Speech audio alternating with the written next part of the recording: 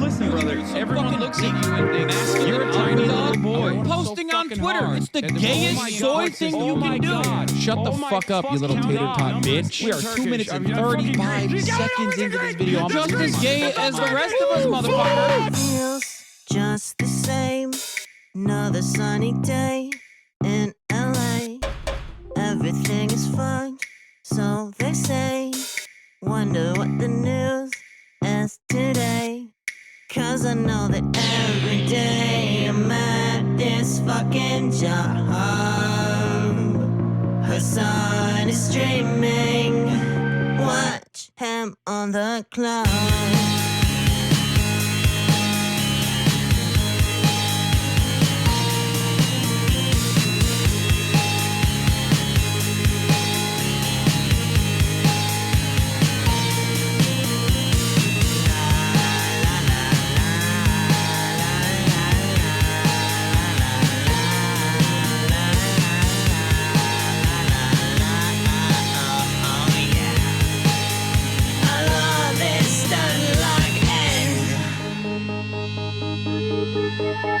Listen, bro, the Lyra does not need this. Trans people love playing Hearts of Iron 4. Eating pussy is the basic, bare minimum thing you can do. You can be like, you Where have a did they fucking fat find these penis, people, dude? and women want to have sex with you. Job is posting. You're gay. Okay. God, I don't make hate the fucking women rules. so much. But is he really a socialist? He's such a himbo, I can't handle it. He's got a car and a house and it's better than mine. How the fuck can I sit here like everything's fine?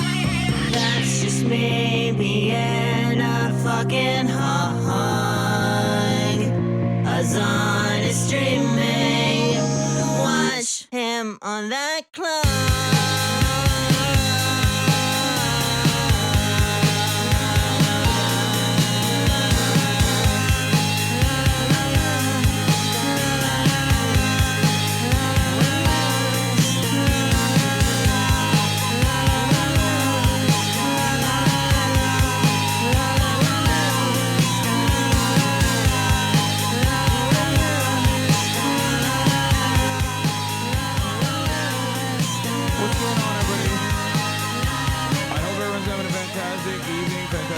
Fantastic training, no matter where you are in the world. I'm a song biker in this awesome ever broadcast coming to you live from cold but sunny California, Los Angeles. We're live and alive, and I hope all the boys, I hope all the girls, and I hope all the envies are having a fantastic one. Today's a beautiful day. Today's a wonderful day. Today is yet another spectacular day.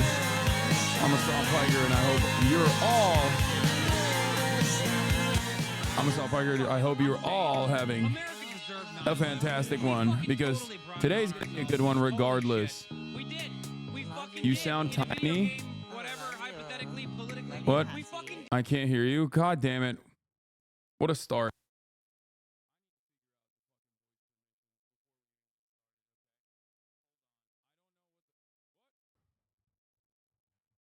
Hello? Hello? Hello?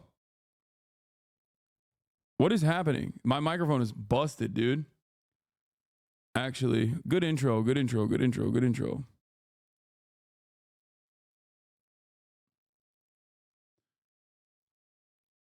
It's crazy. Okay. I did that fucking CBC convo. I did that goddamn CBC convo and it broke everything. Hold on. It's the damn sticker. What do I do? How do I change like the voice permissions or whatever? Like, I think that's the major problem. I think like recent Microsoft Access is on. Okay. I mean, I don't know how to fix this though. It's on the privacy security front. I nuke Zoom from the system.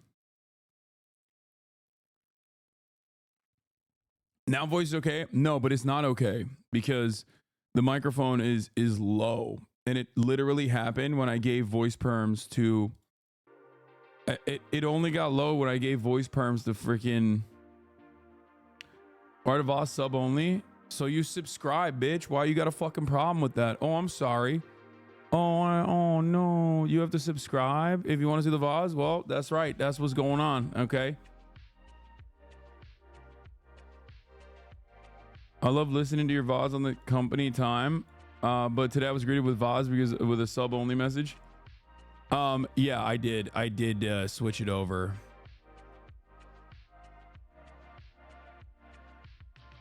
I have I'll explain it in a second. Hold on. Rashid is not on the stream today. I was wrong. I fucked up the I fucked up the dates. But let me just try to figure out. Yeah, it's all on YouTube anyway. I tried to figure out the audio perms real quick. I don't know why. Is there a thing I can do?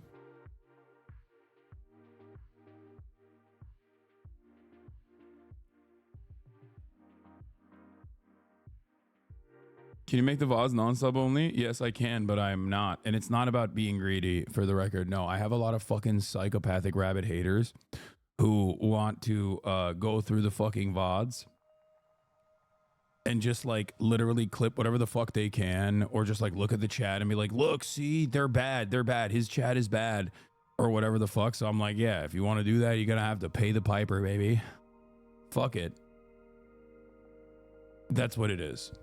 Haters, I'm making my haters the waiters at my table of success. You can check the system levels, window key menu, window key / menu, sound input. Okay, sound. Choose a device for speaking or recording. Microphone, Rodecaster Pro 2 main stereo, audio capture dual HDMI default device. Wait, maybe that's the problem. Hello? Is this better? No, I've swapped it over to the default device, but that's not going to change anything. Hold on one second. Maybe if I crank it up here. Oh. Oops. Sorry. Oop. Is that better? Is that better? Is that better? I think 1 1 1 1 1 2 3 4 5 6 1 2 3 4 5 6 7 8 9 1 2 3. Okay, it's peaking a little bit. All right. I think this is perfect now. This is good. This is good.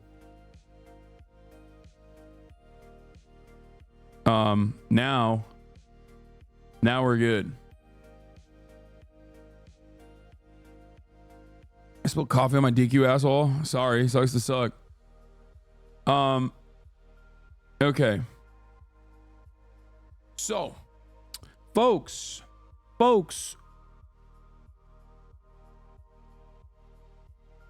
This is dumb. NMP leaning tower of headline. You're paywalling your own viewers who can't afford to subscribe. What's next? Dog, you can literally watch the VODs on YouTube. What are you talking about? I don't even have copyright.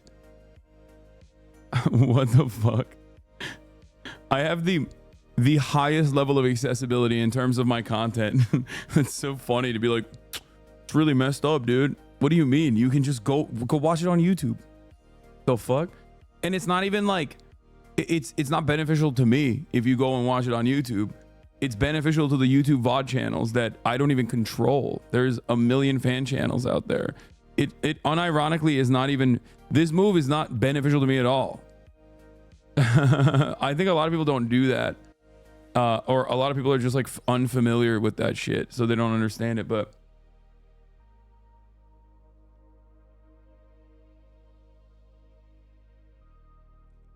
Yeah. You're such an asshole to your followers. Without your followers, you're useless. I agree, first of all, and I disagree with the being an asshole to my followers. I don't know what's happening right now. Why are people yelling at me? Yeah, it's more so for your safety, if we're gonna be real. Did you see what happened in Amsterdam? I didn't. I briefly looked at it yesterday, and immediately, in the process of me briefly looking at it yesterday and not even understanding what the fuck was going on, these dipshits literally fucking, look at this. Hassan's chat becomes indistinguishable from Nazis during the attacks in Amsterdam. Like, they posted it on fucking LSF, and it's a tweet that they posted on LSF that they clipped out of context. And it's so funny because it's like, first of all, I don't even know what the fuck was going on. And it turns out these were fucking soccer hooligans that were saying like insanely racist shit, and other soccer hooligans beat their asses. So I don't know what the fuck is happening here. But I guess I was like clip chimp. This is a complete lie. Hassan was talking about how it's funny. People were complaining about artwork done by Gazan children at a hospital. Literally 2 seconds after you cut the clip says, not this. I don't know what's happening here. Yeah. It's kind of wild that like these guys are such shameless little fucking monsters, right? Breaking. Hassan Piker learns about the ongoing pogroms against Amsterdam while live streaming on Twitch. He gives it all 20 seconds of consideration, even saying it's kind of funny. He then goes on to cover something else. Pay attention to chat. Base, so base, too base. All of this in response to organized armed violence of Jews in the streets of Amsterdam. And it's like, I have no idea what the fuck was going on. And it's so obvious, like, that this is artwork by Gaza school children after. Oh, this is the like, same this one. is the OG clip. And they were like, oh, the OG clip couldn't, like, we couldn't lie about the OG clip. And they're all coordinating it too. And it's like, it's not going to work, brother. They got someone permanently on our chat to clip and use it against you. Yeah, I know. But it doesn't matter. It, like, it's dumb as fuck. This shit is not going to work. Oh. After complaint.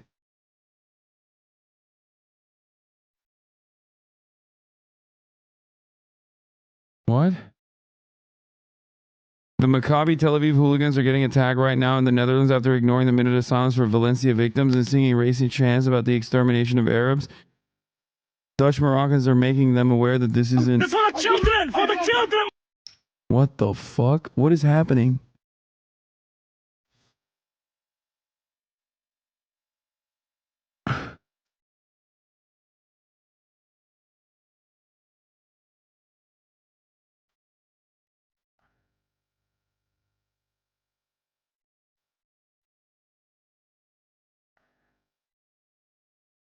This is the video. This is the OG video. This is it ceased to be funny and now I'm in a bad mood? I mean, it's still kind of funny that it's like, well, not this. I don't know what the fuck's happening. They do this all the time in the Western world, all around EU and the US. Yeah, like, it's so obvious that I was in between covering two separate things and I said, not this. I don't know what the fuck is going on here. And they just literally clipped it out of fucking context. Artwork. It's just like it's so obvious. Like, this operation is so fucking obvious to just like cynically be like, Hassan wants pogroms on Jews. It's like, come on, dog, come on. Literally said, well, not this. It doesn't matter. These people do not care. Okay, I'm in the Twitter community notes program. Got your back, King. Yeah, community note this shit, brother. What the fuck? Speak some truth onto the goddamn matter. Because it's not a pogrom, you moron. Hassan Piker, 21st century's most influential anti-Semite. Breaking. This is literally 1 second after Drew cut off the clip, showing Hassan was laughing about something else entirely. You're pathetic. 7.6K likes, no community note. This entire tweet from Drew is a lie. And there's a video from the end of Drew's clip into the very next words out of Hassan's mouth. So why are these guys so desperate?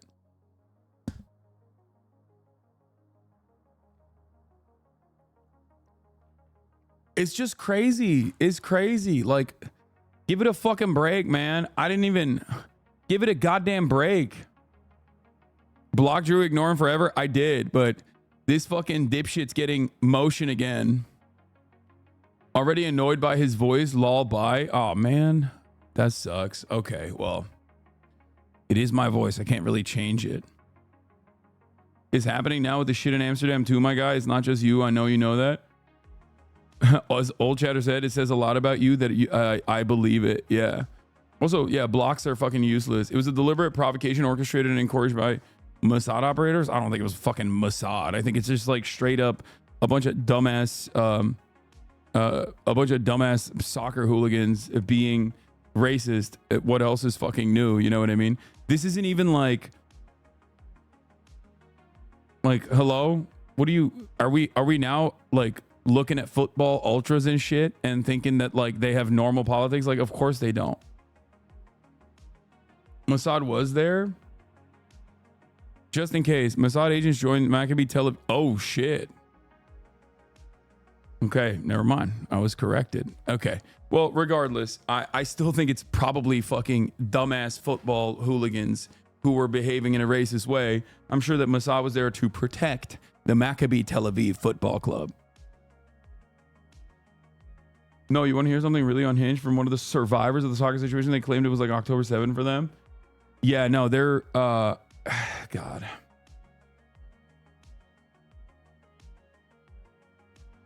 I mean, yeah, we'll look into it a little bit further. Fear not. I'll get a better understanding of the situation. I'm like not too familiar with it. I didn't really look into it at all. But we'll figure it out. You know? Next game is against Beşiktaş. I hope it does not happen. I hope that they do not play against Beşiktaş, because that shit is... Bro, Beşiktaş fans kill each other for not being sufficiently pro Beşiktaş. It's like Çarşı, okay, is famous for sometimes killing one another because like they're like, no, I love Beşiktaş more than you do, okay? And they'll fucking kill each other sometimes. Like, their hooligans do not mess around. In Turkey, we have like way more barriers that separate the fans from the fucking players for this reason. Like, they will storm the fucking pitch and go nutty mode. They'll light up fucking torches and shit in the middle of the goddamn it's not true, I'm gonna claim. Yes.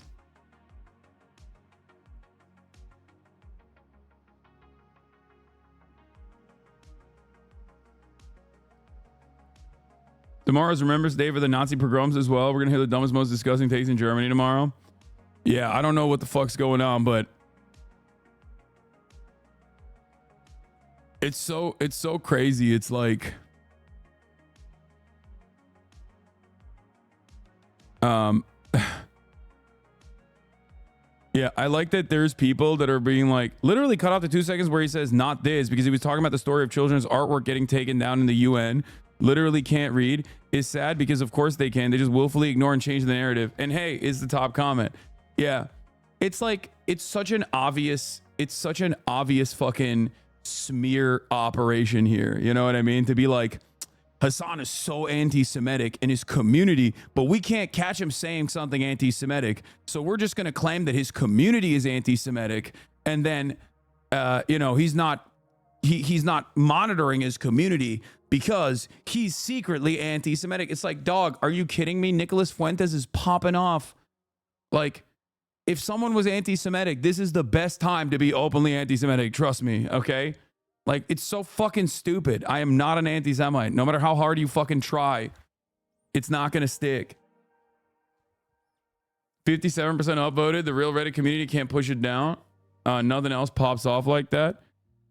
Yeah, I mean, it doesn't matter. You downvoted all day, every day. It's still not going to... It's not going to work, dude. Every fucking thing. Everything. This shit used to work so goddamn well. It would drive media discourse for literally weeks.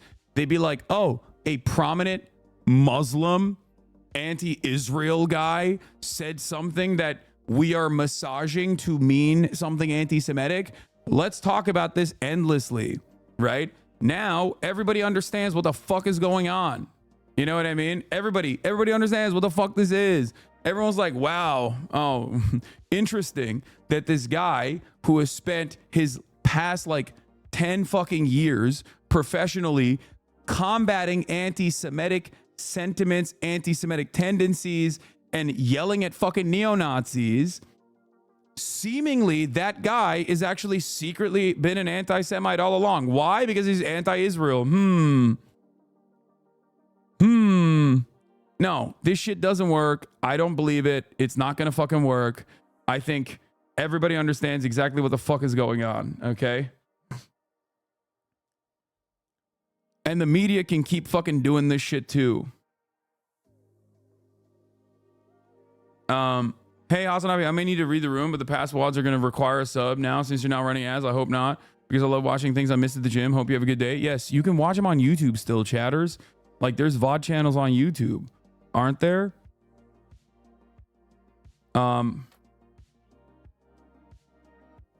Yep, they're still doing it. It's getting less traction. 4 almost identical headlines. Israel football fans attacked in Amsterdam. Israeli soccer fans attacked in Amsterdam. Okay, Israeli soccer fans attacked in Amsterdam. Israeli soccer fans attacked in Amsterdam. And it's like, yeah, dude, hooligans fucking fight each other like all the goddamn time. The idea that like this is somehow an anti-Semitic pogrom is really funny, because there are literally straight up openly anti-Semitic neo-Nazi fucking football hooligans out there that would love to do an actual anti-Semitic pogrom, okay? What the fuck are you talking about? Like, it's wild to me. It's fucking wild to me that they're like, whoa, football hooligans are fighting each other again? What? That's insane.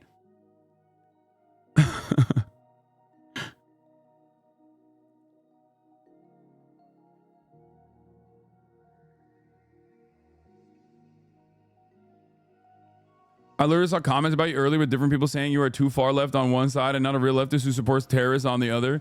Yeah, it don't matter, dude. Fuck them. It don't matter, dude. Fuck them. You know where I stand, okay? If you see people, what? Jewish women literally cooms and goons on Hasanabi at a daily basis. This anti-Semitic shit is getting old. Okay. People are not going to know contextually that the person who's saying that is Jewish. Okay, calm down. And then they're going to be like, wow, he's fucking anti-Semitic.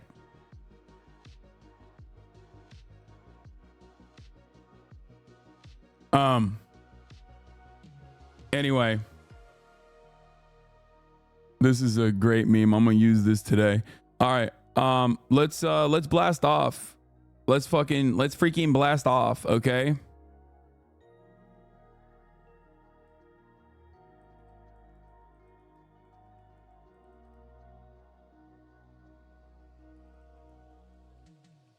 Amsterdam hooligans clash.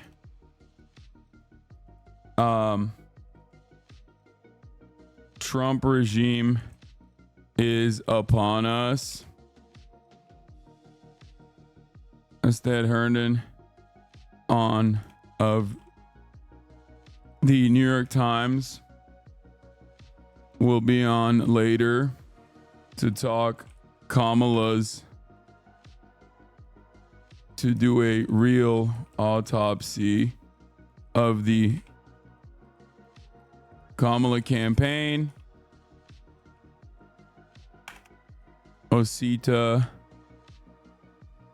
NWANEWU on to talk about the anti-institution vote. Bro, clear the sticker from the mic. Get in now. Twitch.tv/Hasanabi. Rashida Tlaib is not today. I was wrong. I didn't realize that was scheduled for a different day. It's going to be next Wednesday.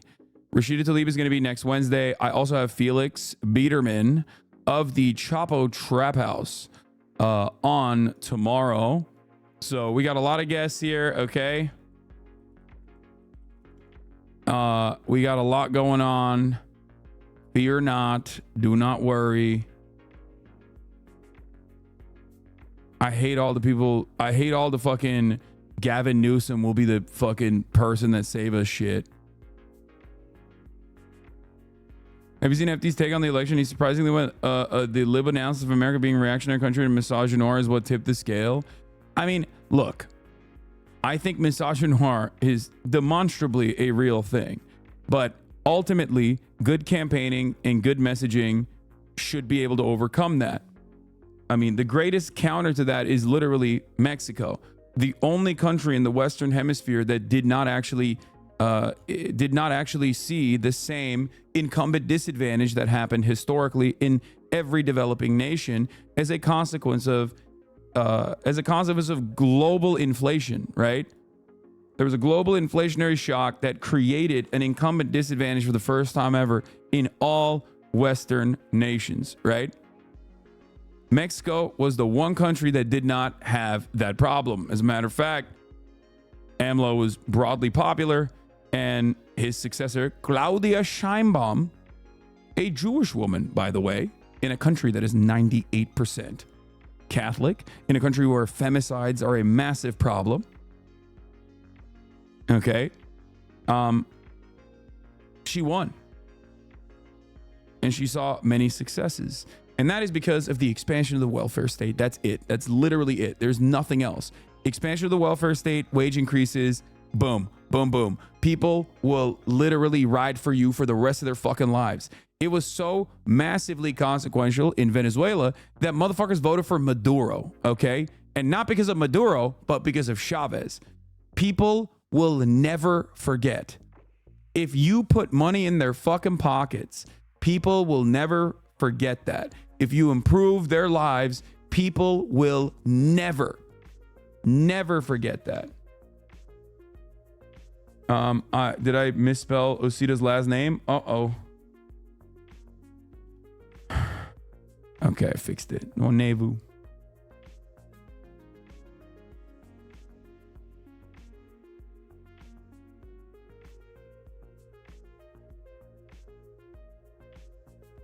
AMLO also kept inflation low and increased the Mexican GDP with leftist policy.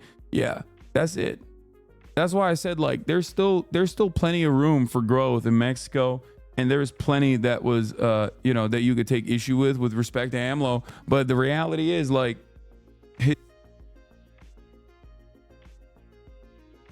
with that, they liked it. You know what I mean? They respected him. They liked it, and we can do that here too, right? Adjusted to the American material condition. Fuck. What is happening with this microphone today? I don't know what's going on. The busted mic moment. Multiple times has been busted today. Cable might be a little messed up. The sticker cursed it, yeah. I should have never voted, man. I voted one time, put the sticker on here, and boom, microphone is broken. It's messed up, chat. It's the sticker. The Dems are attacking you? Yeah. Oh, Murad, do you want to order food? By the way, I forgot. Are you sure? All right.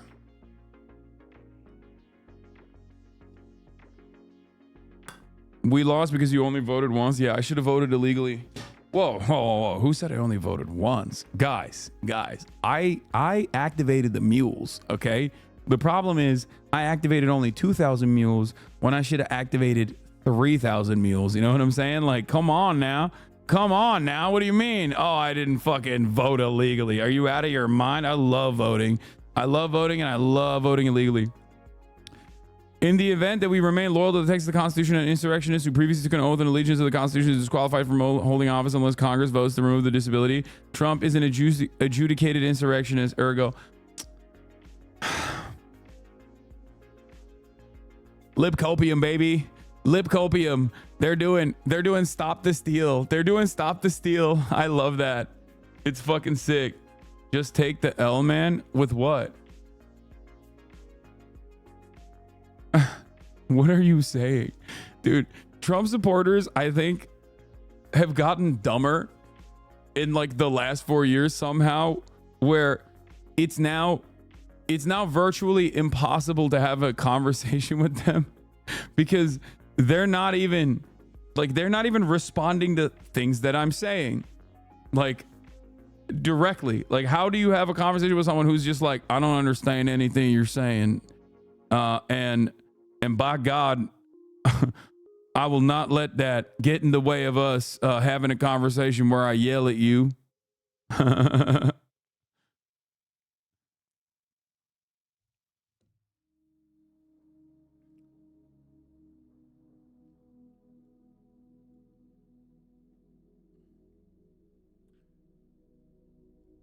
Anyway.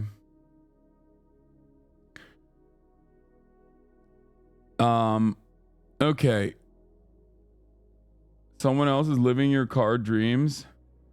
Oh, dude, yeah. Ford CEO Jim Farley slammed for driving Chinese-made electric vehicles, slap in the face. Dude. I'm not gonna lie. I think it's fucked up that Jim Farley gets to experience BYD and I don't, you know?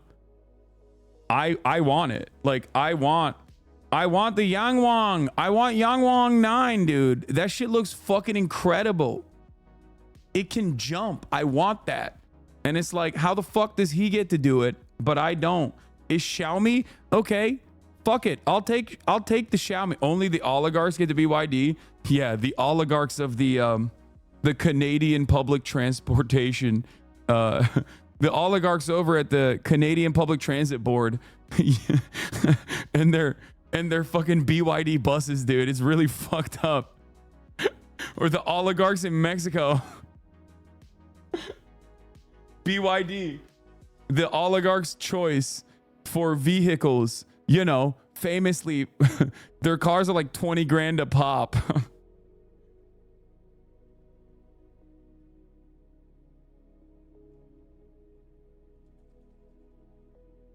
Sneak one in from Mexico or Canada, Hasan. Yeah, they were gonna capture me at the border, not for smuggling in drugs as an American citizen, as 90% of the drugs smuggled over the southern border are coming in through regular ports of entry, and it's actually done by American citizens. But they're gonna stop me at the border specifically because I'm smuggling BYD. I'm smuggling Yangwang. I'm smuggling the Yangwang 9.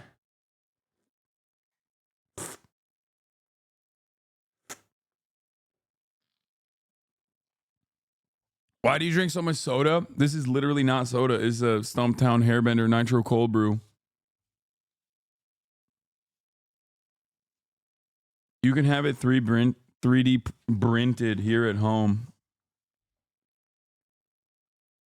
Muslim terrorist smuggles Chinese contraband through the southern border. Oh no, I'm cooked. What is this? Clip from stream last night was genuinely the hardest I've laughed. 10 million people and growing, anchor babies, their parents, their grandparents. We're going to chill. Okay. Fucking calm down. All right. Hey. And their parents? What do you mean? Now, wait a minute now. Yeah, it's fucked up. Wait a fucking minute. It's fucked up. Chill out. Chill out with that shit, okay? No more anchor baby talk. Hey, yo, calm down. Dial it back now. Y'all see the hate rally at University of Texas? I think so. Yes, chat. VODs are paywalled now. You're gonna have to subscribe if you want to see the VODs, or just go to YouTube where it's like literally fucking free. You can just like watch it on YouTube from a million different outlets from my fan channels. But if you want to watch the VODs here on twitch.tv/Hasanabi, you're gonna have to subscribe, baby. But you should subscribe regardless if you want to support the show.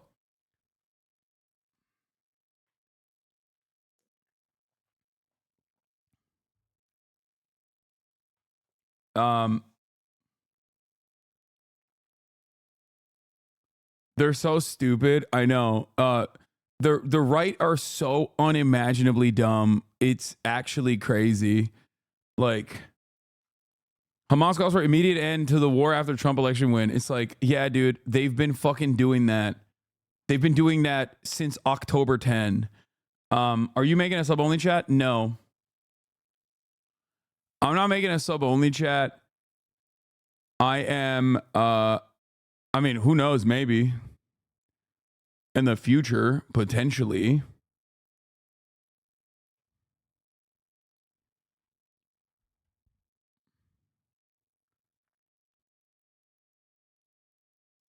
Okay.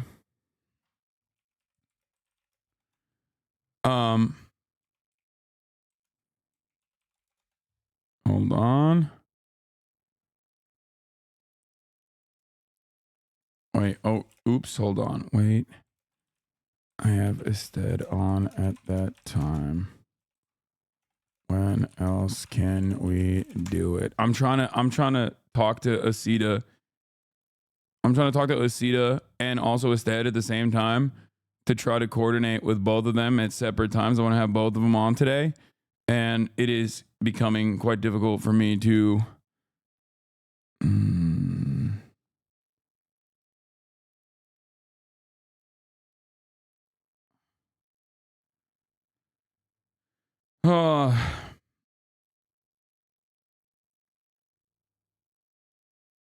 what is happening? What the fuck? There's some crazy ass shit that I'm hearing.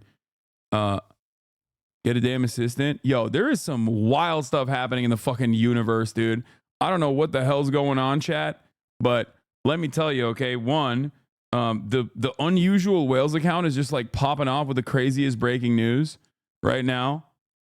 And I don't know what the fuck that's about, but yeah, we already did the Monkeys Escape South Carolina facility.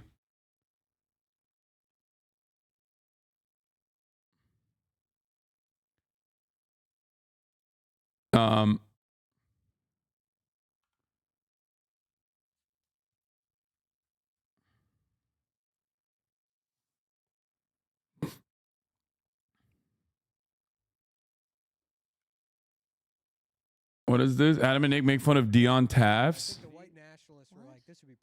Well, I think Destiny convinced Richard Spencer to be lib. Oh, He's not racist no more.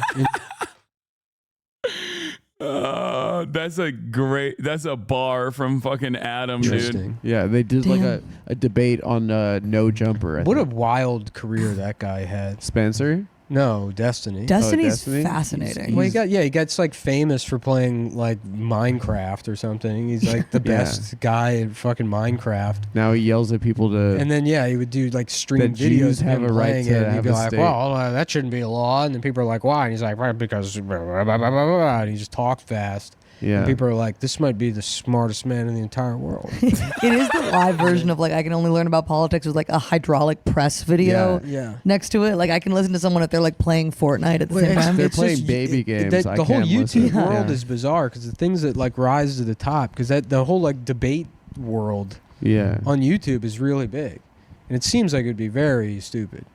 You know what I mean? It's one of the dumbest in concept things that I can imagine. It's like people debating. They're like, that'll never happen. Right. Yeah, someone watching Barney and then listening to, From other family members are talking about the what? DWPU clip of your response to the Amsterdam thing right now. Fuck me. Wait, what? Why do your family members... What are your family members fucking watching Drew Pavlov on fucking... Twitter? How the fuck? What? A neoliberal political analysis. Bro, your family is lost in the sauce if they fucking if they know about Drew Pavlov. Also, Destiny, I think, was like his girlfriend was like cheating on him, and like people make fun of him about that. And then he wrote an article that was like, why it's good to get cheated on by your girlfriend. Yeah. That's the thing. You get really good at making points and you can rationalize. Or with himself. Yeah, it's true. Yeah. Yeah. That's why it's so good, because he's constantly torn, his mind. We will never have a coalition on the left, it seems then. Yeah, dude, because one fucking Twitch streamer is at odds with another Kick streamer who wants to say the N-word as a white guy and advocates to do that, who has propped up neo-Nazis. So the fucking left coalition is over. Just like, please get offline right now. Okay. Like, oh no, the guy who debates everything, including but not limited to why being cucked is actually liberating, or ethical CP. That guy and his community are a formative part of the quote unquote left.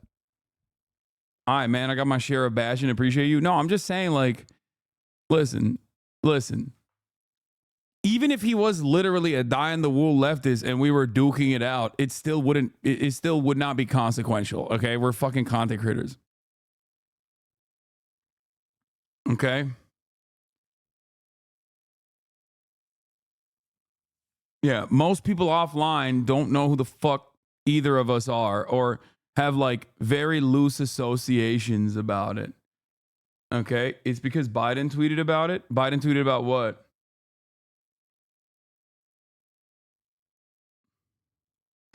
Telling him, you're a fuck, kill yourself. And he's like, well, I won't. And then it's this argument. Here's why I won't kill myself. Right, exactly. And if by the way, this is why I can't stand these fucking dumbass debate dipshits. Like, dude, at a time when we straightforwardly have like neo-Nazis popping the fuck off, when like black students on college campuses are getting text messages about how they're going to go to the plantation or whatever, when the online troll ops is popping off, right? There are dudes who are like, what's wrong with the N-word, dude? It's in all my rap music. It's like, come on, dude. I don't have time for this. I don't have fucking time for this. Suck my dick. You're fucking gross, dude. Jesus Christ. Like, you don't have to fucking debate everything, okay? You don't. You just don't. Just be normal, please. Please be fucking normal. Like, just came in here to say Trump because you're an idiot preaching to 12-year-olds. Hell yeah. Brainwashing 12-year-olds. Actually dumb. Check back with this man right here in a couple months where he'll, have a very different attitude. His fans are having a normal one today. Yeah, I saw this. Bro, what the fuck is wrong with Destiny's fans? The dude who debates the consumption of child porn to stop pedophiles and the use of the N-word, yikes. The argument is that CP is supposed to be distributed to pedos if this helps reduce child rapes. Are you pro-child rape? Who's making the CP, idiot? He explains very clearly in his video that the research said you could find people that previously abused to get their consent to already existing material and offer them compensation for it. Like, this is what happens. This is what happens when you have a community that is just like centered around regurgitating talking points from one fucking sociopathic cult leader. Okay? It's so weird, dude. It's weird. It's weird. It's weird.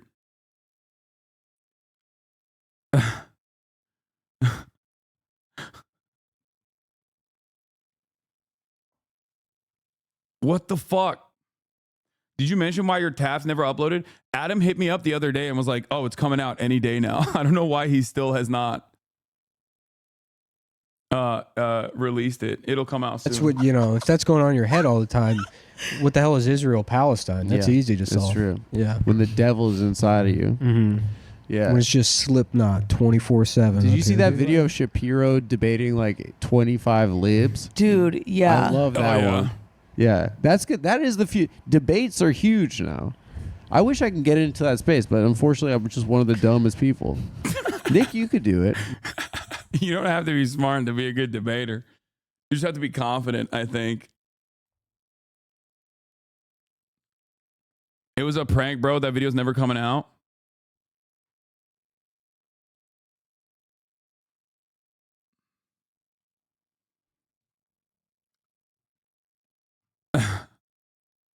Do you think Dems lost Ryan Ruth because he wasn't able to activate his 10,000 Afghanistan troops illegally?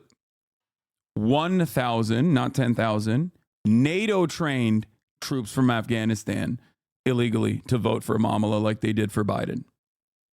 1,000. Get it right. Ryan Ruth activated 1,000 NATO-trained Afghan troops.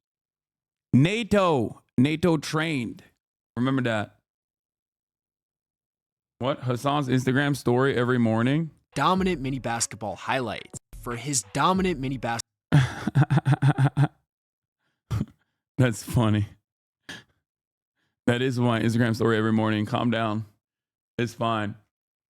Bro, you're the Ryan Ruth wiki at this point? Yeah, dude. He is Look, when I found out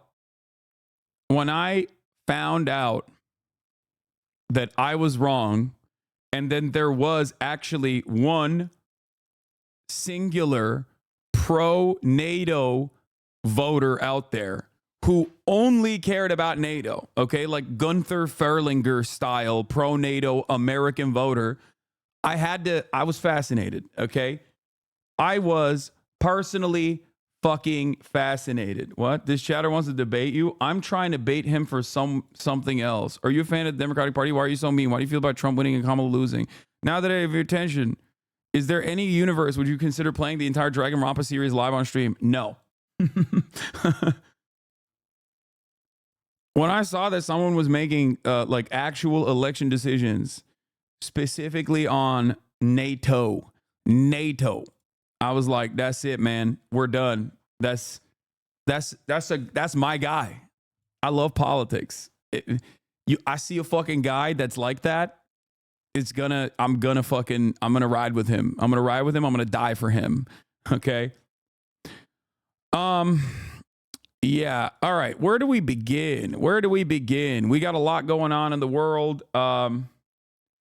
What is this? Funniest analysis of your statement? Andrew Tate, Jordan Peterson, internet algorithms, Gamergate, whatever. There is a massive amount of right-wing radicalization that has been occurring, especially in younger male spaces. Any hobbies whatsoever, whether it's playing video games, whether it's working out. By the way, Hasan is right about all of this. Whether it's, I don't know, listening to like a history podcast or whatever. Yeah. Wait, what was... Yeah, I am right about it. What? Asman agrees. What the fuck? What's the problem? Oh, God, I looked at his chat. Don't look at his chat. Don't look at his chat. Don't look at his chat. Don't do it. Don't do it. Don't look at his chat.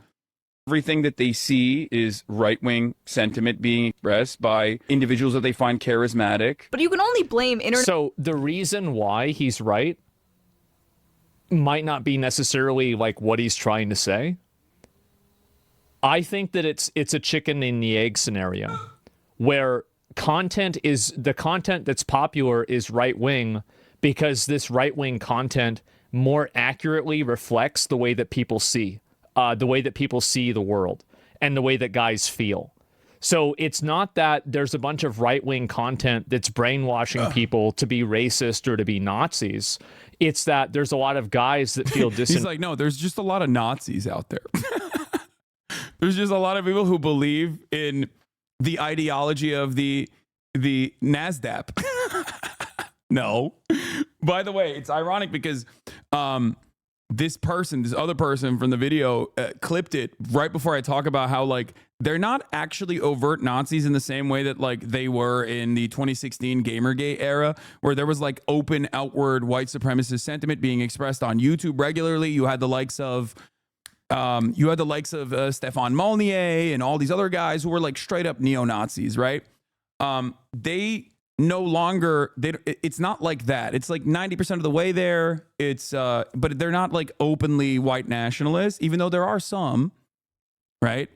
But that movement has definitely been cast aside a little bit as a lot of the overt racism, misogyny, yada, yada, yada, has been normalized by the Republican Party at the tippy top. So for that reason, I think most people find themselves very comfortable expressing certain types of sentiment.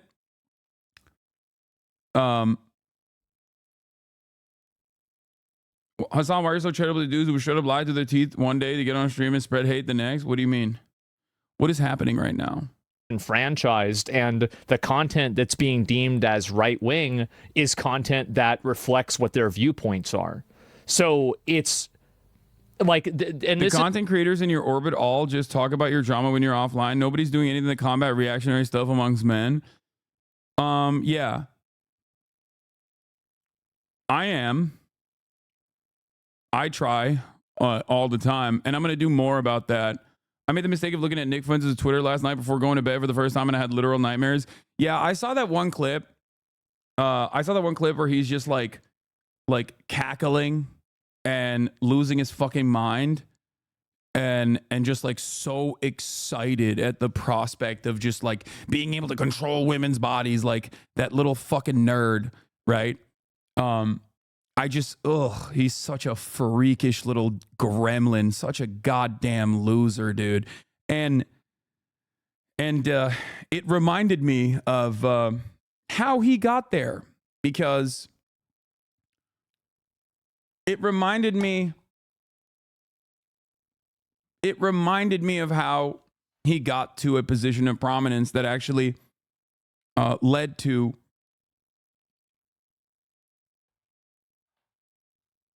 Nick Fuentes like having dinner with Donald Trump. There was a man who propped him up openly and deliberately and excitedly. Okay? A person who I despise, and every single time I see Nick Fuentes' disgusting little booger-eating gremlin face, I am reminded of the people that are literally saying he should be liberal. This guy should be liberal Joe Rogan. And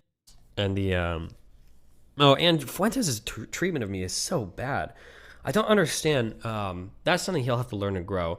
Not to sound like not to be too self-aggrandizing, but like Fuentes should be worshiping me, because I am literally I was the only lifeline that he had to like being able to breach like mainstream political conversations. Like I represented a huge potential opportunity to him, and he just was so bad faith in the way that he treats me. It's unbelievable. I don't know why the fuck you would do that. Like he should have been so conciliatory towards me. And I'm not looking for that. I'm not asking him to be my bitch or anything. But for him to be like relentlessly bad faith against me all the time, I'm like, bro, who the fuck are you? Like I can put you on a stream in front of 14,000 people. Like I'm giving you your phone number to like Adam22 so you can go to a show. Why the fuck would you like burn my shit so hard? Like you're so stupid.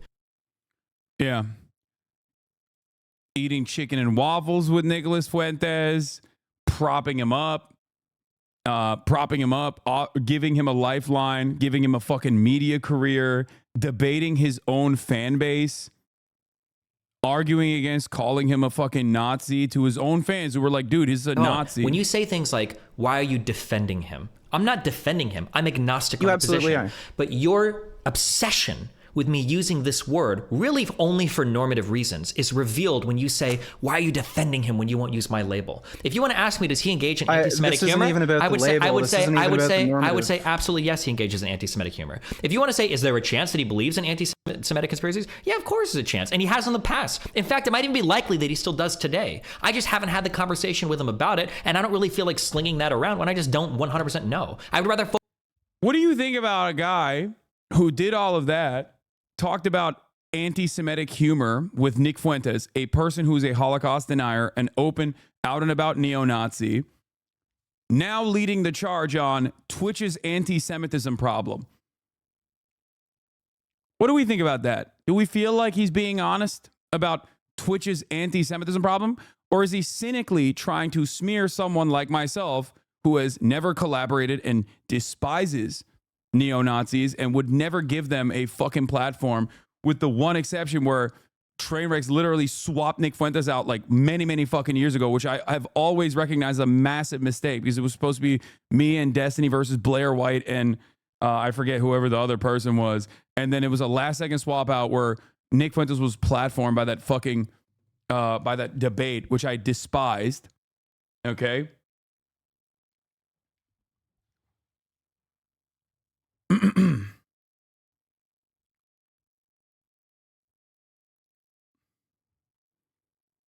Hanging out with him in real life, giving his phone number to Adam22 so we can go on fucking podcasts, openly recognizing that you propped him up, defending not using the Nazi label against him, against their own community members who are like, come on, dog, he's a Nazi. Maybe you don't have to debate everything. That's my point. You can't be just like a fucking psychopathic debate mercenary.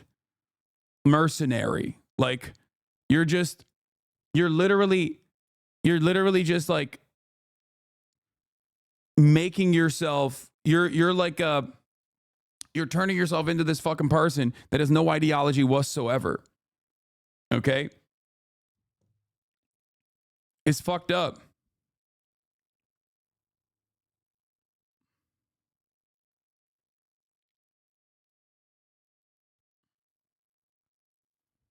Sometimes you do not have to have a normal conversation, especially when someone's nascent fucking dying career is pretty obvious.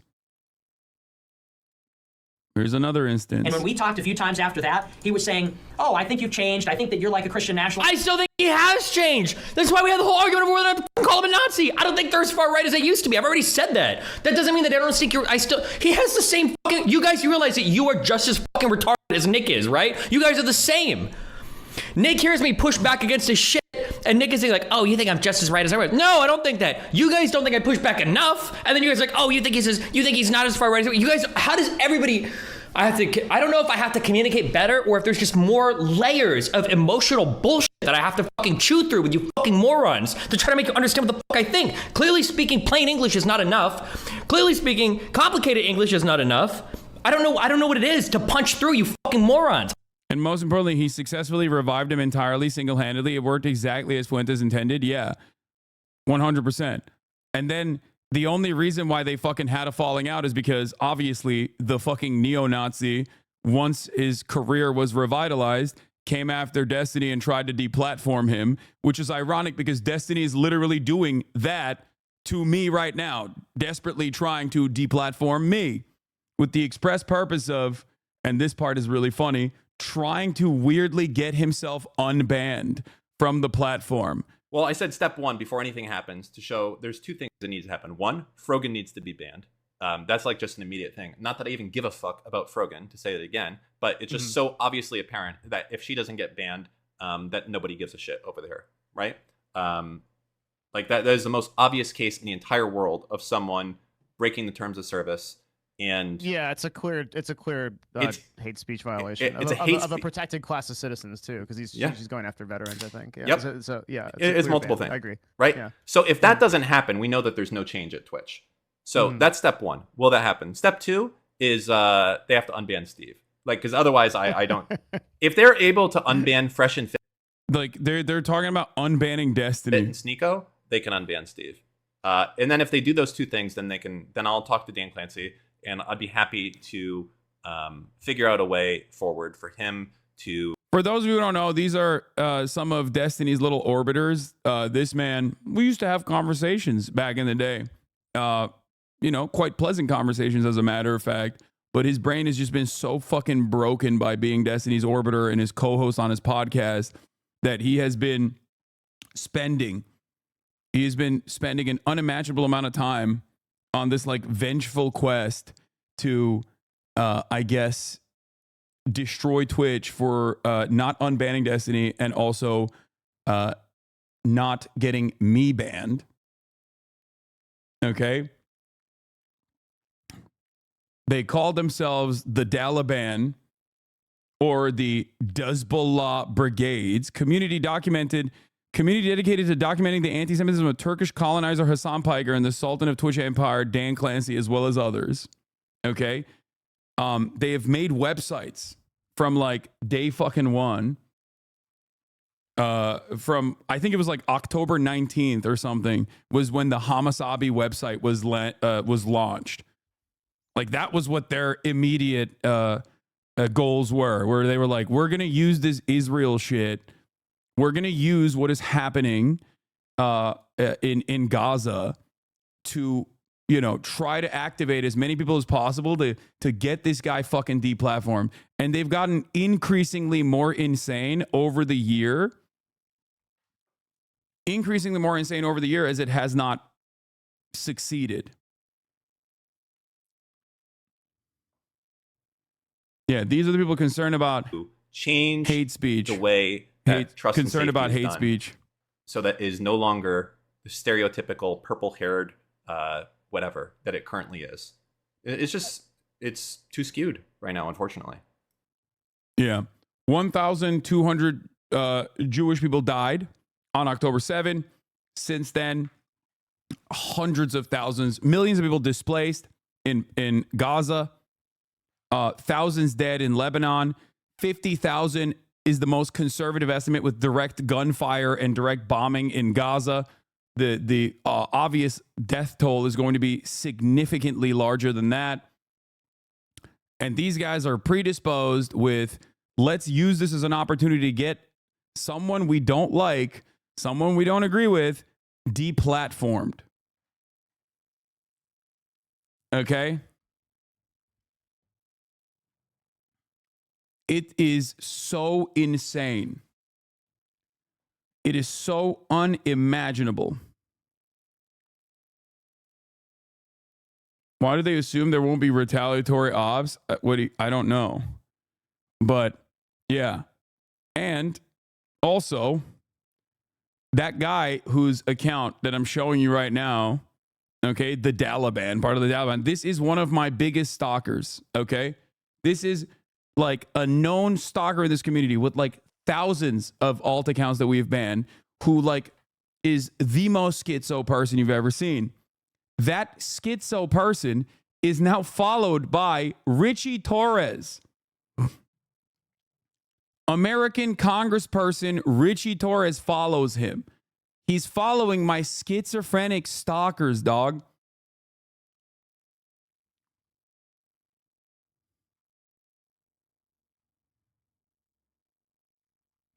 Like, these are all members of Destiny's wonderful little community, which he has carefully cultivated over the course of the past couple of years, filled to the brim with former, Kiwi Farms and 4chan poll losers, like all these fucking Gamergate dumbasses that never grew out of that phase, that just love doing like troll ops, okay? But now they're doing it while simultaneously claiming that they're liberal. They're liberal, but Destiny has advocated to kill Black Lives Matter protesters. He has said openly that white supremacist militias can mow down Black Lives Matter protesters because he was upset that the BLM protesters were actually hurting Joe Biden's re-election chances. Okay?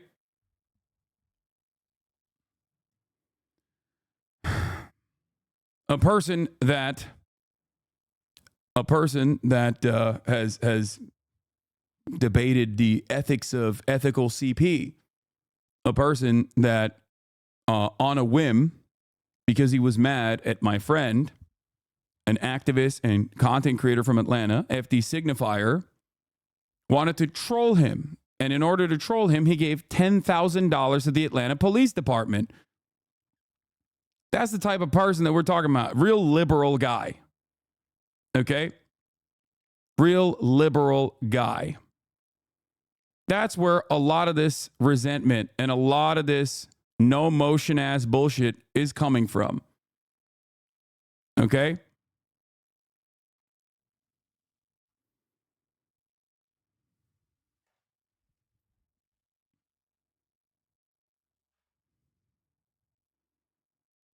It's crazy. I feel like I'm living in bizarro world.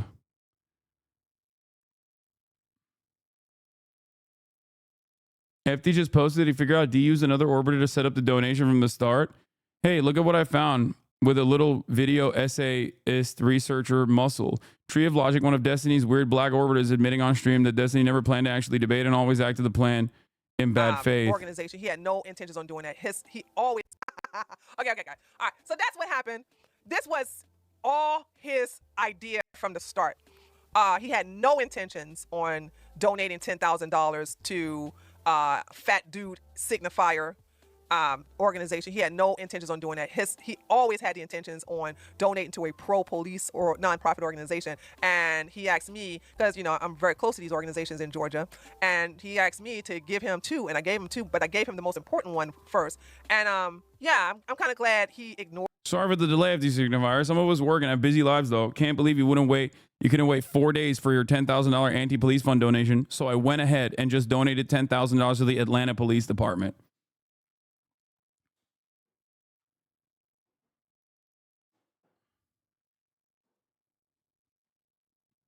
Yeah. Destiny ran from an agreed upon debate with me. He and his fan base like to retcon it into some other story, but the facts don't back that up. Destiny agreed to debate me and donate $10K to a charity I choose. Contrary to his fan base lies, it's not my charity, nor do I work for them. His fans just made that up to justify their narrative. He told me to unblock him so he could confirm the payment. I did for several days, and I reblocked when it started to seem fishy. When I tweeted at him asking what the holdup was, he responded with a confirmation to his donation to the Atlanta Police Department. Clearly, at time and opportunity, he just knew that it would be a mistake, so he chickened down and created a spectacle as a distraction. His hardcore fans, of course, are not smart enough to notice, but make no mistake, this was something he did out of fear and spite. Anyone telling you otherwise is lying to themselves. It's just like, it is the most rabid cyber harassment cult I have ever seen. Okay? All of his fucking orbiters like to masquerade as liberals. All of his orbiters and himself like to act like they're liberals, but plenty of their perspectives are completely antithetical to the rioting any kind of progressive values. I mean, this itself is what got him banned originally. I'm not going to play it because, you know, even though it is contextually appropriate, I don't want to personally risk it.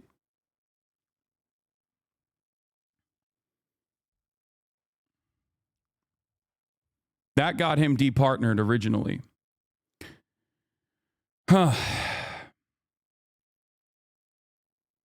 Like, they are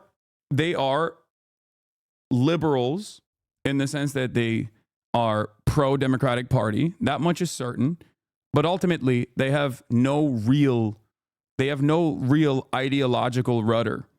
They have no real interest in maintaining a position beyond whatever destiny is saying. They are debate mercenaries. They will debate both sides of an issue with the same level of passion. Okay? Did you see the Dems pushing D into becoming the fabled Joe Rogan of the left that liberals are yapping about? No Democrats are doing that, okay? You're insane if you think that the Democratic Party is that crazy that they would be like, yeah, the guy that we can get instead of like a million different Pod Johns or Harry Hassan or any number of different like people that they could potentially activate as like their liberal podcast version is going to be the guy who has all of this like insanity. And it's not necessarily like clipped out of context either, which is ironic because he always is that, because the context always makes it look even worse than it actually is. Whereas they project and do that specifically to me where they're like,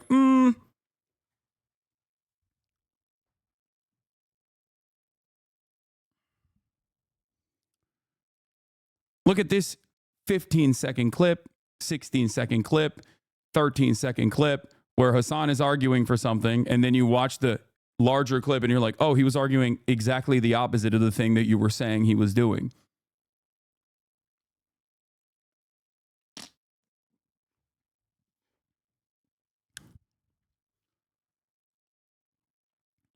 But ultimately, it does not matter because Joe Rogan organically broke his own brain and became a right-winger. Joe Rogan was profoundly popular before he decided to be a right-winger.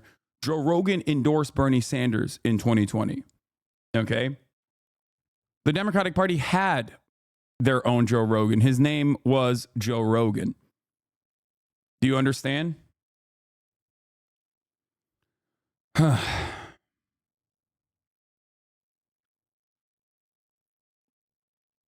So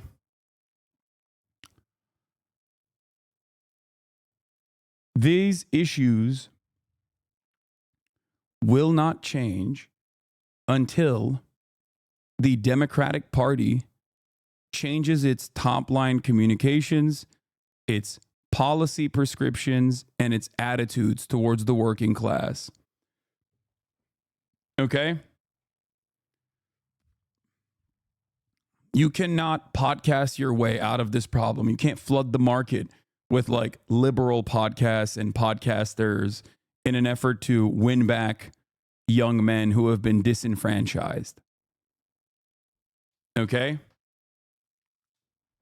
He was watching your clip yesterday, but turned it off once you mentioned he uplifted Nicolas Fuentes. Yeah, he hates that clip, by the way. I'm sure he hates that clip. He absolutely despises that clip because it so directly contradicts any kind of liberal image that he tries to cast himself as. Okay? And it's not just that clip. There are a million others. Okay? Here is Destiny, like what at the end of the day, hanging out with how many Nicolas times are you going to bring Fuentes at his own home as his former wife that divorced him brings Nicolas Fuentes a peanut butter and jelly sandwich. This is a part of the revitalization of his career. And in this process, he is also talking specifically about revitalizing another white supremacist, Lauren Southern's YouTube channel. Them aside before they finally come down, before the United States changes its foreign policy stance on Israel and Palestine? Or how many times are we going to complain about like the media and the government and everything? And I've talked to conservative creators who will say things and they get into this self-defeating progressive mindset. You ever heard a black person say like, oh, I'm not going to do anything, the system's rigged against me, it's bullshit, right? Like I've argued with fucking Lauren about her videos where she's like, oh, all of my stuff is deprioritized, I don't think I'm gonna get any views. Like, no, it's not. You just don't fucking upload enough. Make more fucking videos. And she did make a couple, and some of them actually popped off on the algorithm. She did one responding to Matt Walsh's shit. Got like 500,000 views. And it's like, she's literally talking about Lauren Southern here and how they have conversed over how to pop Lauren Southern's channel off. Lauren Southern is an out and about white supremacist, okay? A white nationalist through and through. Mate Feed Art, thank you for the 100 community gift to subs, allowing 100 people to be to have access to the now subscriber only VODs.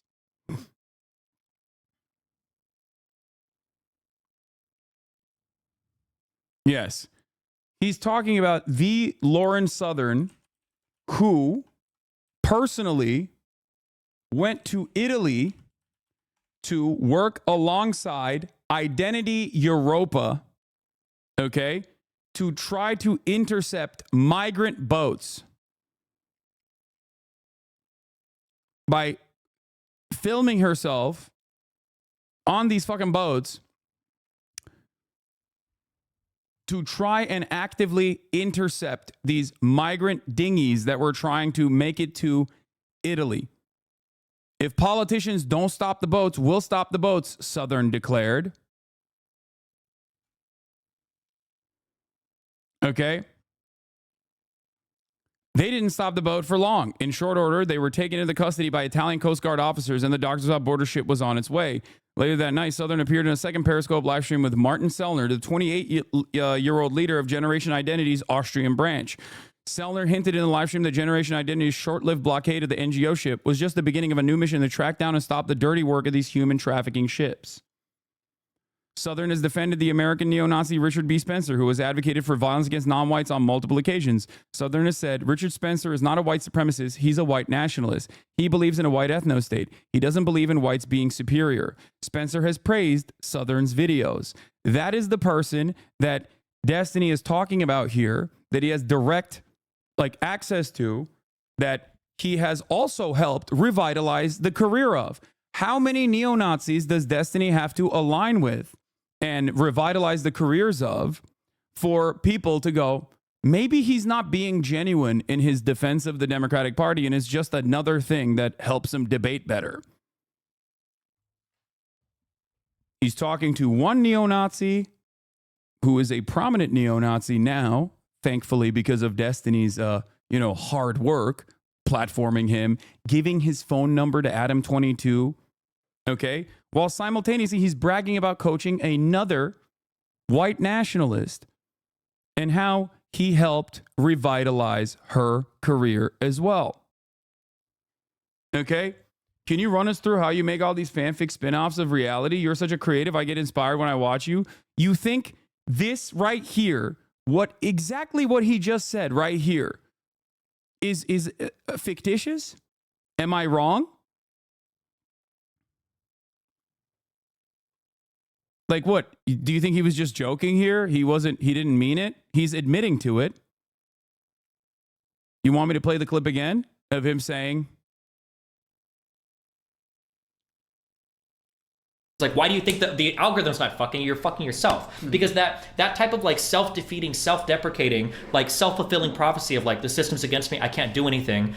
So it gives you the perfect excuse to work on nothing because you're completely fucked. And then it gives you like the perfect enemy to blame for all of your problems. And it's like, well, what the fuck? What does that accomplish at the end of the day? What's up? Wait. I want to be a good wife.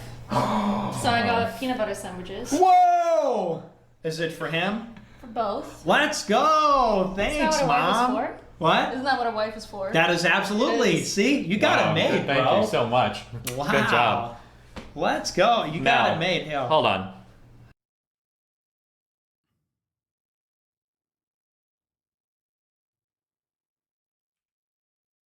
So much. Wow. Good job. Let's go. You got it made. Hell. Hold on. What's that?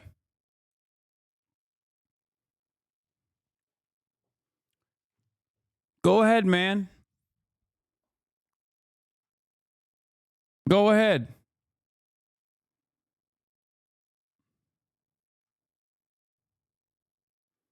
Yeah. Look at me showing you a alternative view of reality.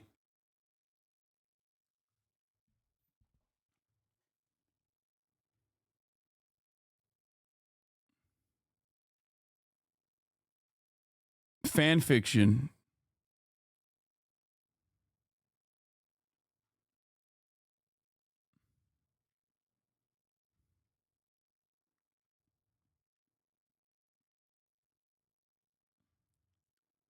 Yeah, this is literally on his own fucking channel. He's blue pilling Nick in an IRL debate. He's blue pilling him. You don't understand. You don't understand. He's debating him in the marketplace of ideas. He's actually blue pilled now. He's no longer a neo-Nazi. He's actually pro-Democratic Party. Did he also blue pill Richard Spencer? Is that why Richard Spencer came out and was like, I'm in the tank for MAMALA?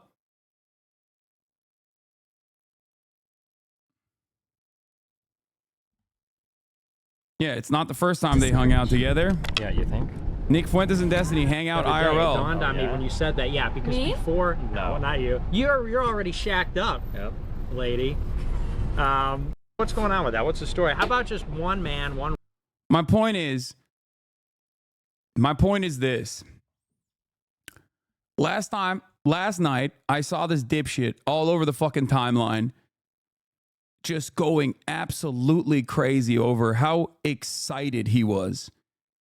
How excited he was that he gets to control women's bodies now. Like just pure resentment towards the existence of women.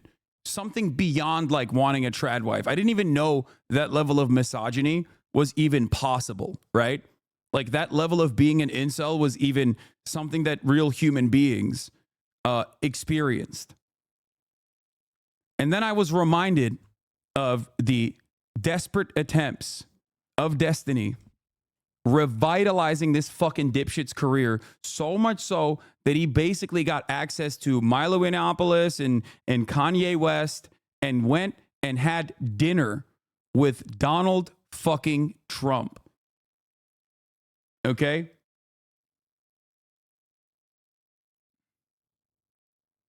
What is this? He's saying he was a connection to certain spheres, not that he was his only career path. Wait. Yeah, he didn't have America First at all, where he was connected to actual politicians. Yeah, he was. He was. He gave him an additional fucking platform. Okay? He gave him a platform and normalized his fucking perspective. This is the clip. The feel when we control your bodies. Hey, we control your bodies. Guess what? Guys win again. Okay?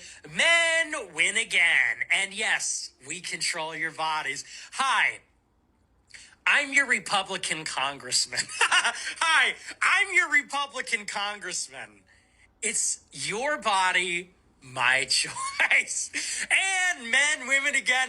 Men win again. There will never, ever be a female president. Never. There will never be a female president, ever. It's over. Glass ceiling? Dude, it's a ceiling made of fucking bricks. You will never break it. Your stupid face keeps hitting the brick ceiling. We will keep you down forever. You will never control. Look at how disgusting of a monstrous piece of shit this man is. Okay? Disgusting.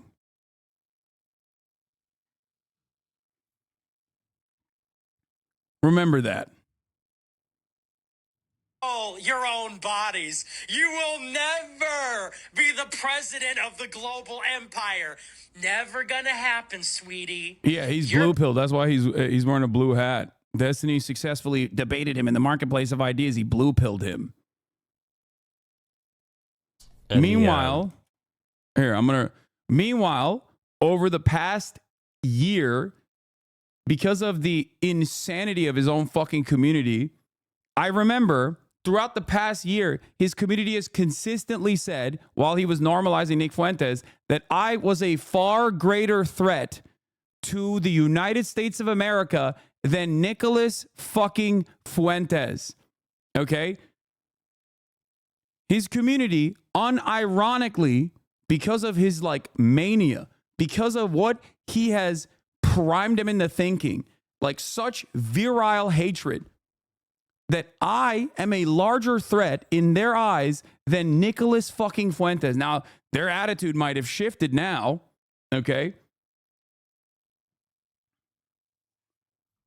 And and Fuentes' treatment of me is so bad. I don't understand. That's something he'll have to learn and grow. Not to sound like not to be too self-aggrandizing, but like Fuentes should be worshiping me.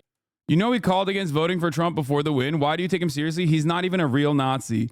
This is the problem. This is directly because of Destiny. Okay? People going, he's not even a real Nazi. I don't understand. Like, dude, this guy is a fucking Holocaust denier. What are you talking about? What the fuck are you talking about? This is why I try to explain to people, if you hyper focus on this, okay? If you find yourself in the throes of an echo chamber like the one Destiny has created, okay? You are going to find yourself believing really weird shit that is insanely inconsistent with reality, okay? Like, you should be ashamed of saying things like this. You should be ashamed of being like, oh, Nicholas Fuentes is not a real Nazi, dude. Come on, calm down. Because I am literally I was the only lifeline that he had to like being able to breach like mainstream political conversations. Like I represented a huge potential opportunity to him, and he just was so bad faith in the way that he treats me. It's unbelievable. I don't know why the fuck you would do that. Like he should have been so conciliatory towards me. And I'm not looking for that. I'm not asking him to be my bitch or anything. But for him to be like relentlessly bad faith against me all the time, I'm like, bro, who the fuck are you? Like I can put you on a stream in front of 14,000 people. Like I'm giving you your phone number to like Adam22 so you can go to a show. Why the fuck would you like burn my shit so hard? Like you're yeah, why would you burn my shit so hard? I'm fucking propping you up. Okay? I'm propping you up. That chatter basically proved your point. He said Nick said not to support Trump, so he's not a Nazi. Nick doesn't support Trump because he doesn't think Trump is not racist enough. Lamau. Exactly. So when you find yourself in that circumstance, when you find yourself literally going, oh, well, you know, Nick said don't support Trump because he's not Nazi enough. But he's not even a real Nazi. Who the fuck's a real Nazi then, dumbass? Who the fuck?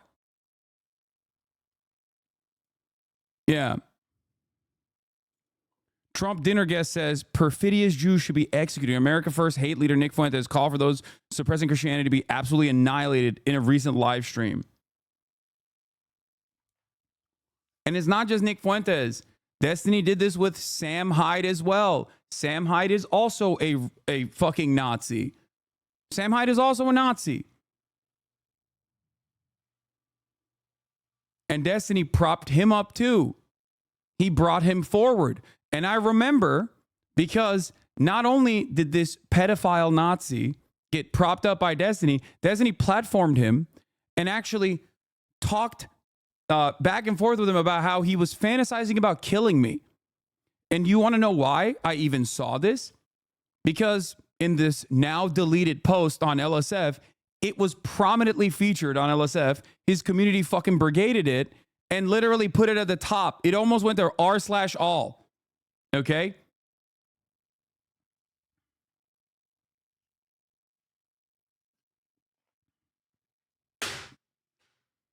This has been happening This has been happening for years and years and years. Okay? Tell new chatters how Sam Hawk called to murder you on live TV. Yeah. I mean, that doesn't really fucking matter. It's like, it's whatever. His fans are fucking losers. But like the fact that he was calling for that with his psychopathic fucking fan base is insane. It's additionally insane that this guy gets to present himself as a fucking liberal. Okay? That is simply a defense mechanism. Okay? That's it. It's simply just a way to be like, wait, what do you mean? I'm just a liberal. I love doing debates. I love doing debates against conservatives. And he does. He owns conservatives in the marketplace of ideas for sure. Not Ben Shapiro, which he agreed with so much that even Lex Friedman was like, wow, you guys agree with a lot more than you disagree on. Okay?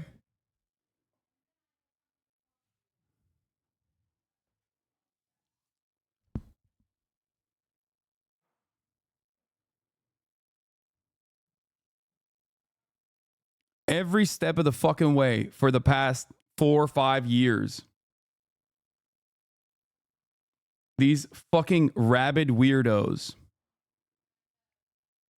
These rabid fucking monstrous pieces of shit with no real interest whatsoever on any like real political ideologies that they defend.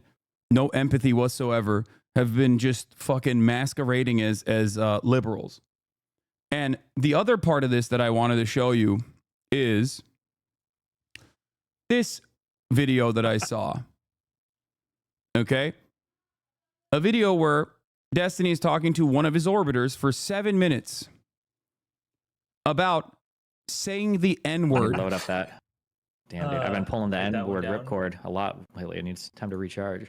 I know. I'm sorry. You've been watching the stream. You watched me do it for so long. It's unironically, and you just try to push back against this. I think that a word that's that popular in culture, like in North American culture, I think it's actually becoming weird to gatekeep it based on race. The soft day. Yeah, it feels weird and shitty and white and privileged to say it, but I feel like I'm over it. I think most people are over it. I think even most black people are over it. I think it's just kind of like cringe at this point. Like, who the fuck cares? Like there, white people saying the N-word. Who the fuck cares? A couple years of it being weird, but I feel like we probably are on the precipice of it just being like whatever. I don't know. That's how I feel about it. And like I think logically, like if you're trying to defend it logically, like gatekeeping it by race, it cuts against a whole bunch of other principles we have, right? Yeah, and it's just they are seriously debating how virtuous it is for white people to say the N-word. Yeah, it doesn't start to make sense. And like, if you test any of those things, it immediately falls apart. Like the easiest cut against that word is that like, if you use it and you normalize it, and some people are blah blah blah. Any argument that has anything to do with going down that road should mean that black people should never say it in rap music. Like, because that does more to normalize it than literally any white fucking gamer guy on the internet saying ever. But they're not debating; they're agreeing. Sorry, you're right. Like, obviously nobody's going to concede to that. And then like any argument defending that is like, well, it's their word to use for their people. It's like, bro, go to a Kanye fucking concert, okay? 95% of these people are fucking teenage girls. Like, come on, the fuck are you talking about? This is not. Just a reminder that this community came after me pretty hard and brigaded the LSF subreddit way back when it was actually popping, to get me banned off Twitch for saying cracker, okay? And they successfully did that, for the record. There's an entire Lex Friedman clip on Destiny using the N-word.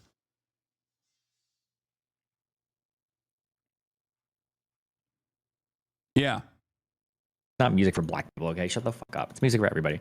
Like, yeah, but... Yeah. I don't know. It's just like, and getting into the whole like intent thing, like the intent of the speaker thing. Like, it's just a fun word to say. And I've never once like used it to, like, the worst you can do is you could say something like bum ass nigga, or like something along these lines, where it's like you're using it as guy or dude, right? But it's like, yeah, which I think is how most people see it. So it's like, it doesn't even like, yeah, I don't know. Yeah, well, I've never once like tried to load negative like stereotypes or racial like animus into it. It's just that's not what the word's for. So I feel like when I use it, I have no intent there. As opposed to like I honor any racist person ever like soft aid a black guy as an insult? Like maybe it just doesn't work. Yeah. It basically doesn't get. The only example we could come up with was in a video game where the hard R is explicitly filtered. You might have people who use the soft A to like attack somebody, right? Oh, maybe sure. In like text, but that's like that's such an outlandish example to come up with. Yeah. Anyway, I don't know.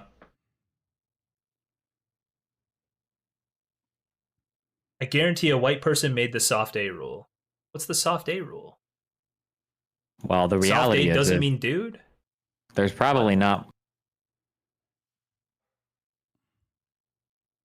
Sorry, there's probably not. If I had to guess, I wonder where the hard R and the soft A came from. Because I'm willing to bet that in the beginning there was only the soft A.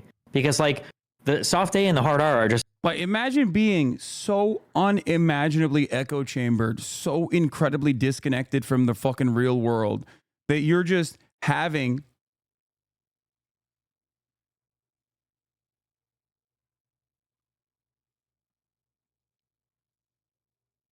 what you're having this fucking conversation. What is this, bro? Dave Weigel. Guys, you are still trying to replace Rogan. I told you we can't do it, and we can't do it. Now what we might be able to do is recreate him in the aggregate. I can't tell if he's fucking memeing or not. What the fuck?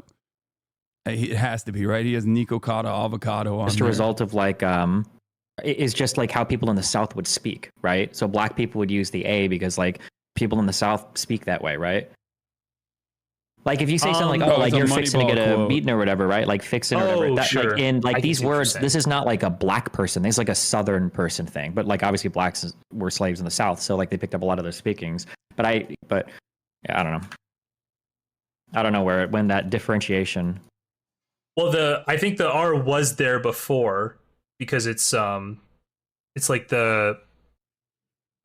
like from Latin, right? It's just black. Well, yeah, but I mean, think of who's calling people the N-word. It's not students of Sorry, Latin, I'm just saying that like the R was there. It was like what they're trying to say. And then, yeah. No, like I'm sure it was spelled, but I'm just saying in terms of pronunciation, like I'm sure like everybody in the South probably just kind of said it that way, right?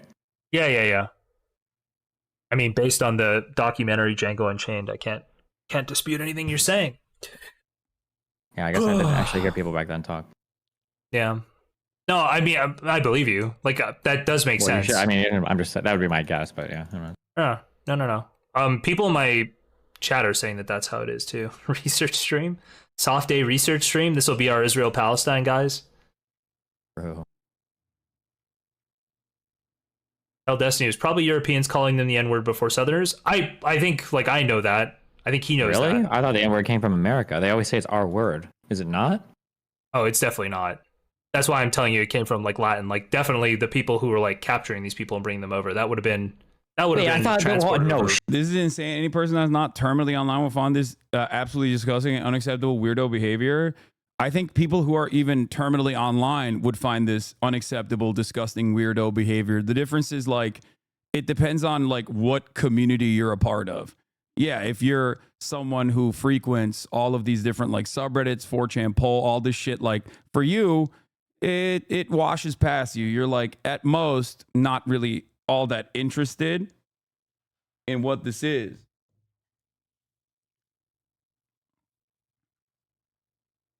Like, I'm sure there's plenty of communities with active, large followings that would consider this to be hilarious. I wonder if Richie Torres knows about this. Did you guys know he was fired from 2 separate pro gaming teams for screaming the G slur, the real one against Asians during matches? Yeah, not Gusano, which they tried to turn into like a racialized term or some shit. Shot. That was another one of those moments too. Where that's got to be American. Like we must have started. I'm to Google. Who first person call people? Like I bet it was like a formal word that appeared in like early Bongar English, but like I feel like it got popular in the United States. It comes from the word black in Spanish, the original chattel slavery being conducted by Spanish merchants. Isn't that the case? Like I have not I did not dive deeply into the etymology, but I believe it was either I think it was Spanish or the Portuguese, but I think it's Spanish. It's just they're coming in here now. What are they saying? Formerly.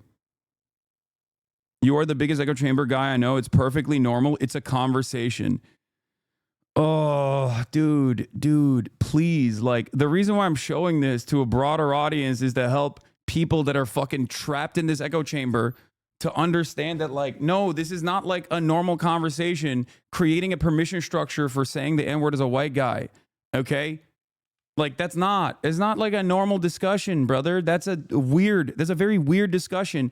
And then this discussion causes you to think it's fucking normal when it's not. And I'm trying to explain this to you, that like, this is not only pathetic, but it is the reason why you probably get more and more alienated from like normal people around you. Is weirdo behavior. Okay, this guy hates white people. Me, yeah, I know. Everyone always says that. Yeah, I'm white, but I guess I also hate white people simultaneously. I have internalized anti-white hatred. Stays.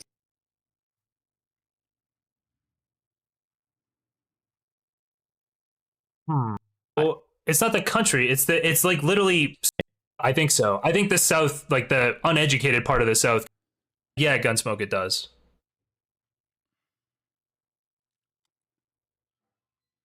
Please explain how the soft A means dude. I just mean like I use it in the same places I would use like guy or whatever. Like that's how I use it usually.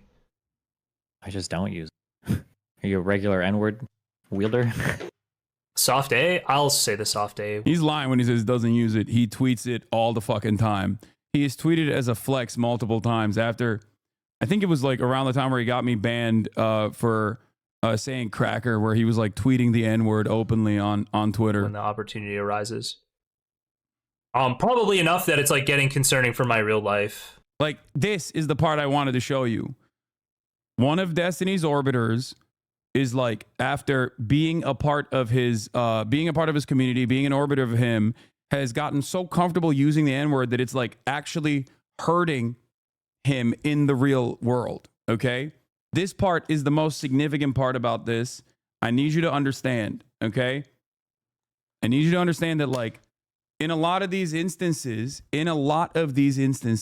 okay, you find yourself in this fucking weird, like, hug box online, and it feels comforting.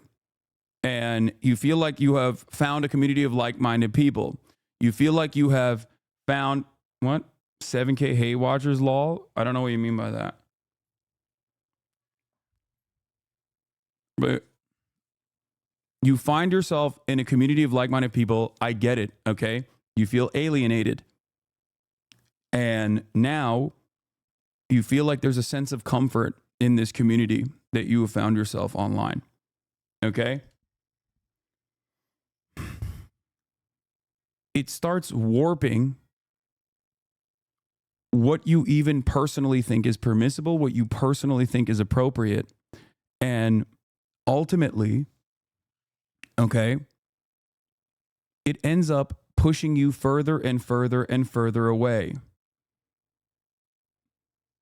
In the real world, people look at you like you're a fucking weirdo, okay? Yeah, here it is. Here he is at Willie Mac Show. If you're coming in Hassan, you got to bring the heat at this N-word too. These are my biggest, most rabid fucking haters, by the way. These are my biggest, most rabid stalkers. And they've been doing this for years and years and years, nonstop. And they're fucking up their own personal lives by thinking that this is how, this is normal. I just don't use it. Are you a regular N-word wielder? Soft A? I'll say the soft A when the opportunity arises. Probably enough that it's like getting concerning for my real life. I had this happen to me in college, actually, where like I played video games a lot, and I would use the soft A then, And then it happened when I was like in a computer lab one night doing homework at like 3 a.m. I was talking to my buddy. I said something with a soft A, and he was not expecting it, okay? His eyes perked right up. He was like falling asleep, and then he was like, holy shit. But you just basically pulled a turkey Tom? I did. I was a bit of a bridge enjoyer back then. You say it weirdly? I don't say it weirdly, Sognick. And you're an admin for Darius. You're a mod for Darius. Don't come in my chat and tell me I say it weirdly. Go talk to your boy.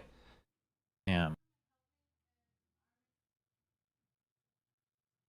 All right. Are we finished up with our... We're not quite. Let's finish.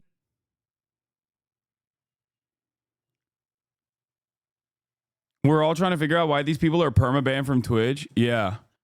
I wonder how that happened. I wonder why.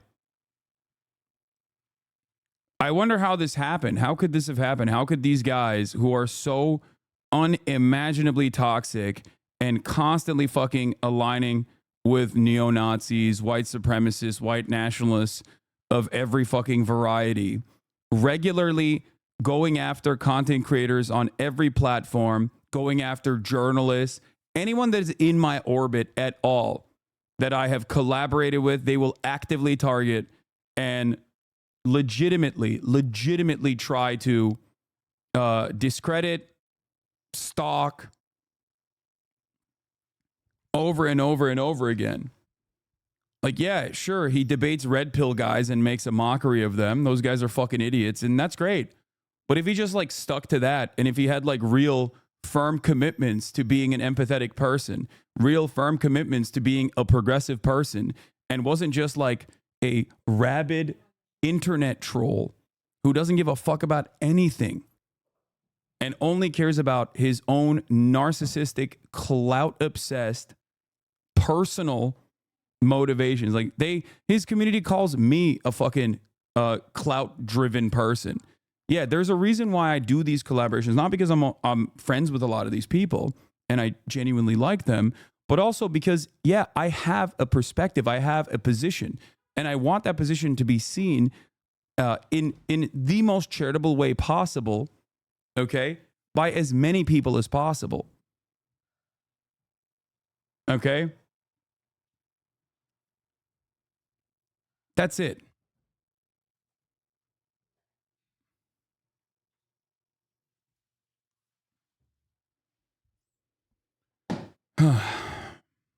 So just wanted to do a brief little fucking blast on the past. And this is just not even fucking scratching the surface. Barely scratching the surface. Okay?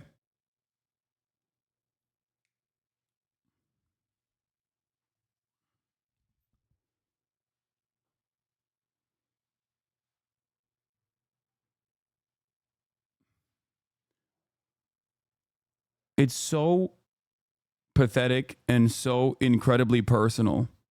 Like it has nothing to do with politics. Like in a normal circumstance, like if he wasn't such a weird fucking loser with like trying to always present himself as the edgiest person possible, him and I most likely would not even have that many disagreements. Like David Pacman is a perfect example. I disagree with a bunch of David Pacman's opinions, but he has always shown me tremendous respect, and vice versa. I can say that I have disagreements with David Pacman, okay? And that's fine because that's normal. As long as you're like a cordial person. I don't think David Pacman would ever in a fucking million years argue for a white person's right to be able to say the N-word. Okay? Like there are certain fucking lines that most people will not cross. Okay? And I say this as someone who understands that like David Pacman and Destiny are friends. Okay? Like I know that. He's shit on the cost of your merch, by the way. Yeah, whatever. It doesn't matter. Who cares?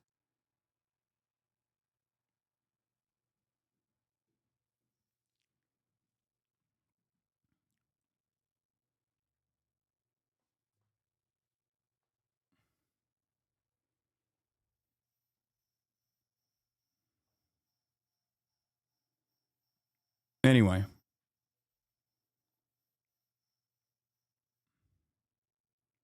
So yeah, as this kind of like rabid sociopathic right-wing sentiment is going to noticeably increase more so than it has. Okay?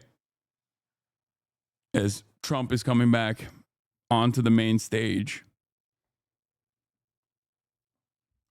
Remember where a lot of these people's opinions come from when you think about them as allies.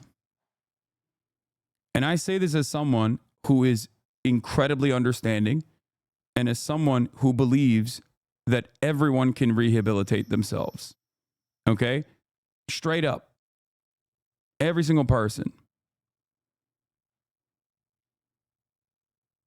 It is ironically why I thought originally that Destiny was a former libertarian who had said a bunch of racist shit that now was no longer a firm and committed believer in those racist things.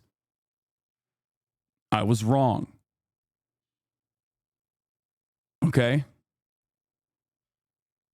And his community has never let me forget that.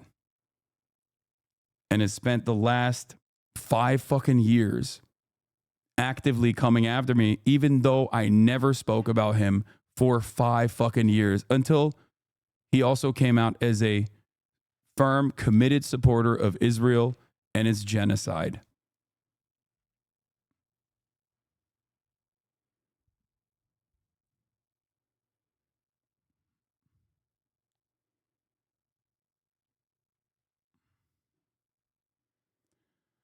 Anyway,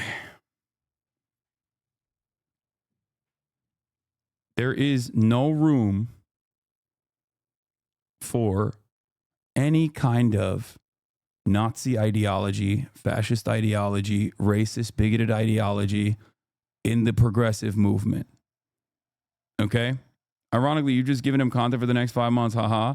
Yeah, you think he's going to fucking sit there and play the videos where he's like openly and actively talking about how he platformed Nick Fuentes? No. He'll just run the same fucking route over and over again. Bought a house, hypocritical socialist, yada yada yada. He was gonna do that anyway.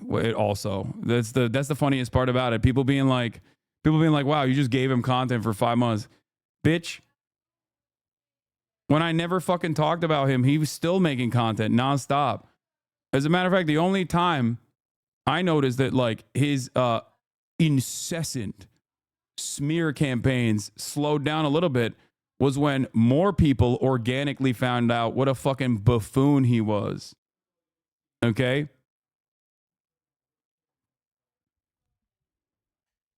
When he went and debated or thought he had the capacity to debate someone like Norm Finkelstein.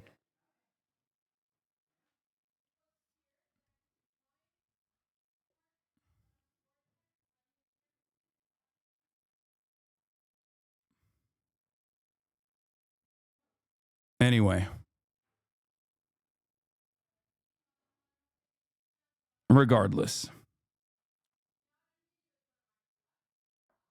Yesterday, he didn't know Franco, the Spanish dictator, was. Yeah, I mean, he's not very knowledgeable on a lot of the issues that he convincingly and confidently speaks on. It's just that he is rhetorically gifted, okay? And Dunning-Kruger also helps him float, which is ironic because he used to shit on the likes of Jordan Peterson for that same reason. He used to always shit on Jordan Peterson and many of these other like right-wing content creators by being like, these guys don't know what the fuck they're talking about. They just, they just confidently present themselves as intellectuals. Now he's basically become what he once despised.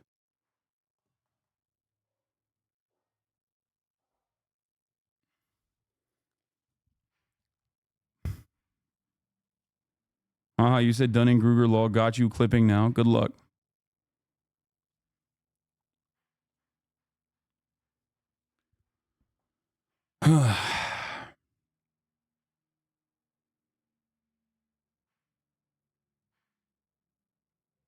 Anyway, we're gonna talk about the soccer drama in a little bit, but before we do that, okay, the soccer hooligans and shit. Trump has named Susie Wiles as the White House chief of staff as the transition starts ramping up. Now, obviously, normally the transition team is slated to be assigned long before this very moment, but Trump doesn't do things normally. Okay?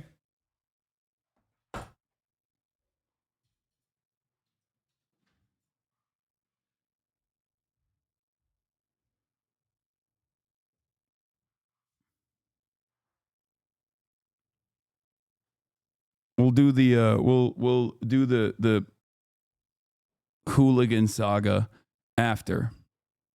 I also have ASTEAD Herndon coming on. So at 1.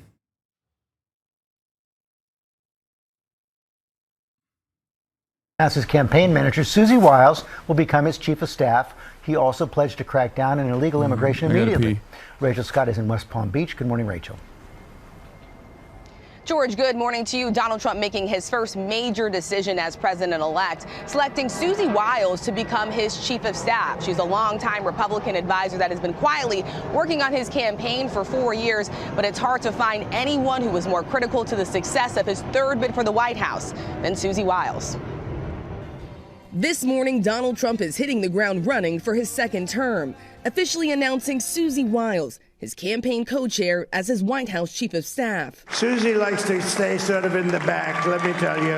The ice maiden, we call her the ice maiden. Wiles will be the first female White House chief of staff in U.S. history. Trump praising her as tough, smart, innovative, and universally admired and respected. Wiles, the daughter of NFL player and sportscaster Pat Summerall, has been a powerful GOP advisor for years, credited with helping getting Florida Republicans like Senator Rick Scott and Governor Ron DeSantis elected in 2018. DeSantis fired her, and she would later go on to lead Trump's campaign to defeat him in the primary. Wiles is known for running a tight ship, staying out of the spotlight,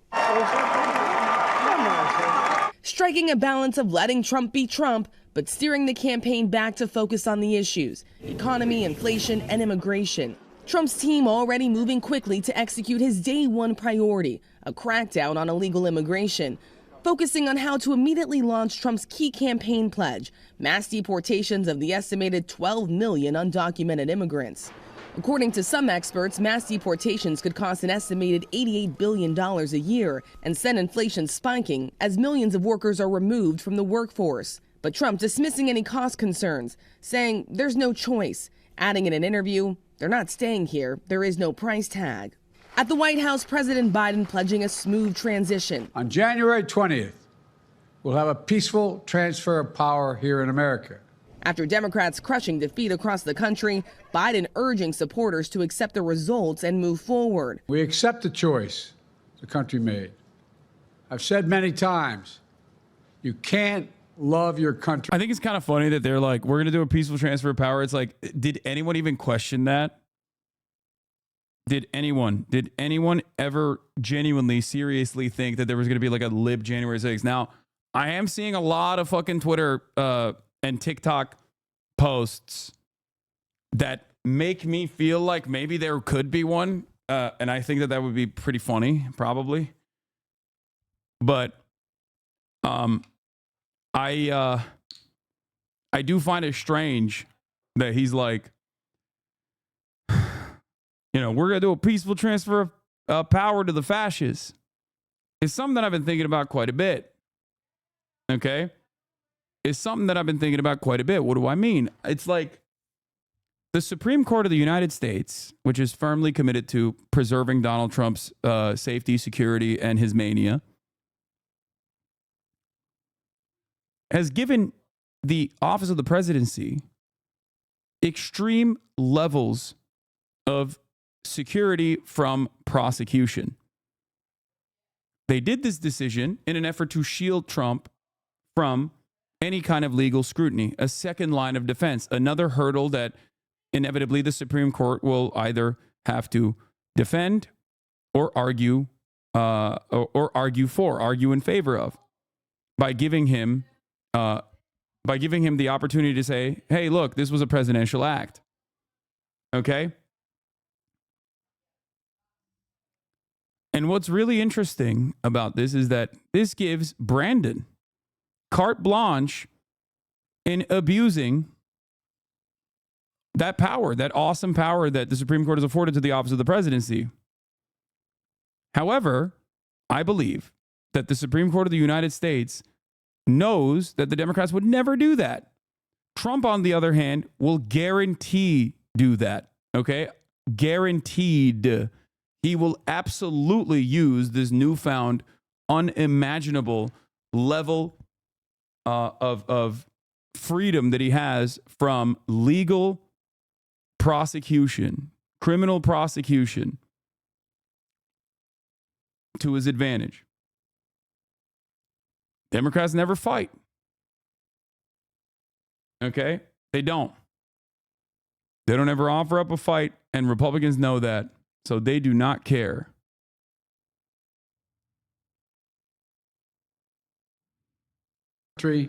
Only when you win.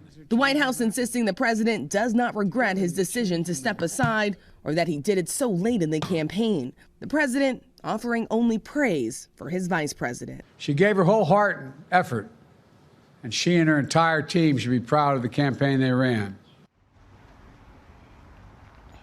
And of course, President-elect Donald Trump expected to travel to Washington to meet with President Biden at the White House in the coming days. As President-elect Donald Trump, of course, also entitled to receive classified intelligence briefings. And this morning, we are told that as part of this agreement to accept this role as chief of staff, Susie Wiles wanted to make certain that she could still play the role of gatekeeper, keeping some oversight over who has control or who is going into the Oval Office, trying to avoid some of the chaos that we saw in the first administration, George. And Rachel, we're seeing a group of Democratic governors mobilize. They're saying they're trying to Trump-proof their states. Yeah. Donald Trump has not been sworn in yet into office, but already you have a handful of Democratic governors that are really trying to brace for any potential policies of a Trump administration. So California Governor Gavin Newsom, Illinois Governor J.B. Pritzker saying they are ready to call lawmakers back into a special session, trying to safeguard any type of curtail against reproductive rights, gun reform, and also any environmental regulations, George. In an address to the nation yesterday, President. Also, here's Nancy Pelosi blasting Brandon on New York Times. Had the president gotten out sooner, there may have been other candidates in the race, Ms. Pelosi said. But this is also blasting Kamala, too, by the way. And she's right. Had the president gotten out sooner, there may have been other candidates in the race, Ms. Pelosi said during an interview with Lulu Garcia-Navarro, the host of the interview, a Times podcast she added during the interview, which will be published in full on Saturday. The anticipation was that if the president were to step aside, that there would be an open primary.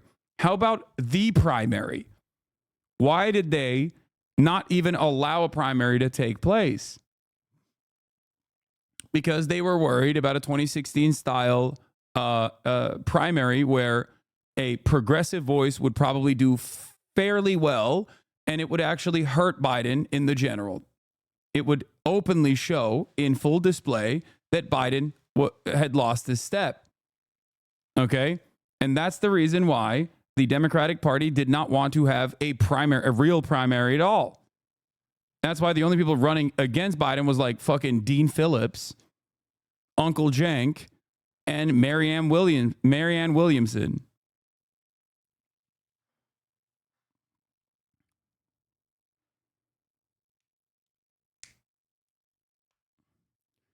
Ms. Pelosi went on, and as I say, Kamala may have. I think she would have done well in that and been stronger going forward, but we don't know that. That didn't happen. We live with what happened. And because the president endorsed Kamala Harris immediately, that really made it almost impossible to have a primary at the time. If it had been much earlier, it would have been different.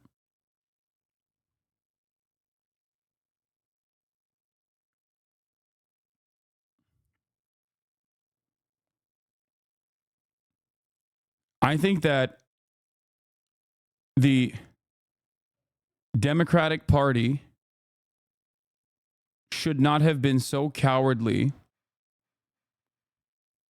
and allowed Biden, a person who was like very clearly mentally deficient for the role, to continue out his selfish desires of going forward with the second term.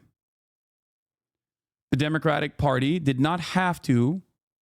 The Democratic Party also didn't do anything about Biden picking Kamala Harris, the Democrat originally, even though she was one of the weakest candidates in the 2019 primary. Okay? She didn't even make it to 2020.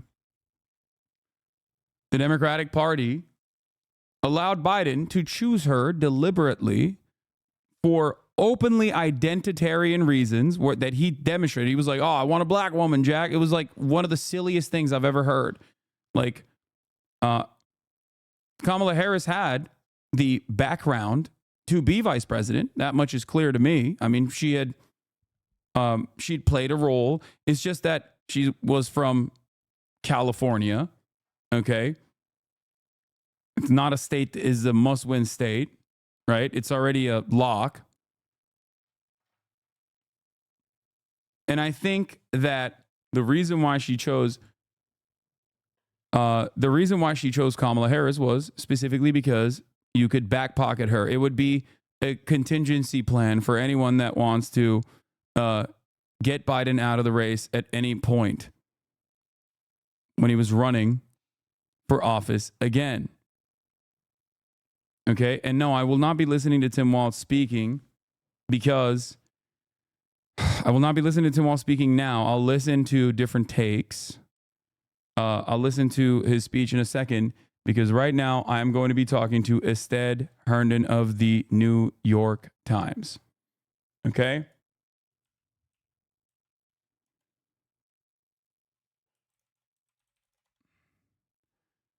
At 1.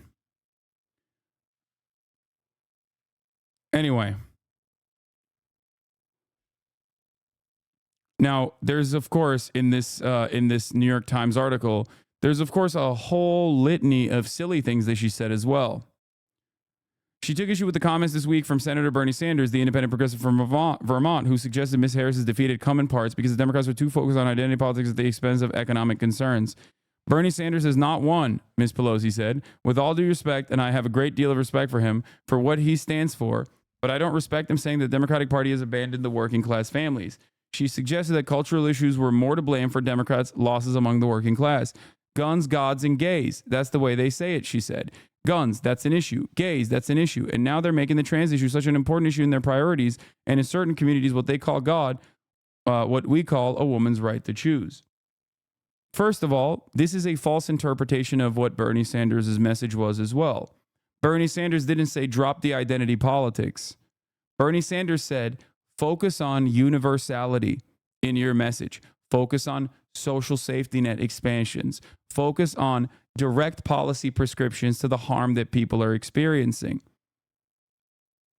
There has never been a moment where Bernie Sanders, at least since 2016, has been like anti-trans or anti-black or any number of different things that people smeared him as. Cynically, as a matter of fact, Bernie's method is to not unnecessarily hyper-target specific marginalized populations. That's it. And that is a successful strategy, in my opinion. Okay? You do not have to compromise with the right. You do not have to compromise or write out trans people from the coalition. That is ridiculous.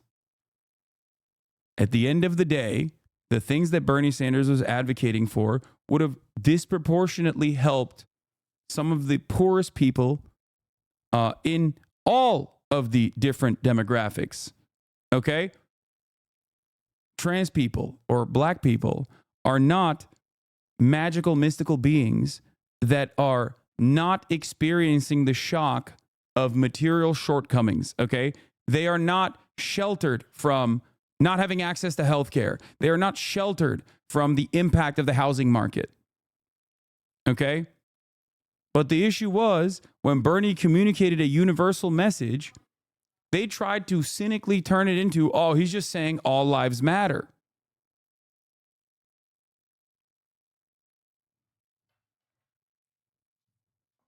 That's what he's doing. He's all lives mattering the situation. It's like, no, dog.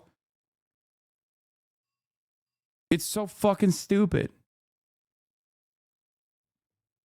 And there's no better representation of this, like, back and forth within the establishment of the Democratic Party than Jim Clyburn coming out and saying Bernie is, like, racist, alluding to the fact that Bernie is racist and that Joe Biden is not. Of course, why was Jim Clyburn saying that? Well, one, because he was in the tank for Biden, but two, it's because Bernie Sanders had always been uncompromising in his battle to give every single American health care, okay? Free health care. Jim Clyburn, on the other hand, had different opinions on that issue. Despite being a representative of one of the poorest districts in the country, okay, Jim Clyburn was never an advocate for expanding Medicare, okay? He was not. His constituents would have benefited greatly from Jim Clyburn's expansion. Oh, anyway, hold on. I'm joining the video call with ASTEAD right now. And we're going to get started on some of these issues. We're going to be talking about a bunch of the stuff, including but not limited to what I'm talking about currently. Hold on. ASTEAD? Yo, how are you? Hey, what's going on? I thought you were going to be in your car. What happened? No, I'm saying I'm finally back home, you know? Oh, like, nice. He's giving me my life back in like some way, so at least I'm back. Okay. You want to put your camera on landscape so that I can... Yeah, is that better? Wait. Oh, Okay, boom. There it is. That's perfect. What? Oh, nope. It still went horizontal for some reason. You might need Hold to... on. If you put it... Oh, no, it's good. It's good. All right. Perfect. Perfect. Perfect. Let me do this. All right, here we Damn, go. your nails are looking insane. That's I like... started. One of my friends convinced me this year to start getting manicures, and it's been a real relaxation piece. So just me and Caleb Williams on our clear gel tips. So. That's crazy. That's like my shit is busted. It's so bad. My dad is always trying to get me to go out and get a manicure and a pedicure. I've never done it. I don't know. Listen, why. I gotta say, it changed the game this year. So one endorsement here. Hell yeah. All right. So it's that Herndon, everybody, of the New York Times. You might have seen him on CNN numerous times, host of the Run Up podcast, a fantastic reporter that has been accurately communicating some of the issues that have been happening. I think your voice is very important to have in mainstream media, especially now when I feel like a lot of, dare I say, the consultant class is utilizing this opportunity to basically defend themselves and defend their positions and defend their strategies, many of which are former Republicans, by the way, which is always interesting, to claim that the Kamala Harris campaign actually failed because she said Latinx too much, which is weird because I'd never heard her say that ever. Yeah. Yeah. Or that they were too leftist and too woke, as a matter of fact. So it's the same hobby horses a lot of these people have done for a while. I mean, for so many of that group, I think you're right to kind of name it as the consultant class. Every loss ends in the same lessons. And it's the lesson to blame the left. And I just don't think that's credible this time around. Yeah. As we talked about the last time on here, she made a kind of explicit pivot to the center that wasn't just with Liz Cheney or refusing to break with Biden on Gaza. But when we talked to Mark Cuban, he said that was his big difference with her, from her to Biden, is that he felt that the Biden administration wasn't open to them and that she was calling CEOs and she was calling Silicon Valley and crypto and leaning into kind of big business. And so I don't think anybody can say that they ran to the left. It's the opposite. Yeah. So I read parts of the Atlantic piece that came from Biden World because, like, there are numerous different camps here, right? You have the consultant class that are, Clinton heads or Obama heads that are defending their own version of like what went wrong, and many of them are basically running the same route, which is ironic. They all sound like a Ben Shapiro video from 2016. Like the things that I've heard Joe Scarborough say about like how his daughter is afraid to speak up in college campuses because of free speech or whatever is just like, it's I guess it's shocking to hear that on MSNBC so prominently in display. But on the Atlantic piece, you had the Biden world also running their own version of events, saying that like Biden could have won potentially, which demonstrably was not true. So not true that he had to drop out. But one part of that I saw that you just brought up as well with respect to Mark Cuban was that the Biden administration, in my opinion, ran an anti-corporate populist administration, more so than even the Barack Obama administration. This was something that I talked about quite a bit. And there was one assessment that I actually agreed with in the Atlantic piece where they said Tony West, Kamala Harris's brother-in-law, came on to the campaign and directly told her to cut it out. Tony West is a Uber lobbyist, or I believe, is he an executive at Uber or lobbyist for Uber? I'm pretty sure like one of their senior officers. Like he's not just, he's a big boy there. Yeah, Tony West, big boy at Uber, came up to Kamala Harris directly and told her, cut it out with this anti-corporate stuff. We want corporations and like corporate executives to be on our side, be on the campaign side. And if you do this like anti-corporate messaging, if you hit this anti-corporate slant, you're going to get punished. And she cut it out. And then she brought in, obviously, Mark Cuban to calm the masses and to say like, no, like corporations, like Kamala Harris loves corporations. There was all this back and forth about like Lena Khan. Is she going to get fired? Is she not going to get fired? That like drew a lot of discourse. And it always felt like they were just pointing to the donors and being like, don't worry. We will not harm you. And I think that played a role in her campaign. I think that not focusing on that sort of stuff that plays very well to the broader public was another misstep, in my opinion.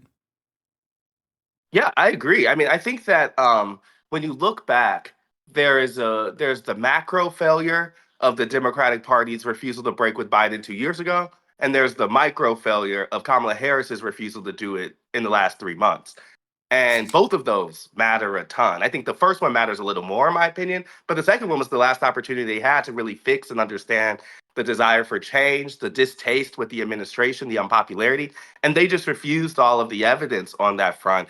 And I think what you're pointing out is important, but as someone who's covered Harris for a while, this has always been the kind of contradiction from her. She has, kind of progressive roots in some senses and a real connection with, I think, a progressive academic nonprofit ecosystem, even through her sister Maya Harris. But at the same time, Tony West is a huge influence for them too, and they have a lot of ties with kind of California corporate dollars, the kind of big donor ecosystem of Democrats also. And so she's always been someone who's less than choosing one side or the other, has tried to be both at the same time. And we saw that really not work for her in the 2019 presidential race. Yeah. And I would say it kind of didn't work for them now either. And I just think that you can't backdoor your way into the presidency. And people want a sense of who you are, what you stand for. And some of that requires hard choices. And honestly, in my opinion, I think the Democrats overrate how much of that is ideological and how much of that is just about authenticity, period. There's one way to view Bernie Sanders as a hard progressive, and there's other way to view him as guy who talks about broken system and gets money out of politics, and that's not really easily on right or left, period. Yeah. And I think that they just refuse to see that there's some stuff that they could say and own that speaks to people's distaste for how government is right now that they just don't do. But I think you're pointing on the important point. Maybe the reason they don't do it is because they don't want to. Because the donors don't want that message, right? The corporate class doesn't want that message. It will require pissing them off. And if you're not willing to do that, then you're going to have to try to be everything to everyone. Yeah, absolutely.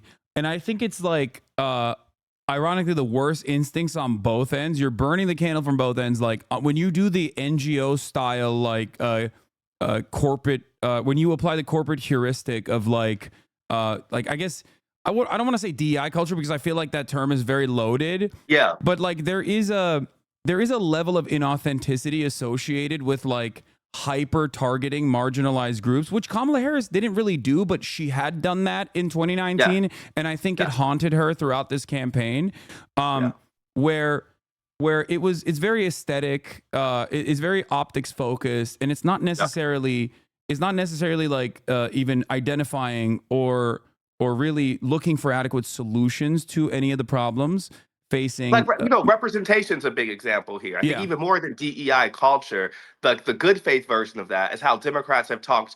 I think when they talk to people of color mostly in the last 4 years, they're mostly talking about including them in elite spaces.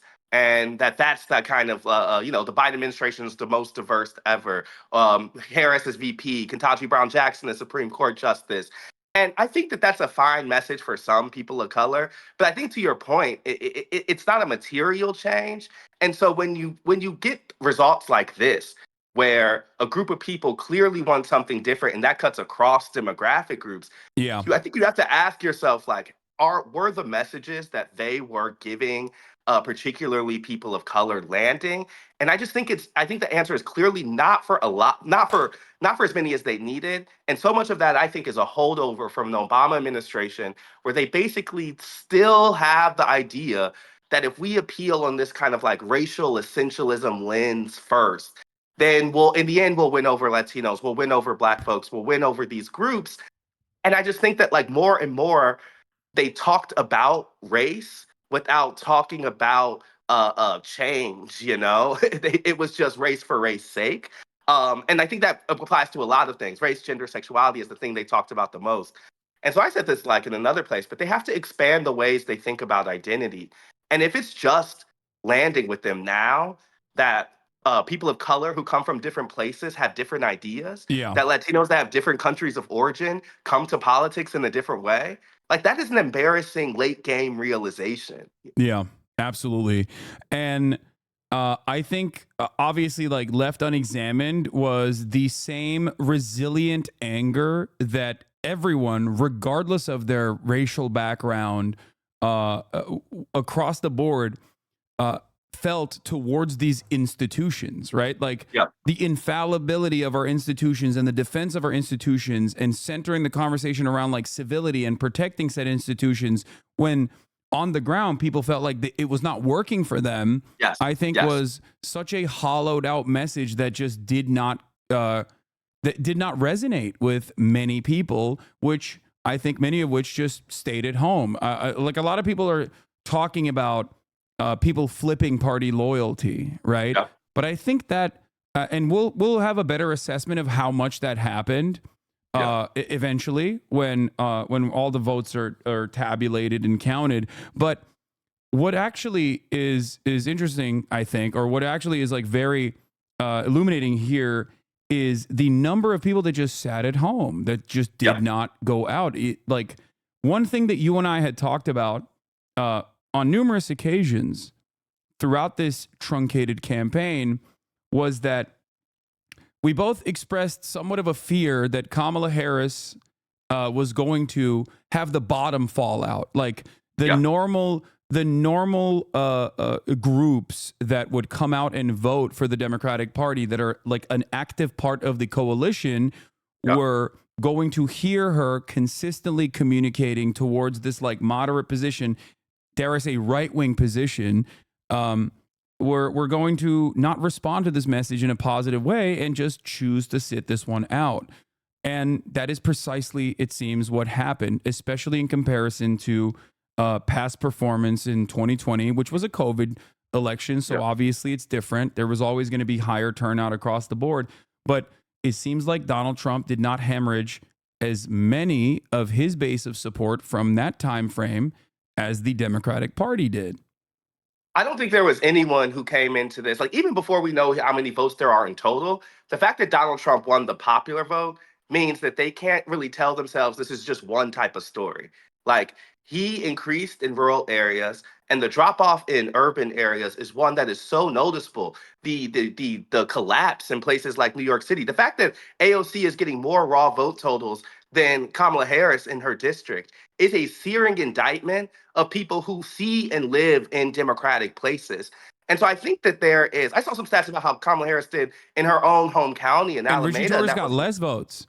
Yeah, and so I'm saying like there are these stories that are really clear for them that I think has to tell them that their message is just not completely not hitting for even the people who see and understand Democrats the most. And I wouldn't really went back to the democracy argument because I think it's an important one. Like they speak from this place where they act like there's this shared assumption of America's ideals and that Donald Trump is this aberrant figure who broke them. And what I feel like I hear on the road is a lot of people who say government is not working for them. And they may not like the way that Donald Trump is actually doing something about that. But what I don't think I've ever heard is Democrats actually start from that premise and say, here are the things we're going to try to do to make government work better for you. Yeah. And so like, there's a way that's completely outside of ideology, right, left, whatever, that they could say, hey, this is about money in politics or gerrymandering or term limits or whatever you want to do, like about that kind of front, just something that actually speaks to people's concerns, that they don't think a current system is actually responsive to people, is something they never really did. What they did was the kind of Liz Cheney version of the argument, which says that the American democracy or political system was going fine until Donald Trump blew it up and January 6th happened. And without examining why people wanted Donald Trump to blow up the system in 2016 when he won. That should have been the informing original point, right? Like Donald Trump has never been the person of stability, right? The disruption was already chosen one time, and they just had a failure of belief to think people would do it again. I was saying this on CNN, but I can't help but think about when I went to the DNC winter meeting in early 2023. This is the first gathering of party officials after the midterms. And they were putting South Carolina first in the primary order, a thing Joe Biden asked for, not even Jim Clyburn, but Joe Biden asked for that specifically because it would make his road to nomination easier. And we were asking them, why are you doing this with the evidence of Joe Biden's age being such a problem, his unpopularity, inflation?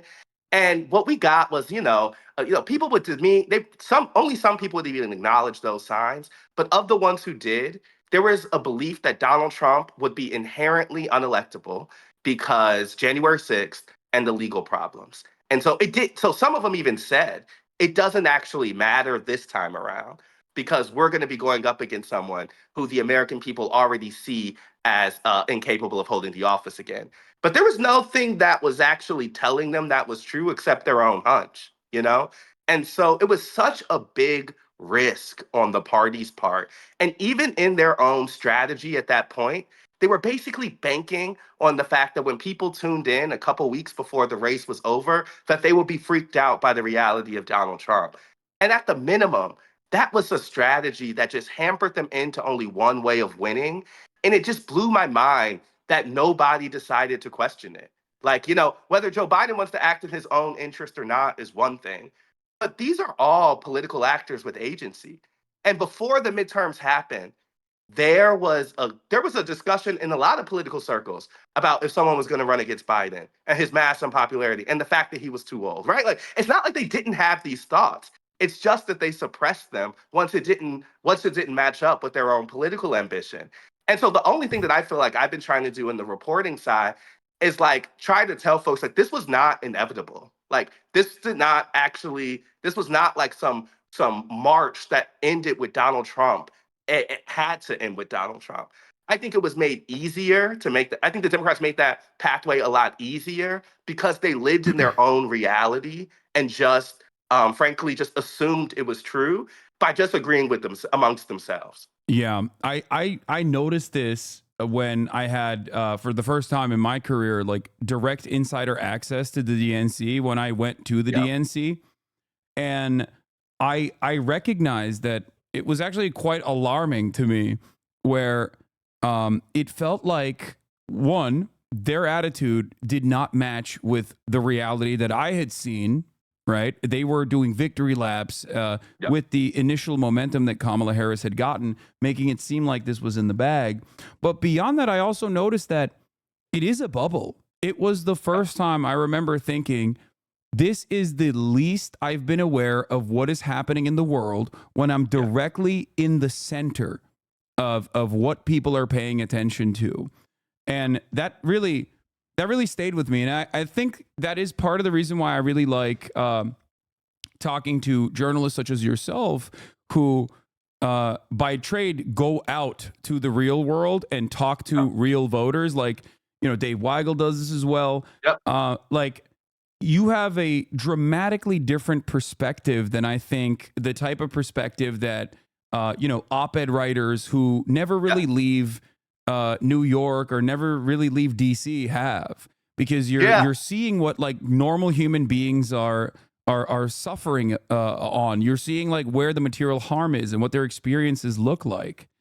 And I had this like formative moment after the 2022 midterms where I remember being at Christmas with a friend's family, and this was like, you know, this is like a working class family who were like all Black and Latino, and they were asking me like, okay, they, you know, doing the like, ask their friend who's a reporter, like, so what's going to happen in the presidential election? And I was like, oh, it's probably going to be Biden and Trump. And you know, I just said it kind of flippantly because in our political ecosystem, everybody knew that, right? And so I was like, it's probably going to be a Biden-Trump rematch. And there was a shock in this room. Everyone was completely shocked. And it wasn't just a shock about Donald Trump, which I had heard before, you know, because of January 6th, because of all that stuff. But everyone was shocked that Joe Biden would be running for re-election. And there was a feeling that, like, didn't he tell us he wasn't going to do that? And I know that there is like questions about whether that promise was explicit, but it was certainly implicit, right? And I think that so many people held on to that, and they did, and that was the reason they talked themselves into a Biden vote in 2020. And I had that moment at the midterms where I was like, oh, the surprise in this election is not just about Trump's return. It's about a dual distaste for the candidates, and that is reflective of a political system that people aren't liking. And it was this moment for me that I really informed the work we did over 2023, because I was seeing this like completely disconnected conversation between all the insiders we talked to and I'm around for work and my life. And in my life, everyone was being like, are you serious? You know, like, there's no way this is happening again. And in the journalistic and political world, everyone was just kind of like silently marching toward this thing. And so I just feel as if, to your point, like, it can be such a bubble because the people who end up making the decisions are people who are oftentimes completely disconnected from the electorate. Like, when Joe Biden's deciding whether or not to drop out, the electorate is not in the room at all. And that's been one of my big realizations in this process, is like, oh, take those voices and bring them to them, because you can't just assume that they're asking those questions. Like, in a lot of cases, they aren't. Yeah, absolutely. There are a couple different things that I wanted to point to here. In our conversations, I still, while criticizing Kamala Harris's campaign and like the active messaging that they were engaging in and how it clearly was not resonating with voters, especially in the swing states, given the polling data readily available that showed that after $30 million of ads in particular TV markets, like, the polls had not swung in her direction at all, which implied that, in my opinion, that the message was not resonating because it wasn't a good message. But in spite of that, I still maintain the belief, looking at past performance of high propensity voters, the normal whites that were grossed out by, you know, all of the trans panic, crime panic narratives that they just didn't really subscribe to, and that did care about, at the very least, like the civility narratives. Looking at the 2022 midterms specifically, I thought that this older 2016 Democratic agenda statement from Chuck Schumer was potentially going to hold in the upcoming election. I'm going to share my screen with you real quick, and I want to show you this, and we can watch it together. And I want to know if you also agree that maybe this was a failure, that the progressive people that had been very critical of this back in 2016 can maybe now turn around and say it. Let's take a look. For every, this is the second point, for every blue-collar Democrat we will lose in Western PA, we will pick up 2, 3 moderate Republicans in the suburbs of Philadelphia. And you can repeat that in Ohio and Illinois and Wisconsin. The voters who are most out there figuring out what to do are not the blue-collar Democrats. They are the college-educated Republicans who lean Republican or are independent and in the suburbs. So this is the method, right? Like they very actively communicated that this was the method in 2016. It failed. And that in the aftermath of that failure, it seems like with the COVID situation, there was a brief moment, a brief glimmer of hope for the Democrats to say, no, actually it did work. See, Joe Biden won by 42,000 votes in across key states, but still won overall. And then the 2022 primaries that turned that was supposed to deliver a resounding defeat to a president that was overseeing historic levels of inflation, actually turned into a red puddle. So I think that really solidified the Democratic Party's position that this was the method, and that's part of the reason why they ran in this direction. Yeah, I agree. I think that specifically you're talking about bad lessons they took from midterms, and I think this is important for like folks to get, and something that I think Nate Cohn at the Times helped me understand a lot, because I would ask him like, we're seeing these special elections, we're seeing this midterm electorate, like you're seeing abortion rights really take precedent, and he laid out for us on the run up like the composite of people who vote for presidential elections is completely different, and how they're thinking is pretty much fully dictated by who's at the top of the ticket. And so it's not a thing that you can take a direct lesson from the midterms to the presidential. And so part of the reason we were asking those questions, even back in early 2023 at that winter meeting I'm talking about, is because it was very clear that the midterm results changed everything for Joe Biden and Democrats.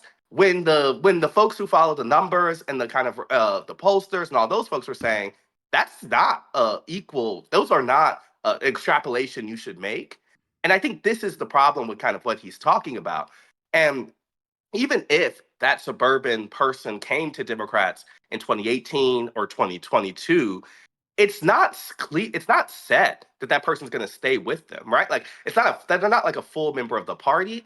And I think what we saw over the last 4 years was that Joe Biden, like the distaste for Democrats, just became greater than the fear of Donald Trump.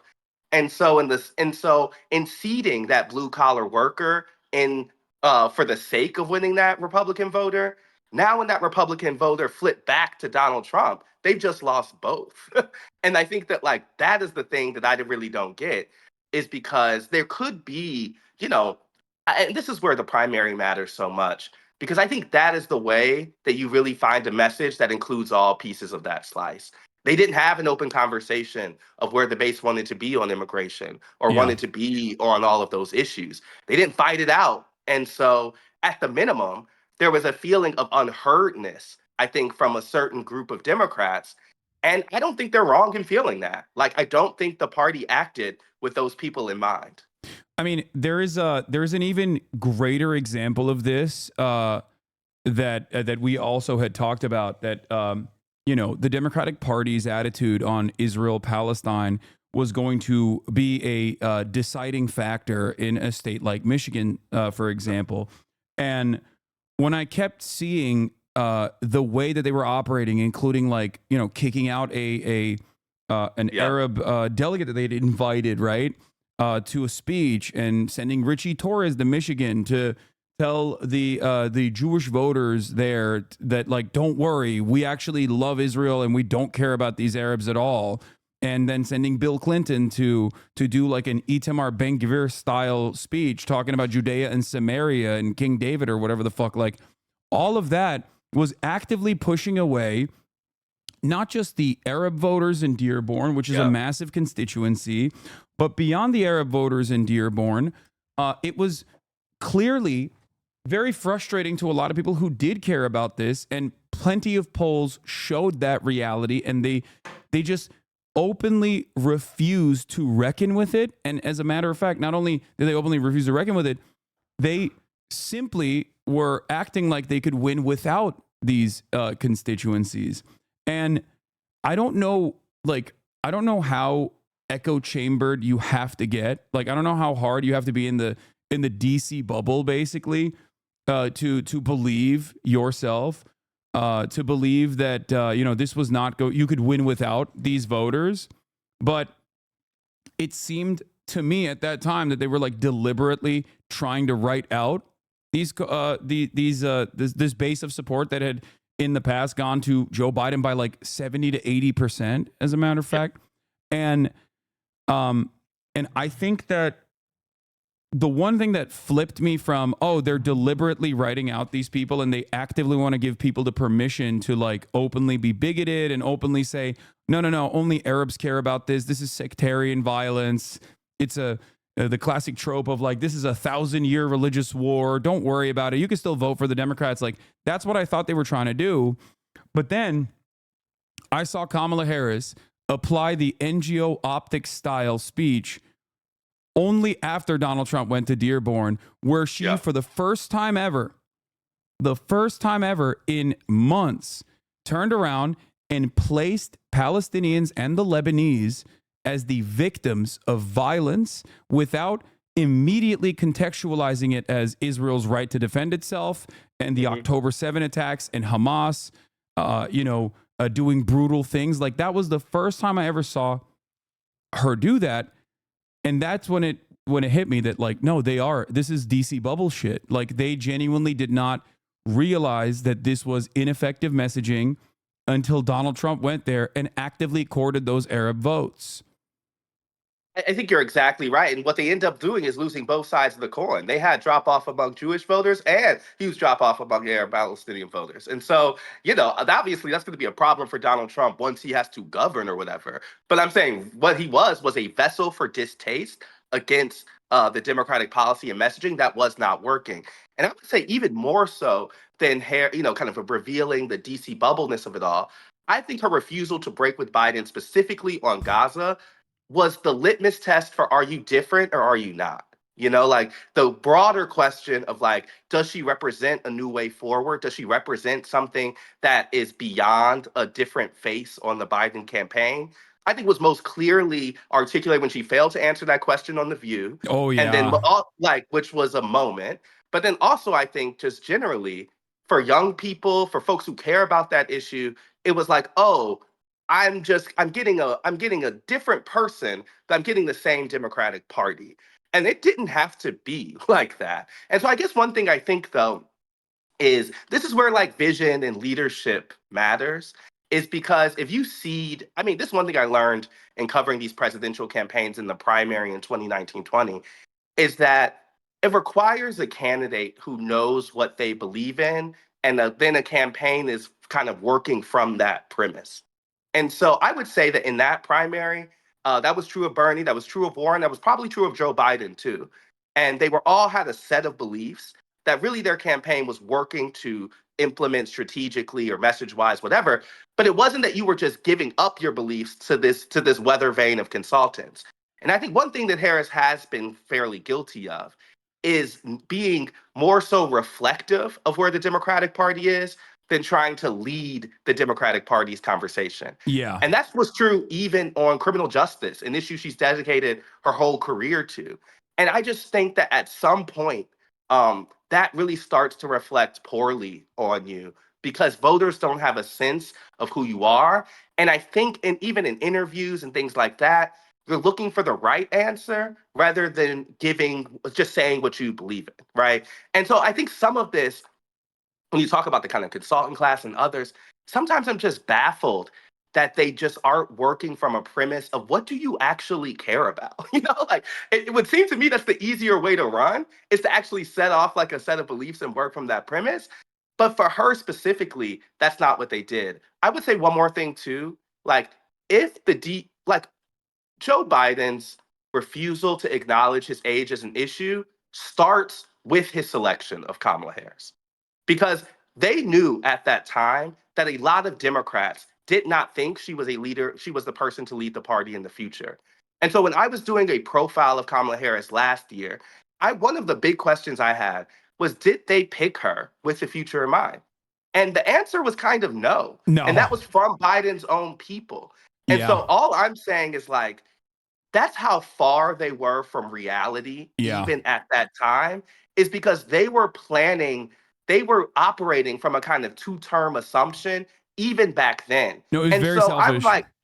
I'm saying, so like, if like, fine, like, let's say you didn't think Kamala Harris, like, in that selection process, they should have known they were choosing the person who was who was likely Yeah. to be the next Democratic standard bearer. And so if you think that's Gretchen Whitmer, choose Gretchen Whitmer. If you Yeah. think that's whatever, choose that person. But they didn't do that. They were only basically thinking about how to win the current election. And then I think it plays out between a weird dynamic with the VP, because I don't even think she was set up for success, honestly. Oh yeah, no, definitely. This is something that I noticed early on when they made her the border czar, right? Right, that's not something you do if you think the that's person's going to cleanup be running duty. for president. That's cleanup duty. You put her there specifically because you wanted her to do side quests that were unimaginably bad, and you had no care or consideration in propping her up as the next leader of the Democratic Party. They did that deliberately, and I think that was because Biden is a truly spiteful and somewhat selfish person who wanted to become president since 1988 and never gave up on that, and was probably very upset with Barack Obama, who told him not to run in 2016, where he was correct in thinking that he would have won against Donald Trump, because I think Joe Biden would have defeated Donald Trump in 2016, and he never forgave anybody for that. So he basically cast aside like a lot of the pillars of the Democratic Party, for better or for worse. And I think that was the reason why he was like, no, it's Biden's time now, you know? And And I think that you're really correctly landing on some of the Biden mythology that's important here. Like, I think one of the things that I learned that I don't really have a full grasp on before I started doing this reporting is just how important the kind of unelected emperors around a candidate are, and the stories they kind of tell themselves. Yeah. And one thing that's really important about the Biden world is they thought, I mean, before this week, they thought that they were kind of unappreciated figures of history. They thought that they had been, that Obama did not give them the credit they deserve, that Biden was someone who was completely underestimated, and that they were uniquely positioned to beat Donald Trump, as they showed. And that even in the primary leading up to that, people did not see them as being the people, the kind of salt of the earth connectors that they were.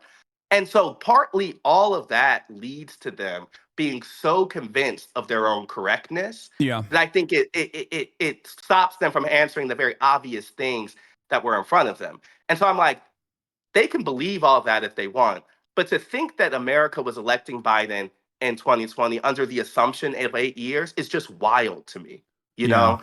And so partly like that's his decision to run for election. But even before that, I think it's his decision to select Kamala Harris, because they should have done something with the knowledge that that person was the very likely next party leader. And if they wanted that to be her, they could have set that person up for success. But they and if they didn't want that to be her, they shouldn't have chose her. They did not want the vice president to potentially overshadow a very old president, because then it calls into question like how replaceable he is.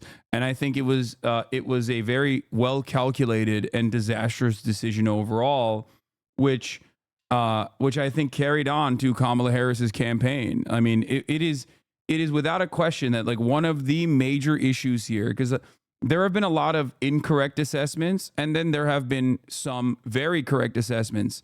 For example, talking about like no unpopular incumbent president has ever won re-election when people have, when 60+% of the population is saying that they want change. And Kamala Harris did not represent that change. No unpopular incumbent president has ever won across, like, regardless. And Joe Biden was the least popular person. He was out of the trio with Kamala Harris, Donald Trump, and Joe Biden. His disapproval rating was the highest. Yeah. It's over at that point, right? So it's over if you don't acknowledge that. It's over if you don't do, and so all I'm saying is it would be one thing to me if it was it would be one thing to me if Joe Biden was like a 50-year-old person who was kind of unpopular or whatever. But he had already laid out a possible escape route for this thing, where he had said that he would be a bridge to another generation, et cetera, et cetera. And so when we would talk to people, this came up with a voter I talked to 2 weeks ago.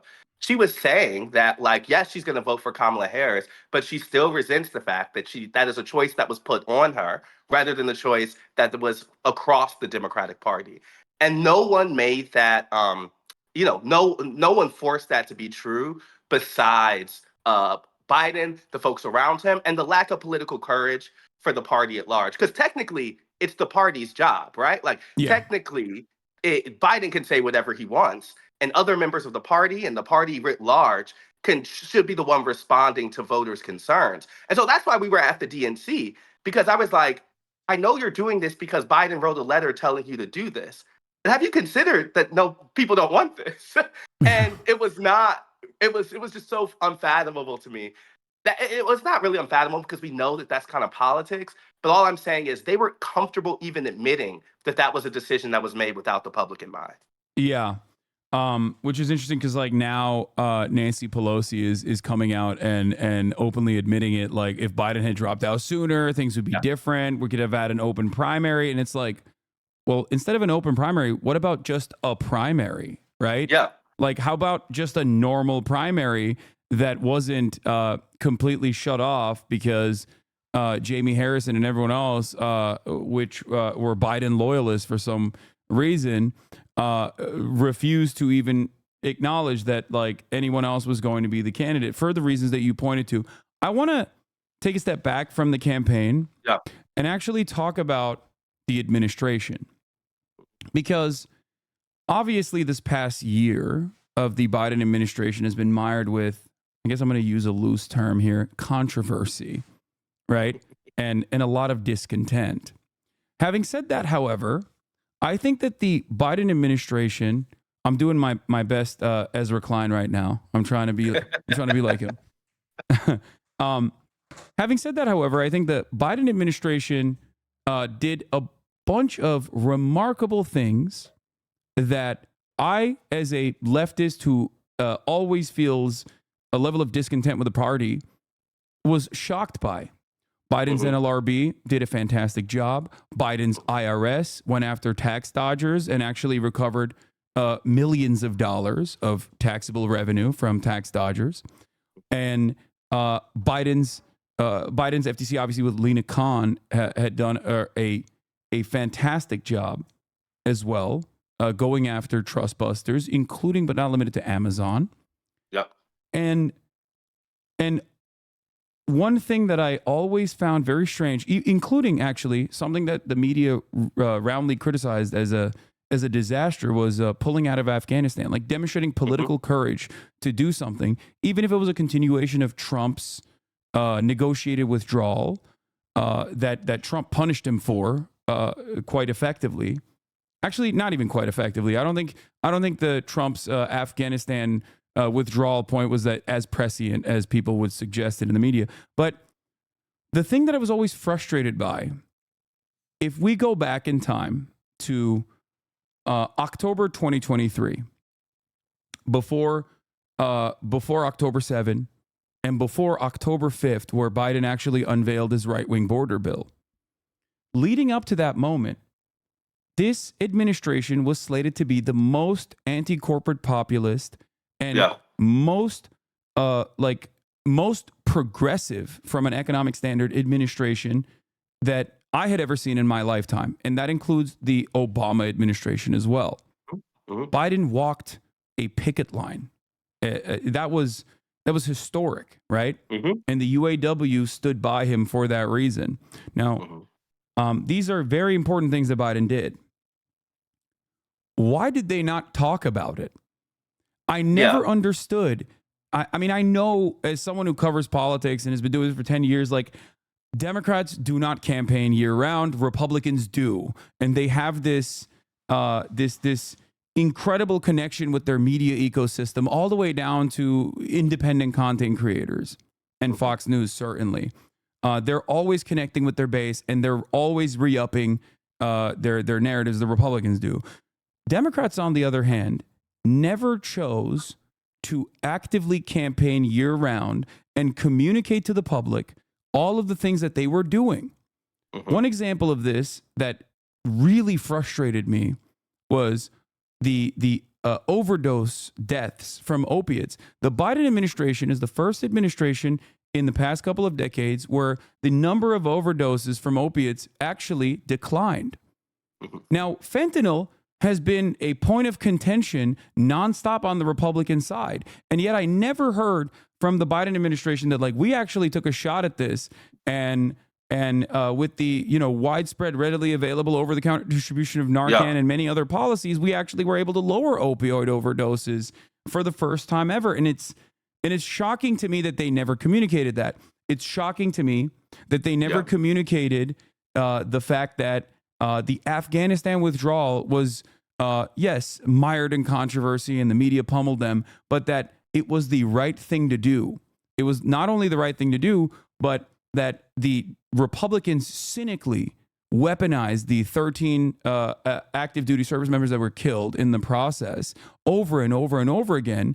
And yet 13, while not a single, soldier dying is appropriate, right? But 13 was the final number of the amount of active duty service members that were killed in Afghanistan because they did successfully withdraw from Afghanistan. Whereas under the Trump administration, 67 soldiers had died in Afghanistan because he never withdrew from Afghanistan. So, like, there are so many gimmies throughout this entire process, throughout this entire administration, where they could have just stood 10 toes down and been like, no, this was the right thing to do. How dare you actually weaponize, death of our beautiful soldiers to try to make this like cynical argument. And maybe even sicked Pete Buttigieg as an attack dog on all of the media sources that were yelling at the administration over and over again. He's a fantastic communicator. I don't agree with him ideologically. I'm terrified of him, but he is good at chirping. They never did that with the railroad strike. They shut off the railroad strike, but then they went back to the railroad companies and openly negotiated with them and delivered results for the railroad unions. The only reason why I know that is because I read the union publications. That was the only place that this was communicated. I mean, I think you bring up a bunch of important points because it is true that Democrats had come into the Biden administration with the belief that good policy will be good politics. That if they simply do the right thing, quote unquote, that voters will reward them. And so I think it might be an unfortunate lesson that they take from this loss, that voters did not respond to that and voters did not reward them electorally for those policies. But what I would say is I think that's a little overly simplistic because even though they were doing good things, it is not as if they had a messenger to sell that progress to Americans. And so when I was out on the road, you would hear people say that Biden's done nothing on climate.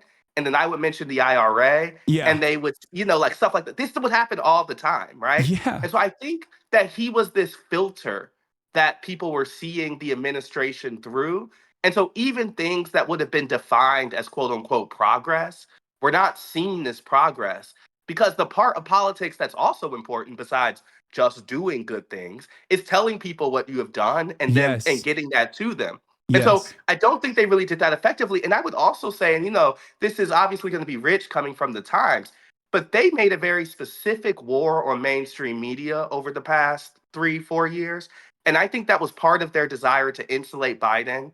And I think it was just a very bad decision because a lot of the things that I think you're talking about are messages they could have taken to traditional and legacy media, are messages that Biden could have, done, but he was not going out. He was refusing those type of interviews, and they were making a point to say that you all don't matter anymore.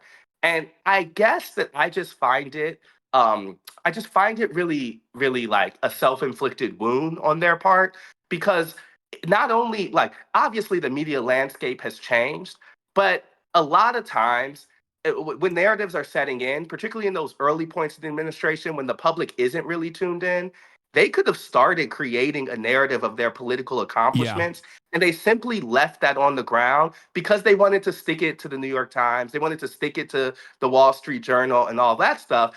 And then as those places, including us, were reporting on his unpopularity through things like age, they used their allies to try to say that that was part of some grand mainstream media conspiracy against him. Yeah. That the Times publisher was coming down and telling us to ask these questions, which isn't true, right? And so I'm saying it's like both a problem of, I think, the fact that Joe Biden was not a good messenger for even the things that they were doing, and the fact that they were not taking that message to a lot of the more traditional places simply because they thought they were over it.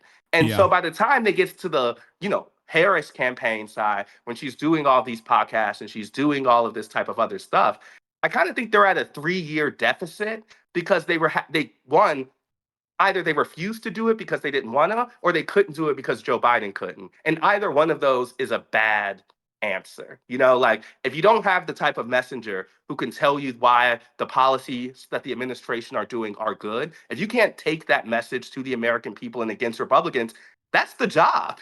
Like that's literally the job of the president in the political context. And so the fact that he wasn't up to it, I think frankly just stopped them from being able to pitch that story to the public. But I think you're right, that story was there. It was not a policy question. I do think and as I said at the beginning, I think an unfortunate impact might be, though, that they take the lesson that good policy doesn't help them. Yes. And so what is the purpose? Yeah, that's precisely the reason why I wanted to talk about this issue, because I am very fearful that Democrats are either deliberately, cynically, or unwillingly going to learn the wrong lesson. They're going to look at this and be like, what are you talking about? Biden was incredibly progressive, and look how the voters rewarded him. Right. Voters Right, obviously exactly. don't care about progressive, a progressive legislative agenda. And there was certainly, I'm not even saying like the Biden administration did everything perfect, right? Like, it's shocking that it was someone like myself who was quite adversarial with the Democratic administration, who still is honest enough to like openly examine the things that they've done and compare it to prior administrations. Like, I'm one of the only major outlets, I guess, as an independent content creator that regularly spoke about not only Lena Khan, it's like me and the Majority Report. Like we were some of the only places where you could hear some of the accomplishments of Joe Biden. And I, like I said, there is a wipeout after October, the month of October, where he interestingly enough unveiled his right-wing border bill, and then also October 7 happened and he bear hugged Netanyahu. But like it was always shocking that they just did not. I guess they were just like truly terrified of the right-wing animus that they would cultivate, or the donor pressure that they would get if they just came out openly as like an anti-corporate populist administration. And I remember asking some Democrats again at the beginning of 2023, like, what changes then? All right, if he's unpopular right now, what's going to give? And they said, oh, the policy accomplishments will set in, and that will kind of change the narrative about this administration, and people will become more happy with Biden. And I was like, okay, so when does that need to happen before the alarm bells kind of kick off? And though I used to ask that question to a bunch of people, and we blew past all of those deadlines. Folks would say the summer. They would say the end of the year. They would say the beginning of 2024. All of this. And it didn't change. None of it was changing. And even though the actions did not change, they did not take that as a sign that the unpopularity was deep rooted, nor did they do anything particularly different. But I really think that it's a huge messenger issue. Like the Biden we saw at that debate stage is not a messenger who could have told the country why Lena Khan should be defended, right? And Yeah. so, No, he I wasn't the guess I'm guy for saying sure. He's too old. he wasn't the guy. And so, partly, it's like even the strategy is working around the fundamental problem, which is that he wasn't the guy. And so, I think one of the things that might come from this, though, is if I put on my Democratic consultant brain, I bet you a lot of them are going to say, "What's the purpose of pissing off our donors for Lena Khan if we aren't rewarded for it?" Yeah. And I just think that that is a very convenient explanation for a certain group of folks, but it would not surprise me if that's where they land. Yeah, no, that is exactly what I think is happening and exactly what I think is going to happen. I think that there are a lot of careerist people with like inherently and genuinely right-wing attitudes about the way that the economy is supposed to work. And this is their authentic belief, right? They're not just like saying they're pro neoliberalism. They are pro neoliberalism.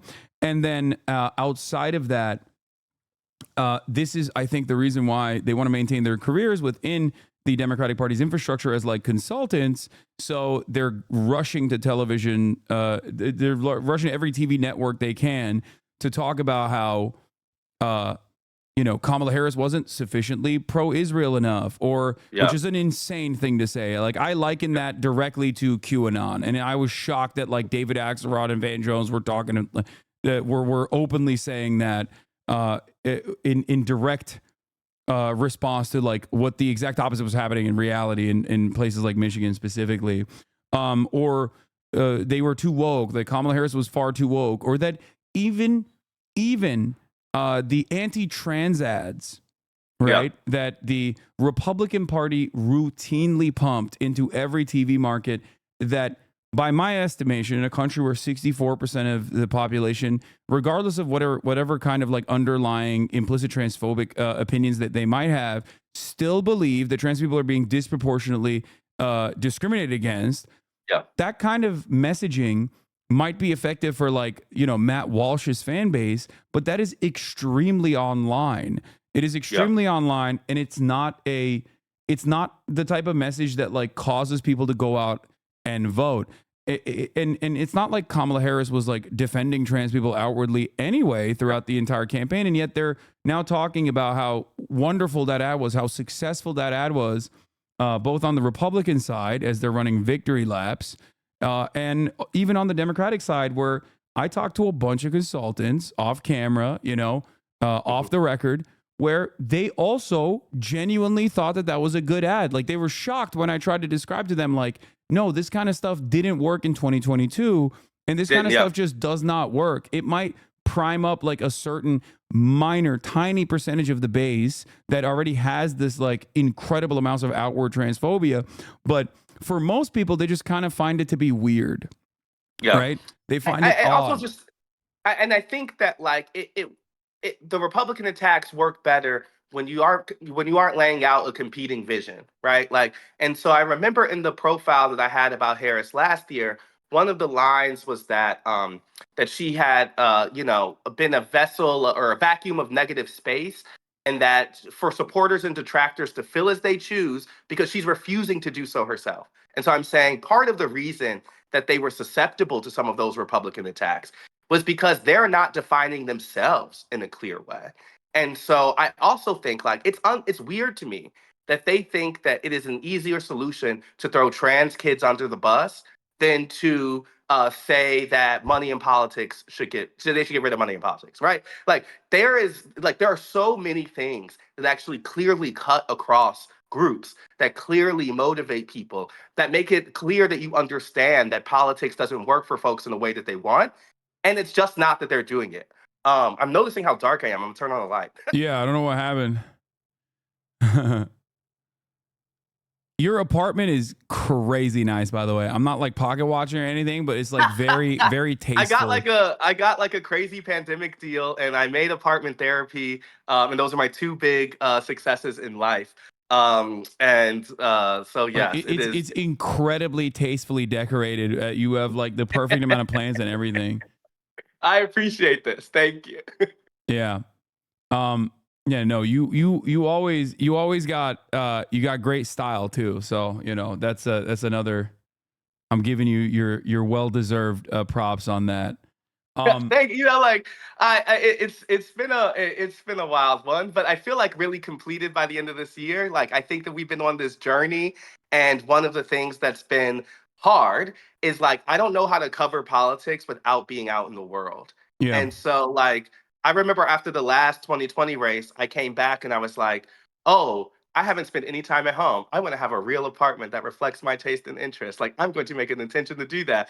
But even this time around, like I frankly was on the road all the time because I think to your point, like it's impossible to really get a sense of the way this stuff is landing without being there.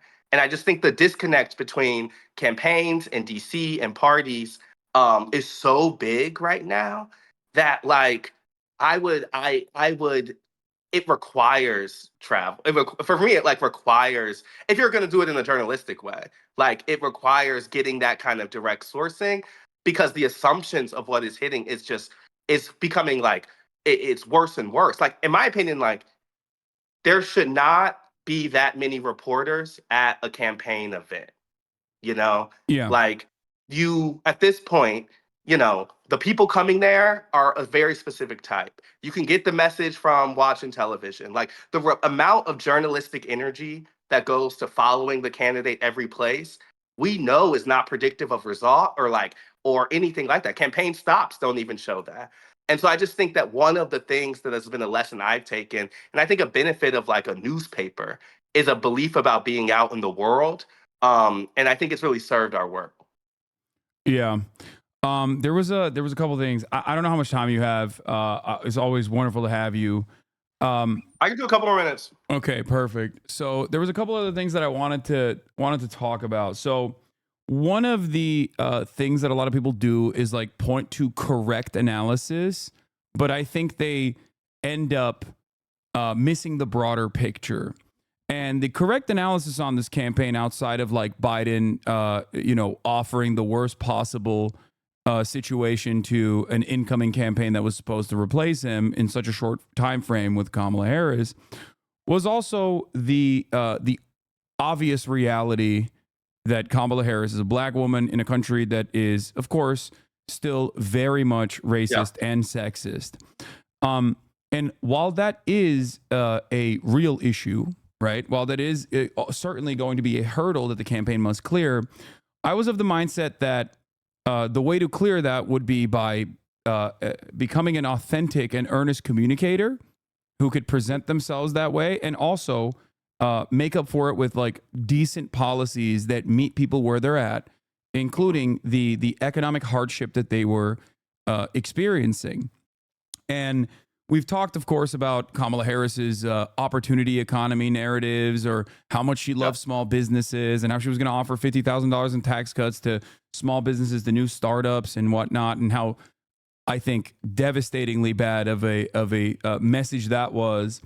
But one thing I wanted to ask you is like, do you feel like people are missing the forest for the trees here, where they are focusing on the obvious like racist and misogynistic tendencies of the population? Because like what frustrates me about that argument, and I hear this, like there was a community member earlier today talking about how like he goes to Howard and his classmates are like devastated, and they are repeating this as well. And I have black content creator friends in this space who are very progressive, who are also focusing on this. And the thing I don't like about, the thing I worry rather about this narrative festering is that the solution then is to only run a white man.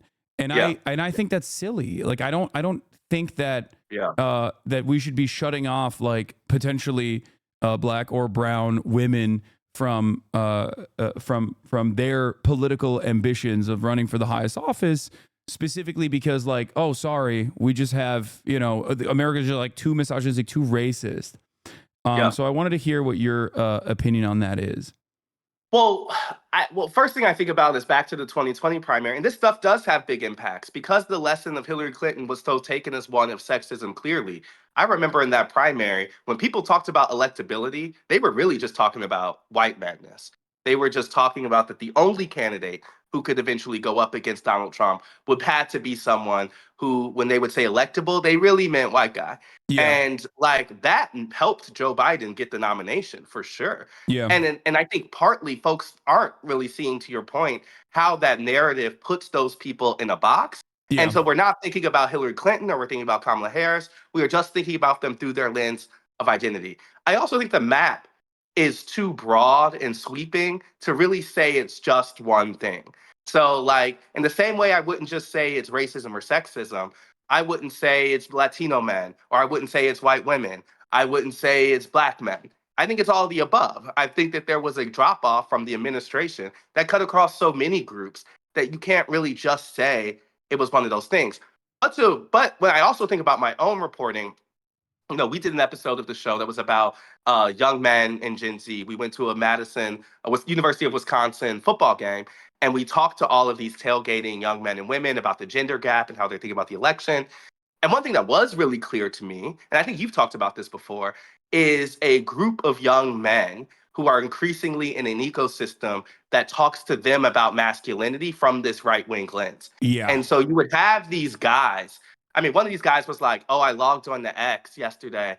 And he was like, I had to delete my account because every time I get on, I'm just pushed these messages. He was talking about this anti-circumcision ad being his last kind of straw. And he was like, I'm sick of this, right? And then there was a bunch of An other honorable guys. cause. We are intactivists in this community. And there was other guys who were talking about how Donald Trump was this model of masculinity, how, all of the kind of businessman success things, but also just like the fact that he pissed women off was an attractive quality to them. There was a guy who told us he thought a woman should be president because he thinks that men built the country, right? And so I think that if the place in which I saw it matter most clearly in results is that there's very clearly a shift among young men that brought them closer to a Republican Party. And I think a lot of that language has been based in the kind of Me Too backlash, has been based in the kind of traditional masculinity return. And they would talk about how they found the left and liberals to be framing masculinity as toxic.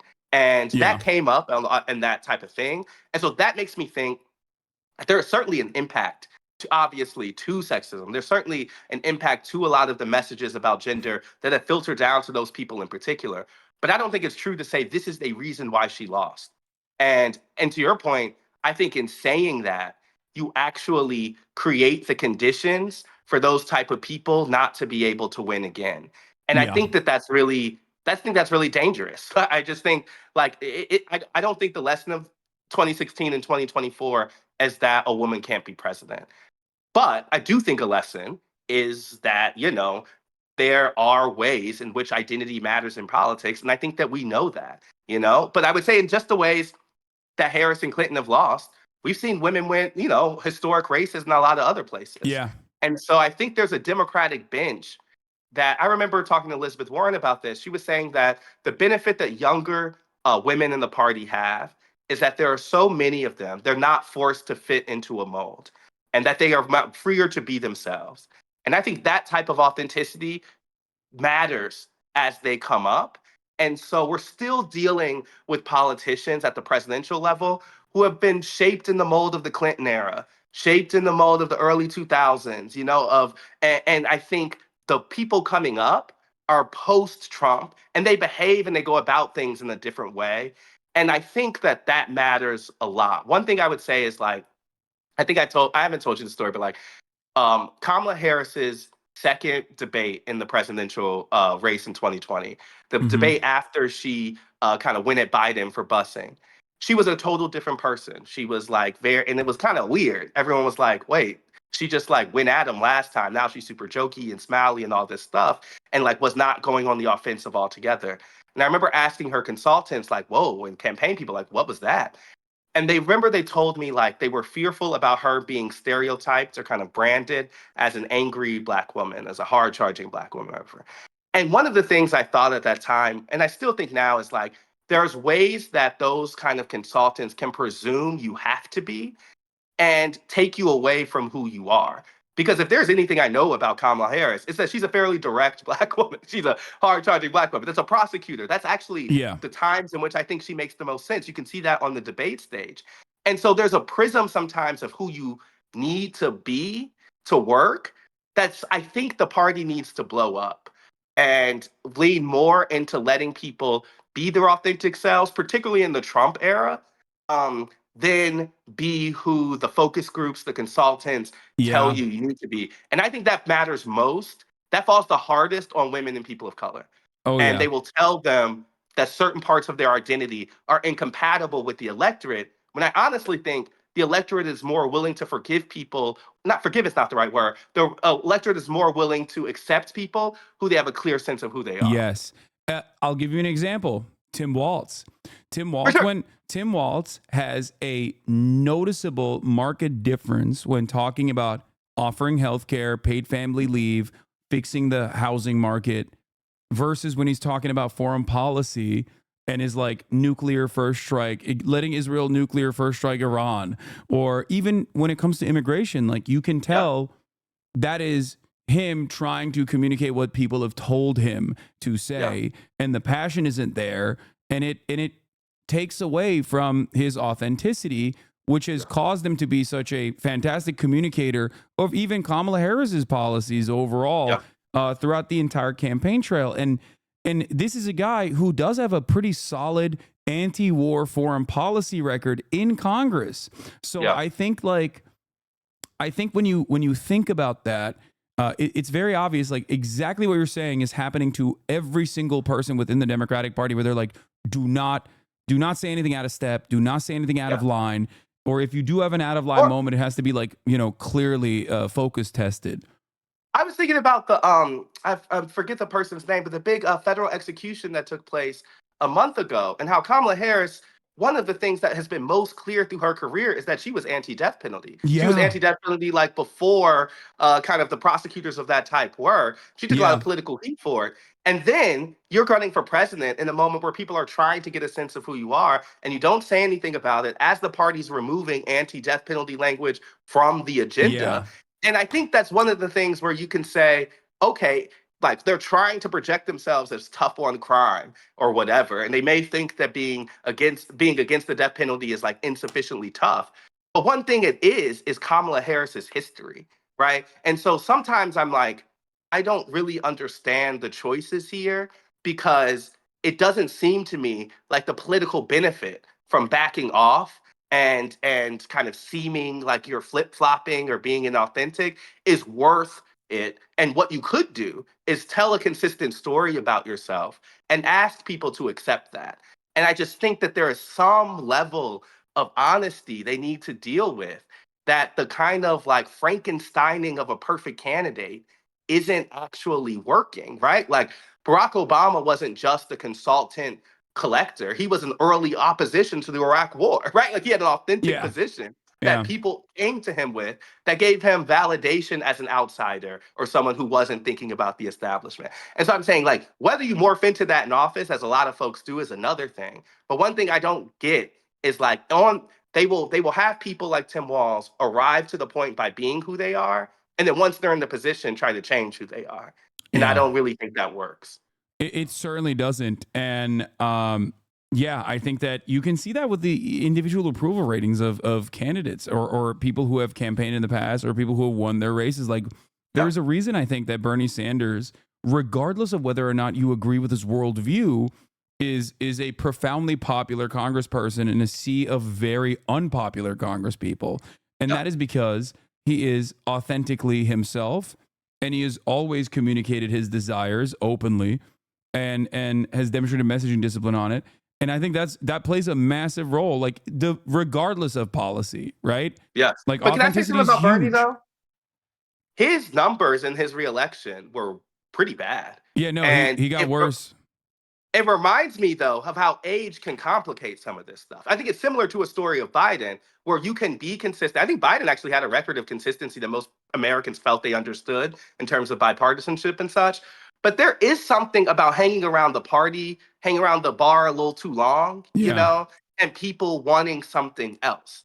And so I don't know. Bernie's going to win in Vermont until he decides not to. Yeah. But I did find that drop off No, interesting. he underperformed. Yeah, he underperformed Kamala Harris at a time when like everyone else under Bernie's wing, like the Bernie-crats, if you will, overperformed the top of the ticket. Right. And so I don't think that's a belief problem for him. If I could bet, I bet that's an age thing. And I think that that is a reminder of the problem with Joe Biden is like it can become a filter for people and then it becomes the most important thing they care about. And so that's the ways I think like a more like healthy or responsive party, particularly at the top of the ticket, has to recognize those type of things and at the minimum directly talk about it. Like remember the week after Biden's debate when he was actually trying to say, you know, yeah, I lost the step or like, you know, I might do this, but I still whatever. That could have been a premise they were working from a long time, at the minimum of talking to people about the thing that they care the most about him. And they took the opposite route, which was to kind of wave their hands and pretend it wasn't true. Yeah. One final thing before I let you go was something that I thought was really awesome that you openly stated on the Daily, when you were on the Daily, when we talked about the demographics of destiny being like an inherently racist concept that like liberals also believed, and that it was just patently untrue, and this election like has openly shown that reality.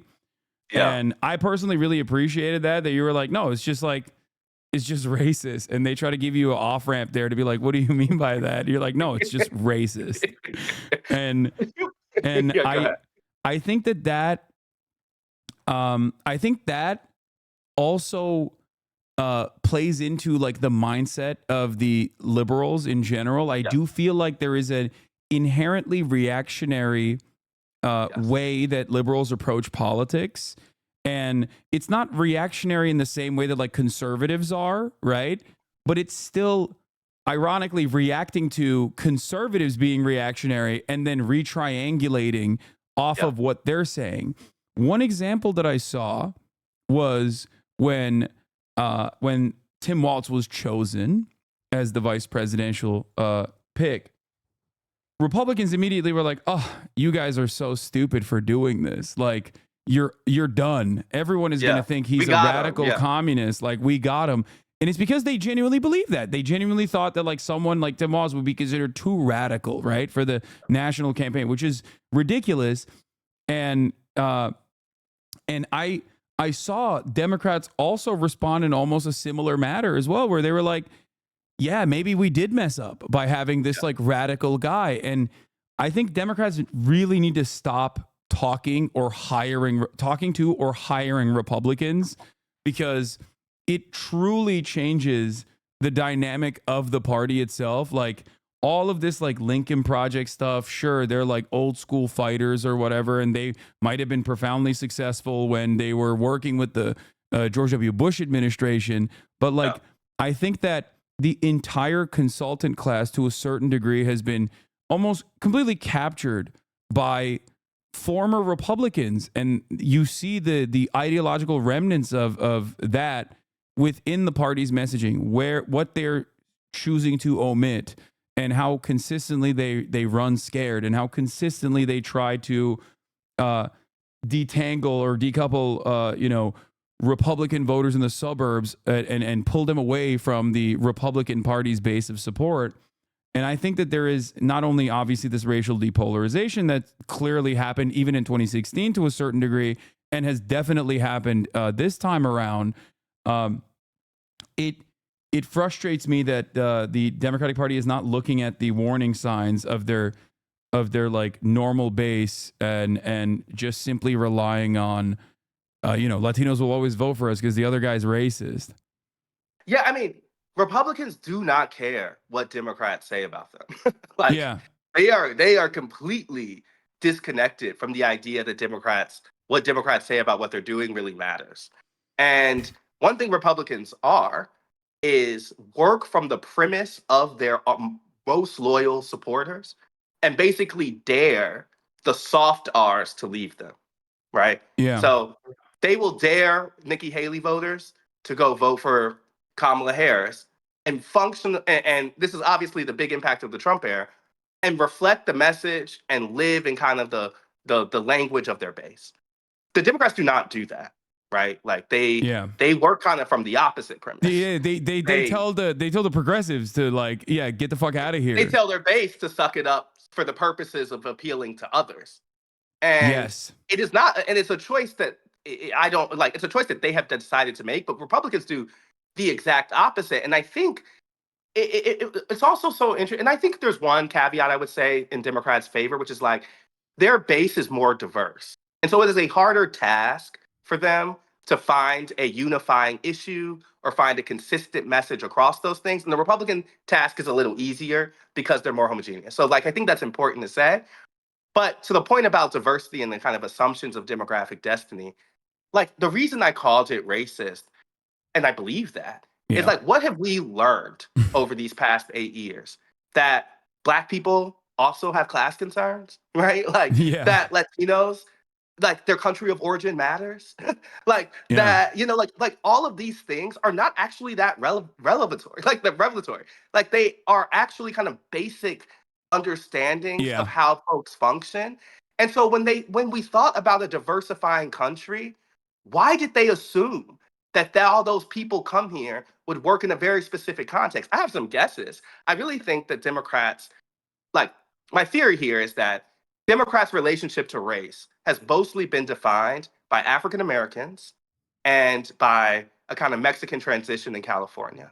Yeah. And because those groups are uniquely American, frankly, and uniquely invested in kind of political structures the way they are, and uniquely democratic, they took a lesson from those people and said, of course, if there's more Black people or if there's more Latinos, they act like these two groups. Yeah. When, of course not. You know, when we're in El Paso talking to a bunch of Mexican folks there, they're like, why do they keep referencing Miami Cubans? Like, why do they think I care about these other groups? Like, I do not see myself in a kind of collective group across a diaspora.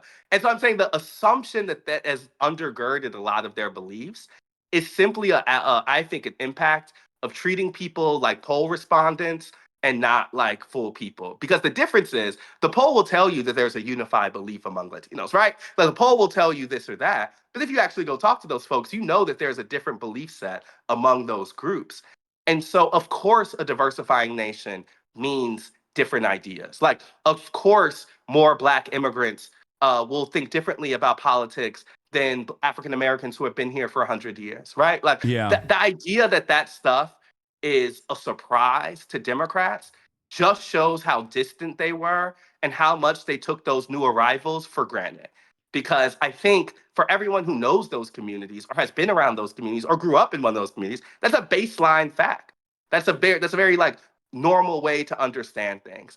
And so like the only way that like I see that as a new lesson they're learning from Donald Trump beating them twice is their own racism clouding their ability to see that.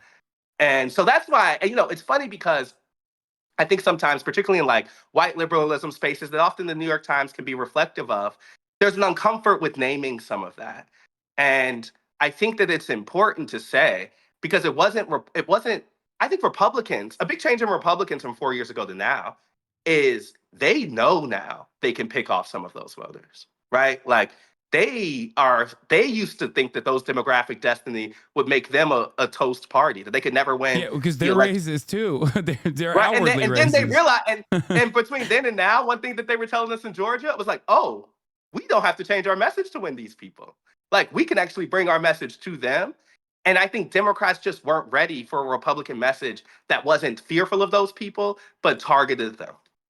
Yeah, and it's interesting because like it is inherently white nativist sentiment expressed in a way to present like economic change. It still responds to the economic issues that people are facing. So there's a class component associated with it, but it's actually like inherently a racist, non-class based way of dishing out violence towards a group of people, and it is very revelatory because like.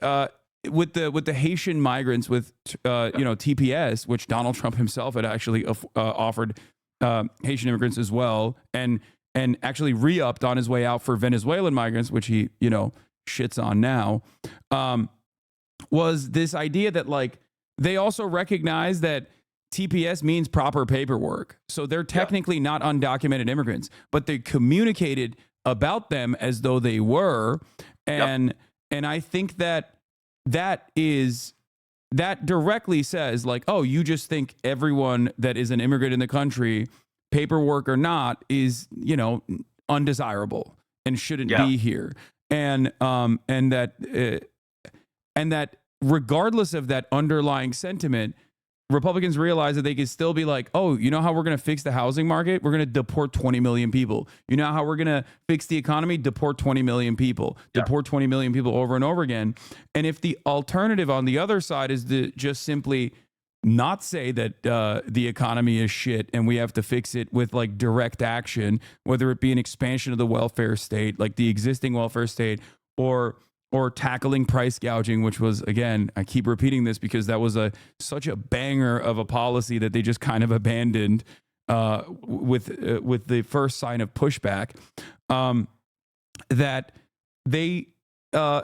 Republicans succeeded in saying we're going to shake up the system with an inherently racist message that was still broadcasted as like an economic solution, and they had no way of combating that.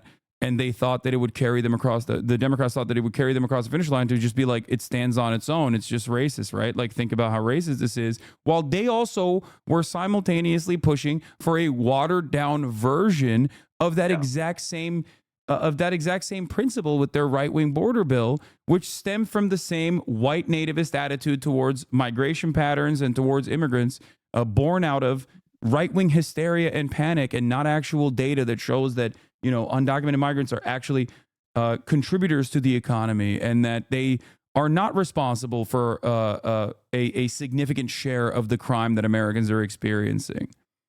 I think you called this out really early, but when, you know, Democrats have, you know, ceded a lot of the ground of this race to Donald Trump's issue of choice, right? They did not stand on the stage and say, what you are doing about immigration, what you're talking about migrants is not factual, and we think that they are contributing, whatever. They were saying, yes, there is a problem. We're just better folks who will be a better solution to the problem. And what they did in doing that, I think, was put the race on terms Donald Trump was most comfortable with, and that was certainly a choice that they made. And I just don't. I guess I'm just like, they have to ask themselves whether they want to be a working class party or not. You know, like, because if I think about the issue that does crawl across their very diverse base, it's money in people's pockets. Yes. Like, do you want to like go up against right wing, you know, pseudo populism with a left wing pseudo populism, or do you want to try to do some version of like kind of like racial, gender, sexuality kind of identity markers and try to calm people together on cultural issues? And I guess to me, like, they have shown that latter is ineffective. What I don't know is if they're frankly willing to try a version of the former. I don't know if that's what they want to do. And so I think that's what the fight that's going to play out over the next year or so. Because I remembered in 2017, after the first shock of Trump's victory, there was so much debate between Democrats about you know, race versus class. And frankly, I think kind of race won in their message that they ended up saying about Donald Trump, right? Yeah. Like, we hear a lot more about white supremacy. But what I think this election shows is the kind of futility of that debate in the first place. Like, it's both. It's always both. It's always and not or. And so they clearly have to find a way to not only speak to people's concerns about, you know, identity in the broader sense, but actually speak to the things that folks are voting on. And they're clearly prioritizing things like the economy, things like money in their pockets. And I think that is a lesson they can take from this week, because that is across racial groups. So like, if I'm a Democrat, like, anyone engaging in a kind of like, it's all race or it's all one thing is not really that serious. Yeah. Like, you can't look at that map and say it's all one thing. Yeah. And they have to come up with a message that cuts across more of those groups. And I don't see how they can do that without it being kind of, populist driven. I think that there is an avenue here, which someone who I never would have considered being in agreement with myself, David Brooks, even openly recognized. Your colleague, David Brooks at the New York Times, wrote about the left-wing populism and its necessity and the way that the Democratic Party communicates about things going forward. Now, the wrong lesson to learn here is to abandon marginalized groups in its entirety and then outwardly communicate like anti-trans messaging because you're in a panicked state, or just being like racist yourself. And that I'm fearful that is the lesson that the Democrats are learning. The right lesson is to still be an uncompromising defender and find ways of deflecting the attention when Republicans try to constantly pick apart the, trans panic button, constantly hit that trans panic button. You're like, you don't care about this, and neither do I. These people are our neighbors. You're being fucking weird and gross. Shut up. This is not going to put food on your table. And I think Bernie, while I do have my disagreements with Bernie Sanders, I think that one thing that the Democratic Party broadly and the media as well, to a certain degree, did was they kept talking about his policies, his universal policies, and his left-wing economic populist messaging as though it was like all lives mattering, Black Lives Matter. And I thought that was like very cynical. Maybe some people genuinely believed it, but it was very frustrating because like racial violence oftentimes is dished out on the boundaries of class. Like it's still class violence at the end of the day. I'm not saying that you should abandon Black people. Of course not, right? But I think that at the end of the day, Black people, trans people, Latino people, they're not magical, mystical beings that somehow transcend above the economy and that live in a bubble, right? They still have the same, they still face the same economic pressures. And especially when you talk about like a war against poverty style message, a economic populist message, and you are able to successfully show that you are earnest in this message and that you want to genuinely solve the material harms that they're experiencing, you do actually provide a solution for many of the problems that that underserved communities go through. And that, I think, is a message that also will not leave a bad taste in like a lot of people who are maybe, let's say, I want to say like racially incurious, but a lot of people who would normally, like, when they hear something that is like specifically targeted towards Black people, would immediately be like, oh, they don't care about me, they only care about Black people, which is inherently like it's implicit white supremacist ways of thinking. But I think it's like baked into a lot of people's minds because we do live in a white supremacist nation at the end of the day. I mean, its fundamentals are white supremacists, and you see that racist attitude still in every orifice of society and all of our systems. So I think that, like I'm saying, the left-wing populist economic message would not only solve a lot of the underlying problems that every marginalized population experiences, but it's also a very successful method in maybe bringing back some people who automatically feel a level of resentment that whenever you go through the Democratic Party's the way of communicating these problems, like, oh, how are we going to win back Black people, Black men specifically? Or we're going to protect Black men's crypto assets if they've graduated from HBCU and have 3 years of work in an underserved community. It's like that's the most insane thing I've ever heard in terms of like any kind of policy. Like that is just, I don't understand. Like, who is this for? Is what I always ask.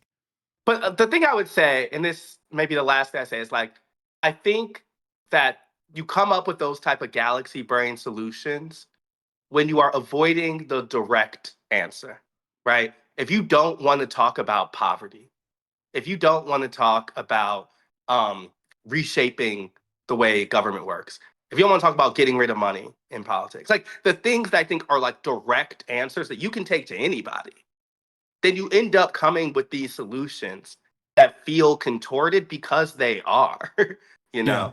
And I think that if there is something I expect, you know, like, I think that like a person, and I think Bernie's a imperfect messenger on this because I do think he has some uncomfort in people of color spaces. I've seen him in there, and you can tell this is a guy who spends his time in Vermont, right? So I'm saying like I think the next version of that, or a better example, because I've been with Rashida Tlaib a couple times in Detroit, and that is someone who I have seen take the same message to every corner of her community, and it is very clear to me why they can't beat her in that district, because that's someone who's been consistent, that's someone who's been authentic and has taken the same message to lots of different types of groups.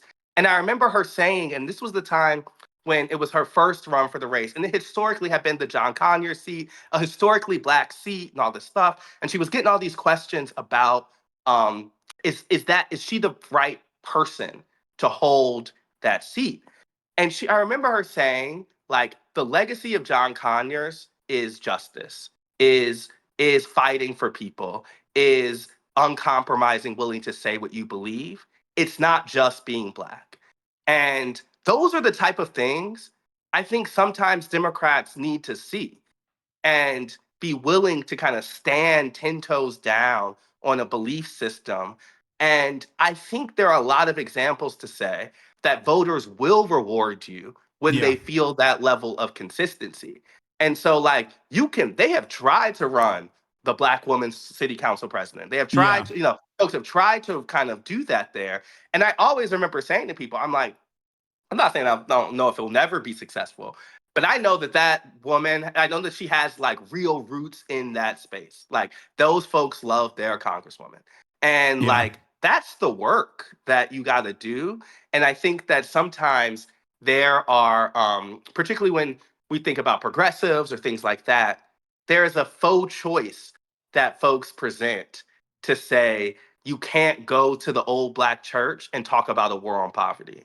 And I'm like, who says that? That's not true. Okay, You know? the only people that say that have never been to a Black church in general. So that's what I'm saying. Like, you go there, you're presuming something that I don't think is real. And so like I imagine that whoever is the standard bearer for this next version of democratic populism will understand that and will be much more like the type of politicians you've seen coming up than I think the type of politicians who we've had at the national level for a while, whose thinking is still based in a kind of 90s, early 2000s, at minimum Obama era style of racial politics. Yeah. ASTEAD, thank you so much for coming on. I know I said a couple more minutes, and I just like kept you here for like another 40. But this is always a delightful and very enlightening conversation. Before you go, where did you get your shirt from? Because one, there's a lot of Spurs haters here. Oh no, I haven't seen the chat. Yeah, I did put it on thinking like, let me rep Spurs on this moment. I got the shirt from like a very well targeted Instagram ad, and which is a horrible answer. But you know, like if there's one thing I'm a stand on, it's both my journalism and Tottenham. So might as well roll with it. Yeah. So if people wanted to figure that out, and also apparently. Now, I'm not a Galatasaray fan by lineage. I guess like my family's Fenerbahce fans. I don't really care about football or soccer that much, but apparently Galatasaray ripped. Yeah, apparently Galatasaray took out your mans. I yesterday I slipped from the office and watched that loss at a bar in person. So yeah, a very very unsuccessful trip to Turkey. All right. Well, thank you so much, ASTEAD. What do you want to promote before you leave? What do you want to promote before you leave? Where can people find you? Oh, well, the run-up is in its last couple episodes. That's the podcast that we do for the New York Times. So follow me on Twitter or Instagram at ASTEAD, ASTEADWH, which is not stand for White House. It stands for my middle and last initial. I'm going to figure out what I'm going to do next. But I really like doing this, so let's keep on. Let's do it again. Absolutely. Thank you so much for coming on. Cool. Bye. See you later. It was ASTEAD Herndon, everybody. One of my favorite guests. Always a fantastic contribution to the stream. I mean, he's great. Look, one thing that I have noticed in my own personal experience is that I love talking to journalists that are constantly roaming the United States of America. I often talk to journalists who don't do that as well, but their analysis is always very different than what you hear from the people that are just like sitting in their DC apartments, right? Dave Weigel is another great example. Donny O'Sullivan is another great example. Like, these are the guys who are on the front lines, and I think that those communications that they have with real Americans, that offers them a different kind of insight. Comes off a big copium brain on Bernie, to be honest, will probably be better than whoever comes next. The guy protests segregation firsthand. I know what he means when he says Bernie sometimes comes across as uncomfortable around like people of color. He's an old guy. You have to remember, like, he's 80 years old. You can't, it's difficult to be like authentic in that regard when you have been a white guy for, 80 years old, like that, for 80 fucking years from Vermont, I get it. I get what he means by that. It's like when you see him do when you try to see him like dab up somebody, if you've ever seen Bernie Sanders around people, like, that doesn't mean he's like racist or anything, but he's just, it'll be like, like it's not landing is my point. There's like something about it where it's like, yeah, he's fucking 80, he's just an old man.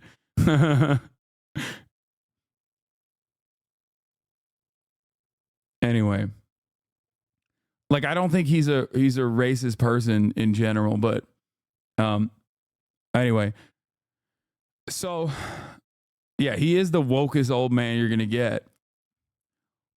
But even then, speaking of like, here, I'll give you another example. Someone who is genuinely racist, who I think is at least better at presenting himself around people of color, is Joe Biden.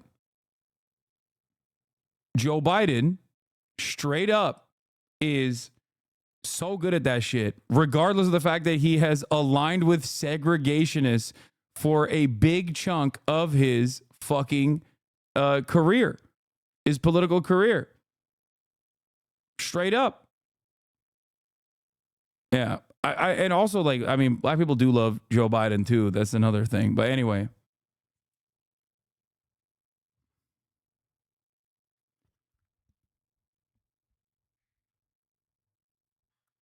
Yeah, even Bill Clinton, who,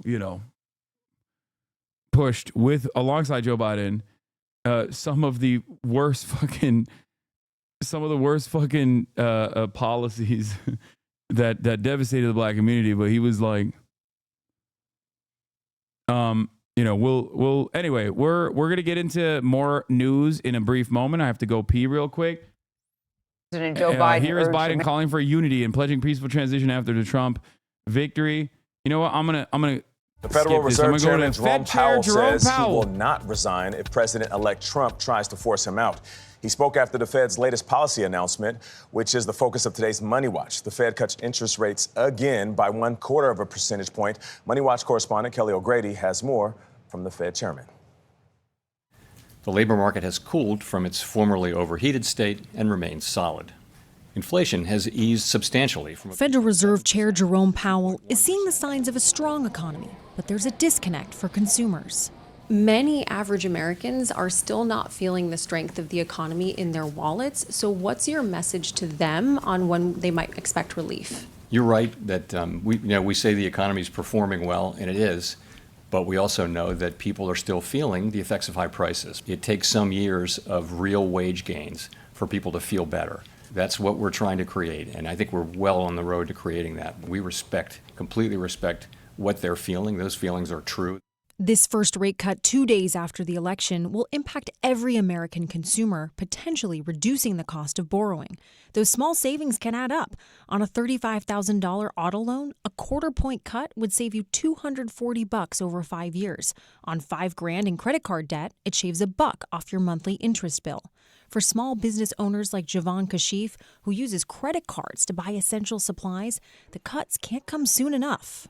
The cost of borrowing money is so high. Lines of credits come with the restrictions and liabilities that we just can't handle on a regular basis. Kashif runs a luxury nail salon in Washington, D.C. She hopes to buy a new building to replace the lease she's outgrown. We're suffocating by staying in this particular space. What does it mean for your business if you can't expand? So I haven't thought of the business in that regard. It's almost a dire need. We are the only Black-owned salon in this area, and we provide such a necessary service in this community. Now, we pressed Powell on whether Trump's win could impact efforts to bring down inflation. He said the election has no impact. Powell informs his decision with data, and we don't have hard facts about what a Trump presidency will do to the economy. All right, Kelly, we appreciate you. Thank you. We're going to turn now to the reaction around the world to Donald Trump's victory. Putin says New World Order is taking shape in speech after Trump victory. Holy moly. What? Hey, Hasanabi, I'm a trans woman who started following this year. I want to start by saying thank you for all your support for the community and speaking out for us. I'm worried about losing my rights to HRT as a trans woman. Can they take away my HRT as an adult? Will living in Colorado help me? What do you suggest me to do? Thank you again for all that you do. I think that if you're in a blue state, that there will be some protections for you. I assume that there will be some protections for you. A lot of blue state governors are currently already starting this conversation.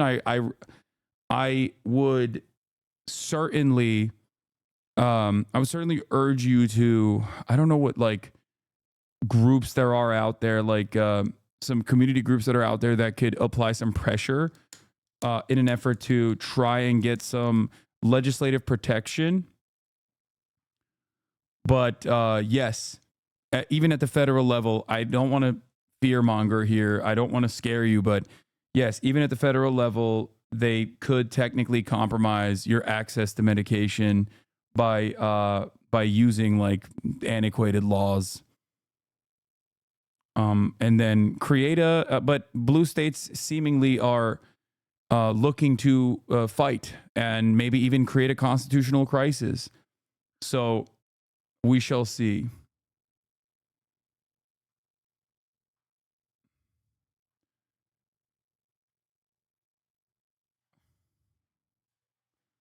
But yeah, there are local queer organizations that you can become a part of that will hopefully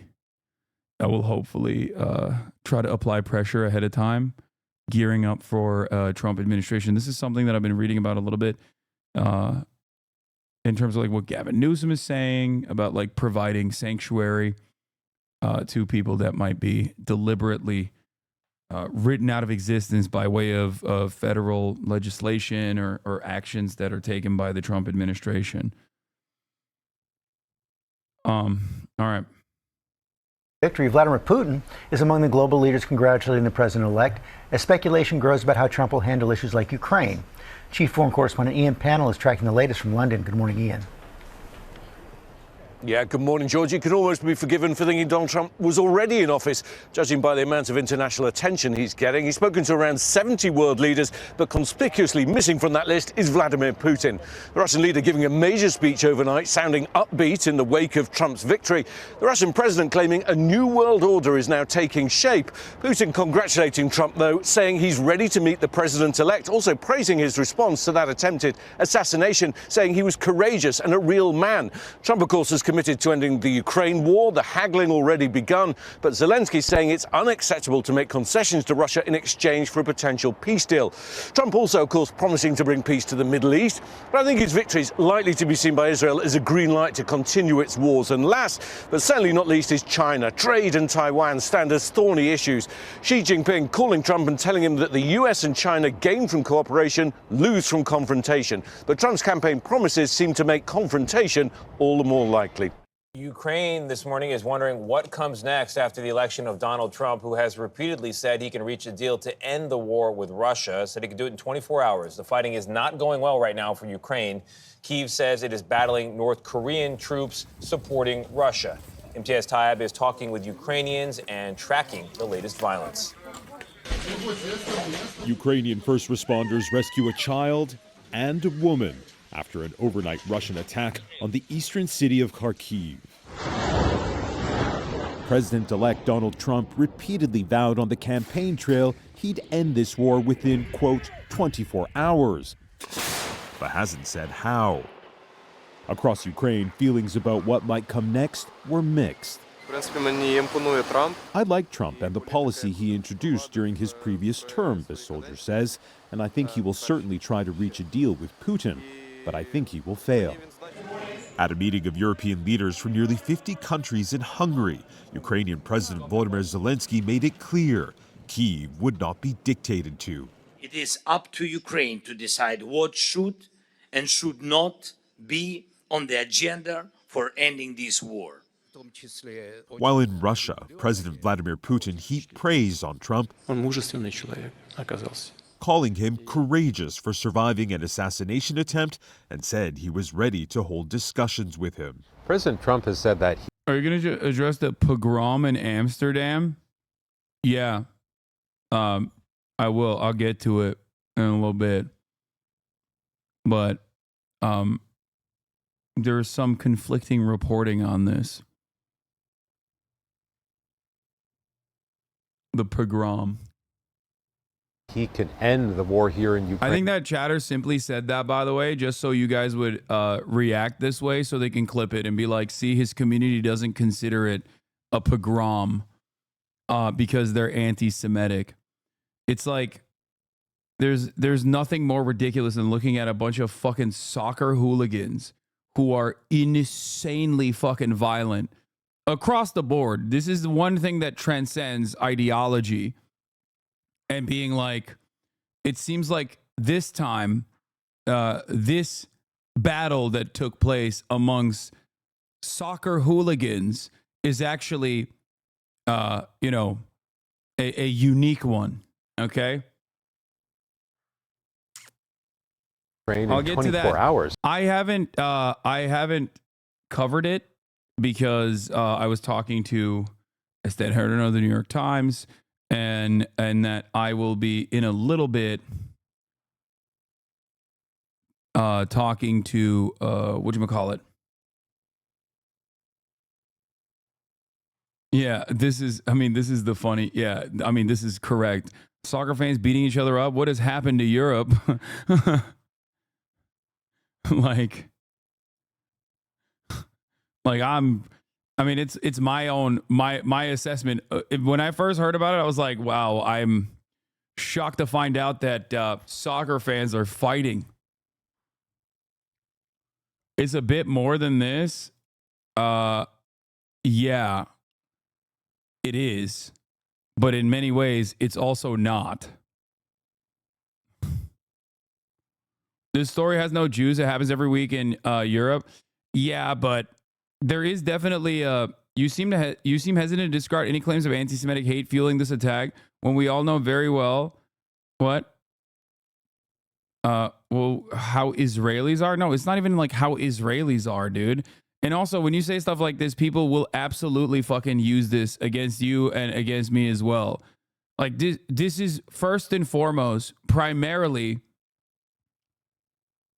football fans. Okay, that's the first layer of complexity. All right. Anyway, here. All right. You know what? Fuck it. Let's talk about it. I got 30 minutes before OSITA comes on, and we'll do it. Maccabi Tel Aviv hooligans chant racist anti-Arab slogans ahead of match in Amsterdam.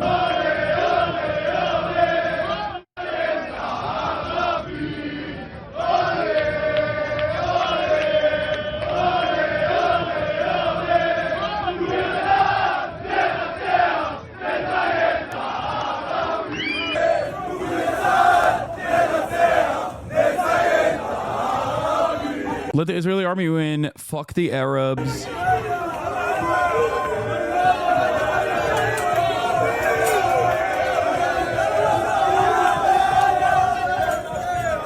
This morning, Israel says. And then every other outlet, of course, in the Western world, I think didn't necessarily cover that aspect of it at all, like, or what events that triggered this back and forth clash, and instead specifically said that this was a racially charged anti-Semitic pogrom that was conducted. Violent attacks in Amsterdam tied to anti-Semitism. From the New York Times, reporting on the racist Maccabi Tel Aviv fans is exactly what you expect. The New York Times just basically published an Israeli press release not mentioning once that the Israeli mob was chanting about killing Arabs and mocking slaughtered Palestinian children. I think originally the way that this story unfolds is that there is a match between Ajax Amsterdam and Maccabi Tel Aviv. At the beginning of the match, there's a 1-minute silence observed for those who died in the floods in Spain. The Israeli hooligans refused to pay respect and tried to break the silence by behaving shamefully and inappropriately. Is like what Ajax. Okay, sorry. And then the chants that you heard were repeated all around. It bugged me that I couldn't find the video of the entire genocidal song, but then came Maccabi Tel Aviv fans. They arrived at Ben Gurion Airport fleeing from the fake pogrom and started singing the entire song.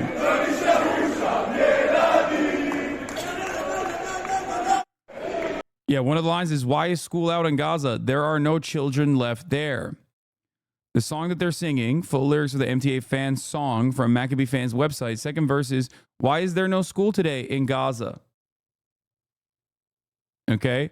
There are no children left there. The site as the song is used specifically in games versus Palestinian team B'nai Sakin, or depending on the security situation. The Judeo-Nazi ultra fans of Maccabi Tel Aviv march around Amsterdam singing, "Let the IDF win, fuck the Arabs."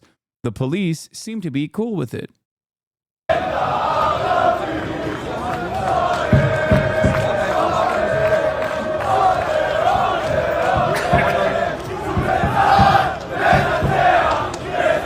I can confirm they had like 50 people working to change up the entire article. Top level editors made them move up paragraphs that were buried about them tearing down Palestine flags. I think this was total oversight and pushing out a story too quick. Yeah. So the ole, ole, ole, ole, ole, like that's a very common chant. It's a very, very common chant in soccer. It's international. Everyone has their own version of it. It seems like the Israeli Maccabi one is, insanely fucking racist. So how do we get here? Was this just like unrestricted anti-Semitism overflowing, filled to the fucking brim? In order to continue framing the anti-racist counterattacks on the Israeli football fans as anti-Semitic, any news organization will have to explicitly ignore or spin the video evidence that clearly shows that they were racist and a violent mob.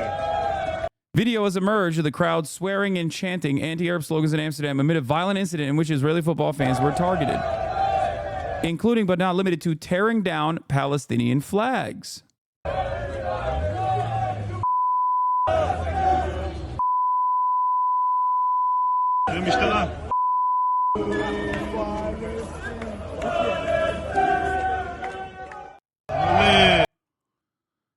Which is exactly what the New York Times did in its first reporting of the incident early this morning. Slogans versus slurs. This was an interesting point from the Reuters. Videos on social media showed riot police intervening in clashes with some attackers shouting anti-Israeli slurs. But some footage also showed Israeli supporters chanting anti-Arab slogans before Thursday's evening match. So if you're saying something anti-Israeli, that's a slur. If you're saying something that's anti-Arab, that's a slogan. The anti-Israeli slur is, of course, Zionist. The anti-Arab slogan is, calling them barbaric monsters. But that's besides the point, One is clearly significantly more important than the other, it seems. Okay? Now, let's take a look at what TRT reported on in the dark side of Maccabi Tel Aviv Championship League match But overall, the point is they ripped down Palestinian flags. They were chanting anti-Palestinian, anti-Arab shit, being incredibly fucking racist, as, for the record, most football fans are. Okay? Just so you understand. Just so you understand. This is not exclusive to the Israeli football fandom. Okay? If you think that this is exclusive to the Israeli football fandom, you got to understand it's not. Okay? Like fucking Italian flags will throw bananas at their own black players. All right. Ultras across the board, hooligans across the board make up a massive amount of neo-Nazi paramilitaries even. Azov Battalion, which originally started as a neo-Nazi brigade, is comprised originally almost entirely of football fans from Ukraine that were neo-Nazis themselves, okay? A lot, like football hooligans across the board have incredibly bad politics with some exceptions, right? You'll see like some Irish or some Scottish ultras that are like fucking Marxist-Leninists or whatever, but like usually it's very commonplace. Here it is, football sounds over Argentina's racist chanting is deafening and damning. You got SS Lazio in Italy. Okay? And also, they love to fucking fight. They love to get drunk. They love to get belligerent. They love to get racist. And then they love to fucking fight. So, yeah, Lazio, also known as Nazio.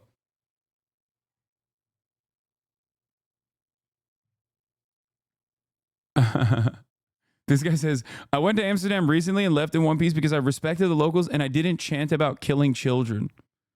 Then this guy responds, locals. Local in Amsterdam means tourists. Dutch people are like 5% of the people you encounter. Those damn Jews deserve it, says Stop Jew Hate. If I would have went around shouting about killing people's kids, I would have gotten smacked and I deserved it. Make of that what you will.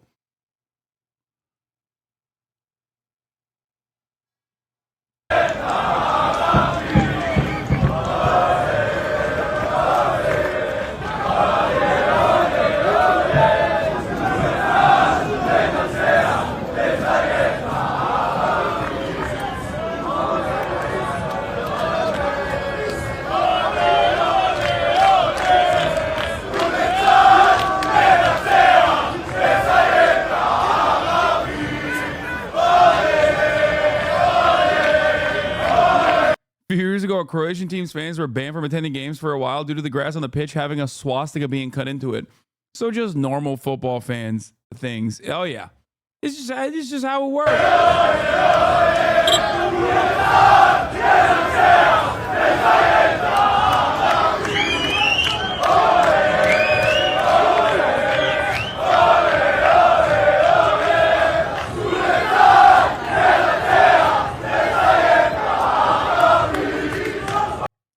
So, seems to me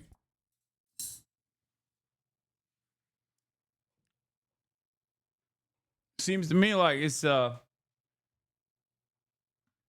bunch of fucking rowdy, incredibly racist fans of footy behaving in the way that they normally do. Now, of course, it's fucking unacceptable. And at first I thought this was like, again, somewhat of an anti-Semitic canard when people were like, dude, Mossad was with those guys. When someone in my chat said Mossad was amongst them, I was like, shut the fuck up. Come on, dude. And then it turns out it's true. Just in case, Mossad agents joined Maccabi Tel Aviv football club trip to Amsterdam from the Jerusalem Post. In the first year of the revamped format, the yellow and blue currently sit in 34th place out of 36 teams in the Europa League with 3 losses from 3 games.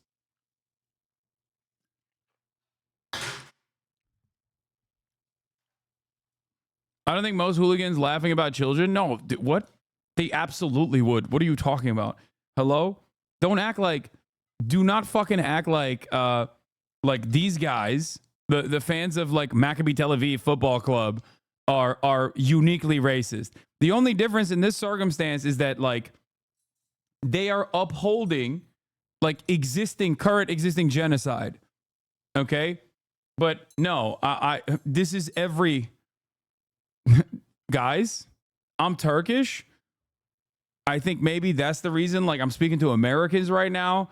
And I don't think they understand. Like they think, oh, like the Bills Mafia. Like, no, this is like, we're talking about direct links to organized crime, direct links to like fascist, real existing fascist movements.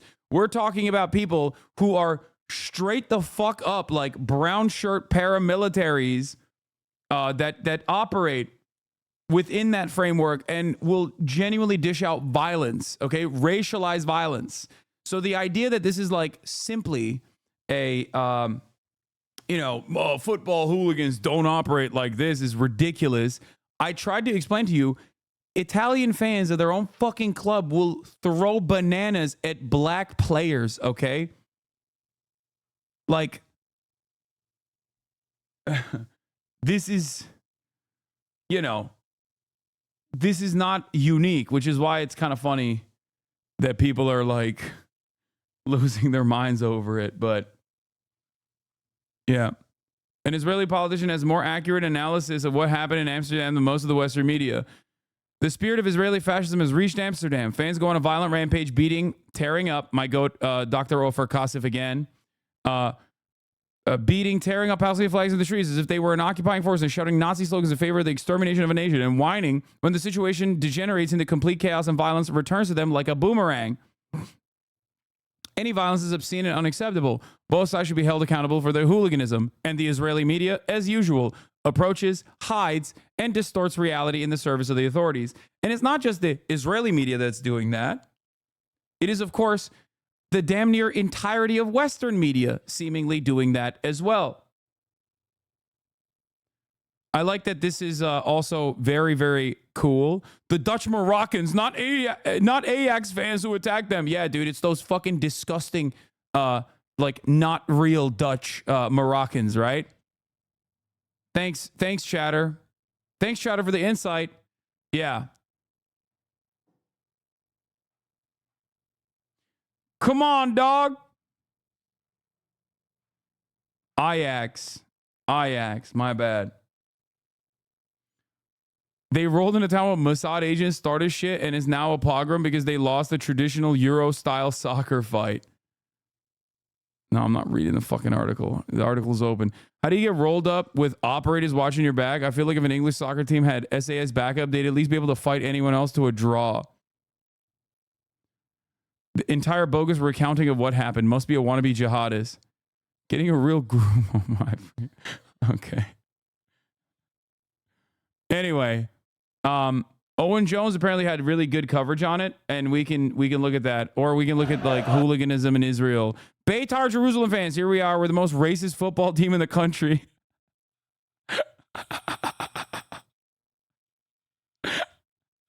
The Dutch king compared it to the Holocaust.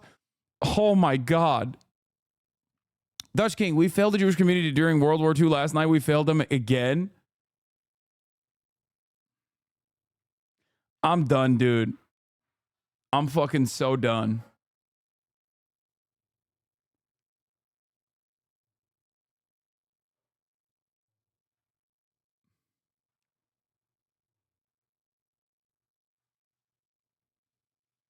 Does anyone have Naftali Bennett tweeting this too was organized? It must have been planned by Iran. That's fucking fantastic. Okay. Does anyone have the Owen Jones coverage of this? Just send me the Owen Jones coverage.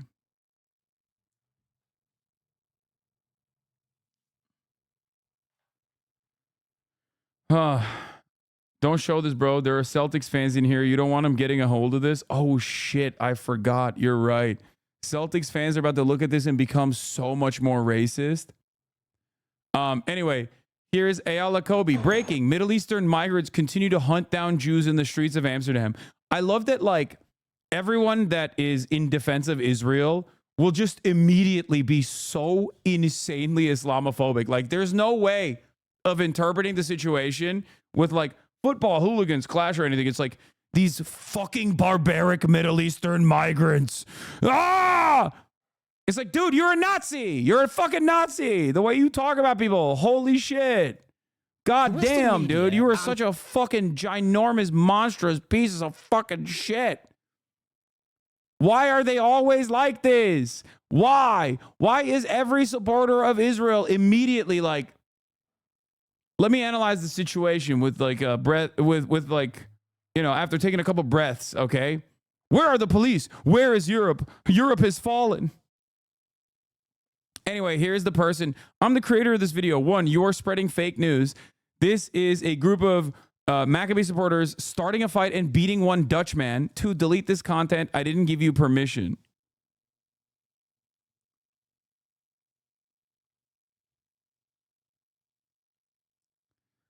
AFD's Beatrix von Storch thanks the Greens for not adopting the AFD's position on imported Muslim anti-Semitism and the new anti-Semitism resolution to be passed on AFD support. Her granddad was a final head of the Third Reich. Oh, that's incredible. Oh, she is like a current existing neo-Nazi with direct ties to, you know, the OG Nazi movement, talking about how Muslims imported anti-Semitism to fucking Germany. And Western politicians are lying to you. Well, police are challenged, you might think, but this is a very specific case study, and it is deeply illustrative and deeply alarming. Yesterday, racist Israeli football thugs rioted in Amsterdam while publicly inciting genocide, a criminal act under the 1948 Genocide Convention. This is the proximate cause of the violence. Now, to be clear, I'm not a vigilante sort of guy, and I'm not going to pretend to know exactly what happened in Amsterdam. I wasn't there, I'm not on the ground, and nor would I ever justify violence against anyone unless in self-defense. These are important caveats. I'll always stick to the truth and always be morally consistent. What matters is you can say all that without erasing what we know happened in Amsterdam, because we can all see and hear for ourselves. Now, the narrative being pushed is that there was a pogrom against Jewish people in Amsterdam yesterday. A exceptionally serious claim. One of the most serious things you could possibly say. Now, the King of Netherlands declares that we failed the Jewish community as the country did during World War II. And to be clear, the Netherlands suffered the worst impact of Nazi occupation of any Western European nation, with 3/4 of its pre-war Jewish population exterminated by the Nazis. It is absolutely obscene to compare what happened to Amsterdam to that. A pogrom, for those of you who don't know, is a mass lynching, historically usually against Jewish people that have faced like a tremendous number of different pogroms, but it's not like, it's oftentimes not directed by the state, but just like a, yeah, it's usually not directed by the state. It's but the state will like turn a blind eye to it, right? It's more so like people on the ground just through racist through racial animus engaging in like this fucking insane spontaneous lynch mob. And obviously this, especially when talking about like Jewish people throughout Jewish history, Jews have faced a tremendous number of different horrific pogroms by people basically saying like, you know, you're stealing our babies or whatever the fuck, like blood libel. Yeah, it is not directed by the state, but it's sanctioned and tolerated by the state usually. Now, the reason why it's a significant thing to say, a significant, like a very important word to use in this circumstance, is because they are trying to take football hooligans fighting one another and deliberately turn it into a sequence of racialized violence that is born out of anti-Semitism. You know? They are, and specifically, like the Dutch king was invoking the Holocaust for the record.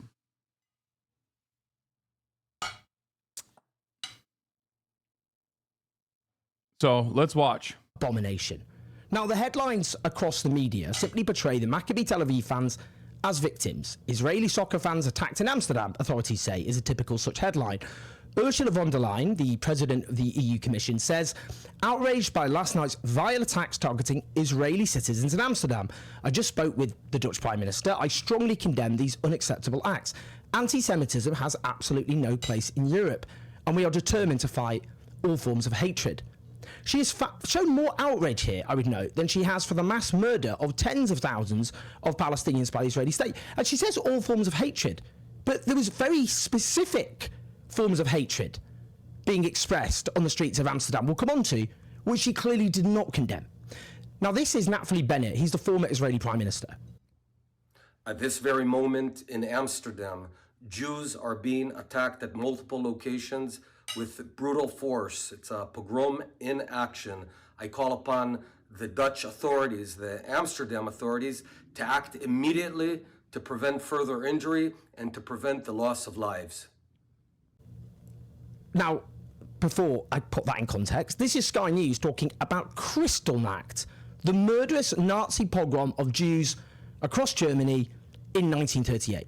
Some of those people who perhaps live in Amsterdam, those Jewish people there, were remembering Kristallnacht, which was a pogrom that happened before World War II, where Jews were targeted, of course. You can understand how upset, how angry, how afraid they are that this happened in their own country in modern times. Now, as the Israeli analyst Meyrav Zonstein puts it, comparing what is happening in Amsterdam to the Holocaust or to pogroms in Russia is absurd, offensive, and a cynical weaponization of anti-Semitism that undermines Jewish safety everywhere, all things that will become further normalized in a second Trump-Netanyahu period. The Israeli leftist politician Ofer Kasif, a lone courageous voice amongst Jewish Israeli politicians in the Knesset, the Israeli parliament, offers far more accurate coverage than the vast majority of the Western media, saying the spirit of Israeli fascism reached Amsterdam. Fans go on a violent rampage, beating, tearing up Palestinian flags in the streets as if they were an occupying force and shouting Nazi slogans in favour of the extermination of a nation, and whining when the situation degenerates into complete chaos and violence returns to them like a boomerang. Any violence is obscene and unacceptable. Both sides should be held accountable for the hooliganism, and the Israeli media, as usual, approaches highs and distorts reality in the service of the authorities. Well, not just the Israeli media, to be very clear. What actually happened? These racist Israeli football hooligans went on the rampage. Firstly, at the stadium, they jeered through a minute's silence for victims of Spain's floods because Spain has recognised the Palestinian state and spoken in support of arms embargo.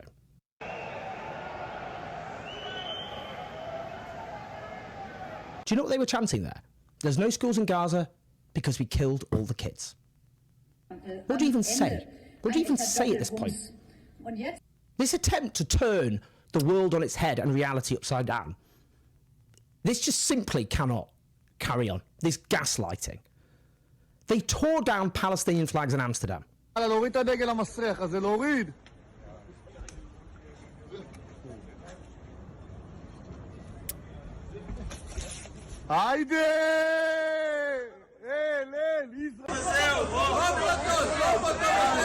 Damn, dog. That's crazy. Motherfuckers out here always, dude. You can't do that. Like, I mean, this is not unique to like Israeli fandom, but like, you just can't. You can't just like operate like this. You know what I mean? You can't fucking be like, yeah, no, I see a Palestinian flag, it's mine now. Okay.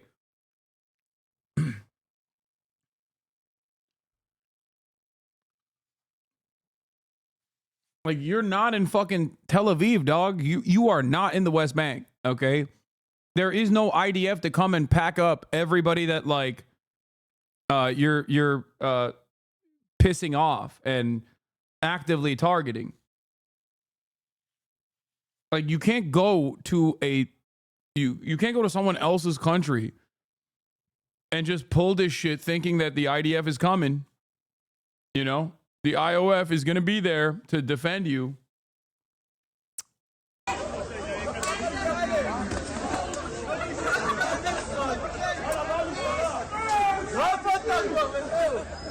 They chanted death to the Arabs and let the IDF fuck the Arabs, which is incitement to genocide and a grave criminal offence in all countries which have ratified the 1948 Genocide Convention, which of course includes the Netherlands and, I might add, Israel.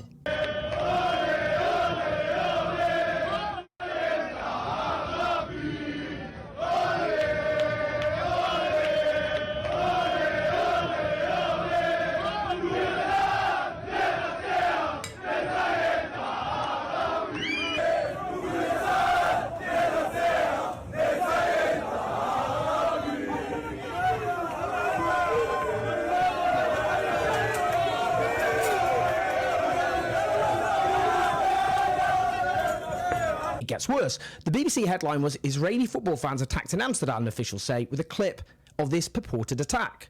Indeed, you can see this clip for yourself. It does indeed look disturbing. Turns out it's actually Israeli fans beating the shit out of a random Dutch guy.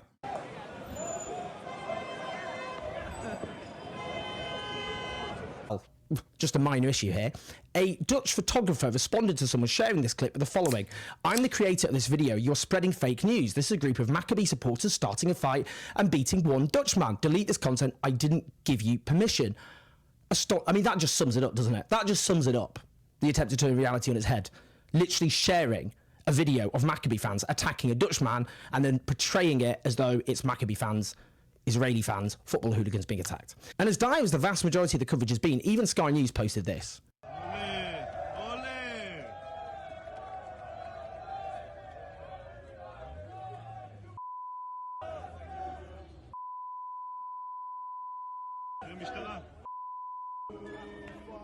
The thing I don't understand is like,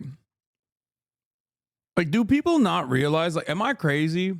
Like, there is already underlying, pre-existing, unexamined anti-Semitism in many of these Western nations. Okay? So many of these countries already have this attitude where they are already like kind of anti-Semitic, right? So when Israel is like going on defense mode after seeking their fucking football hooligans on foreign soil, and then crying foul after they got their fucking ass beat to be like, this is an anti-Semitic pogrom, you're literally just, making people more anti-Semitic. They'll be like, okay, what the fuck? Like, I don't think this has the intended effect. I'm sure some people will look at it, especially Islamophobic people, will be like, oh, this is, a bunch of monstrous Arab pieces of shit doing what they do best, which is like, hate Jews. But overall, I think there's probably a much larger group of people that are like, one, not even anti-Semitically, but like straightforwardly seeing this for what it is and going, oh, this sucks. Shut the fuck up. Because it's also annoying. Like there is a level of arrogance and a sense of entitlement that comes across with like a lot of these smear campaigns in general, where you're like, no, this is not like football hooligans duking it out and getting their fucking ass beat. Okay. This is different. This is an anti-Semitic pogrom, and people are like, come on, dog. What the fuck are you talking about? Like, for as many people as you convert into legitimately believing that this is like a specifically targeted anti-Semitic operation, I feel like there are a shit ton more who look at this and they're like, yeah, this is undermining the overarching goals that you might have.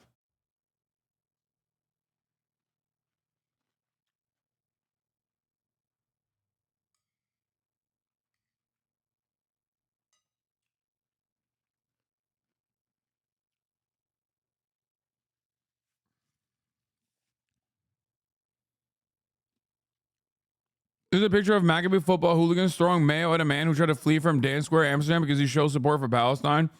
Dam Square is the national monument that remembers the deaths fallen in World War II. This happened on Thursday afternoon. You overestimate people's critical thinking skills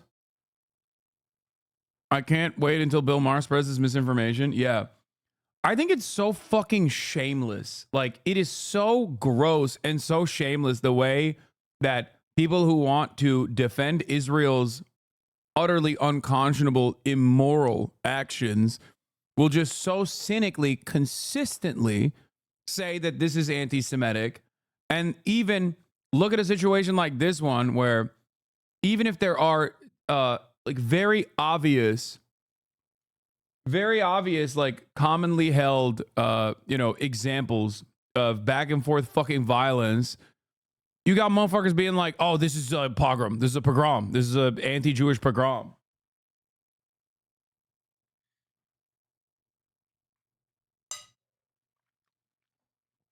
Darzex, our Israeli chatter, says, ironically, this might be part of the Zionist trap. The more Israel makes the world anti-Semitic. No, it is, by the way. That is what it is. The more Israel makes the world anti-Semitic, the more promise of an exclusive shelter is endearing to said Jews who fear pogroms and violence. I've talked about this before, where there's a reason why people like Benjamin Netanyahu are so closely associated with like fascist movements, some of which are openly, deeply anti-Semitic, like fucking Viktor Orban, right? Because it works in his favor. Benjamin Netanyahu wants all the Jews all around the world to feel less safe, so they fuck off and go to goddamn Israel. Why the fuck would you do that? Why would you do that? Why? Like, if you are, the greatest threat to Israel's safety is not Hamas, it's not Hezbollah, and it's not the Ayatollah, okay? The greatest threat to Israel's safety is fucking Boca Raton. It's Sherman Oaks. It's Brooklyn.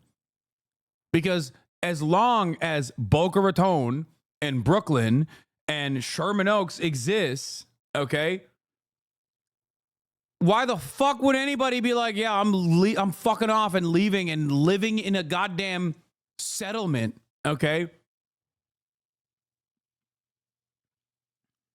That's it. Nobody wants shitty techno music blasting every goddamn day of the fucking week. Okay?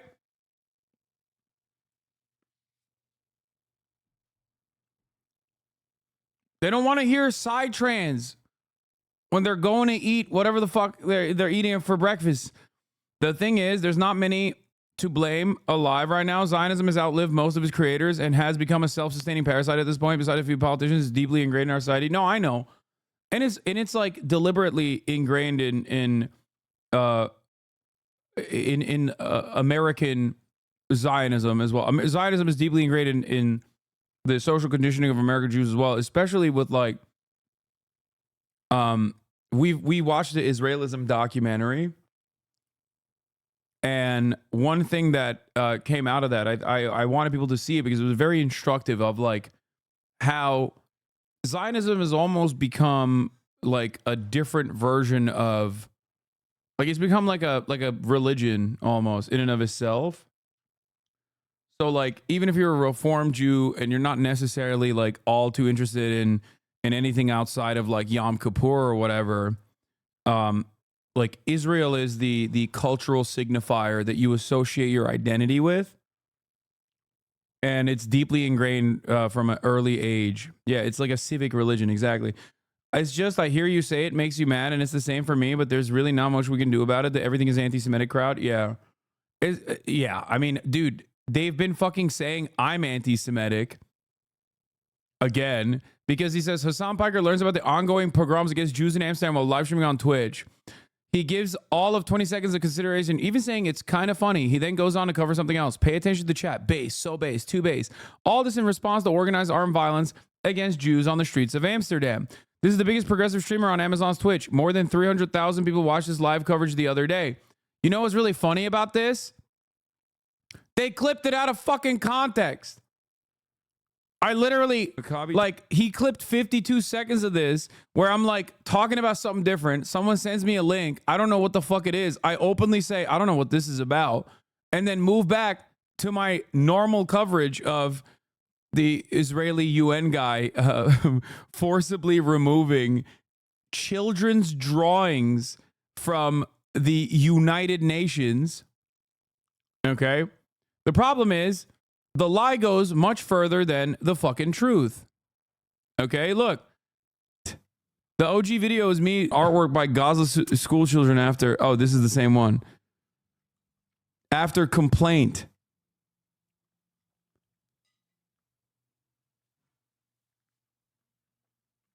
What? The Maccabi Tel Aviv hooligans are getting attacked right now in the Netherlands after ignoring the minute of silence for Valencia victims and singing racing chants about the extermination of Arabs. Dutch Moroccans are making them aware that this isn't... This for the children! For the children! What the fuck? What is happening?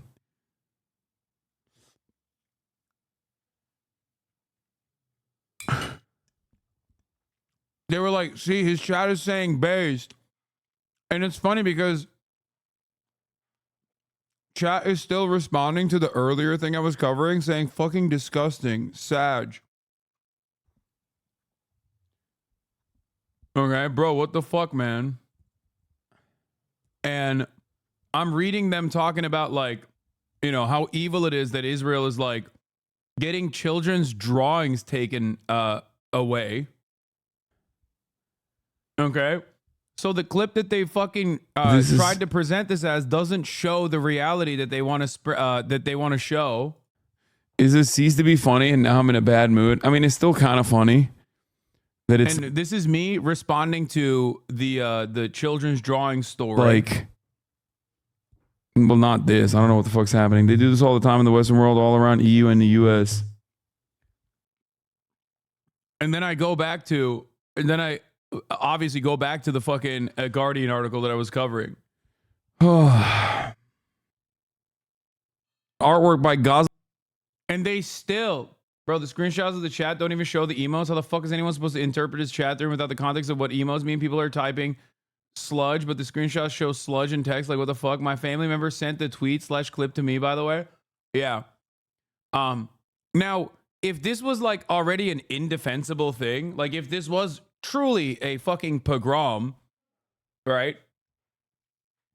Then obviously it looks bad that these guys are so fucking clearly trying to be like, look at Hassan making light of this like horrifying violence, even though like I clearly wasn't, because I don't know what the fuck is going on. I openly communicate that. Okay? But it's also additionally ridiculous because it wasn't a fucking pogrom anyway. Dumb fuck. But yeah, once again, I'm so close to doing tactical fat phobia. Here, spam the fucking context of this, because obviously the context of this story does not get the same level of fucking motion as the goddamn fake bullshit. Okay? There it is. There's a complete lie. Hassan was talking about how it's funny that people were complaining about artwork done by Gazan children at a hospital. Literally 2 seconds after you cut the clip, he says, not this. I don't know what's happening here.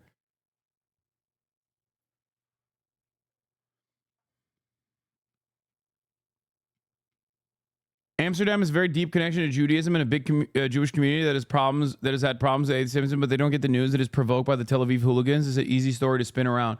Yeah, but it's just like so gross. It's so gross for a couple different reasons. One, because like we do live in a post-truth world where like narrative is significantly more important than the truth. And especially on fucking Twitter, you could just like lie.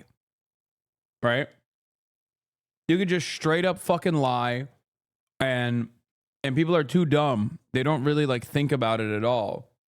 Like, you can show a video of me eating chicken and title it, Hassan is saying in this video that he hates Jews, and people will literally fucking believe it. Like, they'll promote it because it is, you know, they don't give a shit. Most people just don't care.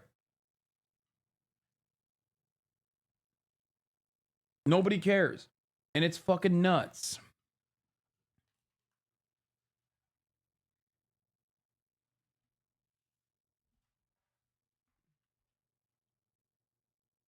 Anyway, let's finish the story while I hit up OSITA.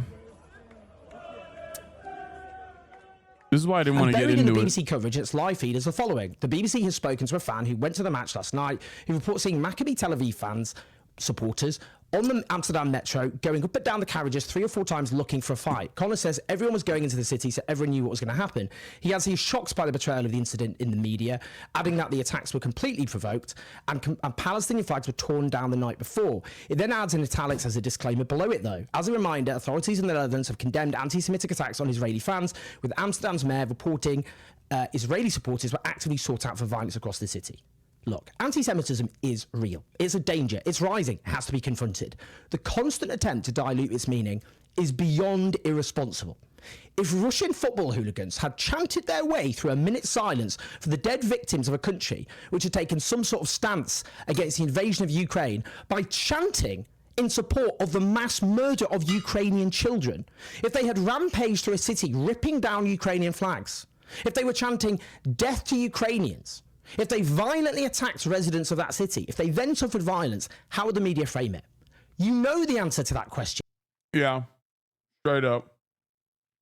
Yet again, the intentional pairing between anti-Zionism and anti-Semitism rears its ugly head and actually endangers Jews. Being told that Zionists expressing violent Zionism internationally is actually specifically anti-Semitism increases the chances of the overall Jewish diaspora, such as myself, continuing to be targeted because of Israel's reputation in the world. Yeah.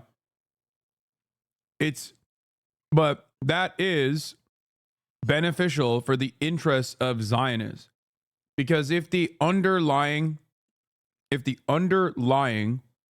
unexamined anti-Semitic tendencies of Western nations is brought to the forefront, okay, or even heightened, or even cynically people say that it's happening when it's not, even though it is, right? That creates an unsafe place for Jews that are not living in Israel. That reconfirms the primary function of Israel. Without Israel, there's no safe space for Jews. You have to come to Israel to be safe. That's it. That's why I'm saying it's like a self-serving psychopathic thing that ultra-Zionists do on a general basis. I spoke with Jews in Amsterdam. Were Jews attacked in the streets? Yes, but those Jews were also violent hooligans, one told me. This is from Forward Magazine, dude.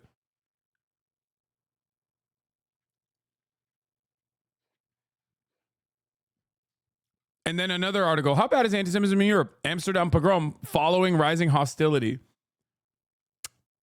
How the Amsterdam pogrom is and isn't like Europe in the 1930s. Anti-Semitic hit and run squads. Amsterdam temporarily bans demonstrations after Israeli soccer fans attacked by street mobs.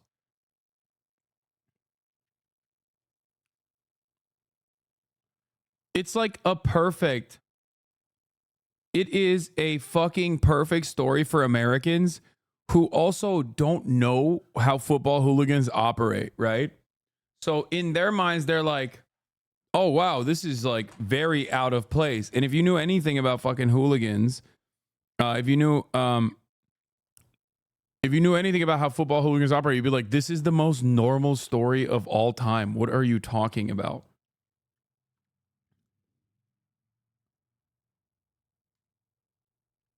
Like, it's fucking ridiculous.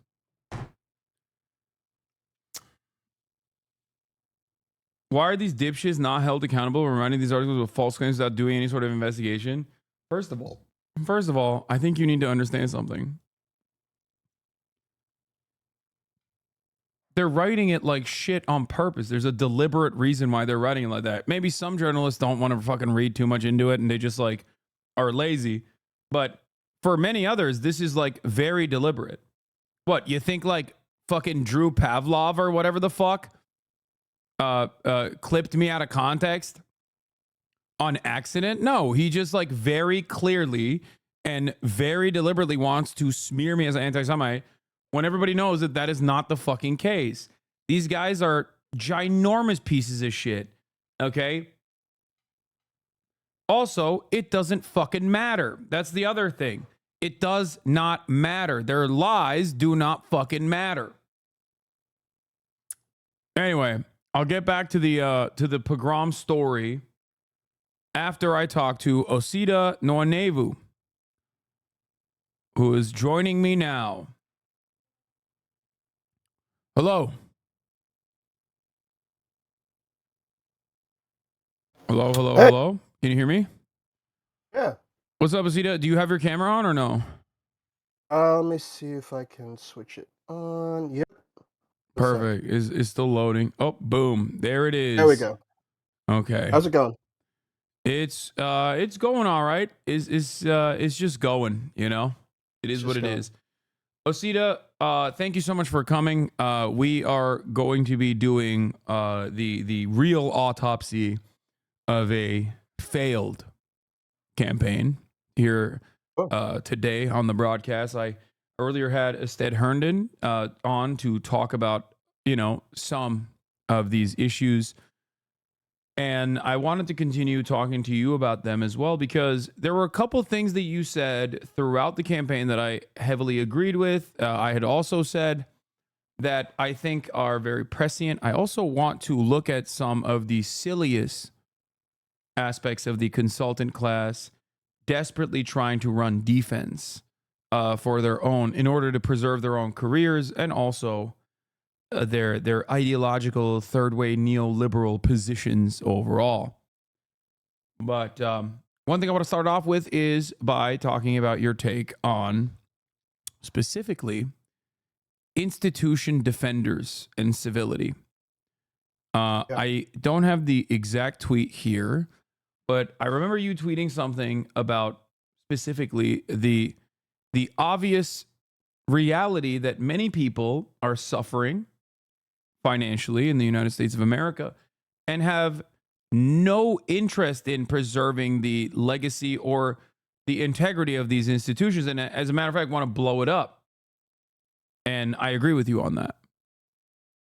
Yeah, you know, that's a lesson I think we should have learned from 2016. I think people are just getting it now. I don't think it should have taken another Trump victory to bring us to that point. But look, the bulk of the Biden campaign, before he dropped out, and the bulk of the Harris campaign were both focused on this idea that Donald Trump is a novel threat to American institutions, that he was going to come in, bust up our norms, bust up our democracy, lead us to authoritarianism.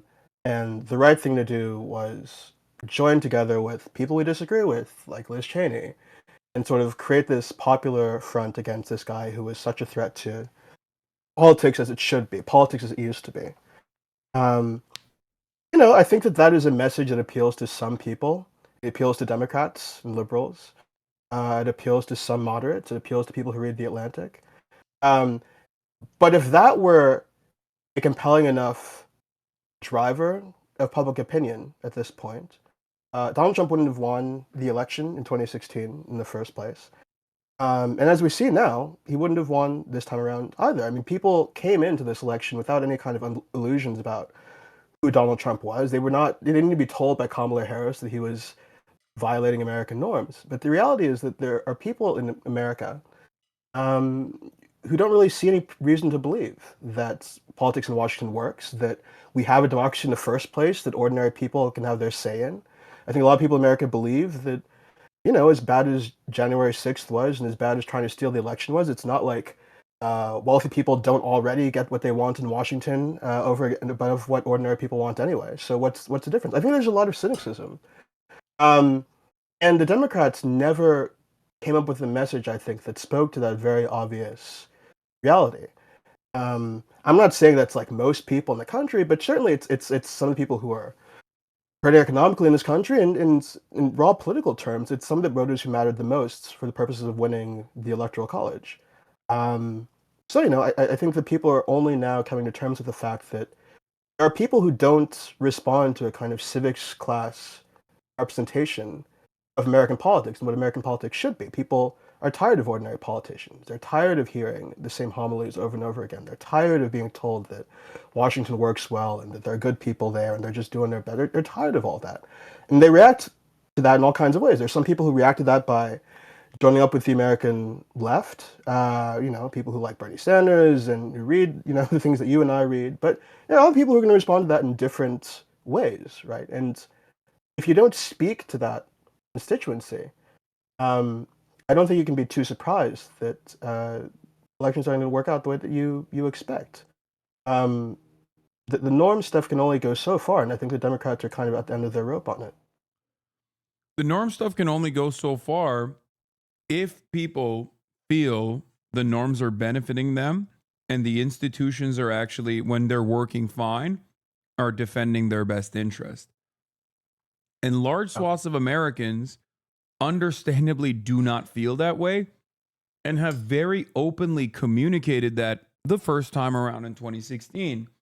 And not necessarily just in the general election where Donald Trump defeated Hillary Clinton, but also in the primary where the Democratic Party's base out of nowhere said Hillary Clinton, an establishment figurehead, was so like the worst person for the time that they were willing to go out and vote for an old Jewish man who had said he was a socialist since like, you know, the fucking 40s.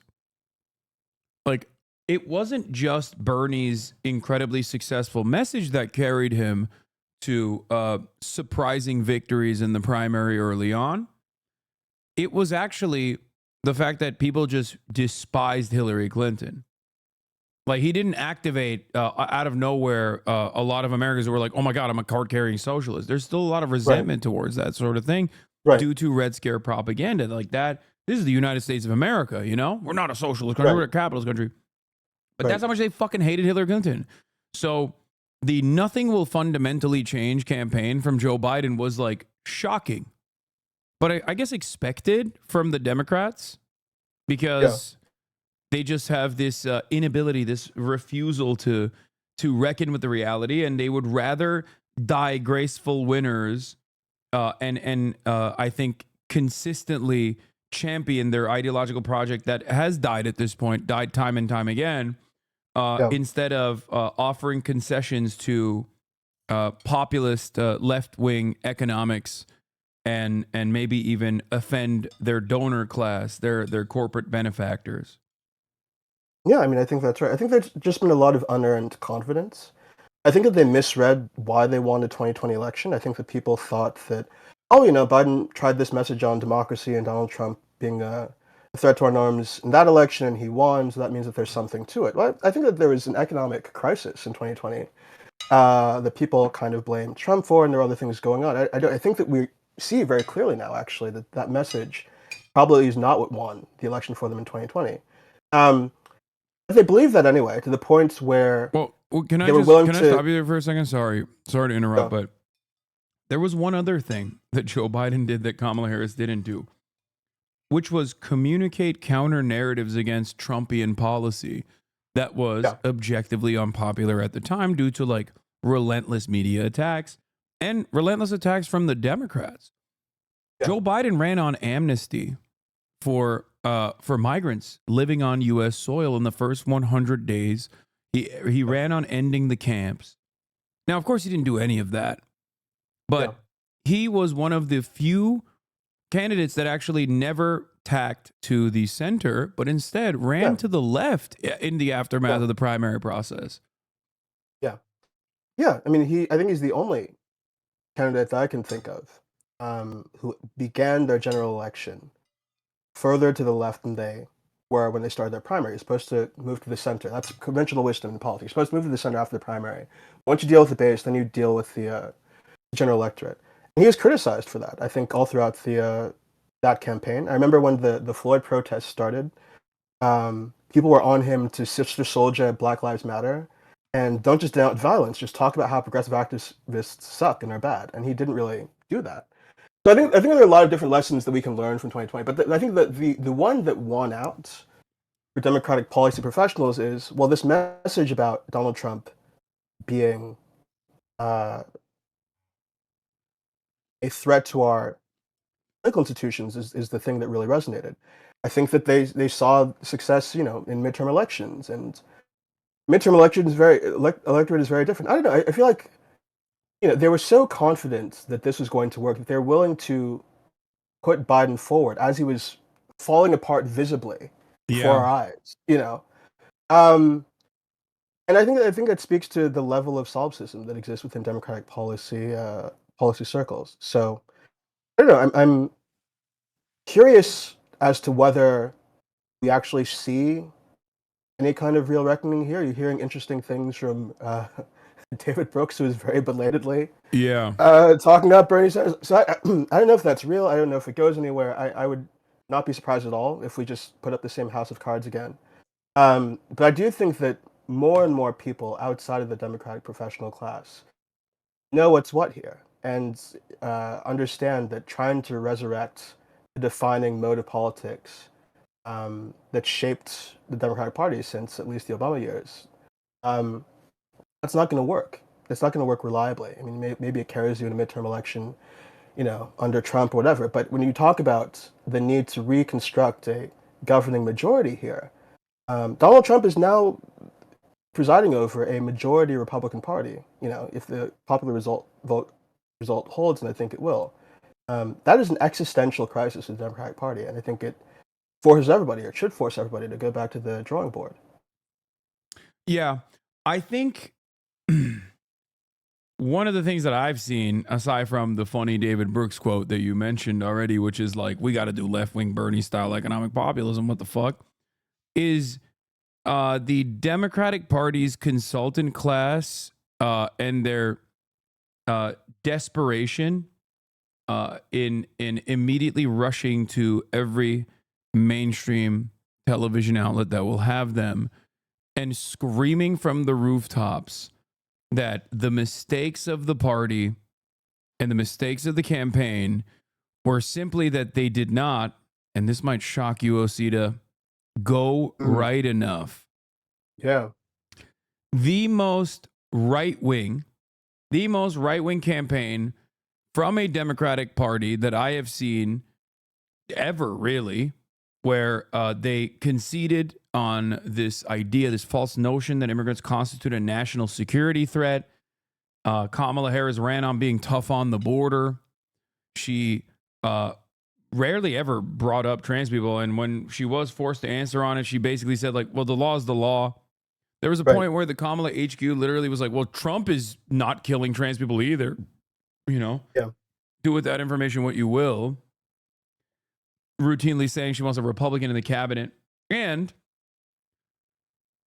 only talking about focus group messaging of over means-tested policies that were inherently neoliberal, that were either tax cuts or deregulation.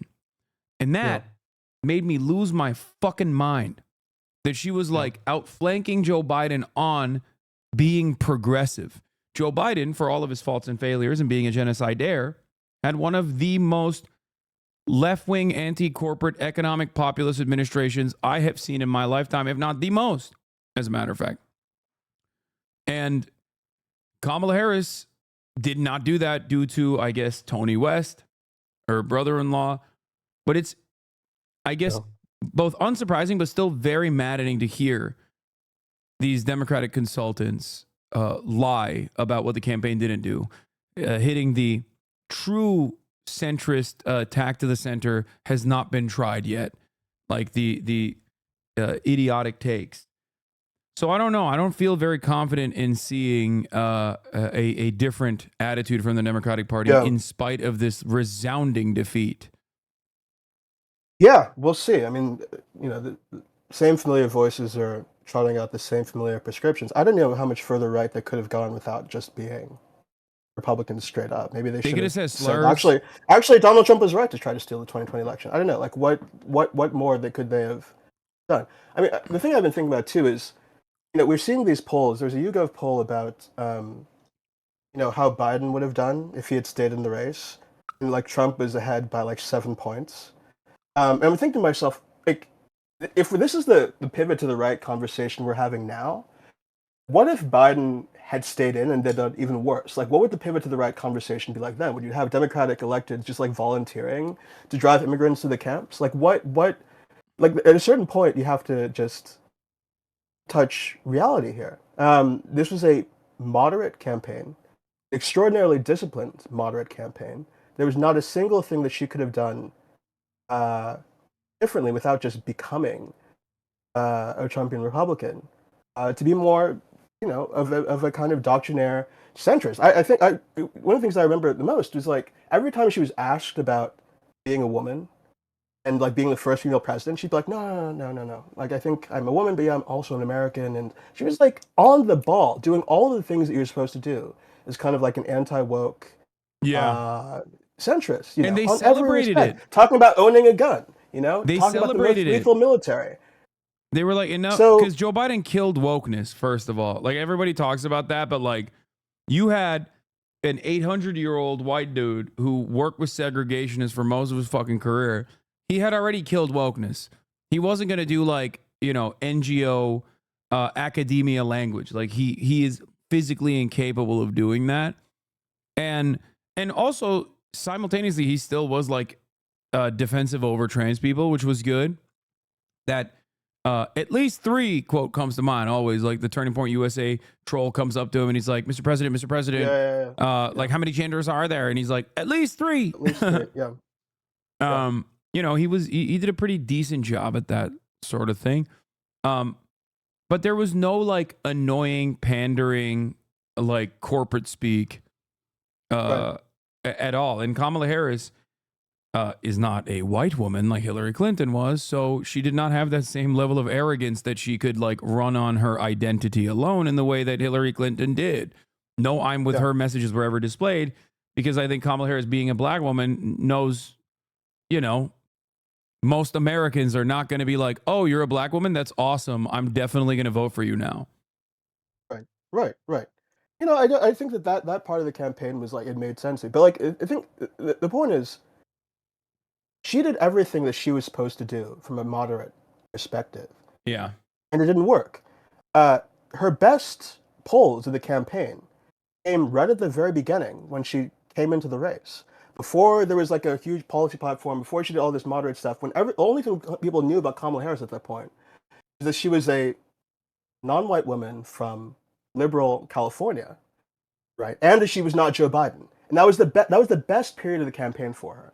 And as soon as she tries to start developing this kind of like woke or the moderate, kind of anti, whatever we want to call it, approach to replicate the Biden approach, the race starts narrowing. I want to say that it's because she moved to the center, but it clearly wasn't enough to prevent Trump from rising. I can say that. I will say that. Yeah, You don't can have say to that. say. I'm being very, very generous. I'm saying that.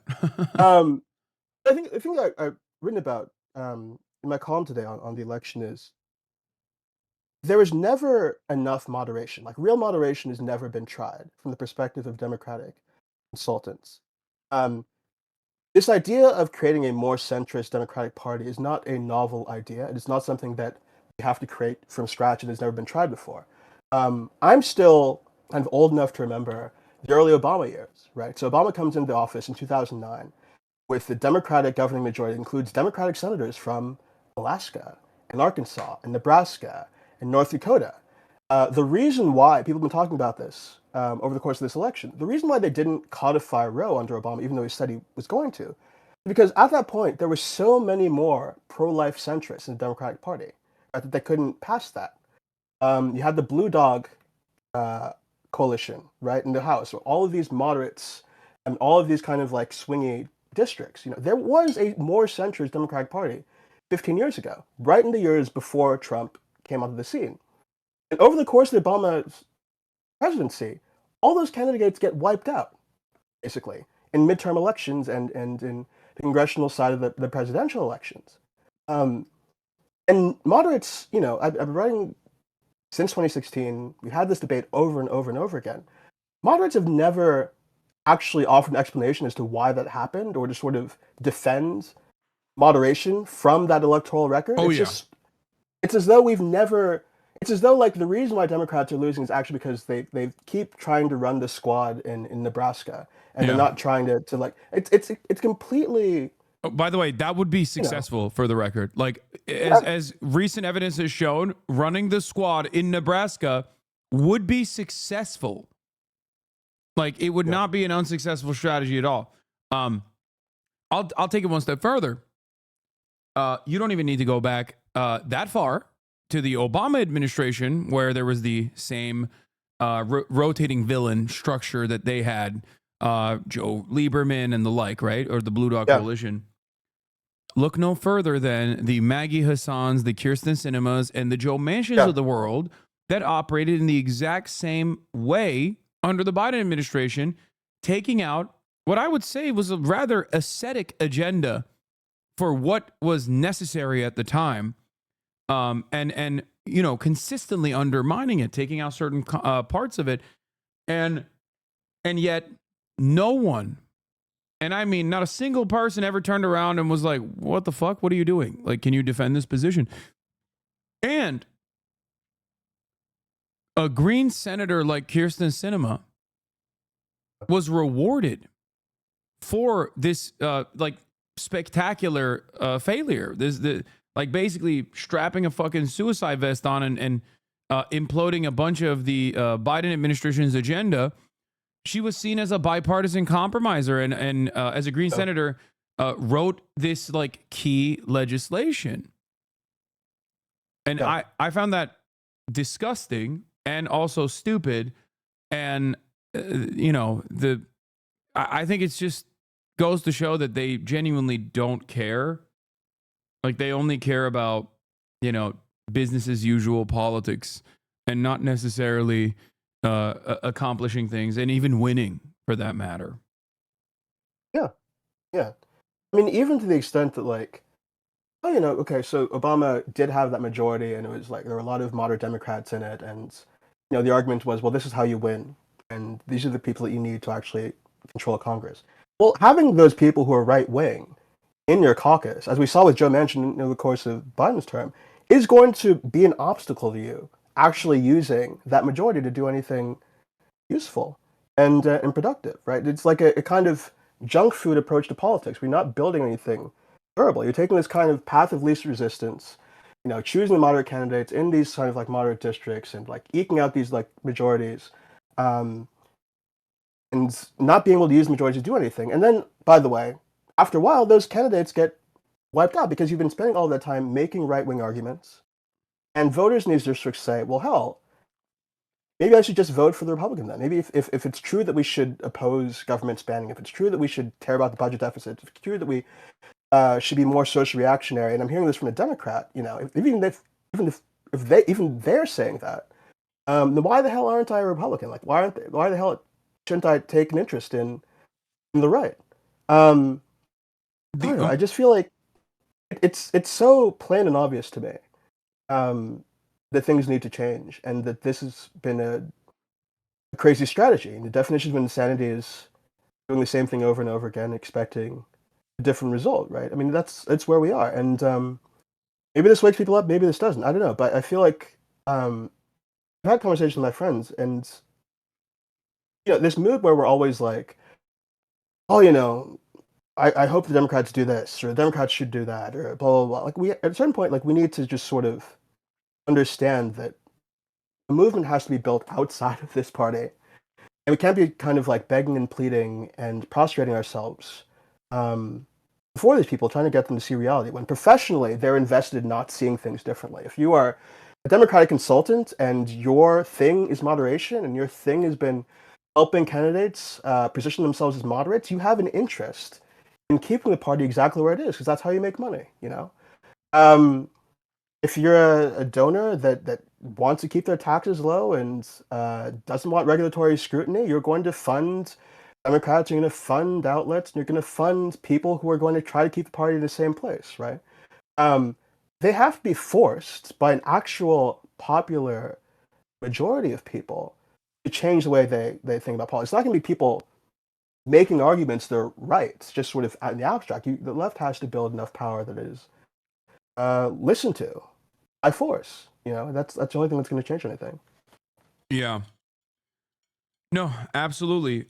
This is why I always talk about like developing outside power, ensuring that like the union movement is not, the union movement is like growing, and not even like union interests that are completely aligned with the Democratic Party, because some unions do operate as like basically loyal servants of the party, given the leadership structure. Like One example that comes to mind is I think like the Culinary Union in Nevada, both with its early attacks against Bernie Sanders in the primary, but also like the Culinary Union was basically used as like the door knocking operation for the Kamala Harris campaign, this entire race.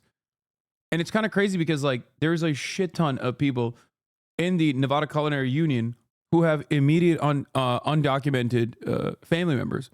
1 in 15 in this country is living in a mixed status household, and the Kamala Harris campaign, without offering any concessions whatsoever to the membership, with the exception, I guess, of once mentioning that she would raise the minimum wage, and also, famously said she would do a no tax on tips policy, or not. Sorry, didn't say that she would raise the minimum wage. I apologize. She said that she would ensure that there was no what's it called, the wage, that sub minimum wage. She would eliminate the sub minimum wage to ensure that like people would have to get minimum wage and then also be tipped on top of that, and that she would eliminate tax on tips. So outside of that, like, what kind of concessions do you offer to that union at all? And then they went and door knocked for her the entire race. And I feel like the American Union movement is like also somewhat powerless. Oh. And there is no there's no momentum, there's no motion. But I don't know, Sean Fain has said that he wants to do a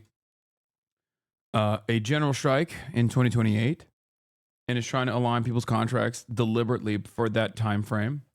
I don't know how promising that is, and I also do think that they would probably kill him before that happened, but who knows? I can't really see any way out of this though. Like, have you seen anything that is promising in terms of the Democratic Party potentially looking at this autopsy and moving in a positive direction? No.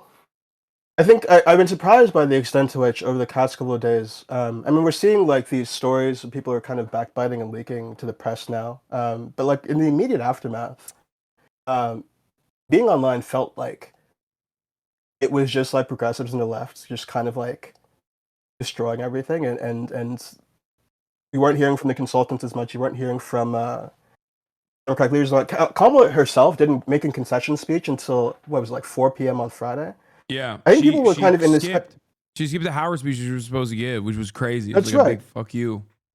I think the initial response was just this kind of like stunned silence, where I think that people had understood. Maybe the Selzer poll made people a little bit more optimistic than they had any right to be. But I think that I don't know. I felt like people were more surprised than they should have been. It didn't have an immediate response, and I think people are only now kind of picking up the pieces. But I've not seen any real indication from Democratic insiders, official Democratic Party representatives, leaders in the party that there's going to be any kind of organized rethinking of what they do now. Maybe that changes. It's still early, but again, like irrespective of what they decide, I don't think we should just sit on our hands and kind of like wait and hope that they've finally seen the light. Maybe they come to a different place. I think that maybe losing in this way pulls the scales off of some people's eyes. Maybe, but I don't think that we should pin our hopes to that. I think we have to start speaking to people in this country directly as the left with our own vision, our own policy perspectives, our own kind of understanding of what this country could be about, and just go from there, which is exactly, and I've made this point over and over and over again over the last several years. That is exactly what the American conservative movement did, right?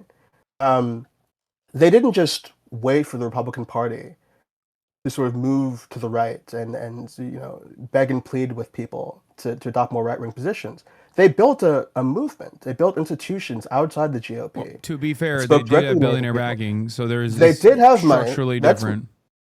It's structurally different, but I think that we have more people on our side. And that's what we have to do.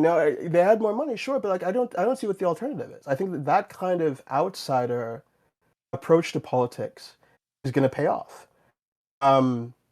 More than just hoping that we write the articles that make sense and Democrats will read them and they're like, oh, maybe the way I've done politics for the last 25 years doesn't make any sense. I've tried that. We've all tried that, and it hasn't worked. And maybe it's a little bit different now, but I don't think I don't think the real power is going to come from doing that. I think we have to try to build it on our own. How do we take over the role of David Shore? How do we trap him into a room and then we just like communicate with the Democratic Party as though we are David Shore and we reinvent popularism to be just populism? Well, it's going to take a lot of ketamine, I think, if the reports are accurate. But I don't know. I just I don't know. I don't think it's. I don't know if it's a matter of positioning ourselves in that kind of way. Like I think that we just have to sort of go out into the country and start winning races. Don't make any arguments to Democrats about this is what you should do to win this way or that way. Just in different communities in this country, start with locally, start at the state level. Just do what you can to start winning on a progressive agenda. Find out what the arguments are that work. Be curious and think creatively about how to message as leftists. Don't just assume that. And I think this is going to be difficult for people to hear, but like, if it were just a matter of just like having the right policy positions and like having the right perspective on the economy and like having the right perspective of capitalism and just telling people that, we would have already won. Like there are all of these, I think, barriers to convince people that we're worth listening to and we're worth investing their hopes in. That we have to think about overcoming. I don't have all the answers, but I think it's ultimately going to be demonstrating to people that we can win by winning. That's really all there is to it. Yeah. I don't think logic is going to work. I don't think reason is going to work. I think the thing that works is power and building it, and forcing people to acknowledge you as a constituency that matters. So your solution is not to get like Podjohn's politics, but with Hassan Piker aesthetics and flood the market with a bunch of liberals. Not growing like a liberal Joe Rogan in a vat, I mean, I think that there are benefits. I think we can also think too about like how we reach more people who aren't plugged into traditional media, and that's an important part of the story, obviously. But it's really not purely a messaging thing. I think that you have to go into districts and go into communities and actually start winning elections. And that's partially messaging, but it's also organizing. It's honing in on the issues that matter in those particular communities. And I don't know. It's like I don't have I don't have the kind of overarching solution here, but I don't think we're served by thinking of this as purely a problem of communication and argument making, and I don't know. It's not really, I think, what building power is going to be about fundamentally. Okay. Are there any final notes that you would like to bring up that I might have missed here? Because we've been running the autopsy for the past couple of days, and I feel like I am almost like responsible because there aren't really a lot of voices out there. Like everything that I've seen from mainstream media is like incredible. Like every single outlet, I think, is deliberately lying because it's chock full of consultant class people from Obama world, from Hillary world, that are desperately trying to hold on to this like obviously dead idea of third way neoliberalism and like attack to the center moderation. And it has failed yet again and has opened up the floodgates of American fascism.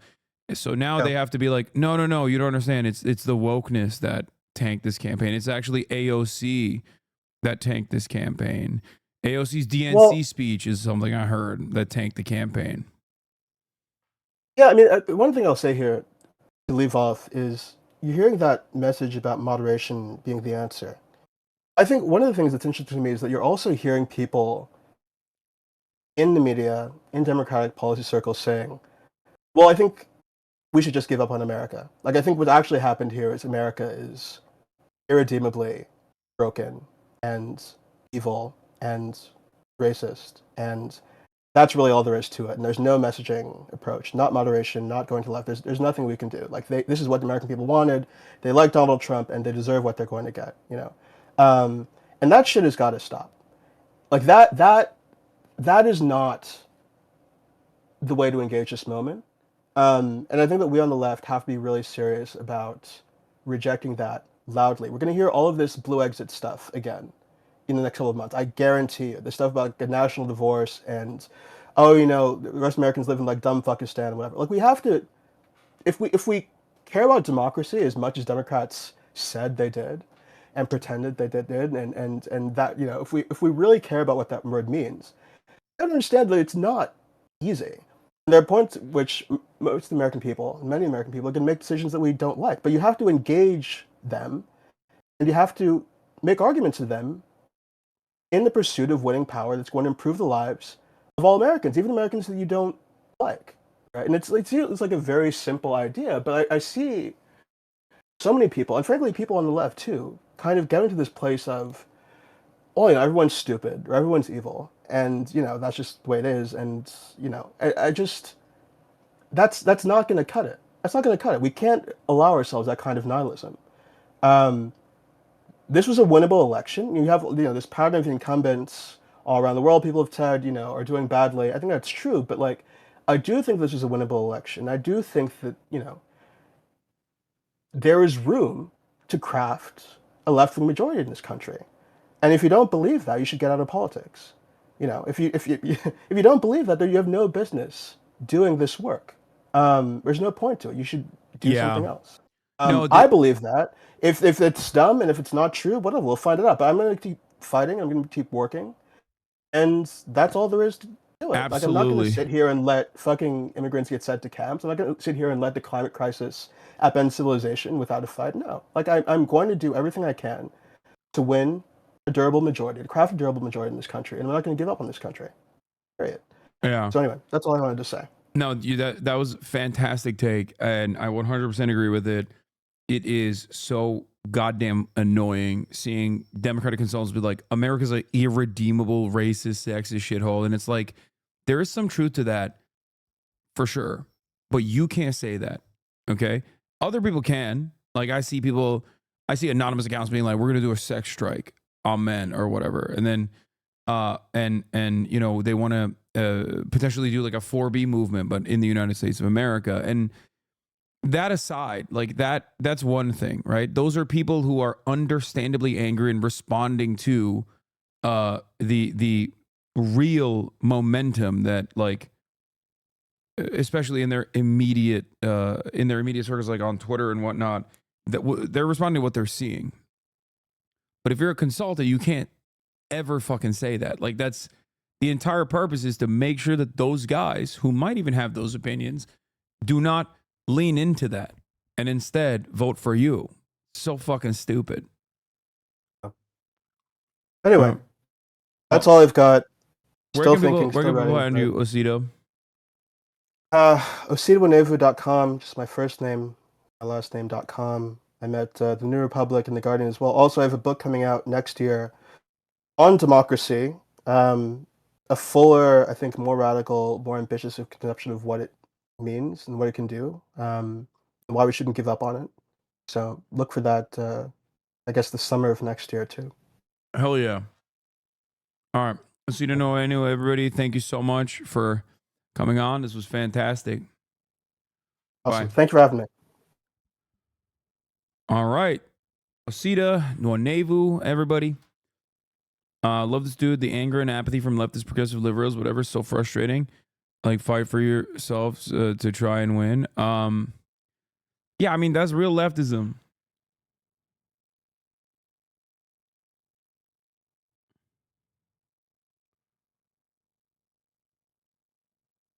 I think all I'm going to say is this. Okay? Don't fault I don't fault my peers for feeling emotional in this time or saying that, like, you know, racism and sexism played a big role in this. It did, right? And I think that, you know, everyone's heart is in the right place. It's just, it's understandable that when you see, an entire country look at someone like Kamala Harris and be like, nah, like match up someone like Donald Trump. It almost feels like a flex, if that makes sense. It feels like a misogynistic flex. You know what I mean? To be like, no, this incompetent fucking asshole is still better than a competent woman that you're going to put into this position of power. You know? It's like a fuck you.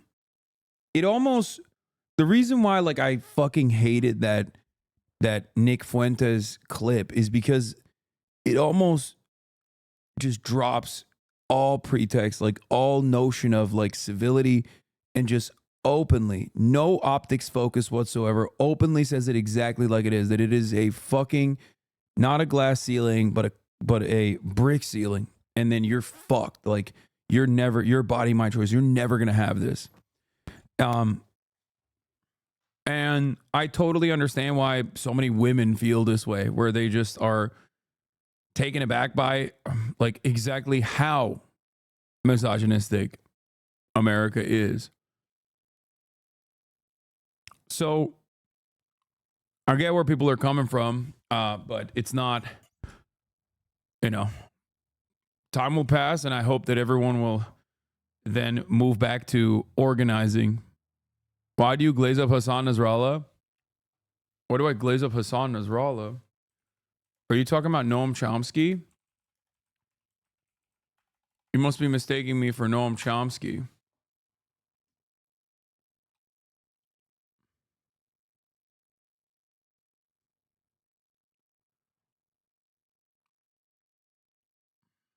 Someone's got to have that clip.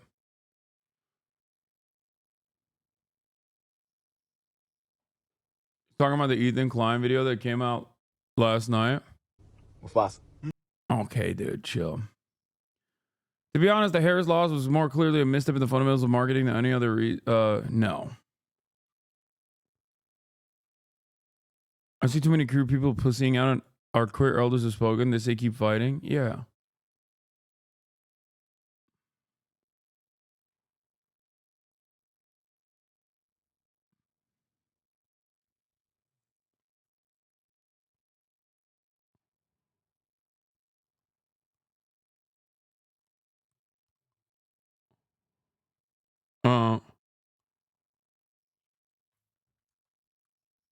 As a new Ethan talking point, hold on.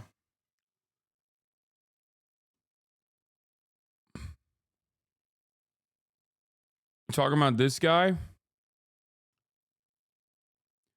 Chomsky hails Hezbollah. Hosted by Hezbollah, Leftist Professor Noam Chomsky ended his visit to Lebanon with a tour of Al-Qiyam prison, where he declared the group's success in removing Israel from the south was a victory for all the peoples that fight injustice and oppression.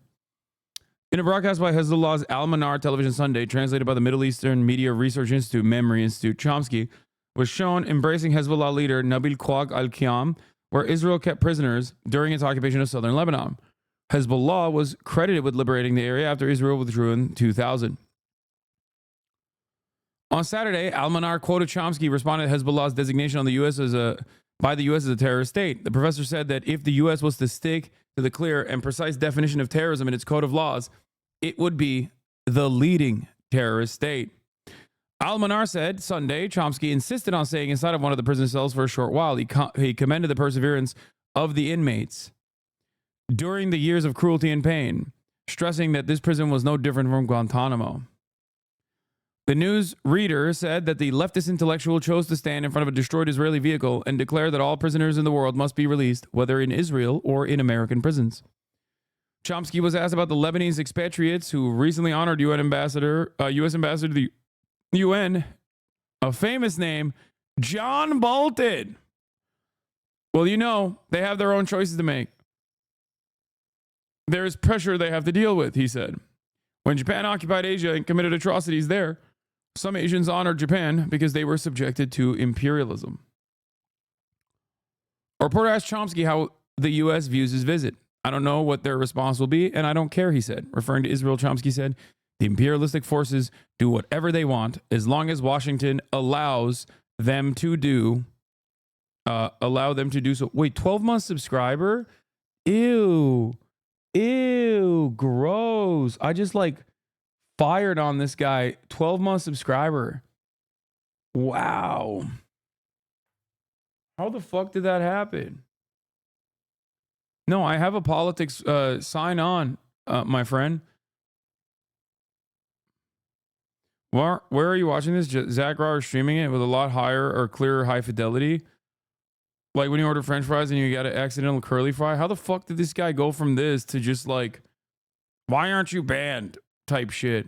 I'm gonna unban him. It's because of your no clipping by anyone other than subs policy? What?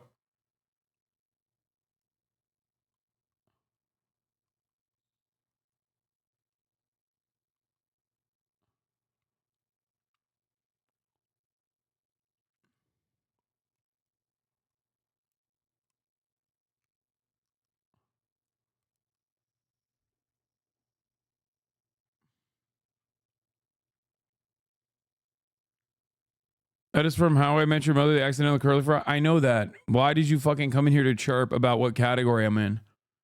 Are you ban baiting? Is that what it is? Anyway, let's continue. On Saturday, Chomsky said Hezbollah's insistence on keeping its arms is justified. I think Nasrallah has a reasoned argument and a persuasive argument that the arms should be in the hands of Hezbollah as a deterrent to potential aggression, and there's plenty of background reasons for that. Chomsky asserted that until there is a general political settlement in the region and the threat of aggression and violence is reduced or eliminated, there has to be a deterrent, and the Lebanese army can't be a deterrent. Yeah, Chomsky.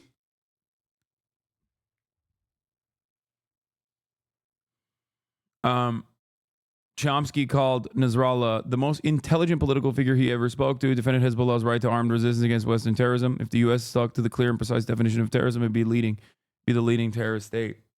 So, as I have talked about, although I do still consider it to be unproductive, Hezbollah is, at least in its domestic affairs, in its ideology, at certain times, specifically with Hassan Nasrallah's individual ideology on homosexuality and whatnot, is not in agreement with someone like myself. I'm a progressive person unconditionally, right?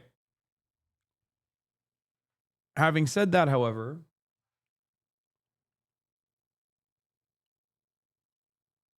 Hassan, don't. What? Should I be homophobic? Because Democrats are being homophobic now? Is that the method?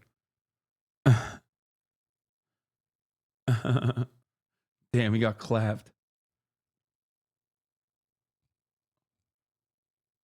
Oh, Ethan Klein made a video of you talking about this. Yeah. I thought he was saying Hassan, no, you can't be defending gay people. Remember, the Democratic Party is retriangulating to the right again.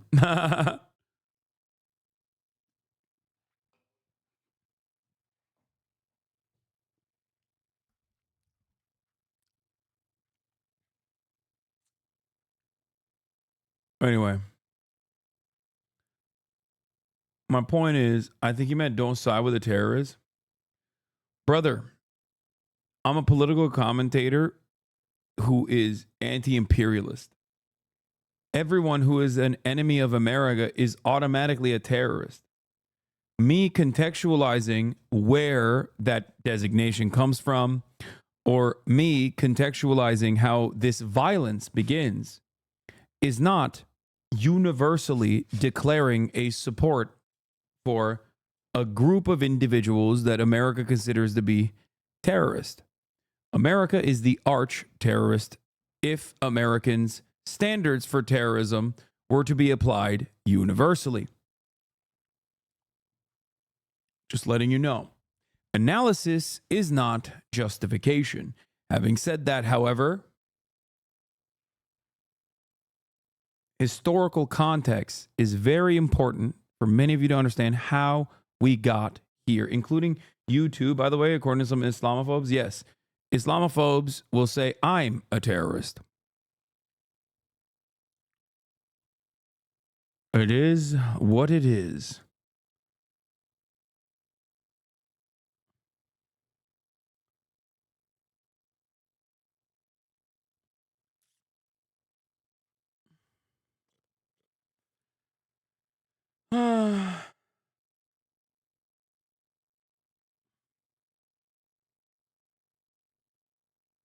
Guess which one of your favorite content creators went further down the Nazi spiral, made an hour-long video about Tommy United Robinson?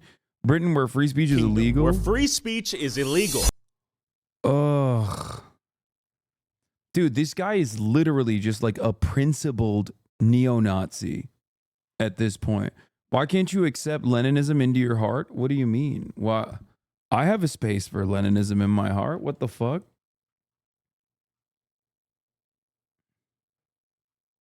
Vladimir Ilyich Lenin.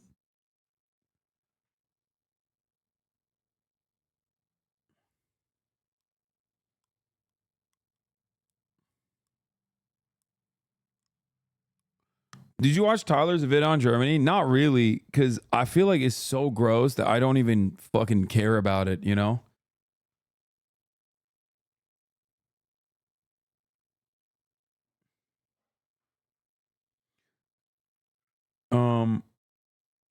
Anyway, what the fuck were we talking about? Oh, we were talking about the Maccabi Tel Aviv Football Club trip to Amsterdam.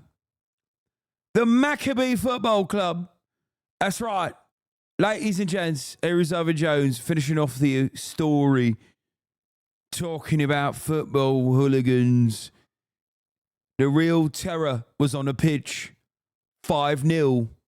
The Maccabi Tel Aviv showed once again that the Iron Dome is surely a matter of fiction. Penetrated through the goalkeeper of the Maccabi Tel Aviv Football Club.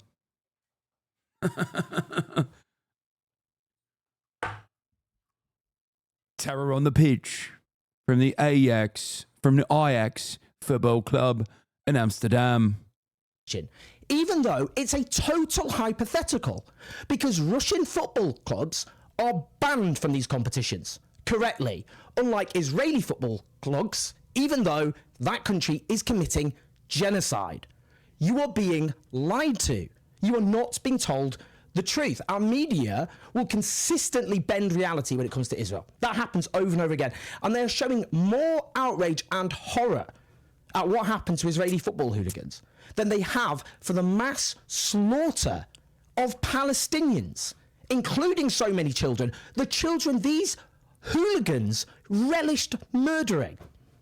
Something's got to give, guys. This is a disgrace. And we cannot let our media consistently gaslight and lie to us, not least concerning one of the grave atrocities of our time. This is so funny. Incident. The world's most racist football club in the world, Beitar Jerusalem, are 6-time Israeli Premier League champions and one of the best supported teams in Israel. But the club has always been tarnished by their far-right supporters group La Familia. Wait, but this is different. This is a different. This is a different football group. But it is so funny that they're like, guys, this is the most racist football club in the world.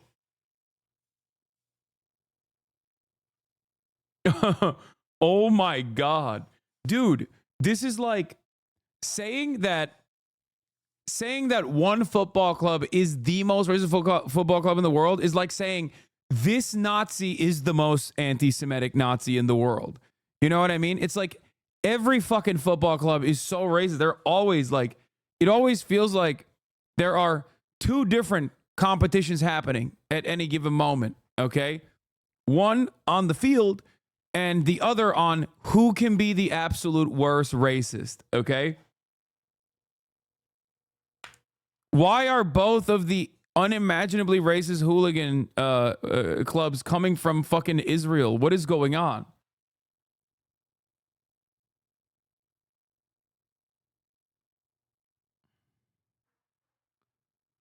Don't throw shade on Celtics. I mean, everything is a spectrum, right? So by definition, there's a gayest person in the world, a most racist football club in the world, etc. That's so funny to think about. Who is the gayest person in the world?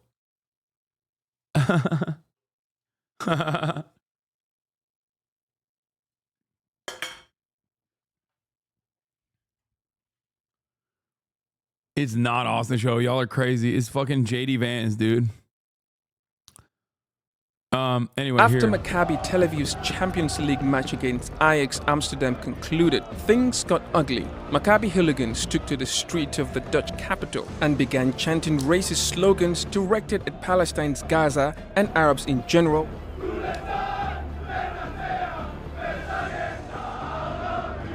and ripping off Palestinian flags from homes.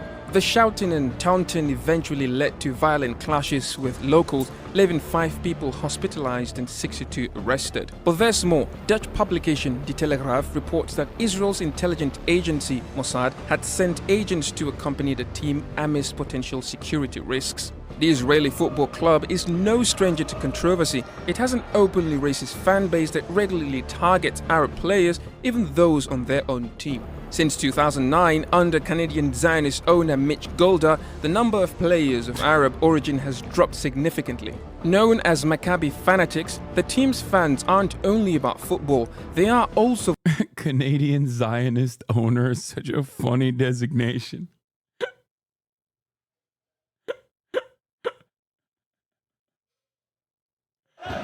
Yeah, dog, he owns a fucking Israeli soccer team. Like, you don't have to say that, I think.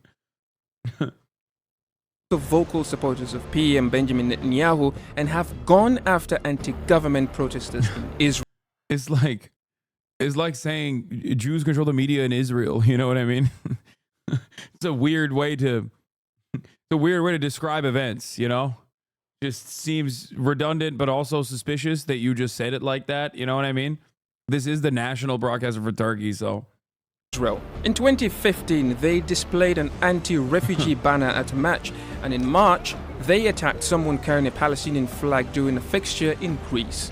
Following the recent riots in Amsterdam, pressure is increasing for UEFA to impose more drastic measures rather than mere fines on both. Pro-government hooligans is wild. No, it's not. Fucking Ukraine, brother. What are you talking about? And everywhere else, really, not just Ukraine. The football hooligans are ultra-nationalists. Like, they're ultras. They are almost always, no matter which country they're in, they are ultra-nationalist, far-right, with some exceptions that are famously far-left, and that's it. Both Maccabi Tel Aviv and its violent and racist fans. Will we finally see a change, or will UEFA continue to allow this extremist behavior? Yeah, one thing is that they have Russian ones have crazy ties to Putin. Same shit. The overwhelming majority, what is this? Will you watch this e-video with so much audience overlap? I feel like it would be beneficial for everyone to watch if you were to contextualize some of the statements you made that he clip-chimped. Like, I'm kind of dumb and live in the West, so it's pretty hard for me to find any alternative perspectives on someone like Hassan Nasrallah. No, I don't care to do that.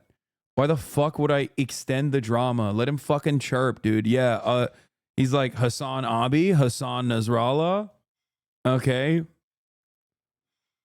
Yeah, it's just bait to get me to watch the video so that, like, I'm sorry, dude. Look, make up your own mind, okay? I don't know what he said. You know what? He's right, okay? Whatever he said, he's probably correct, and I am that, okay? Yes. Someone who's a radical extremist terrorist, anti-America, radical socialist, pro-terrorism, pro-Islamic terrorism specifically, because I'm like, I have a lot of underlying secret anti-Semitic opinions and a fostered anti-Semitic community. If you want to believe that shit, you know, go ahead. I can't stop you, okay? That's it.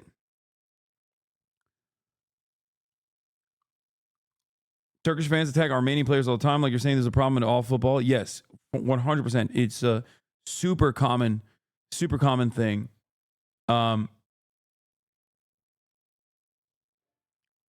Anyway, sarcasm much? No, it's not even sarcastic. I'm like, genuinely, I'm giving up. You know what I mean? I'm giving up. I'm throwing my hands in the air.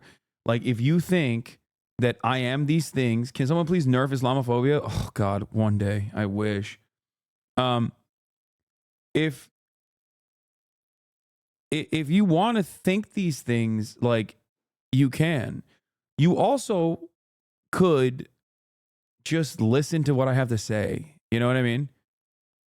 Like, why would you go out of your way?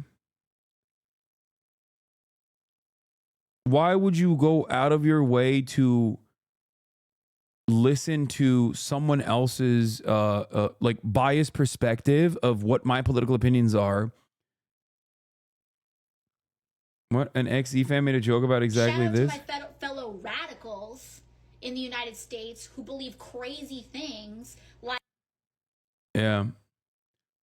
My point is,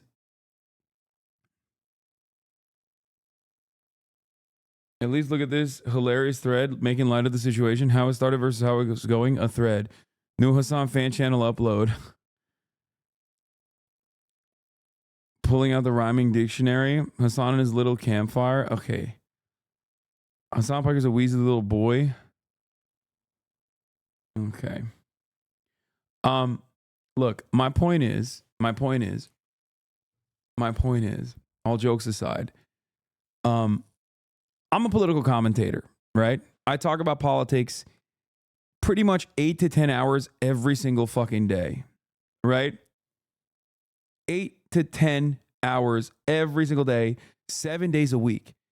If you can't make up your own fucking mind about my perspective and you need it like soft pedaled to you from a completely filtered, unnuanced, like clipped out of context framework, then, you know, go ahead, believe that. I can't stop you. You know what I mean?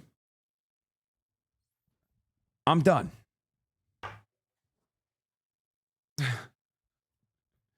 You know, it's so dumb.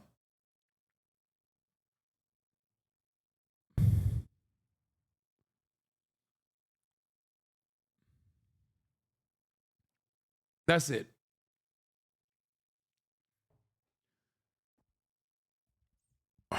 You're either going to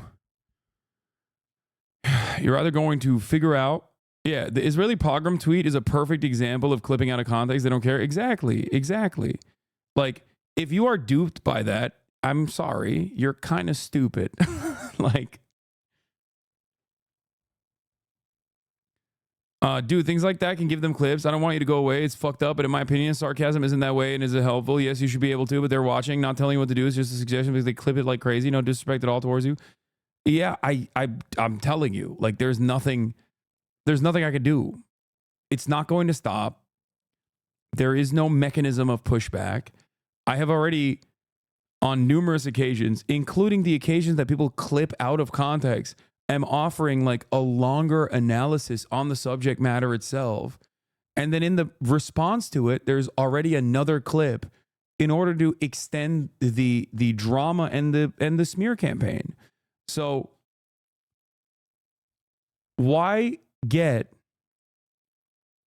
I guess the question is, like, if you find yourself seeking out a filtered perspective of what I mean, instead of coming directly to me and hearing what my position is, or watching the longer videos in which these clips are coming out of, then you're maybe not that invested in what the truth is.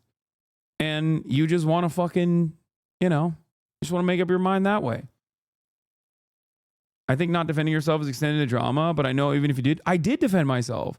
That's the funny part. I did. I sufficiently did. I addressed all of the talking points, ironically enough, and it didn't matter. And it doesn't matter to you either. Like, that's the reality of the situation. It does not matter. It does not matter at all. People only care about politics from the framework of like, they only care about politics from the framework of drama. Like, influencers yelling at one another, crying, all this shit. And so, you know, if you care more about like the personal ego and the fragility of a content creator and you want to go along with it from that false framework, then go ahead. I can't stop you. I don't care, you know? It is what it is.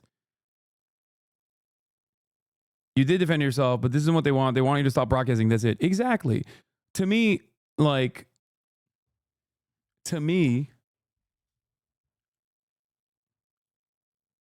when Ethan went along with like Destiny's Brigade and even highlighted Richie Torres's like congressional letter with the Congress header, legal header from Congress, which of course was so fucking stupid. That to me showed me everything that I needed to know. Like 4 days before.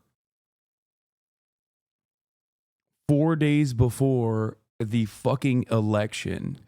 Like, this is what everyone was busy with. It showed me what people's ambitions are, and it showed me what people's motivations are. It showed me everything I needed to know. Like, I'm not going to sit here and defend myself against false smears of anti-Semitism because I am an anti-Zionist. My position on this issue is clear, and it always has been clear.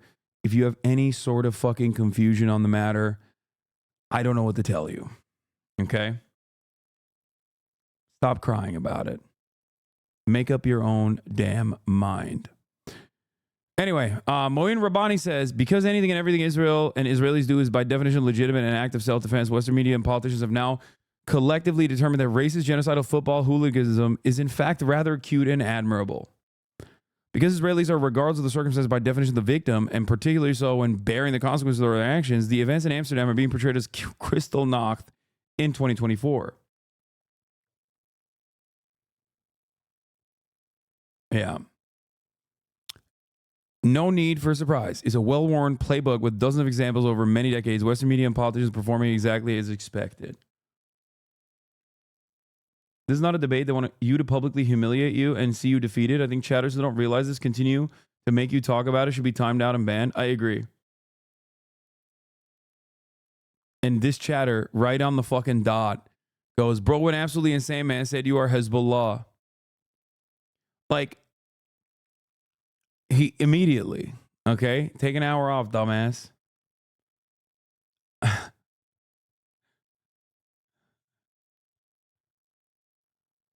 Okay, but that's Cal Cunningham, and he's annoying as hell. I know.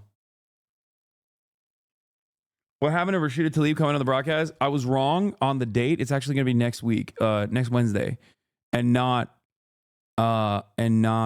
today. Even Forward was like, were Jews attacking the streets? Yes, but those Jews were also violent hooligans. Yeah. Even Forward magazine was like, come on, guys. These guys are repugnant. Like, they're insane.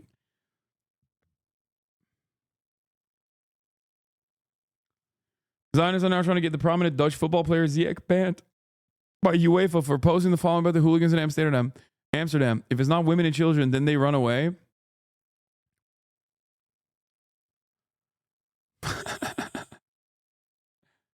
You censor chatters who disagree with your beliefs?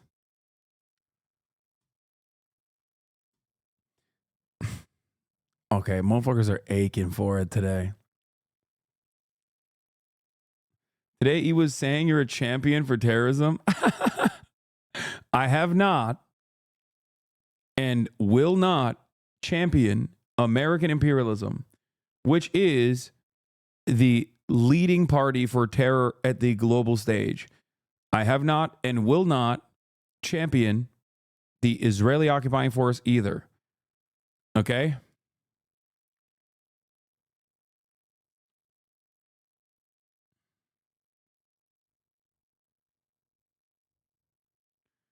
Bernie Sanders' former foreign policy to making no sense of the issue. It's absolutely abhorrent and unacceptable for Jews to be attacked in the streets, regardless of the fact that some racist Israeli soccer thugs picked a fight. Wait, what?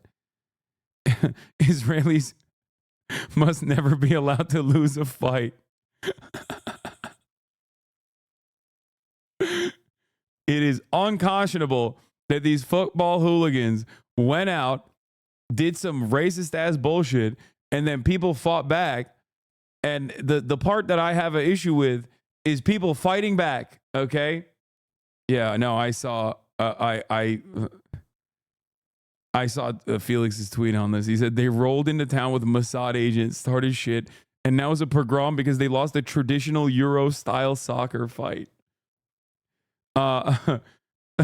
Ladies and gentlemen, fire up your engines. We must send in CENTCOM, okay? Where is the aircraft carrier? Why is there not American operatives, Navy SEAL Team 6, out and about, murking every random Arab adjacent person that they see on the streets of Amsterdam? This is an unconscionable crisis. Football hooligans are getting their asses beat after doing racist shit. Any other circumstance, like the Russian one that Owen Jones presented, would be cheered on, okay? Everyone in the media would be like, what an incredible day. An incredible day of celebration. Russian neo-Nazi football hooligans who were talking about how like Ukrainian children must die got their fucking shit packed up, okay, by Ukrainian football hooligans who were like, no, the fuck not. That's not happening. Literally every single person, myself included, would be like, what an incredible achievement. What an incredible day. Everyone would be doing this. They'd be like, wow. Wow. People would be going, Slava Ukraine is what people would be saying. Okay. But holy shit, when it's the Israeli football hooligans, it's like, whoa, whoa, dude. This is Nazi Germany. Suck my fucking dick, dude. Jesus Christ. Yeah, Israel has a right to defend itself except everywhere except on the football pitch. Lemau 5-0. Hold this L. Exactly. What are they, like the 35th out of 36?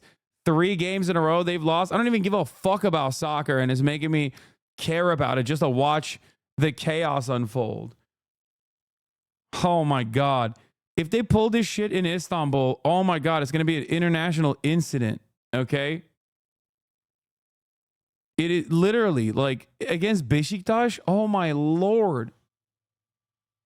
Like the fact that, oh God, I don't even want to know what the fuck's going to happen. Okay. If they show up with that energy against Besiktas, who has like some of the most insane hooligans in the Turkish, at least when I was growing up, in the Turkish soccer leagues, like Besiktas literally has some of the most unhinged fans, okay? They have, I remember this from when I was growing up.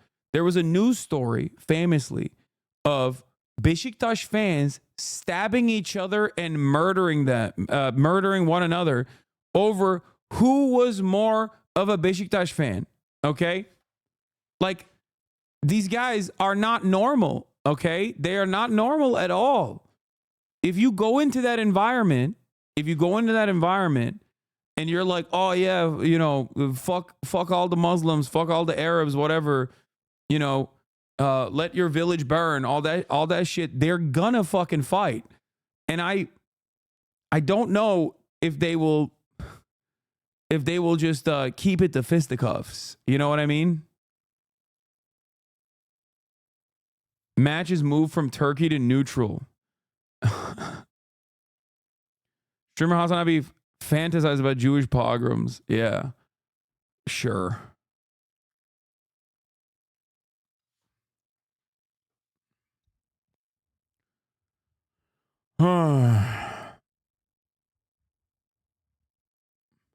What was the Jew hunt announced on the app Telegram? Brother, why are you asking me this question? How the fuck am I supposed to know? You're acting like I'm a fucking Dutch citizen who was like, what are you saying, dog? What are you fucking saying right now? Like, I'm an American, goddammit. I live in the United States of America, okay? The fuck? You think I have a Telegram? What are you, stupid? Bro's asking if you organized Crystal Knock too. Yeah.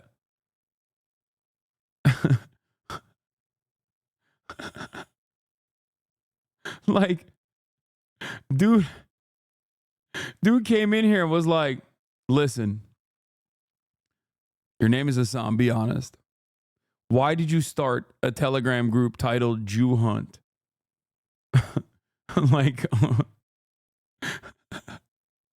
he said, this you, fam. Yeah. Do better. Hey, just asking questions. Why did you do this thing that I made up in my mind of you doing?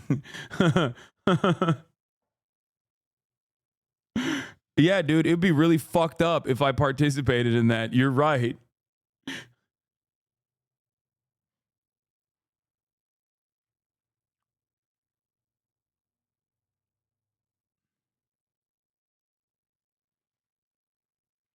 Half of the chatter's anger and resentment towards me stems from like the classic I imagined you I saw you in a dream cheating on me, so like, you know, now you have to address that.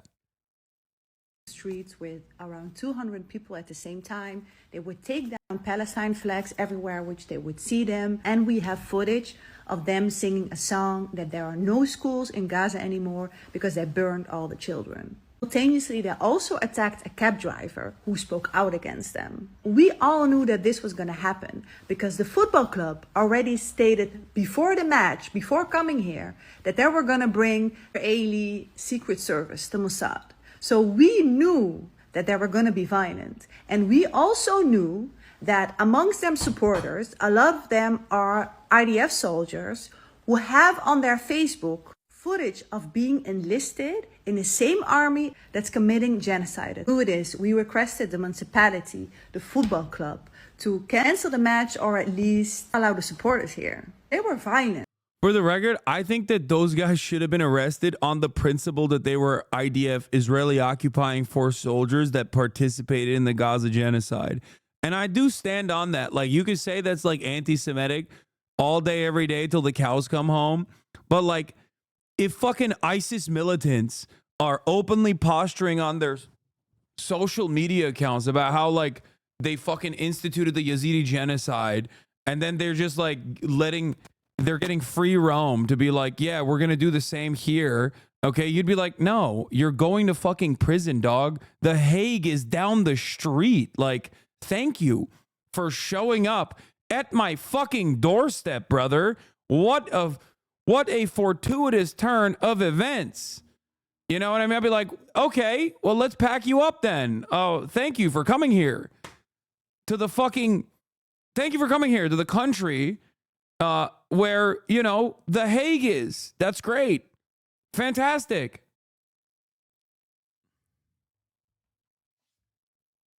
What is wrong with the microphone? Is it fucked up again? Why are people saying microphone, microphone, microphone? No, it's fine. Oh, these people are fucking lame. All right. Stop swinging the mic. It's crackling when you do that. Okay, shut up. It's fine. Violent as fuck. No media outlets responded to this. The only way we know. It's so gross, dude. It's like, it's so gross. It's so deliberate. It's so obvious what the fuck's going on.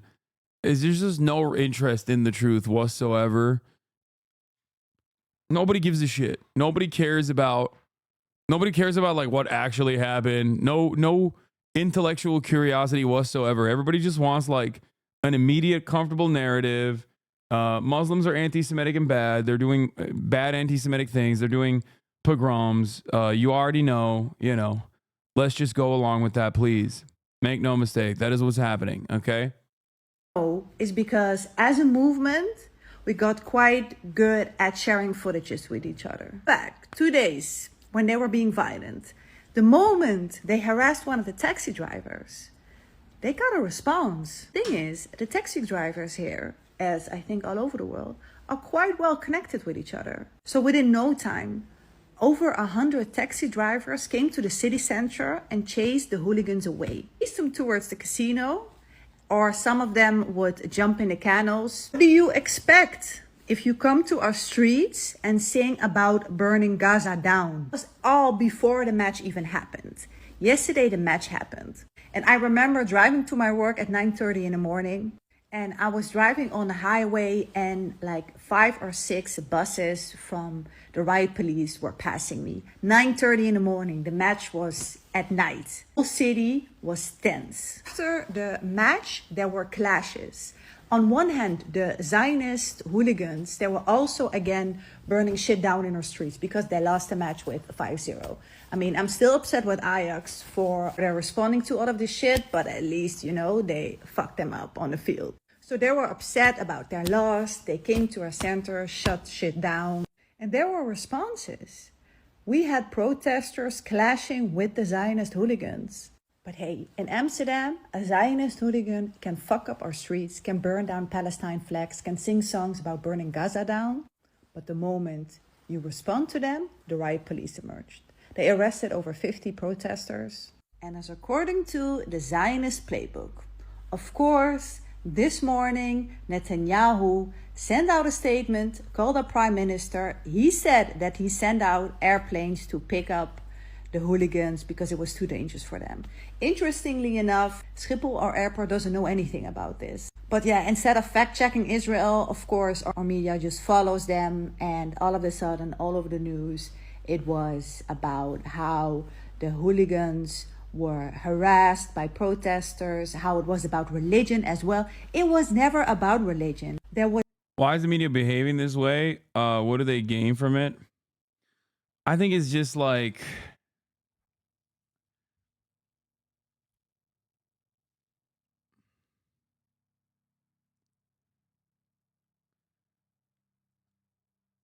I don't fucking know. Guilt? No. I think there's just a lot of people who don't give a shit. Like, they're not gonna fucking cross-reference, fact check, and beyond that, there are people who are like ideologically invested in maintaining. Maybe you're just wrong. That's why you don't know why the media would do this. Was a clash with Yes, them. you're right. Like, no, actually, you're right. I don't know anything about fucking football hooligans. You're right. I don't know how any of this works. It was actually a fucking pogrom. You're right. You're right. My bad, dude. You're right. They literally were doing a pogrom, but also like a Muslimic style pogrom, very different than like the Nazi style pogroms and a Muslimic style one instead. Because they were like, we are Arab and we hate Jews. That's what they were saying. Or maybe the entire Western media also has the exact fucking same Islamophobic attitude towards, I'm not too invested, it's fine. What? Okay, thanks.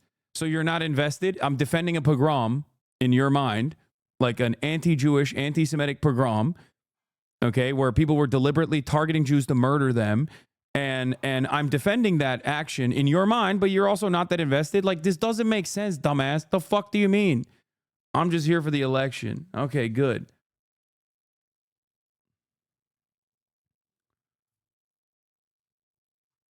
It's just so funny, like that this guy folded like a fucking napkin immediately. Was like, yeah, no, I don't really give a shit. I just wanted to talk my shit.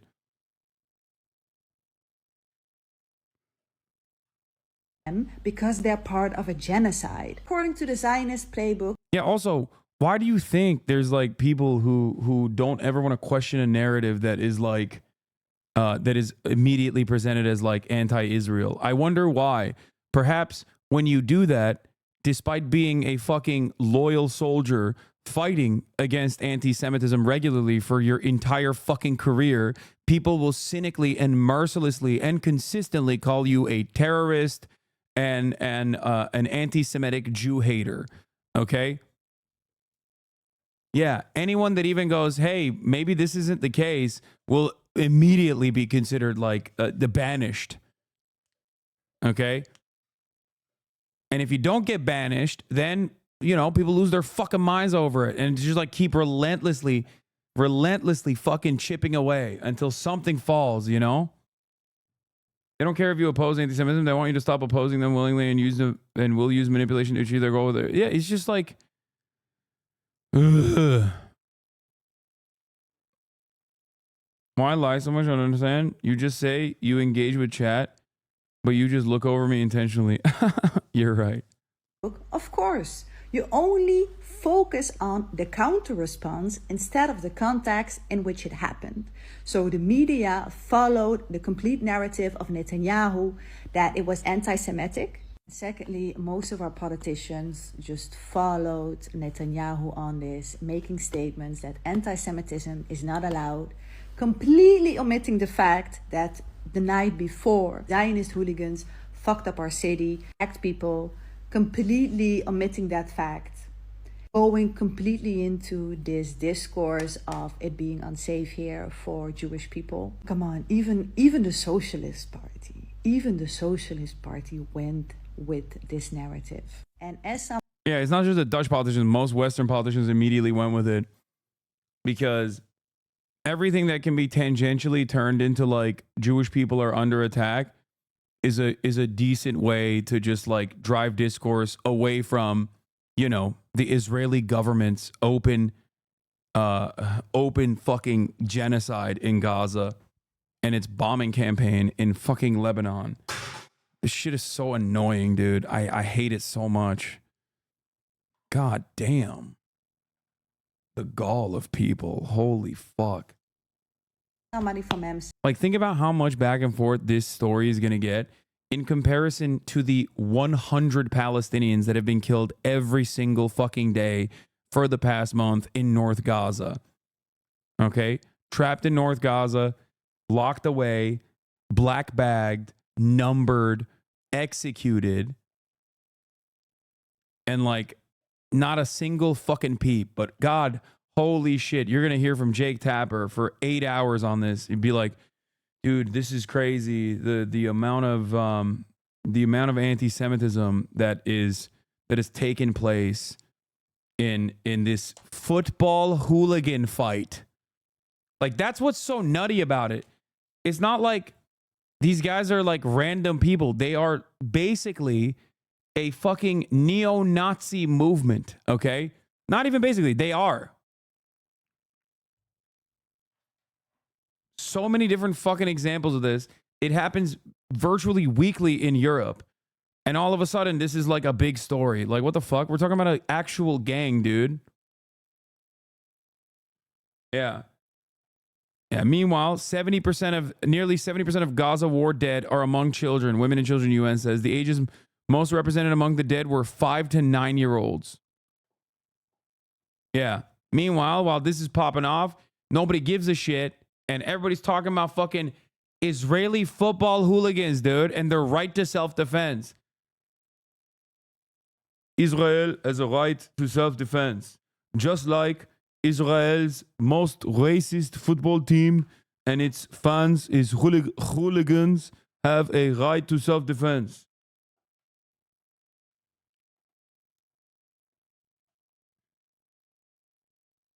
No politique. No politique here. Like, what are we doing? What are we doing? What are we doing here? What the fuck are we doing here?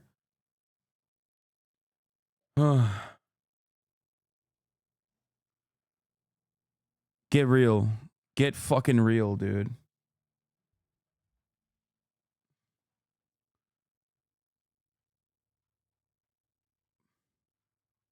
The IOF looks the other way when settlers are doing fucking real pogroms.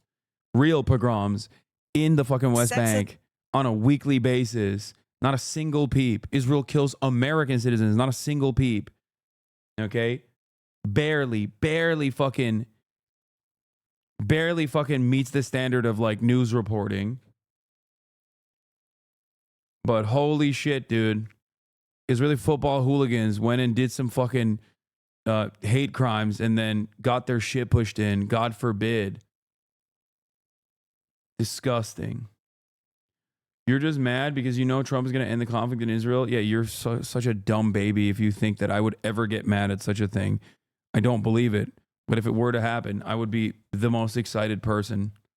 There is sexism, there's racism. All of that is true.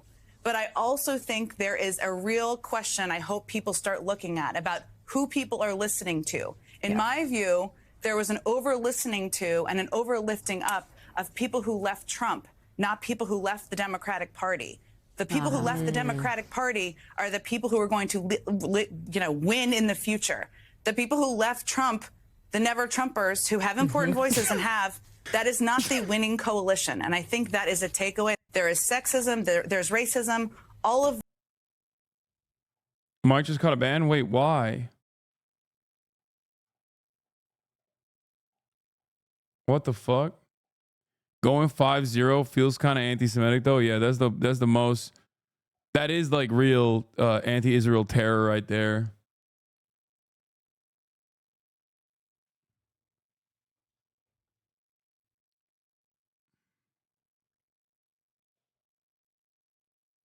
Amsterdam bans protests after anti-Semitic squads attack Israeli soccer fans. Ay, ay, ay. Kind of weird calling the Jews Nazis. That in and of itself seems anti-Semitic. Nazis were a regime in the regime in Germany in the 20th century. Nazi in his modern use is an extremist, polarizing word used to affect. Don't be simple. Okay, ChatGPT.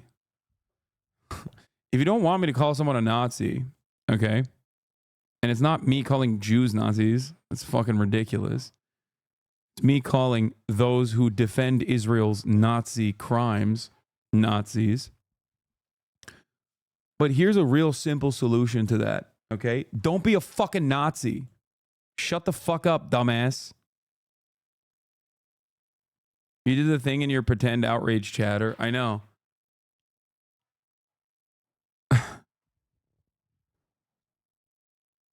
Asman threatened to have Saltman on if they didn't ban Mike. Wait, why did they ban Mike? What the fuck did he do? What are they saying that Michael from Pennsylvania did? I like that this like group of little freaks, this group of little freaks is. Asman said he would give Twitch an ultimatum. If they don't ban Mike, he will have Dan on stream to cover all the racism and anti-Semitism on Twitch. The irony.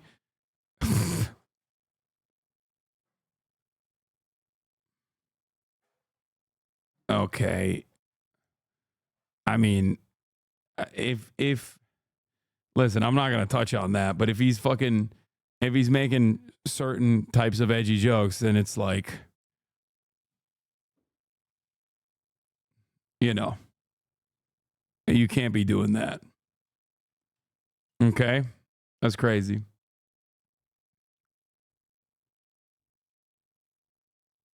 Gotta say, as a Jew, you really opened my eyes to the evils of Israel. Like before watching you and other leftists, I was fully on board with what Israel's doing, so thank you. What you do is important, Hassel. These.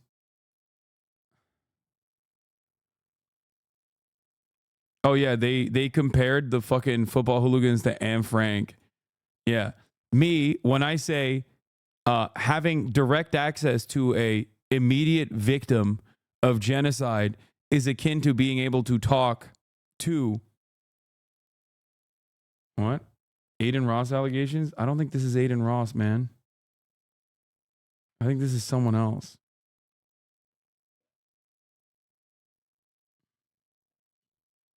This is Aiden Raza. Anyway, as I was saying is like me saying a direct victim of America-backed, Saudi-enacted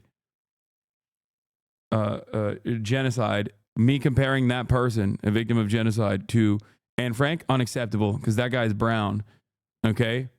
And we consider him to be a Houthi and a terrorist. On the other hand, Israeli ultras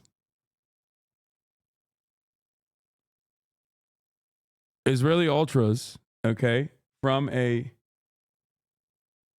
you know, from a variety of different backgrounds that are all football hooligans doing fucking race crimes. That's Anne Frank.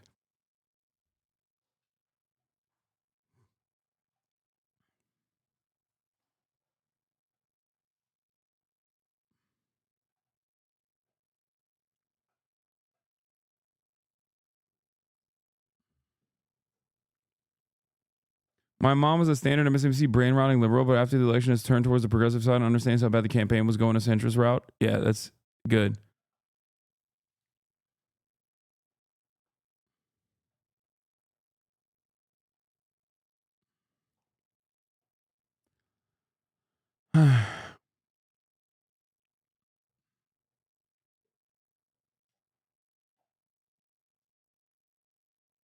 They banned Mike because of Asmongold. I mean, you can't be saying certain things like that, especially when tensions are high and Twitch is like immediately going to capitulate. You know what I mean? Like I'm already incredibly careful. I'm already incredibly careful in my coverage. And even then, like, people will fucking literally clip shit out of context or, like, will act like my chat is saying something to be like, see, he's got to be banned. He's anti-Semitic. Like, it's fucking nutty out here. Asmund said way worse. Absolutely. But you see, Asmongold is not in the crosshairs of destiny and his rabid, psychopathic, cyber-stalking cult. So it's a little different.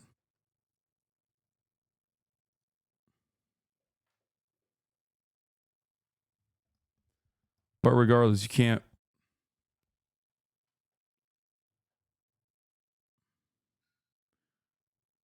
You can only be careful. You choose to address where you are September 8th, 2022. What? I don't fucking know. What happened on that day?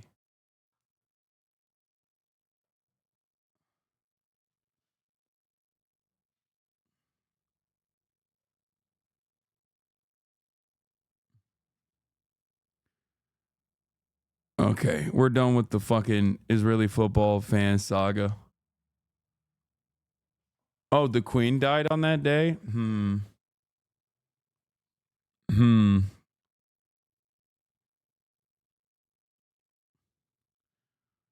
Okay, Fed Chair Jerome Powell, we saw that. Federal investigations launched into racist Federal texts authorities targeting black Americans. These are looking into disturbing and racist text messages sent from unknown numbers, to black Americans in at least. If Asmund really believed this stuff about anti-Semitism, then why wouldn't he just do it anyway instead of bribing people? Yeah, that's really funny. I don't think Asmund saying anything had an impact on this. I think Twitch probably saw the clip and were like, this is obviously ban-worthy. Like, make no mistake. Asmongold being like, oh, I'm going to have this fucking sociopath, this sociopath on to talk about how fucking anti-Semitic Twitch is. Like, what do you mean? He watched like 11 different fucking videos on the matter immediately after he got unbanned and has played Twitcher terrorist. Like, haha, funny. Meanwhile, if I was like white streamer or fucking neo-Nazi and put quotes that Asmongold has like championed on a little game like that, there would be all hell, okay? Holy fuck. You know? Asmongold or School Shooter, the video game, would be fucking, oh my God, the anti-white hatred. Oh, holy moly. Holy moly. Yeah. No, I'm not going to watch his fucking reaction to the Tyler Oliveira video. Like, that's the thing. Like, we are just straight up normalizing so much unhinged white nationalist right-wing rhetoric right now. It's crazy, okay? It's crazy. It's actually crazy. Like, in front of fucking 50, 60,000 people every day, like, addressing and championing and agreeing with Tyler Oliveira. Holy fuck, Tyler Hitler Vera. Oh. Yeah. God forbid, dude. Here. At least 10 different states in this country. Now, many of the messages which were sent to middle school, high school, and college students make reference to slavery. Adriana Diaz has more on this very troubling story.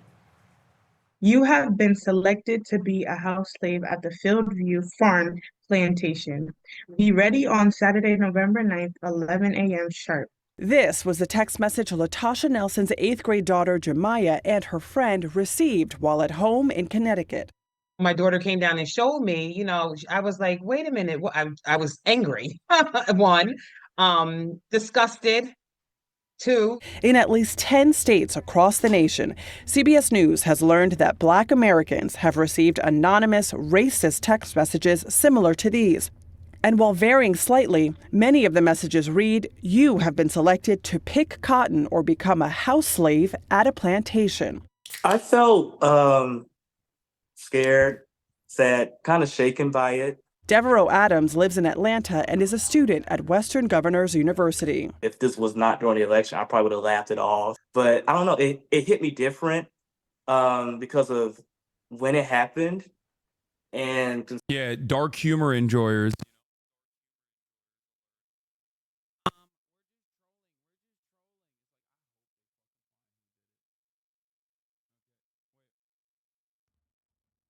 What is happening today with my fucking microphone, man? God damn. It's annoying. Okay. Yeah, the dark humor enjoyers have arrived again. I hope they find whoever the fuck did that, okay? I hope they find the little shitheads that did that shit. Okay?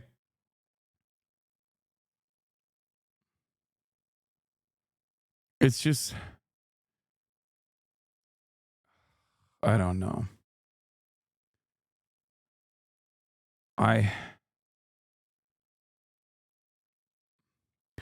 It's gonna get worse, man. It's gonna get worse. I'm letting you know. But you already know that. If you're from a marginalized background, you already fucking know that. You're already pretty fearful of what's about to come. But these guys, it doesn't take much for them to get real comfortable, okay? Real fucking comfortable real quick with the unrestrained racism that they have, that they want to exhibit.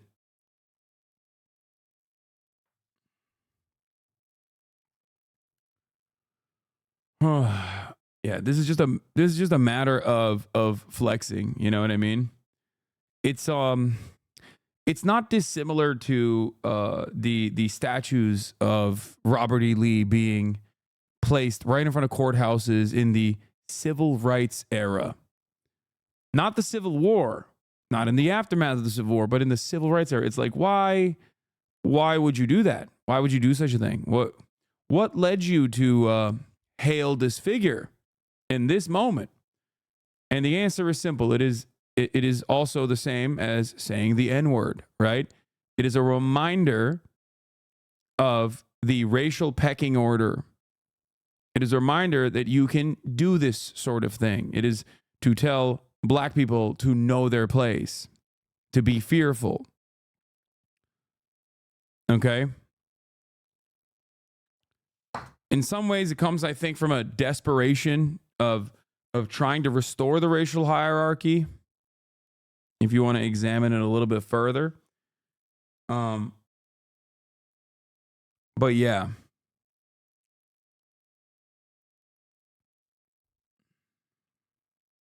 considering that I have multiple friends that got the same exact message, same exact tone, and some, they don't even know how these people got their first and last name. And they're telling people, we know where you live. So it's like, whoa, this is not a prank. This is an actual threat. Black students at several schools and universities have reported receiving the texts. And CBS News has verified that the texts were sent from numbers with area codes from at least 25 different states. Some through Text Now, which offers free phone numbers. In a statement, Text Now says it's learned that one or more of our accounts may have been used to send text messages in violation of our terms of service, adding it shut down the accounts as soon as it became aware. Our ancestors died on plantations and lived lives and separated from their children. They didn't say they're coming to get all of us. They're saying you talk about coming to get my child, right? Removing my child from me to bring her back to something that's not even legal, never going to happen. And how dare you even send it to her? How dare you even think that that's something that would be funny to anybody?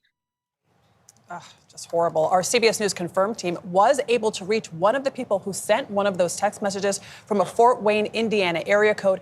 That person said the message was a prank before abruptly ending the call. The Federal Communications Commission is investigating. Shit, dude, what a prank.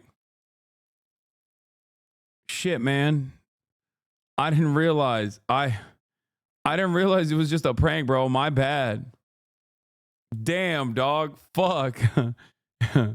Yeah. It's just dark. Yo, dark humor enjoyers alert, dude. Fuck.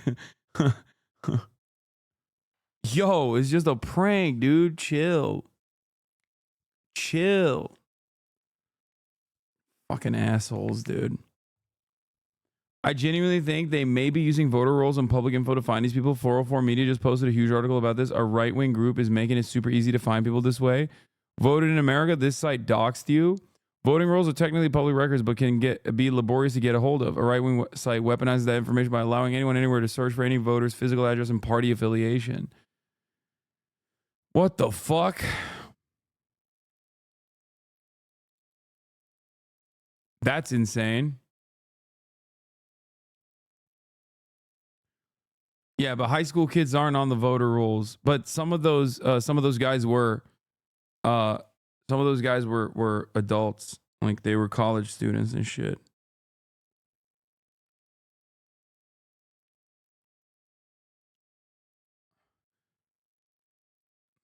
Once again, it is wild that like it is definitely pretty fucking crazy that, you know, this kind of like cyber stalking and cyber harassment is so totally permissible.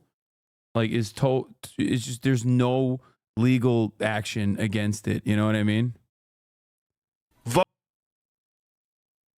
It's insane.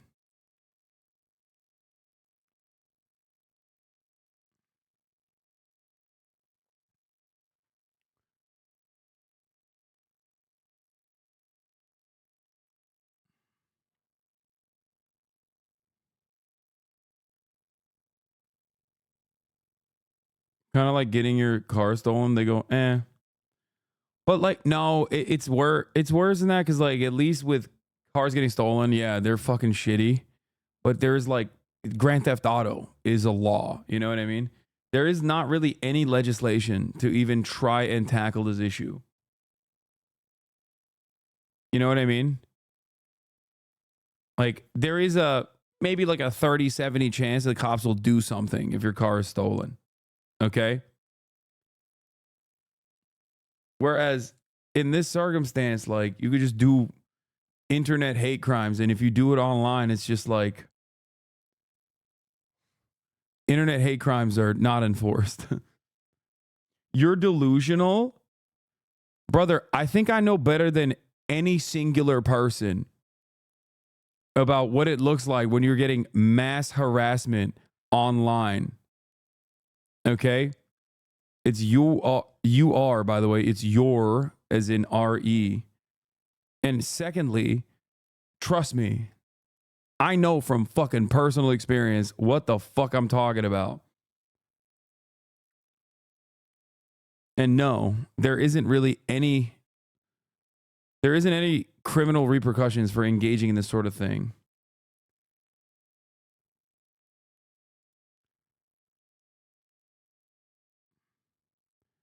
The only time they activate to do anything about it is when like a cop is victim to it. Like that one fucking 4chan nerd that got arrested and packed up. We literally spent half the stream talking about a mass harassment campaign, yeah, dictated and directed by like a dude who loves neo-Nazis and have, you know, revitalized their careers and has openly talked about revitalizing their careers, but it doesn't fucking matter.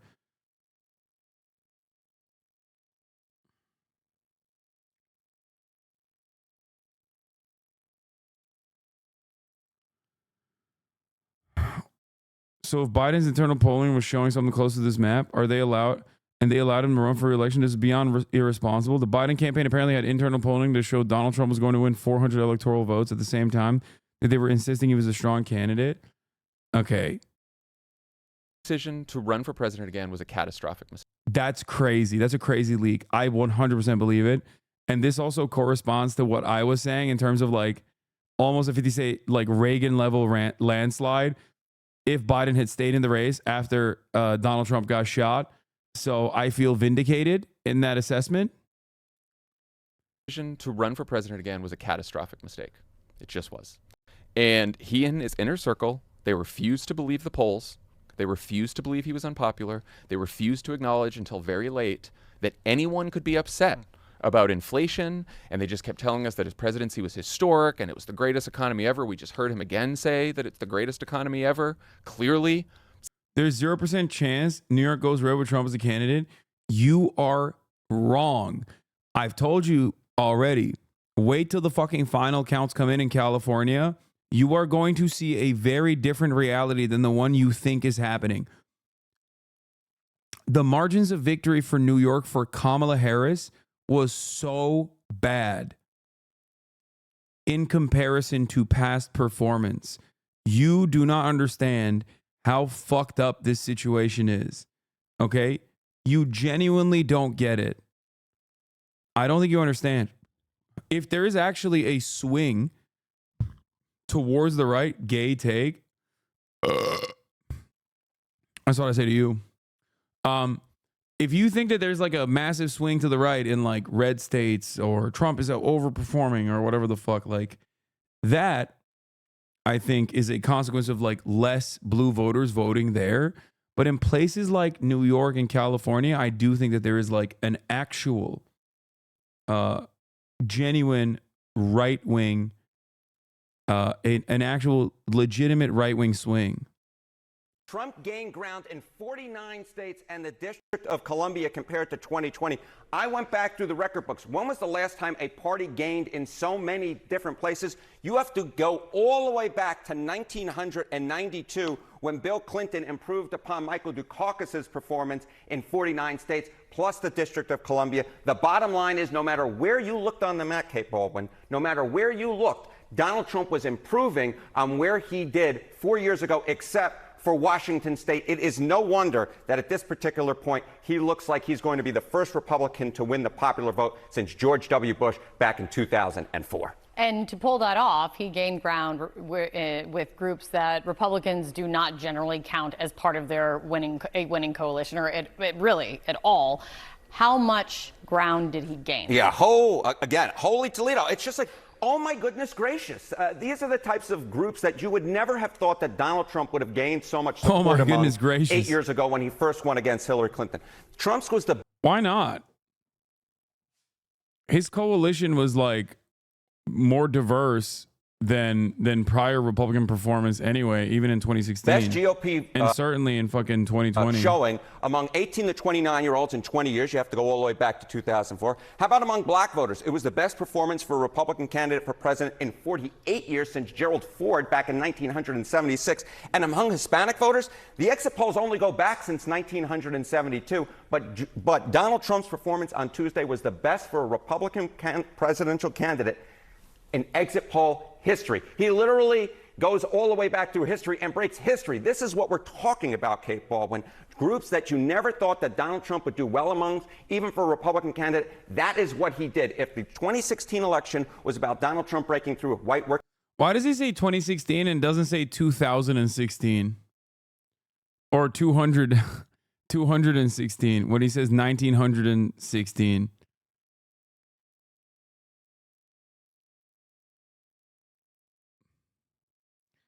I'm calling foul. 2016. Working class voters, this election was about breaking through and going to that Democratic coalition and tearing it apart. And it wasn't just what he did for his own support. It trickled down to helping the Senate and helping in the House? Yeah. So, a lot of talk this morning and this week is, the GOP is going to have a Senate majority. We don't know if the Republicans are going to have a House majority, but we think that that's the most likely to be the case. But I want you to look at the 2024 House GOP national vote showing. So this is the House popular vote. Currently, the GOP is ahead by 5 points. I expect that to shrink a little bit as some of the California results come in. But that, if let's just say he wins, the House GOP wins by more than 2.6 points, it will be the best House GOP showing in a presidential year in the House popular vote since 1928. If there's any viewer out there who is that old, God bless you. But the bottom line is it was probably the best House GOP national vote showing during most of our viewers' lifetimes. There are in a people. presidential year. Yeah, okay. It's good to see you, Harry. Thank you so much. Thank you. God bless you, John.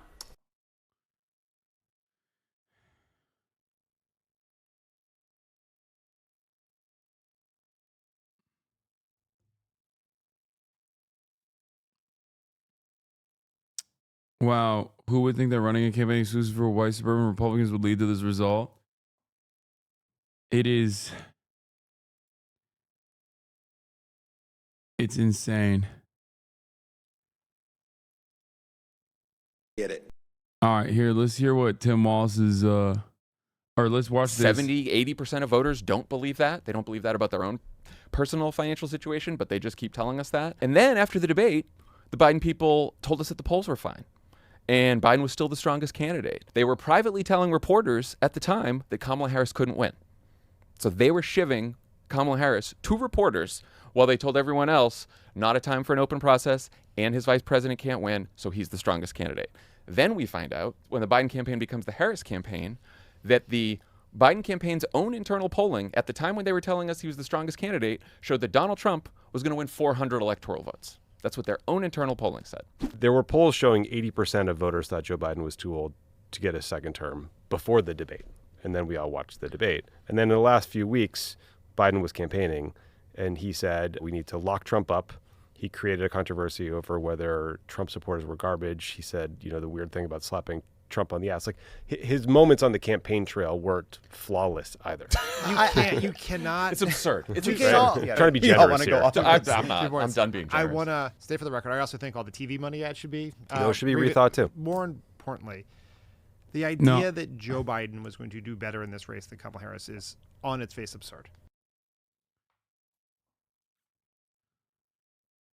The Biden campaign apparently had internal polling showing that Donald Trump was going to win 400 electoral votes at the same time they were insisting he's a strong candidate.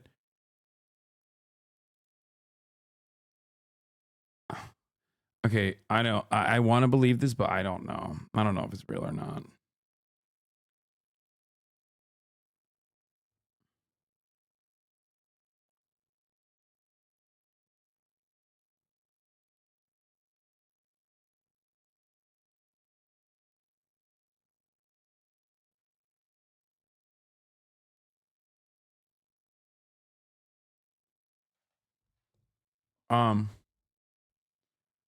It's real, trust me, bro. Hogs have already gotten too comfortable.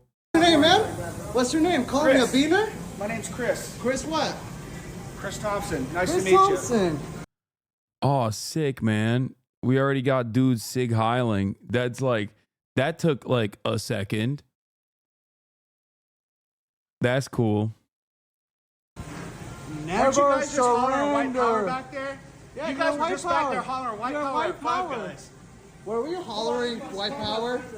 Pull out your You camera. call me a beaner. You guys are back there hollering white. You fucking employees are back there hollering Ooh, white you're power. a bad boy. You're a bad boy. Give me my fucking food, bro. You're so Give bad. me my burger. Give me whatever you got. You're so bad. You're so cool. You're such a badass. Look at you. You're gonna be fired. Look at you. Keep it I'm up. gonna be fired. Keep it up. Oh my God, brother. You just sig heiled at a fucking Five Guys. You dumb fuck. He's like, you're going to be fired. It's like, dog. That's insane. Like, you can't be a Nazi and a Karen at the same time in the process of being a Nazi, okay? That's wild. I do want to pull back on this for a second and remind you that there are some people who operate exactly like this, politically very close. The targets might be different, but like ideologically very close. The notion that you can be like overtly racist okay, be overtly racist and then be like, you're the one who's going to get fired now. You know, supporters of certain ideologies that are also built around ethno-religious supremacy in the maintenance of an apartheid. Bro, why are you crying for these shit? There are always going to be idiots in the world. Why bother for the 0.001% of the population? You just look depressed as fuck. We just watched a fucking news article. We just watched a news coverage of like black people being targeted with hate crimes specifically. That happened like half an hour ago. You don't know the full context though? Oh my God, I'm in 2016. Oh my God, I'm in perma 2016 hell. I just realized we are back. This is 2016 hell. A lot of you were too young. A lot of you were too young to remember. This is exactly 2016 hell, okay? Oh my God, we have regressed officially. Oh, dude, I can't. Oh, God, we're going to have like a Milo Yiannopoulos style gay Nazi fucking constantly going on college campuses to like also Sig Heil. And the Young Americans for Freedom Foundation is going to like invite them deliberately. And then the schools that, you know, basically destroyed the lives of students who protested against Israel will turn around and go, it's free speech. It's free speech. Oh my God, dude. Oh, dude, it's happening. Holy fuck. It is. We are so fucking back, dude. This is 2016.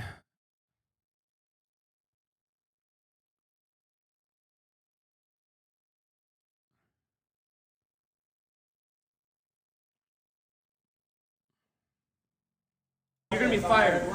Like, the dude came in hot and went, first of all, this guy used his right hand to do the Roman salute, realized his mistake, and did the left hand Roman salute with the correct hand.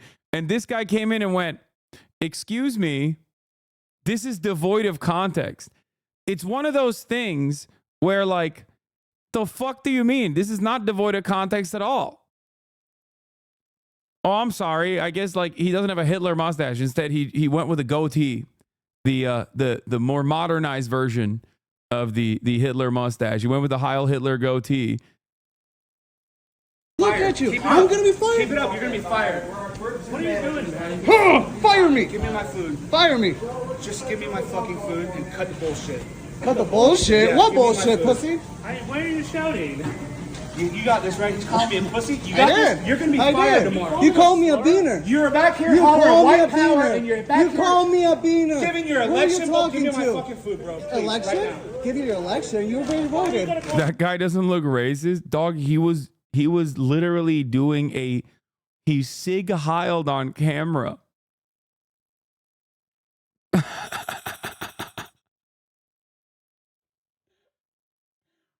Like, he wasn't reaching for something, okay? He was just straightforwardly Sig Heiling on camera. Fuck you fucking beaners. Like, what is that? How are you okay with this? Damn, more context just unlocked.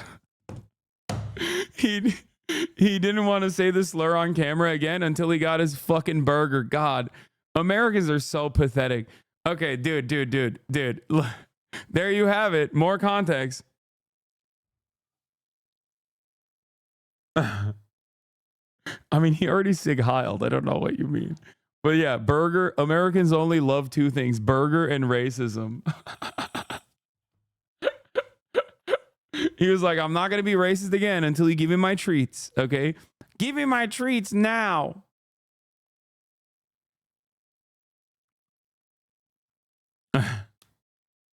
Hey, I'm pretty sure your wife is not even white. Europeans fucking colonized this fucking country.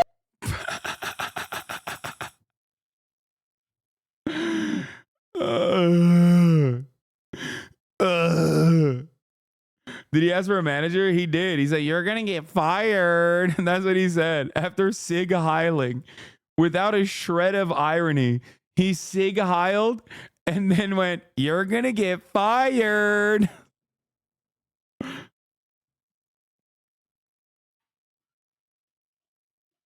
I love that the guy said, "Your wife doesn't even look white."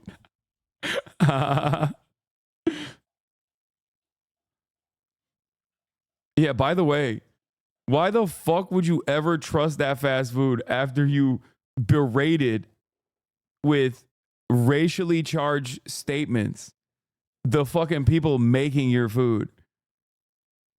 Like, they put their nutsack in there, dog. You're eating nuts, okay? And not the kinds that are used to fry the french fries at Five Guys, okay? I'm talking human nut.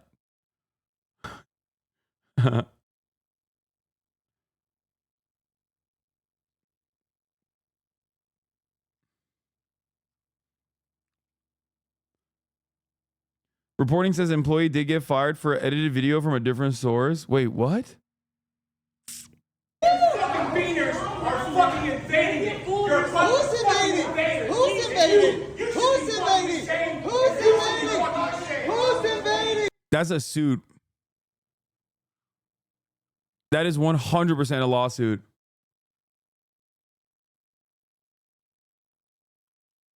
This guy's wife is a person in chat asking you to talk about the 4B movement all day long. Okay, but she should practice the 4B movement. Actually, she should move on from the 4B movement and just practice having sex with other people while she's in a marriage with this racist charlatan. Okay? Yeah, practice the 5B movement where you fuck the pool boy. You know what I mean? Practice different techniques of dick sucking. You know, shit that you would never do to this fucking dipshit. Live your life, you know what I mean? Yeah, how about the 4D movement where you try 4Ds in 4 different days?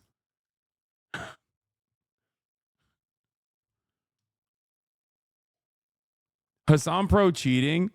I mean, if you ask me what I think that man deserves, having his wife cheat on him is lower. I think it's probably like much, much lower than like what I think should happen to him.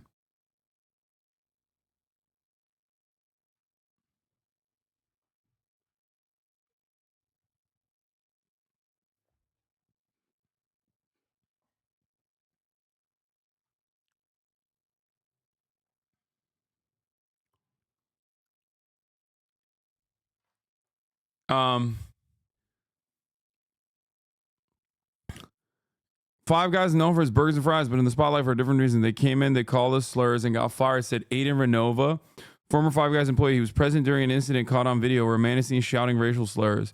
Renova is seen asking the man to leave. According to Renova, the man came into the establishment on election night to pick up an order. He then asked one of the employees for whom he was voting. That's kind of a weird thing to bring up to someone who's making your fries, said Renova, which is a threat, okay? That is the nicest way to threaten someone as a fast food employee, okay? Yo, he basically was like, man, this guy didn't even wait for the election for all the votes to be counted to fucking start popping off in the most racist ways possible.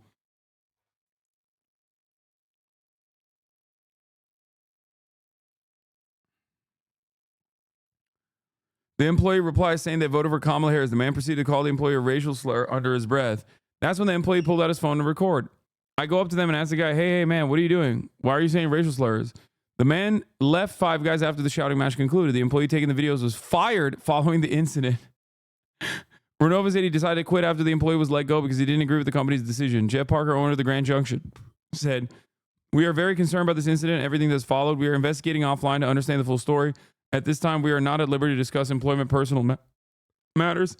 We do not tolerate racism in our establishment and are working with our crews to ensure the safety of employees and customers are safety, our top priority. We expect our employees and customers to treat each other with respect. The identity of the man in the video has not been confirmed. Bro, yeah, it's going to be hard to find this fucking guy. You know what I mean? It's going to be hard to figure out who this fucking guy is. Probably a million of them out there. Who's invading? Who's invading? Hey, you Europeans fucking colonized this fucking country. Europeans fucking colonized this fucking country. It's like, dude, You're an inbred fucking loser who's probably going to die of heart disease in the next 4 fucking years, okay? Stop feeling like you're one of the OG genociders, okay? You didn't colonize shit. The only thing you're colonizing is that goddamn burger, okay? You stupid fuck.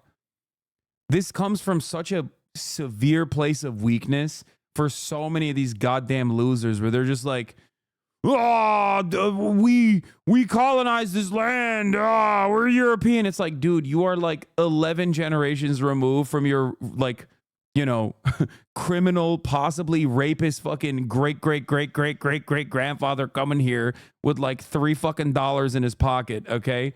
Shut the fuck up.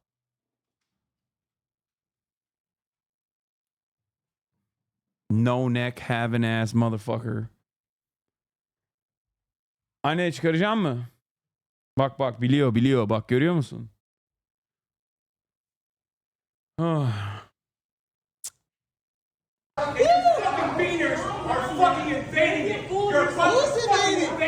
You're a bunch of fucking invaders. Oh my god. Yeah, the only thing colonized is his arteries with fucking saturated fats, dude. Who's invading? Who's invading? Who's invading? Who's invading? Who's invading? Hey, you touch him, I'll beat your fucking ass. What's up? What's up? Get the fuck back, Peter. Hey, woo! Oh, I'm leaving. You're so cool. You're a badass, my guy. Get out. Get out. Please leave. Get out. Get out. You're Thank gone. you. You're gone. Get out. Thank you. Hey, you couldn't slam If you walk it. outside, You we're gonna have a couldn't fucking slam it. problem. He couldn't even slam the door, dude. Oh my god. You're disturbing the customers. Please leave. Thanks, Why Mom. did you called me a pussy? You could have swung at me. I'm right here. You walked out. Yeah, walk out now. Big guy. Big guy.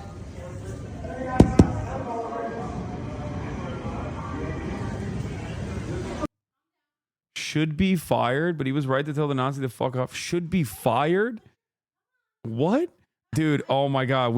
I have gotten every variety of dumbass in the chat in the last, like, every variety of like 2016 era dumbass in the chat. We got number one, the context understanders. Okay. Excuse me. Where's the context? Yeah, we're back in 2016 purgatory. We got the civility dickheads in here. Okay. And now we get the extreme centrism. Motherfucker said customers always right, even when they're sig heiling. Oh, that's so sick. Why should he be fired? Walk me through the steps. Do you think that like low wage fast food employees deserve to get fucking racially berated by absolute scumbags like this? What's happening? You know? You think that's valid? Is just sit there and fucking take it? Chatter is Mr. Krabs, yeah. Hey guys, just so you know, if a customer yells at you when you're working, if they yell racial slurs at you, you should be fired. Like even if you don't say anything, you should be fired. Just because you are the victim of a hate crime in that situation. Fuck it. You shouldn't have been Mexican looking in the presence of a white supremacist.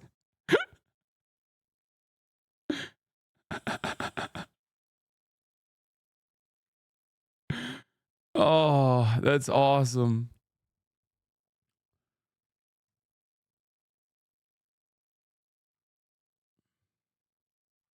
That's great, man.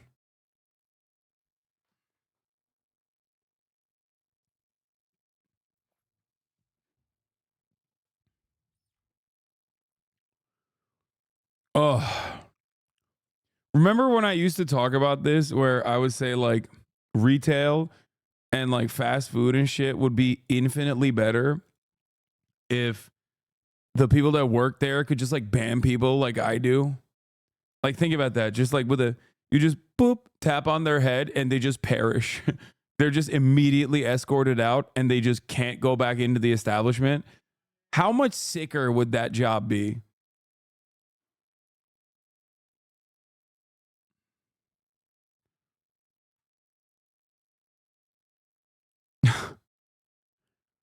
The level of freedom I have and the control I have over this chat is fantastic.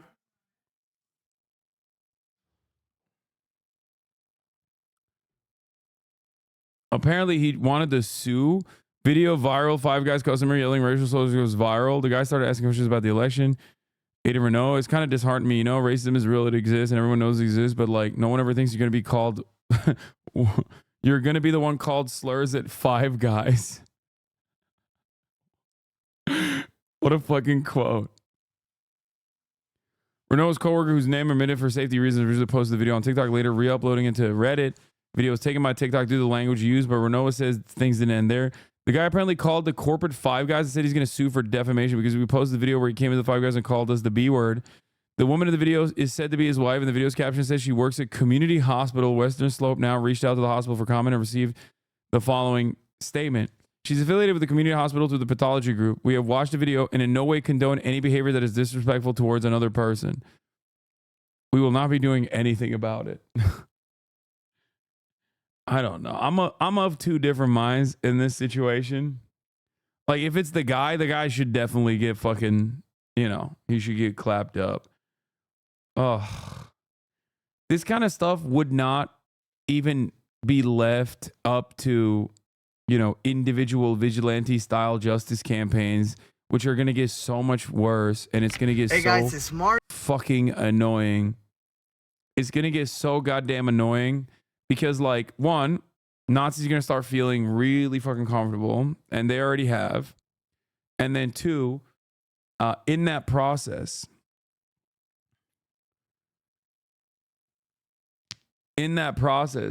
what Chris Hayes is covering,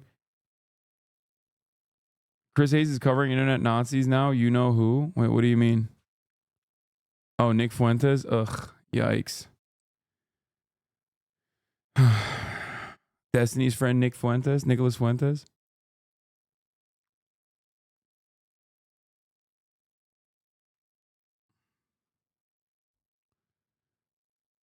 So, they're already doing that, right? Nazis are getting fucking hella comfortable. But then beyond that, I think like people are going to recognize that like the institutions do not defend marginalized people. So they're going to take matters in their own hands. And we're going to have this endless torrent of like vigilante justice. And then some people who aren't being racist are going to get swept away in that too. Okay, get packed up because TikTok does have a tendency to go fucking nutty.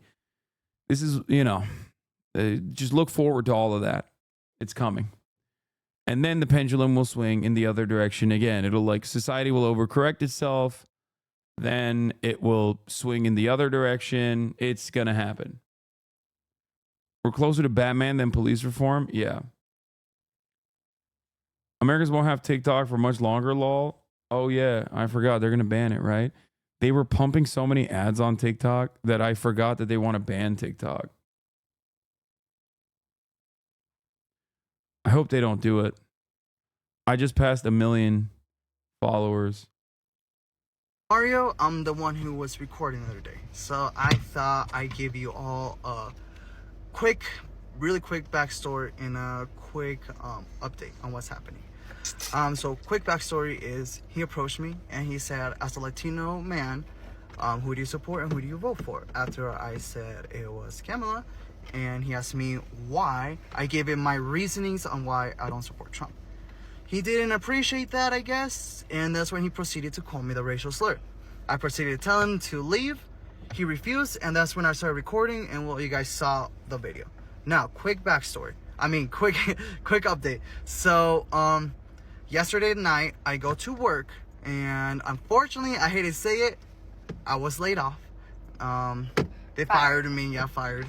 They fired me because apparently, I guess someone else shared the video, which had his and his wife's actual names. You know, because that's not his actual name, but it had the real names. It had their workplace, and it had all that personal information. Anyways, It got screenshotted, and I was the one who got accused of doing that. It wasn't me. I showed my manager the proof. I showed her the video.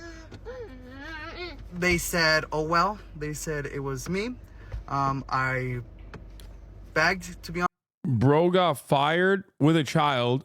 Bro got fired. He has a kid for being a victim of a hate crime. What a fucking insane country we live in, dude.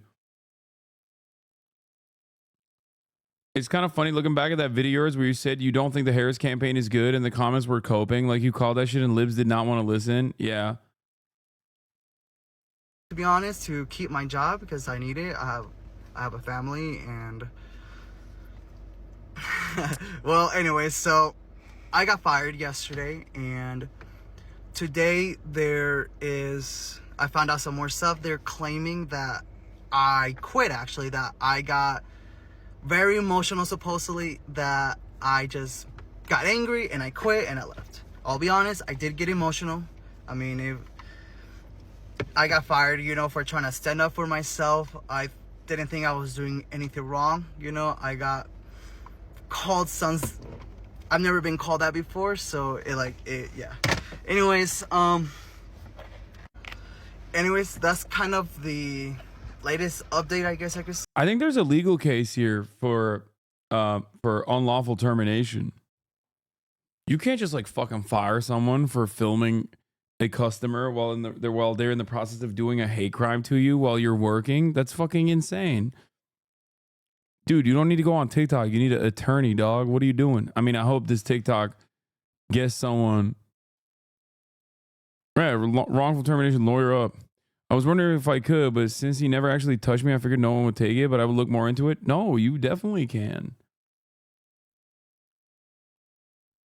Get a fucking TikTok attorney, dude.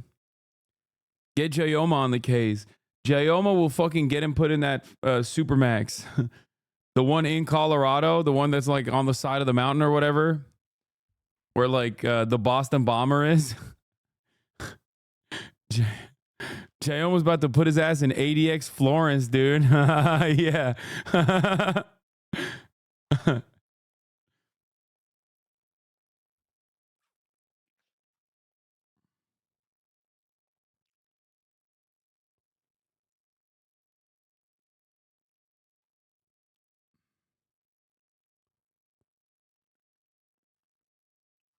Can Lolo help? Dog, no. Neither Jayoma nor Lolo can help. They haven't passed the bar in the state of Colorado, okay?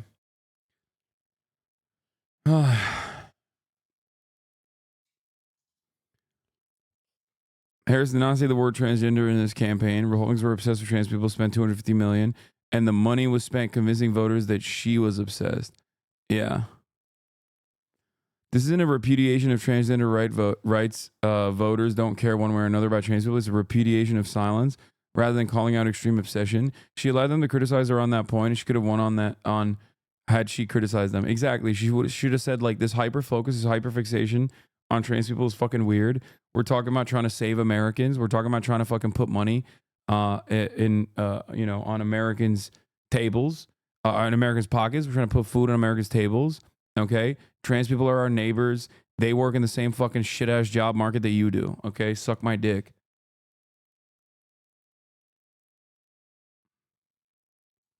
There's bar reciprocity? I didn't know that. Only time Kamala Harris talked about trans people was when she was talking about how she prosecuted transnational gangs. This was also gross little piglet Barry Weiss oinking on fucking Fox News, saying basically the same shit that Joe Scarborough is saying on MSNBC. How can progressives win again? I fucking hate her. She's such a goddamn scumbag. One of the greatest hypocrites of all time. She's a Canary Mission style, let's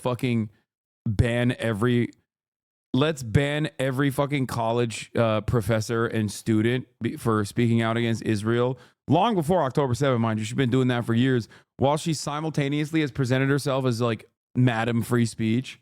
I hate these fucking assholes, dude. person by looking at what went wrong here, by taking this moment and allowing. Yeah, she started her career as campus Gestapo and then pivoted to like free speech on college campuses. You know? Mike from PA said, I deserved a ban, to be honest. Yeah. I mean, that's like, I didn't even click on the clip. I just saw the summarization of the clip. And if it was even like 10% close to what the summarization said, then yeah, you can't say that. I'm not even going to repeat it. Okay.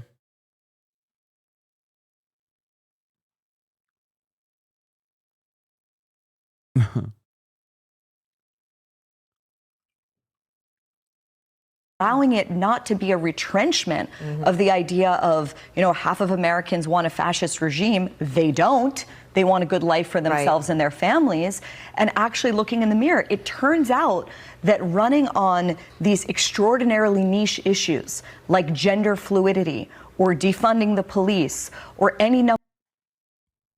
There's never been a moment where Kamala Harris ran on gender fluidity. What the fuck are you saying? Who has ever run on gender fluidity? Like, there's not a single person that has ever done that. It's like, I don't even think she knows what that means. She's 60 years old, dumbass. Oh. Yeah, let's just make shit up, dude. Fuck it.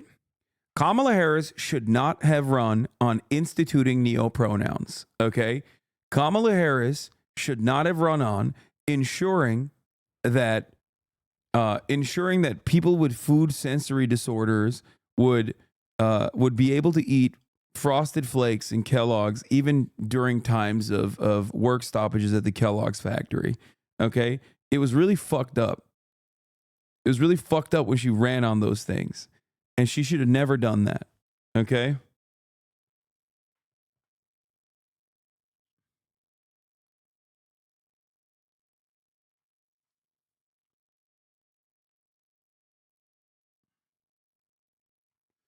Asman can say Germany knows they have a solution for immigrants while he watched the Tyler video, though, and demand the CEO of Twitch ban someone.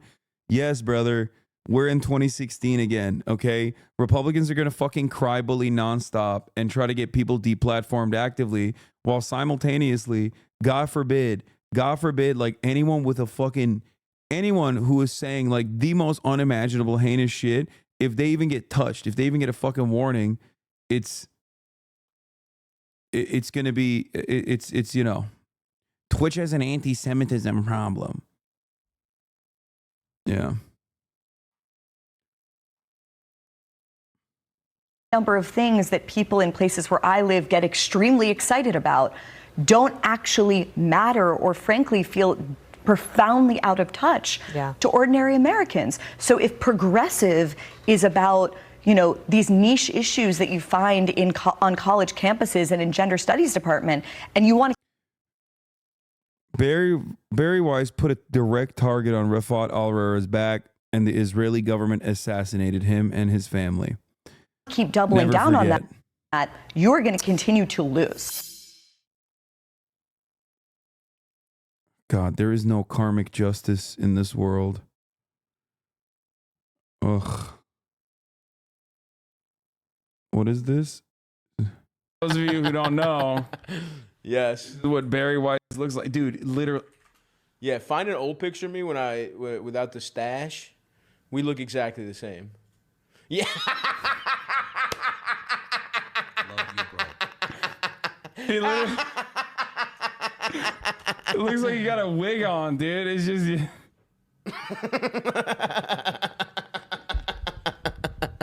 Yeah, dude. Yeah. Oh, I love that. And she's just as fucking stupid as I am, by the way. I just admit that I am. Yeah, that's. I mean, you're also way more entertaining. Yeah. For the. I sure hate being a niche issue. What do you mean? Oh my God. Like, Please tell me you're not advocating for Kamala Harris to run on gender fluidity. Okay? Is that...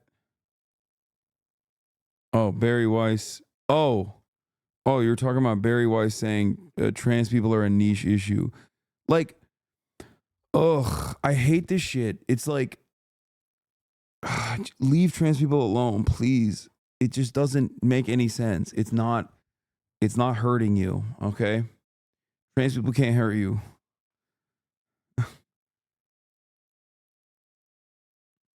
Huh? She looks pretty. You don't have to insult terrible people's looks. It just makes you look stupid. Anyone that looks like her feel bad for no reason.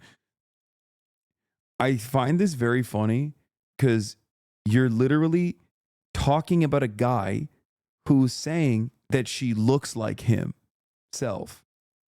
As in directly the person that looks like the person that I'm insulting. Stavi Baby himself said, she looks like me. You're the one who says she's ugly. And I guess you're saying Stavi Baby looks ugly too, which is fucked up. That's really fucked up. Apologize right now. Apologize right now. Apologize right now. You said Stavi Baby is ugly.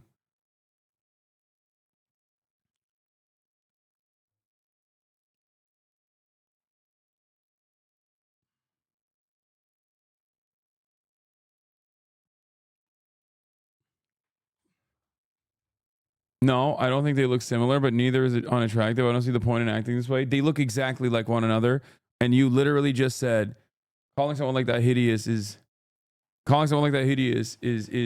you know, gonna hurt someone that looks like that. The person who looks like that is Stavi Baby. They're twins. You have some weird form of like not seeing that. I just don't get the point of bringing it up in the first place because it's not relevant. Stop arguing with 2016 Hasan. You're not going to convince them. No, I'm doing it. I'm back in. I got all the smoke. I got all the smoke for the rad libs. I got all the smoke for the fucking neo-Nazis. We're so back. I got the smoke for the centrists. We're back, baby. We're back. Except back then, I didn't have a Twitch stream. Okay. I was just on the Young Turks. I'm not a rad lib or a centrist. You are just annoying. I don't know what your political background is, but you're just fucking annoying. Okay? That's what you are. Sure, that's fair. Okay. Respect. We're so back. We're so back, baby. Oh my God. We got unrestricted, unfettered neo-Nazi shit on the one hand. And bro, you're going full H3. Wait, what? What does that mean? Can't insult your chat. Sarcasm. That's literally like 80% of my content. People find themselves in here, and you know we're just gonna have fun with it. There's not much else you can do about it. All right, let's see what Tim Wall said in his concession speech. It's like my life is in front of me as I look around here and see everybody. So it's wonderful. But look, folks, I just want to acknowledge the moment. It's hard. It's hard to lose. It's hard to understand. While so many of our fellow citizens, people that we have fought so long and hard for, wound up choosing the other path. It's hard to reckon with. Bro, I'm telling you right now, civility obsessed chat is more worried about that than policies. Yeah, I'm telling you right now, if they find a way to like get like a suited up neo-Nazi and do a puff piece like the New York Times used to do with like Richard Spencer, I'm fucking losing it. I feel like it's coming. That is so in the pocket. That's so 2017, 2018 coded. If that's the final stage of being in 2016 is like hyper focus on culture war. All aspects of culture get worse and worse overall. Okay. Battle lines are drawn. And then ultimately these like centrist media outlets, liberal media outlets start doing like puff pieces on fucking neo-Nazis being like, well, this guy is misunderstood. This misunderstood white identitarian. This misunderstood white identitarian has been defending the white race.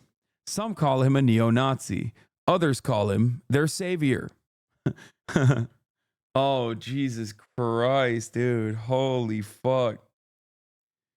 We're so cooked. What that path looks like over the next 4 years. Oh. So if you're feeling deflated, discouraged today, I get it. Take some time, take care of yourselves, take care of your loved ones, take care of your community. There's a million ways to make a positive difference, and get back in this fight when you're ready. And know that whenever you're ready to get back in that fight, I'll be standing right here ready to fight the fight with you. I don't know if Walls will run in 2028. Poor guy. I'm going to miss my baby girl, Tim. Oof. Anyway, let's continue. Investigating along with state and local law enforcement, but we still don't know how people got these phone numbers and who's behind this. Yeah, I thought Devereaux, the student in your package, summed it up nicely when he said it hits different coming after this election. Number one, there's nothing funny about it. It's so disgusting and so scary that it's being targeted. I got three different people in different states that said, have you heard about this? This is what's happening. It's very frightening. How do they know the people are black that they're sending it to? That's what I'm trying to figure. We don't know, and that's one of the scariest things, like you said, Gail. And it has their names. Your name, they know that you're black, they know what city you live in, because in some of the messages it says report to this location in Atlanta to go to the plantation. And it really brings up trauma that's passed down generations. I mean, slavery was not that long ago. And it's so disturbing. Yeah, it really is. Adriana, thank you so much. If the Democratic Party continues to cater to those type of people. Post breakdown of laughter over left Trump meltdown. They call us weird. Wait, where's the left meltdown? Oh, they're doing the left is melting down shit. Oh, God. They're doing the 2016, like, liberals are crying shit. I'm not going to lie. I feel like while there are a lot of people who are understandably very frustrated by the situation that unfolded, it's the second time around. It's a rerun. So I feel like there's significantly less people. Like, people just kept coming in to my broadcast the night of the election to be like, oh, you're crying. And I was like, I'm not. I expected this. And not only did I expect this, but also, like, shit is fucked up regardless. And I feel like they didn't really get what they wanted out of me. And I don't know if they got what they wanted out of others either.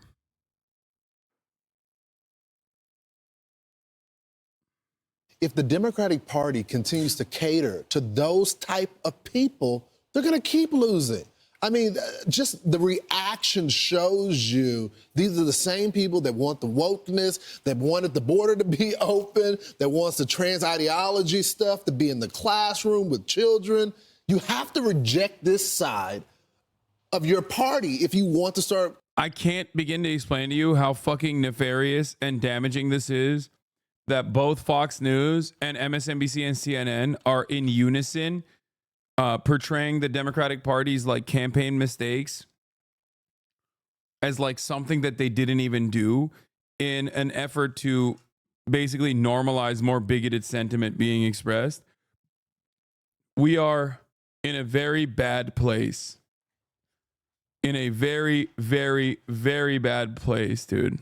This was, I mean, Philippe, tough medicine this morning from Philippe Rines. Wow, a rich corporate consultant lobbyist who is now part of two failed presidential campaigns blames nebulous political correctness rather than pointing the finger at himself and all his rich friends' failures to achieve the task they were paid handsomely to do.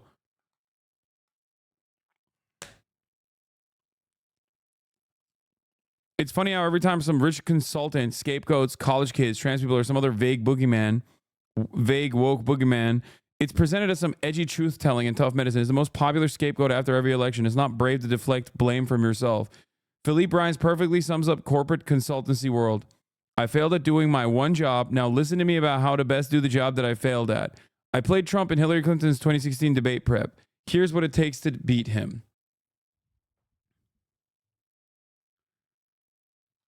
And they just keep failing over and over again. Give us a shot. I'm done. I'm done with this shit. Give us a fucking shot, dude. Give the people a shot. Give the people a chance. You have lost time and time and time and time and time again.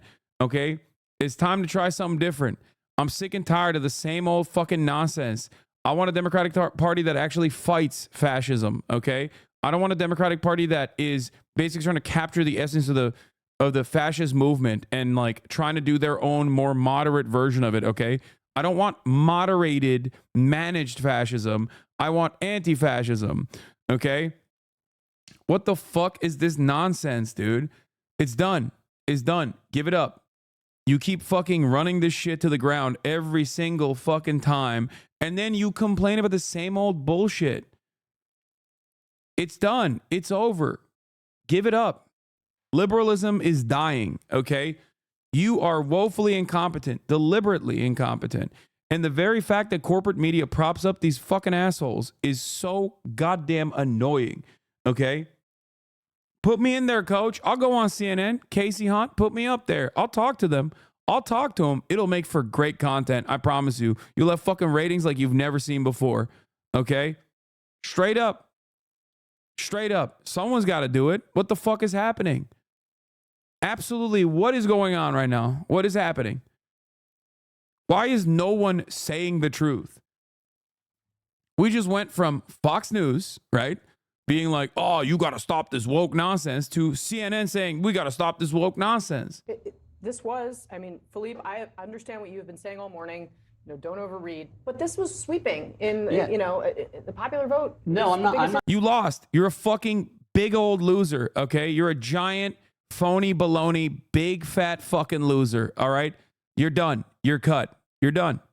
What is this? This is why Americans love meritocracy in sports, okay? Because guess what, dude? Bronny James, a.k.a. Le Seaman, a.k.a. Le Nut. If he can't cut it in the NBA and the big leagues, you're sending his ass down to the G Leagues, okay? That's it. That's it. There's no, okay, he gets more play time. Like, it doesn't work that way. It don't work that way. Even though Le Goat deserves to have his Le Son, Le Sperm, play alongside him if he wants to do so. Ultimately, you know, he's got to develop in the G Leagues. He might not be able to, but it doesn't matter. If you can't put up numbers, you got to go.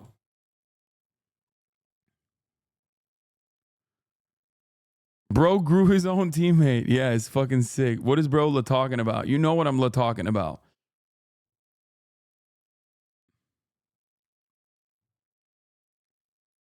The fuck is this shit? Why do we keep rewarding these fucking assholes, dude? I'm not saying don't overread. I'm saying try to narrow the factors and in some, you know, orderly way unpack what happened. So let's just say. First of all, I will never quit meat riding, okay? Because LeBron has decadent meat that deserves to be ridden. I've said this over and over again. I don't care, okay? You can say Hasan, pause. You can say holy moly. You can say glaze. You can spam writing all day, every day, okay? It's true. He is the GOAT. He is my GOAT. He is the best. It's not even dick riding. It's just being realistic about the greatest athlete, generational talent that blessed basketball, blessed our eyeballs, okay? He invented basketball. They should change it to Le Basketball, okay? Stop. Let's continue. I'm wrong about what I said earlier, that inflation could have been hunky-dory and we would have lost about these things. Either way, here's the problem. I'm not concerned right now what the right thinks about the Democratic Party. I'm concerned about what I think about the Democratic Party. You're talking a big game about the next Democratic president, by the way, so everybody fucking calm down.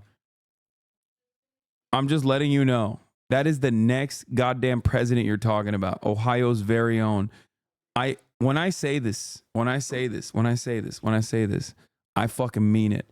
I don't care about like, oh, celebrities, like they should run for office. No, LeBron James is so good that he could be the LeBron James of winning the presidency, okay?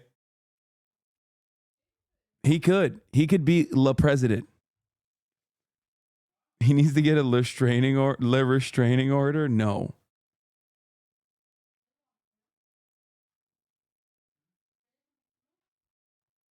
Literally spinning on it.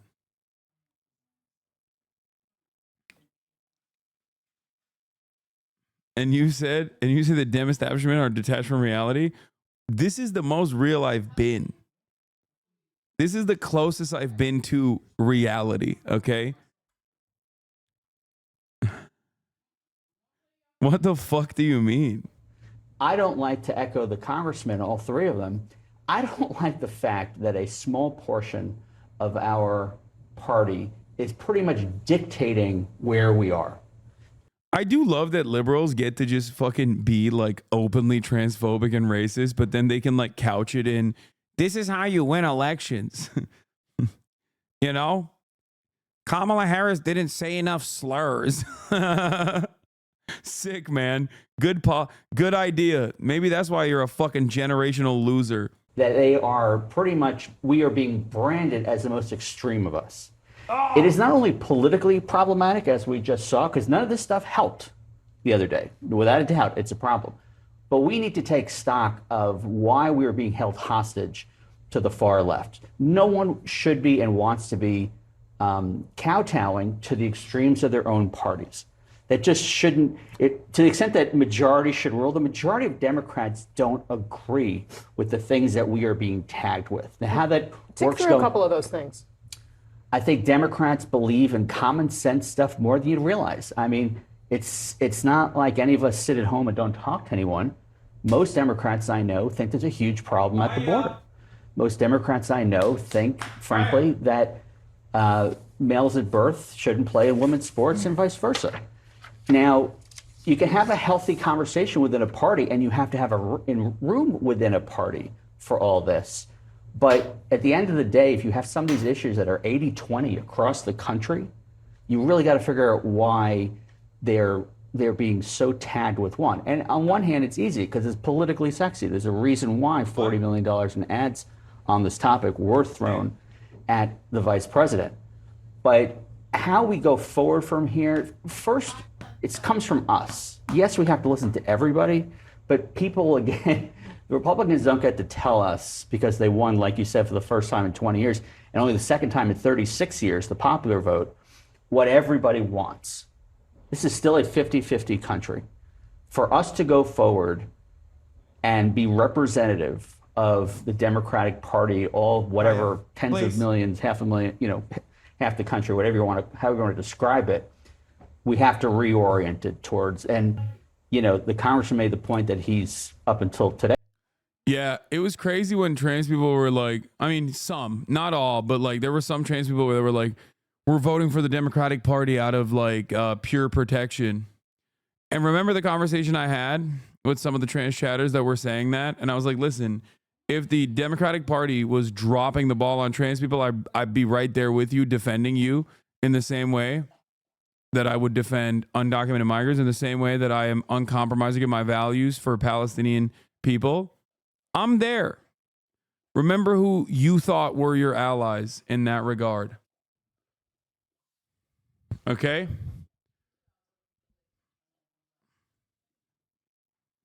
Yeah. Remember how much they yelled at Chapel Roan? You literally said this anti-discourse would happen post-election 3 weeks ago? Yes, I did.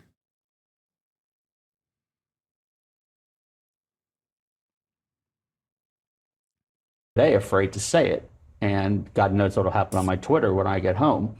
But it starts with that kind of thing. Yeah, that afraid to say it. Yeah. Do you think that that really fundamentally tells the story of why Democrats were broadly rejected here? I mean, insert whatever issue into that rubric, afraid to say things about the border, about trans rights, about some of these other cultural things? Well, I mean, the border is not fair because the border is a wicked problem with legitimate differences of opinion. And frankly, no one's had a particularly good answer to it. And I don't think Donald Trump in his second try is going to have a good one. On the other cultural stuff, and I don't even know how to refer to it without saying. Who is this heinous person? That's a failure. That's a failure right there. Hillary Clinton advisor, corporate lobbyist, who I believe also advised the Kamala Harris campaign as well. If I'm not Again, mistaken. I'm afraid to say something wrong, but the woke stuff, the PC police stuff, you'll see Republicans who say they're afraid to say X. I'm afraid to say X. What are Republicans afraid to say, dog? Have you met a Republican? Like, they are not afraid to say anything, okay? Unless you mean slurs. So what slurs do you want to say? Just say it. Come on, big dog. Say it with your chest. Let it out. Let it rip, dude. We're in a post-Trump world. Come on. What slurs is swirling around in your fucking cranium, huh? What are you trying to say? X. These congressmen are afraid to say X. Why? Why afraid to say X? It should be afraid if it's something stupid and hateful and makes someone feel that they don't belong. But saying I don't agree with you or saying that's not representative of the bulk of us, it's like Medicare for all is not something that the bulk of the Democratic Party believes in. But yet we spend tons of time on it. Now, on immigration, there are people who do believe, and I think I buy into it, that part of the problem we've had as Democrats is that we have gotten pulled to the left so far that we can't make common sense decisions. And look, I worked for Hillary and she had to contend with Bernie. Bernie, went after Biden. I shouldn't say went after. He entered the primary. There's no evidence that the Bernie Sanders wing of the Democratic Party has met with any success or represents this party. Yet, we're going to go ahead and we're going to continue every time someone on the hard left says, "Oh, you can't do that." We're all going to paralyze. I mean, I don't know what the I don't know what to say that I haven't said for the past couple of days now, that I haven't said for the past couple of years now, that I haven't said, especially so in the past couple of months in Kamala's truncated campaign.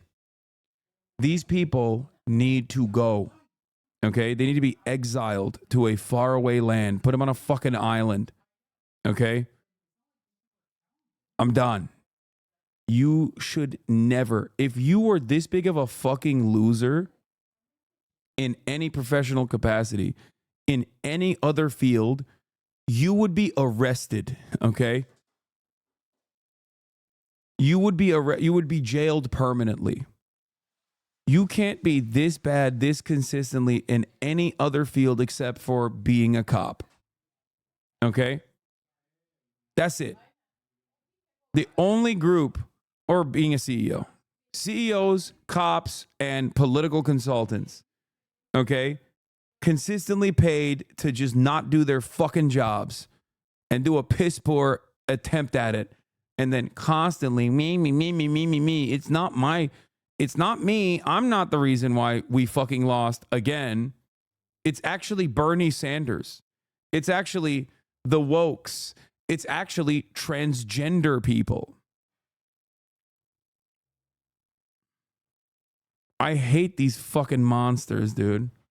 answer is, but the answer is for people to start saying what they say on, WhatsApp and Twitter and whatever it is, that this is enough already. People can't. The PC police doesn't just apply to Republicans. It applies to, I don't know what I'd call myself. I just call myself a Democrat. I'm not a progressive. I'm not a lefty. I think I'm to the right of some Republicans on some topics. But dude, why are you? Oh my God. Oh my God. Oh my God, dude. Like, openly stating this is like jail. What did mom want? Uh-huh. I'll order it. Short rib?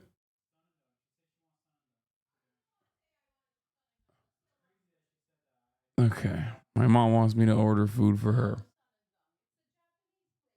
Okay. Every anti-left lib argument can be immediately countered by showing them Kamala completely failing to win areas where progressive candidates dominate.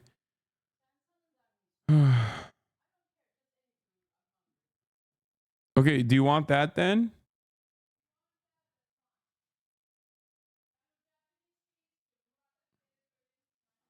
I didn't order him any. Oh But, you know, this general thing, especially parents, you know, with kids in school, they're really bothered by this, and I get it.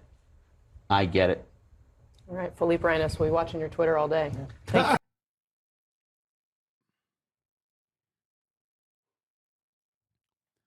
Imagine going so neocon, Bill Kristol tells you to chill out and talk about progressive populist messaging instead. Lamau, I miss it. They had Bill Kristol telling her to pivot to left populism, and they kept handing Liz Cheney the mic. Interestingly, Bill Kristol, a top never-Trump Republican, publicly urged Harris in the final weeks of the campaign to pitch a progressive populist economic message against Trump and his army of billionaire supporters.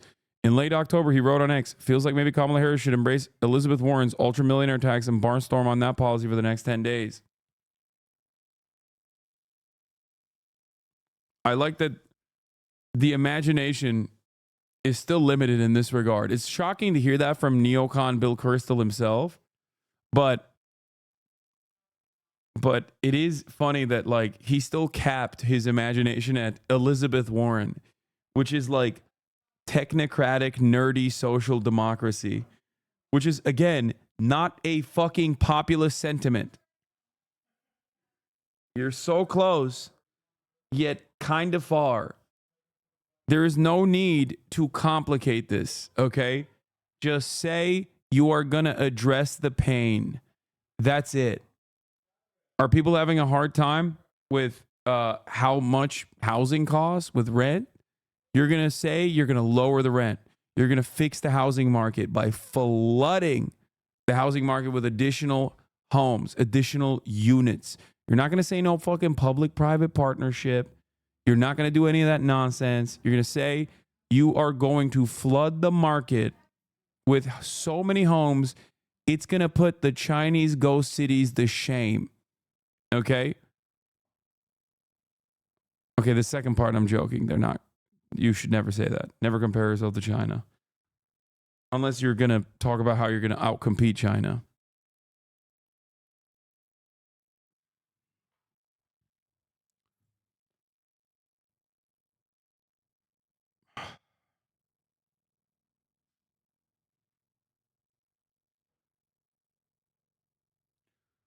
Dumb question. Can those strategies be wrecked if someone throws the word socialist at it? No, not a dumb question. Understandable fear.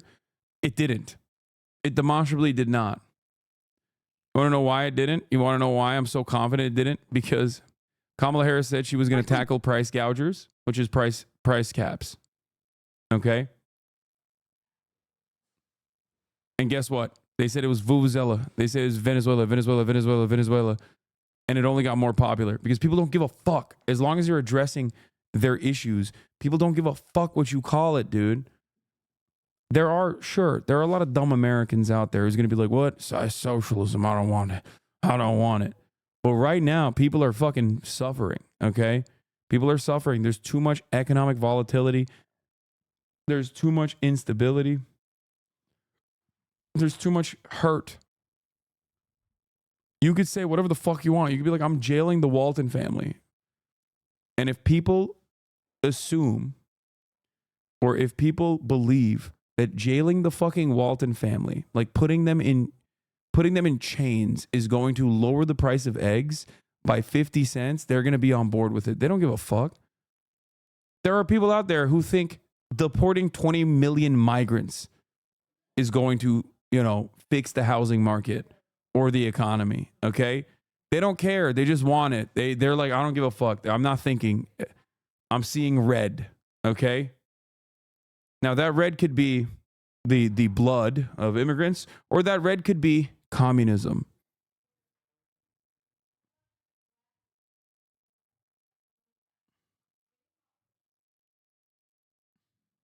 Blue states like New York and progressive hubs like Queens, the shift to the right among Latinos is noticeable. About 2 years ago is when I really noticed the shift of a lot of migrants overpopulating, especially in the area where I work. Stephanie Tim, mother and real estate agent from Queens, previously backed Biden, but is now siding with Trump.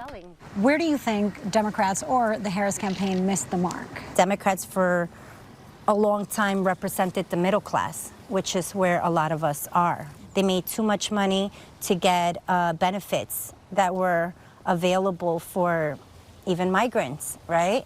And they made too little money to take advantage of the tax breaks. So I really did feel that that's where they did fail us. As a woman, do you feel troubled with that choice? Wait, what? Too little money to take advantage of the tax breaks. So I really did feel that that's where they did fail us. As a woman, do you feel troubled with that choice? I did. I know everyone was like, you know, how can you do this? You're a woman, you just gave away your rights.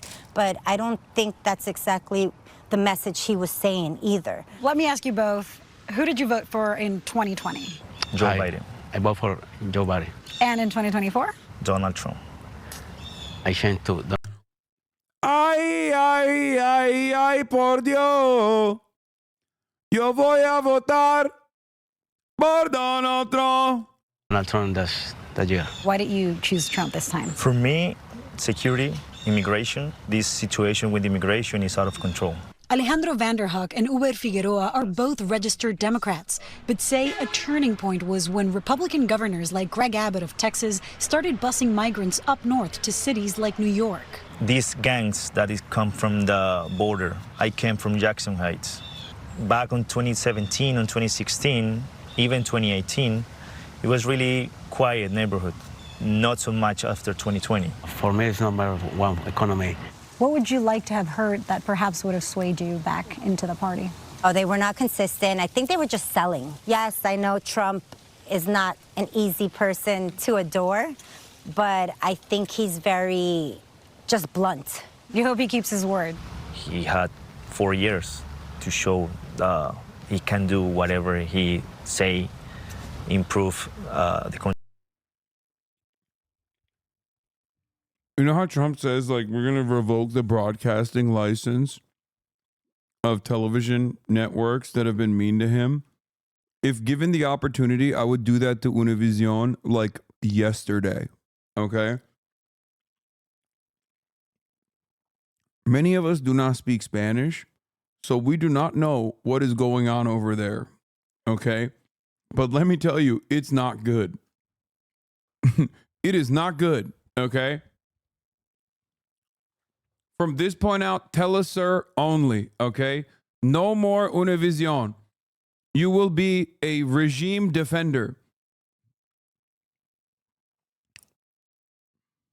That's it. You're going to be out here talking about how Maduro is actually the GOAT and fucking Guam belongs to Venezuela.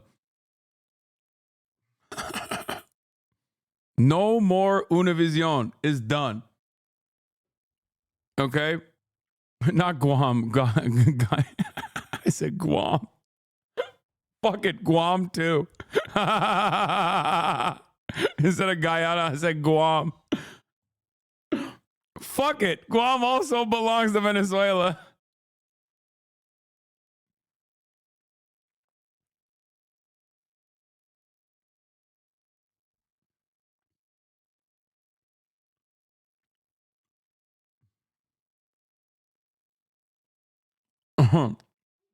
New imperial superpower of Venezuela. Grew up with Telemundo and Univision as a Spanish speaker. Why do you feel it's bad? I feel like Univision has gotten fucking increasingly more right wing as years have gone by.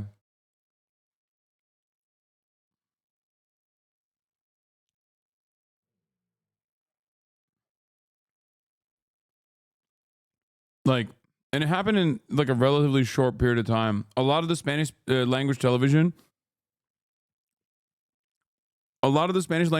has like gotten insanely right wing. I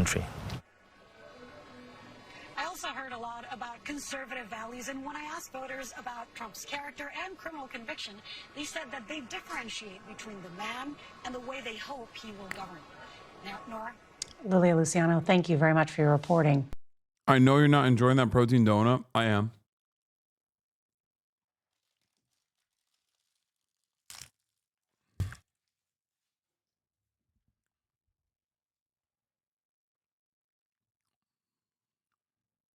What happened with the audio? Did the audio get fucked up?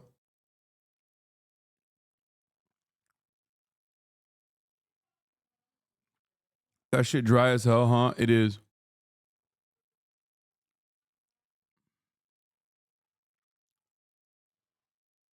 They should talk AMLO a lot.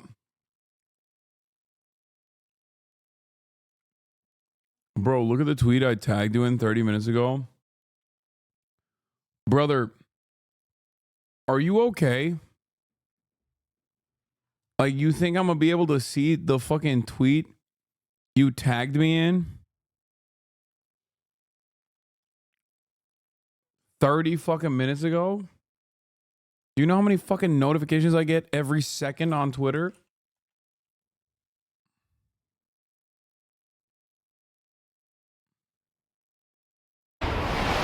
Most of this stuff on this side is Mexico. And then everything on that side is the United States. Okay, and both Nogales. In a town that sits between two nations, Dog, if you want to fucking send me a link,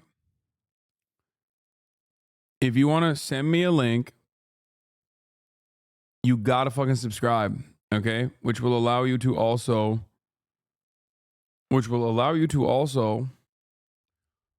not only send me links, but watch the VODs, which are now logged behind subscription.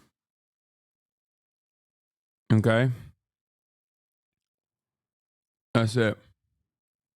And you can do that for free. With the Twitch Prime. Twitch Primes are free. That's an L move? No, it's a W move. I had to do it. My haters were going crazy.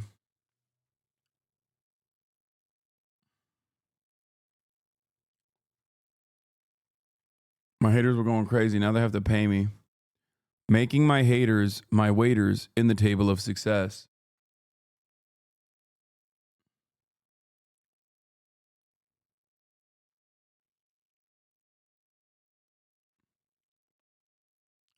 You don't think locking your VOD's a mistake? Lots of people won't get your message? Yeah. If only it was like readily accessible on fucking YouTube for free.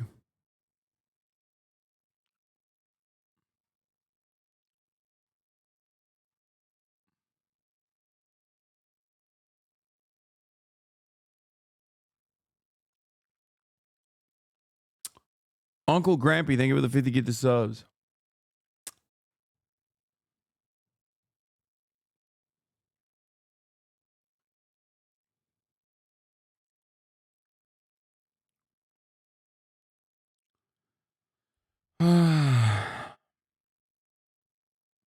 Montiel knows exactly locking VODs here helps the clipping and VOD where he stands on immigration.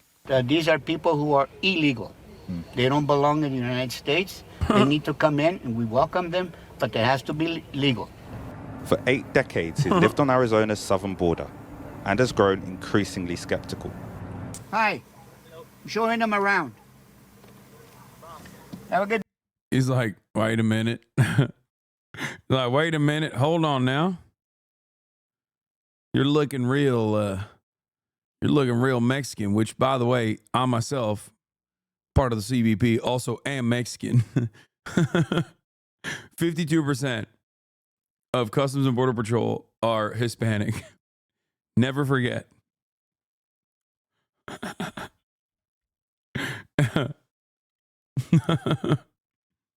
Good day, sir. How effective do you think the border control are? Right now, no good. That skepticism is why he voted for Donald Trump. I want to see laws passed that says no one can come into the United States if you're not documented. At their home, his wife Lupita shares those feelings. What do you think about how Joe Biden has dealt with immigration? He was horrible.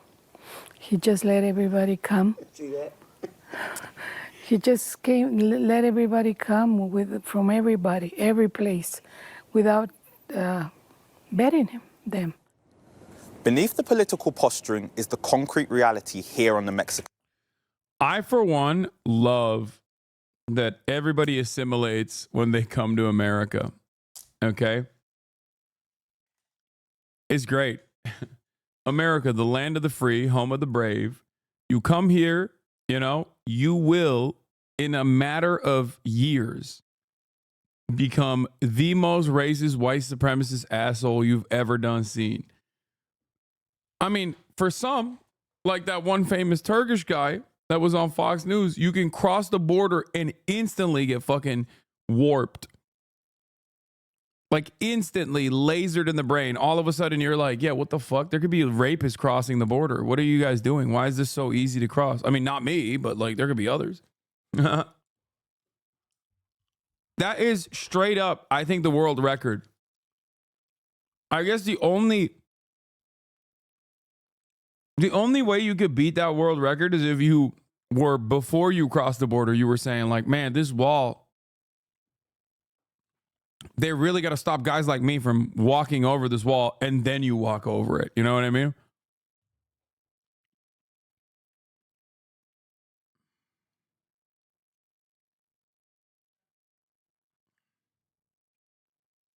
Border. Last year, record numbers of people entered the United States illegally. When are you going to comment on tokenism as opposed to meaningful racial representation within ICE? What tokenism? Brother, Customs and Border Patrol is in border towns. Border towns have a lot of Hispanic people living in them, and they fucking work for Customs and Border Patrol. That's it.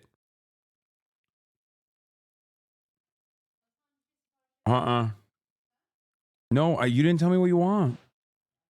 Here, Mom, just here, take this. Kaya, place. Oh. Order whatever you want, Mom. Donald Trump's plan to deal with the issue presents economic, logistical, and legal challenges.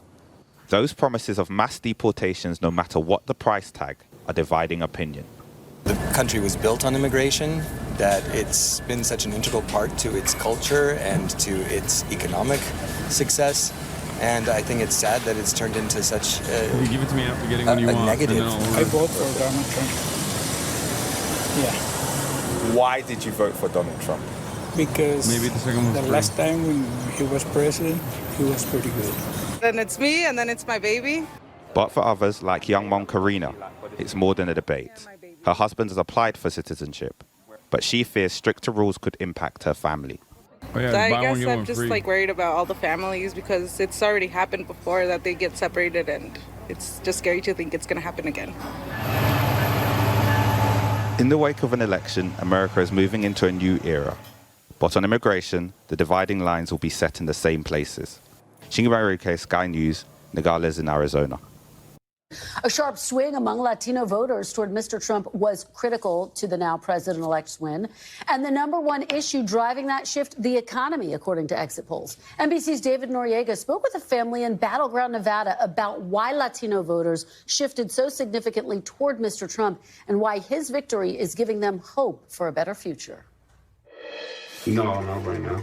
Mario and Mireya Alvarez found the American dream in Las Vegas. Would you like some coffee? They came to the U.S. from Mexico and Guatemala in the 80s, with his job in a supermarket and her job in a casino. I didn't know that motherfucker Greg Abbott was an evil electoral genius. Dude, he's not. He's just evil. He's not a fucking genius. It's not like genius to just be like, I'm going to directly violate the law. The problem is the dumbass that was the head honcho, Joe Biden, didn't correctly apply the fucking law. Okay? That's the issue. I said so many times. I said so many fucking times. I was like, listen, this is an opportunity for the Biden administration to prosecute Greg Abbott and Ron DeSantis for human trafficking, okay? And then offer a shit ton of funds to the areas that Greg Abbott was sending people to so you can handle the processing and handle the housing of all the people that went there, to basically demonstrate that it is not a problem. Like, immigration is not an issue. But of course, they never did that. And instead, you know, here we are. They push for a right-wing fucking border bill instead because they're stupid. They bought a house and raised 3 children. Now they wonder if their kids and grandkids will inherit that dream. Is it still possible to do that for the younger generation? That's my main concern right now. What's going to happen to our new generation? Nowadays, they're not even able to move out of their houses anymore because everything is so expensive. Life wasn't expensive as it is right now. We first met Mario back in February when he was seriously considering a vote for Donald Trump. He was undecided with previous votes for George W. Bush, Obama, Hillary Clinton, and Biden. At the last minute, he broke for Kamala Harris. But today, he's not upset about the results. This motherfucker voted for George W. Bush, bro. I'm kind of like more happy than upset. Why? Because Donald Trump is going to help the country with the economy. The whole household is happy. Mireya and their 29-year-old son, Mario Jr., did vote for Trump. Initially, I will say I did not agree with him. And then I started seeing that he was not afraid to speak his mind. And I noticed that he was not scared to say what he felt, regardless of what people would say. And I think I respect that about him. So you liked his kind of brashness, his personality? Yeah, I would say yes. They're not alone.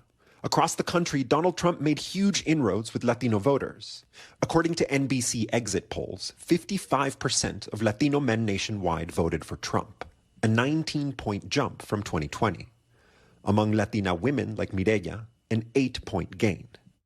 And while Vice President Harris won a slight majority of the Latino vote overall, Trump increased his support 14. I think there's something really fucking gross about this, by the way, that bears repeating. Like, before people say like slugs for salt or whatever, guys, we are getting fucking fed a media narrative that is once again shifting the overwhelming weight of responsibility away from white people. Okay? It is very fucking annoying because both Latino men and Latino women still majority voted Democrat. Okay? In spite of the fact that the Democratic Party is not really offering dick. Okay? And everyone is talking about how, like, oh, damn, these dang Latinos are fucking voting for the Republican Party.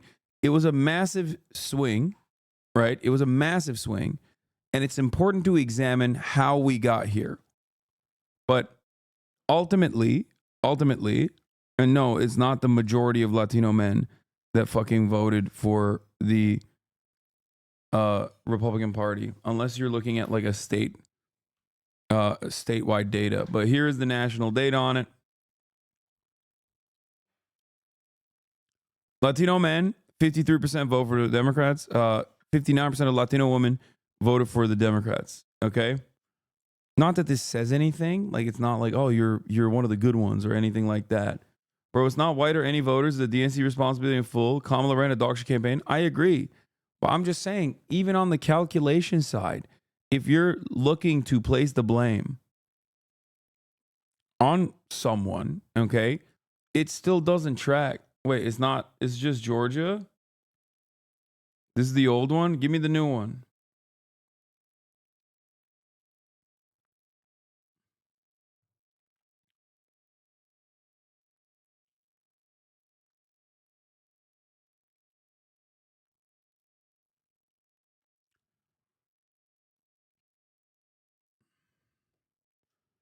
Like, the Hispanic Latino population, 52% voted for.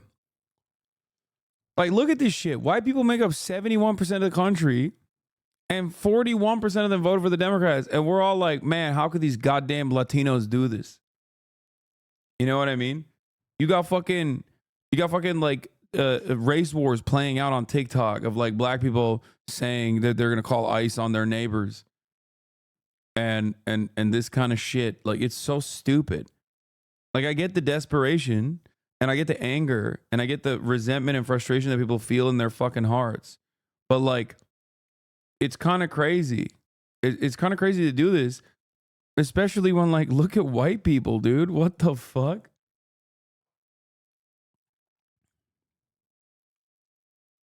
Yeah. White people, 57% still voted for the Republican Party. Like, what are we talking about? What the fuck are we talking about? Oh, Latino men voted 55% for Donald Trump nationally. And Latino women, 38% voted for Donald Trump, which is still a major swing. But it still doesn't change the reality. You see what I'm saying? It says key states, not nationally. Why is there not national? Oh, it's not even overall. Anyway, it doesn't matter. Okay, key states.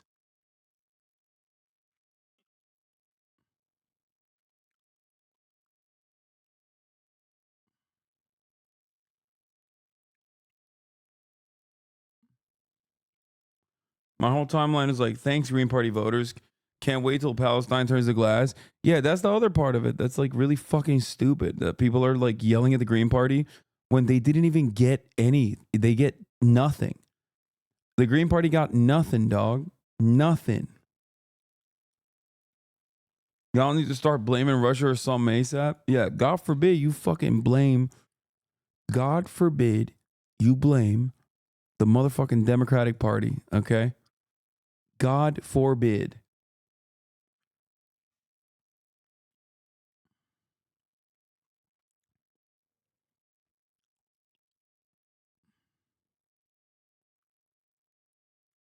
Also, when people say like, oh, can't wait for Gaza to be fucking glass, it's like, well, you're obviously not paying attention, okay? Because it is already leveled, you dumb fuck. You stupid racist bitch.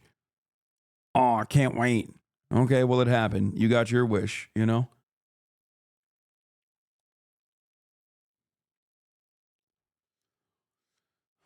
Stop vote shaming.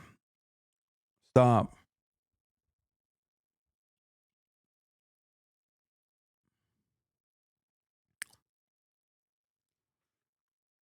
And I'm pretty sure these exit polls are only same-day voters anyway.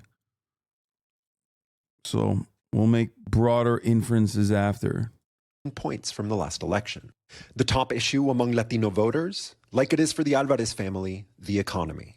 With Why does Asman hate you so bad? I don't even think he hates me. I think his community hates me, and he just like fucking repeats whatever Reddit is saying. That's it. His community definitely hates me, though. That's for sure. Like, that's not even a question. Immigration, a distant fourth. Mario and Mireya both crossed the border illegally as teenagers, but became citizens under President Ronald Reagan's amnesty. They see themselves as different from migrants crossing the border today. We need to report Republican-owned businesses with illegal aliens and report them ICE en masse. Create a panic in a Texas-like state. Dude, I'm banning you permanently. Dumb fuck. Yeah, dude. Let's just fucking, yeah, dude. That'll really show everybody. Let's just start doing deportations woke style. The fuck?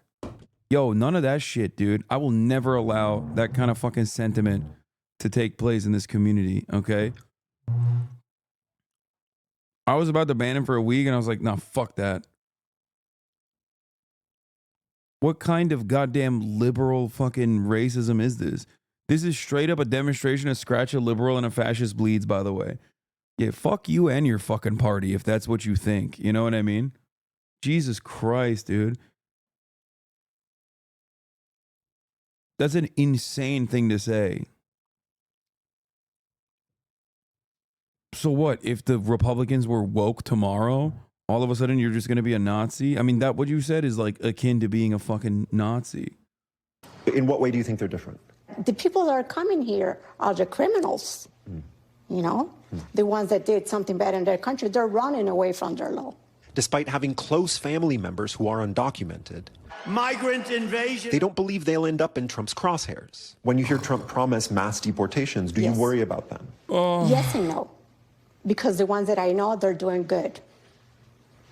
They're not breaking any laws. I believe he's going to start deporting all the bad people. Trump won over the Alvarez family and many like them. Yeah, he will. except he thinks, you know, your family members are also bad people.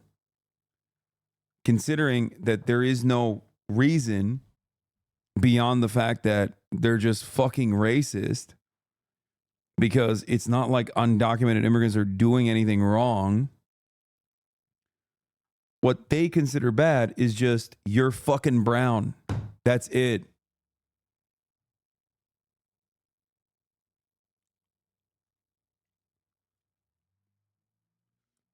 God, these guys are so fucking stupid. Holy shit.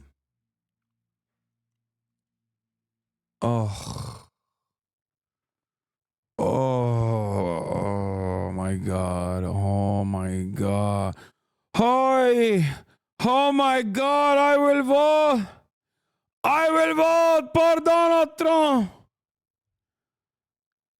Ay, ay, ay, ay, por Dios. Yo voy a votar por Donald Trump. Whether the economy improves and who exactly he chooses to deport may determine if he keeps them. My family is Latino, and a lot of them. Donald Trump on the campaign trail kept talking about how he was going to do the Eisenhower deportation principle, which is literally the Bracero program revamp, which was a deportation, forcible removal of 1.2 million Mexican and Mexican Americans, okay, including but not limited to deporting American legal permanent residents of Mexican descent.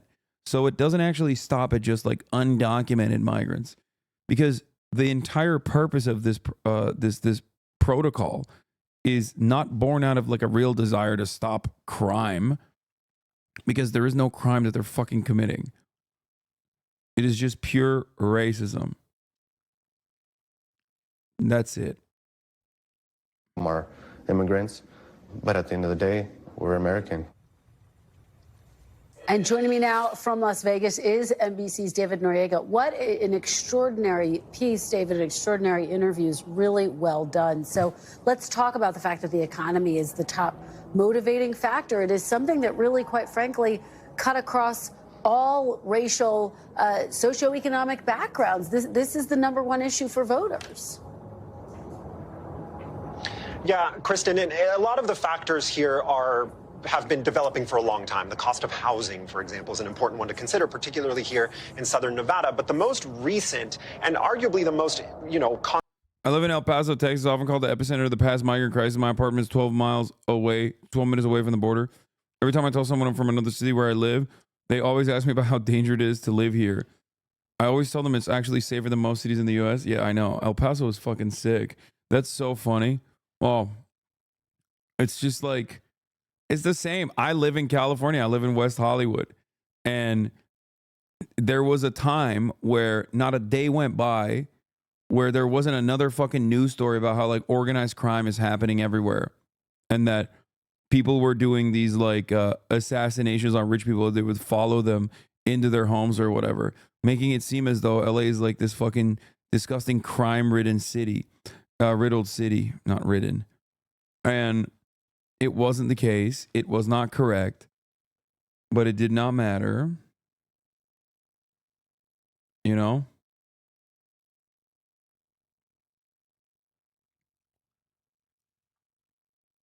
People just want to believe what they want to believe. You know what I mean? consequential factor to consider is the pandemic. Las Vegas is a service industry town, right? The way one union official described it to me is this is basically a factory town, and the factories are the hotels and the casinos you see behind me. That sector was hit particularly hard by the pandemic. So the people that I've been talking to in Nevada all year, the last 4 years haven't been good for them. Their workplaces shut down. The price of goods went up. The price of housing was already going up dramatically. The cost of childcare, everything. It was just harder and harder to make ends meet for regular working families. That is a huge driver in what we saw on Tuesday. And like you said, not just with Latinos, but with almost every demographic group. Just fascinating. And one of the most fascinating parts of your report, David, was when the family said that, yes, they had actually come here illegally during the Reagan administration. Now, of course, they are here legally, and they see this very sharp distinction. Does that sort of match what you are hearing from other Latino members of the community there? Yeah, Kristen, I've been hearing that all year from sort of swingy Latino voters, Trump-curious Latino voters, if you will, many of whom wound up, pulling the lever for Donald Trump. They'll define it differently, but pretty consistently when you ask, are you worried about mass deportations? What they'll say is that they don't believe it applies to them. Who they think it applies to, again, varies from person to person. The other important thing to consider here, Kristen, is that, a majority of Latinos did vote against Donald Trump. And for every family like the Alvarez family, there are others who are now deeply worried, deeply concerned about what is in store for them and their loved ones with the second Trump administration. Please talk about the FEMA scandal. Dude, what is happening? What is going on? What the fuck? I don't know what this is, brother. I don't know what this is. Like, why are you sending me a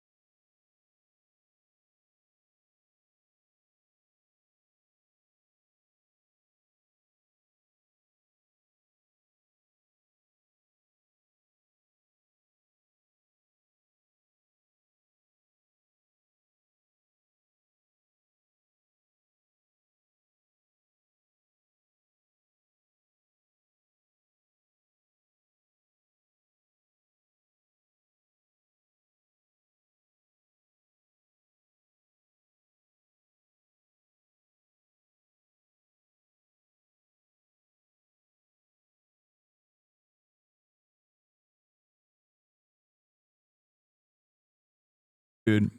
Yeah, Christian Walker, who I didn't even know the fucking full scope of his political opinions, who is similar to neo-Nazi Nicholas Fuentes. Hey, you know what I didn't do, brother? I didn't fucking give Christian Walker's phone number to other goddamn podcasts so he could get so he could get more prominence. I didn't have my wife or my mom in this situation make him a peanut butter and jelly sandwich. That's so funny. That's amazing. I talked to him one time, pushed back on his fucking insane transphobia, and then never talked to him again. Yeah. That's cool though. I like that the retaliation for Destiny openly fucking platforming prominent neo-Nazi and giving him not only a platform but like access to other platforms is equivalent to Christian Walker. who literally tanked his fucking father's political run, by the way. He's done more against the American conservative movement than anybody in here.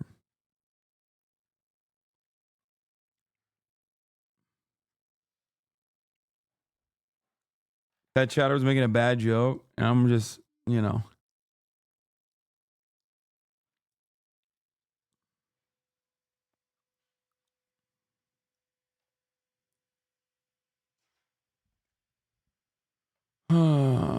That's the level of severity of showcasing as a clown. He's a wrecker. No, I just, I gotta go. I gotta go to bed. I'm so tired.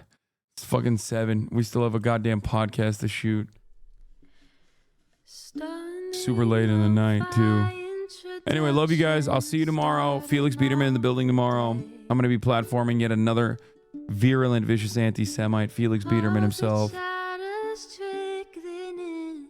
Peace.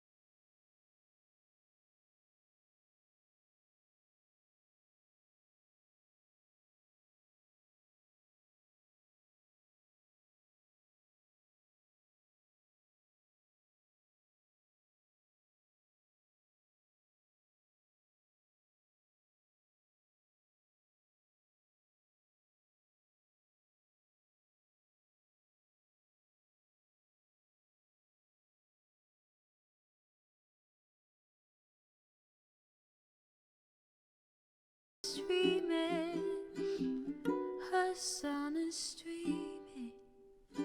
There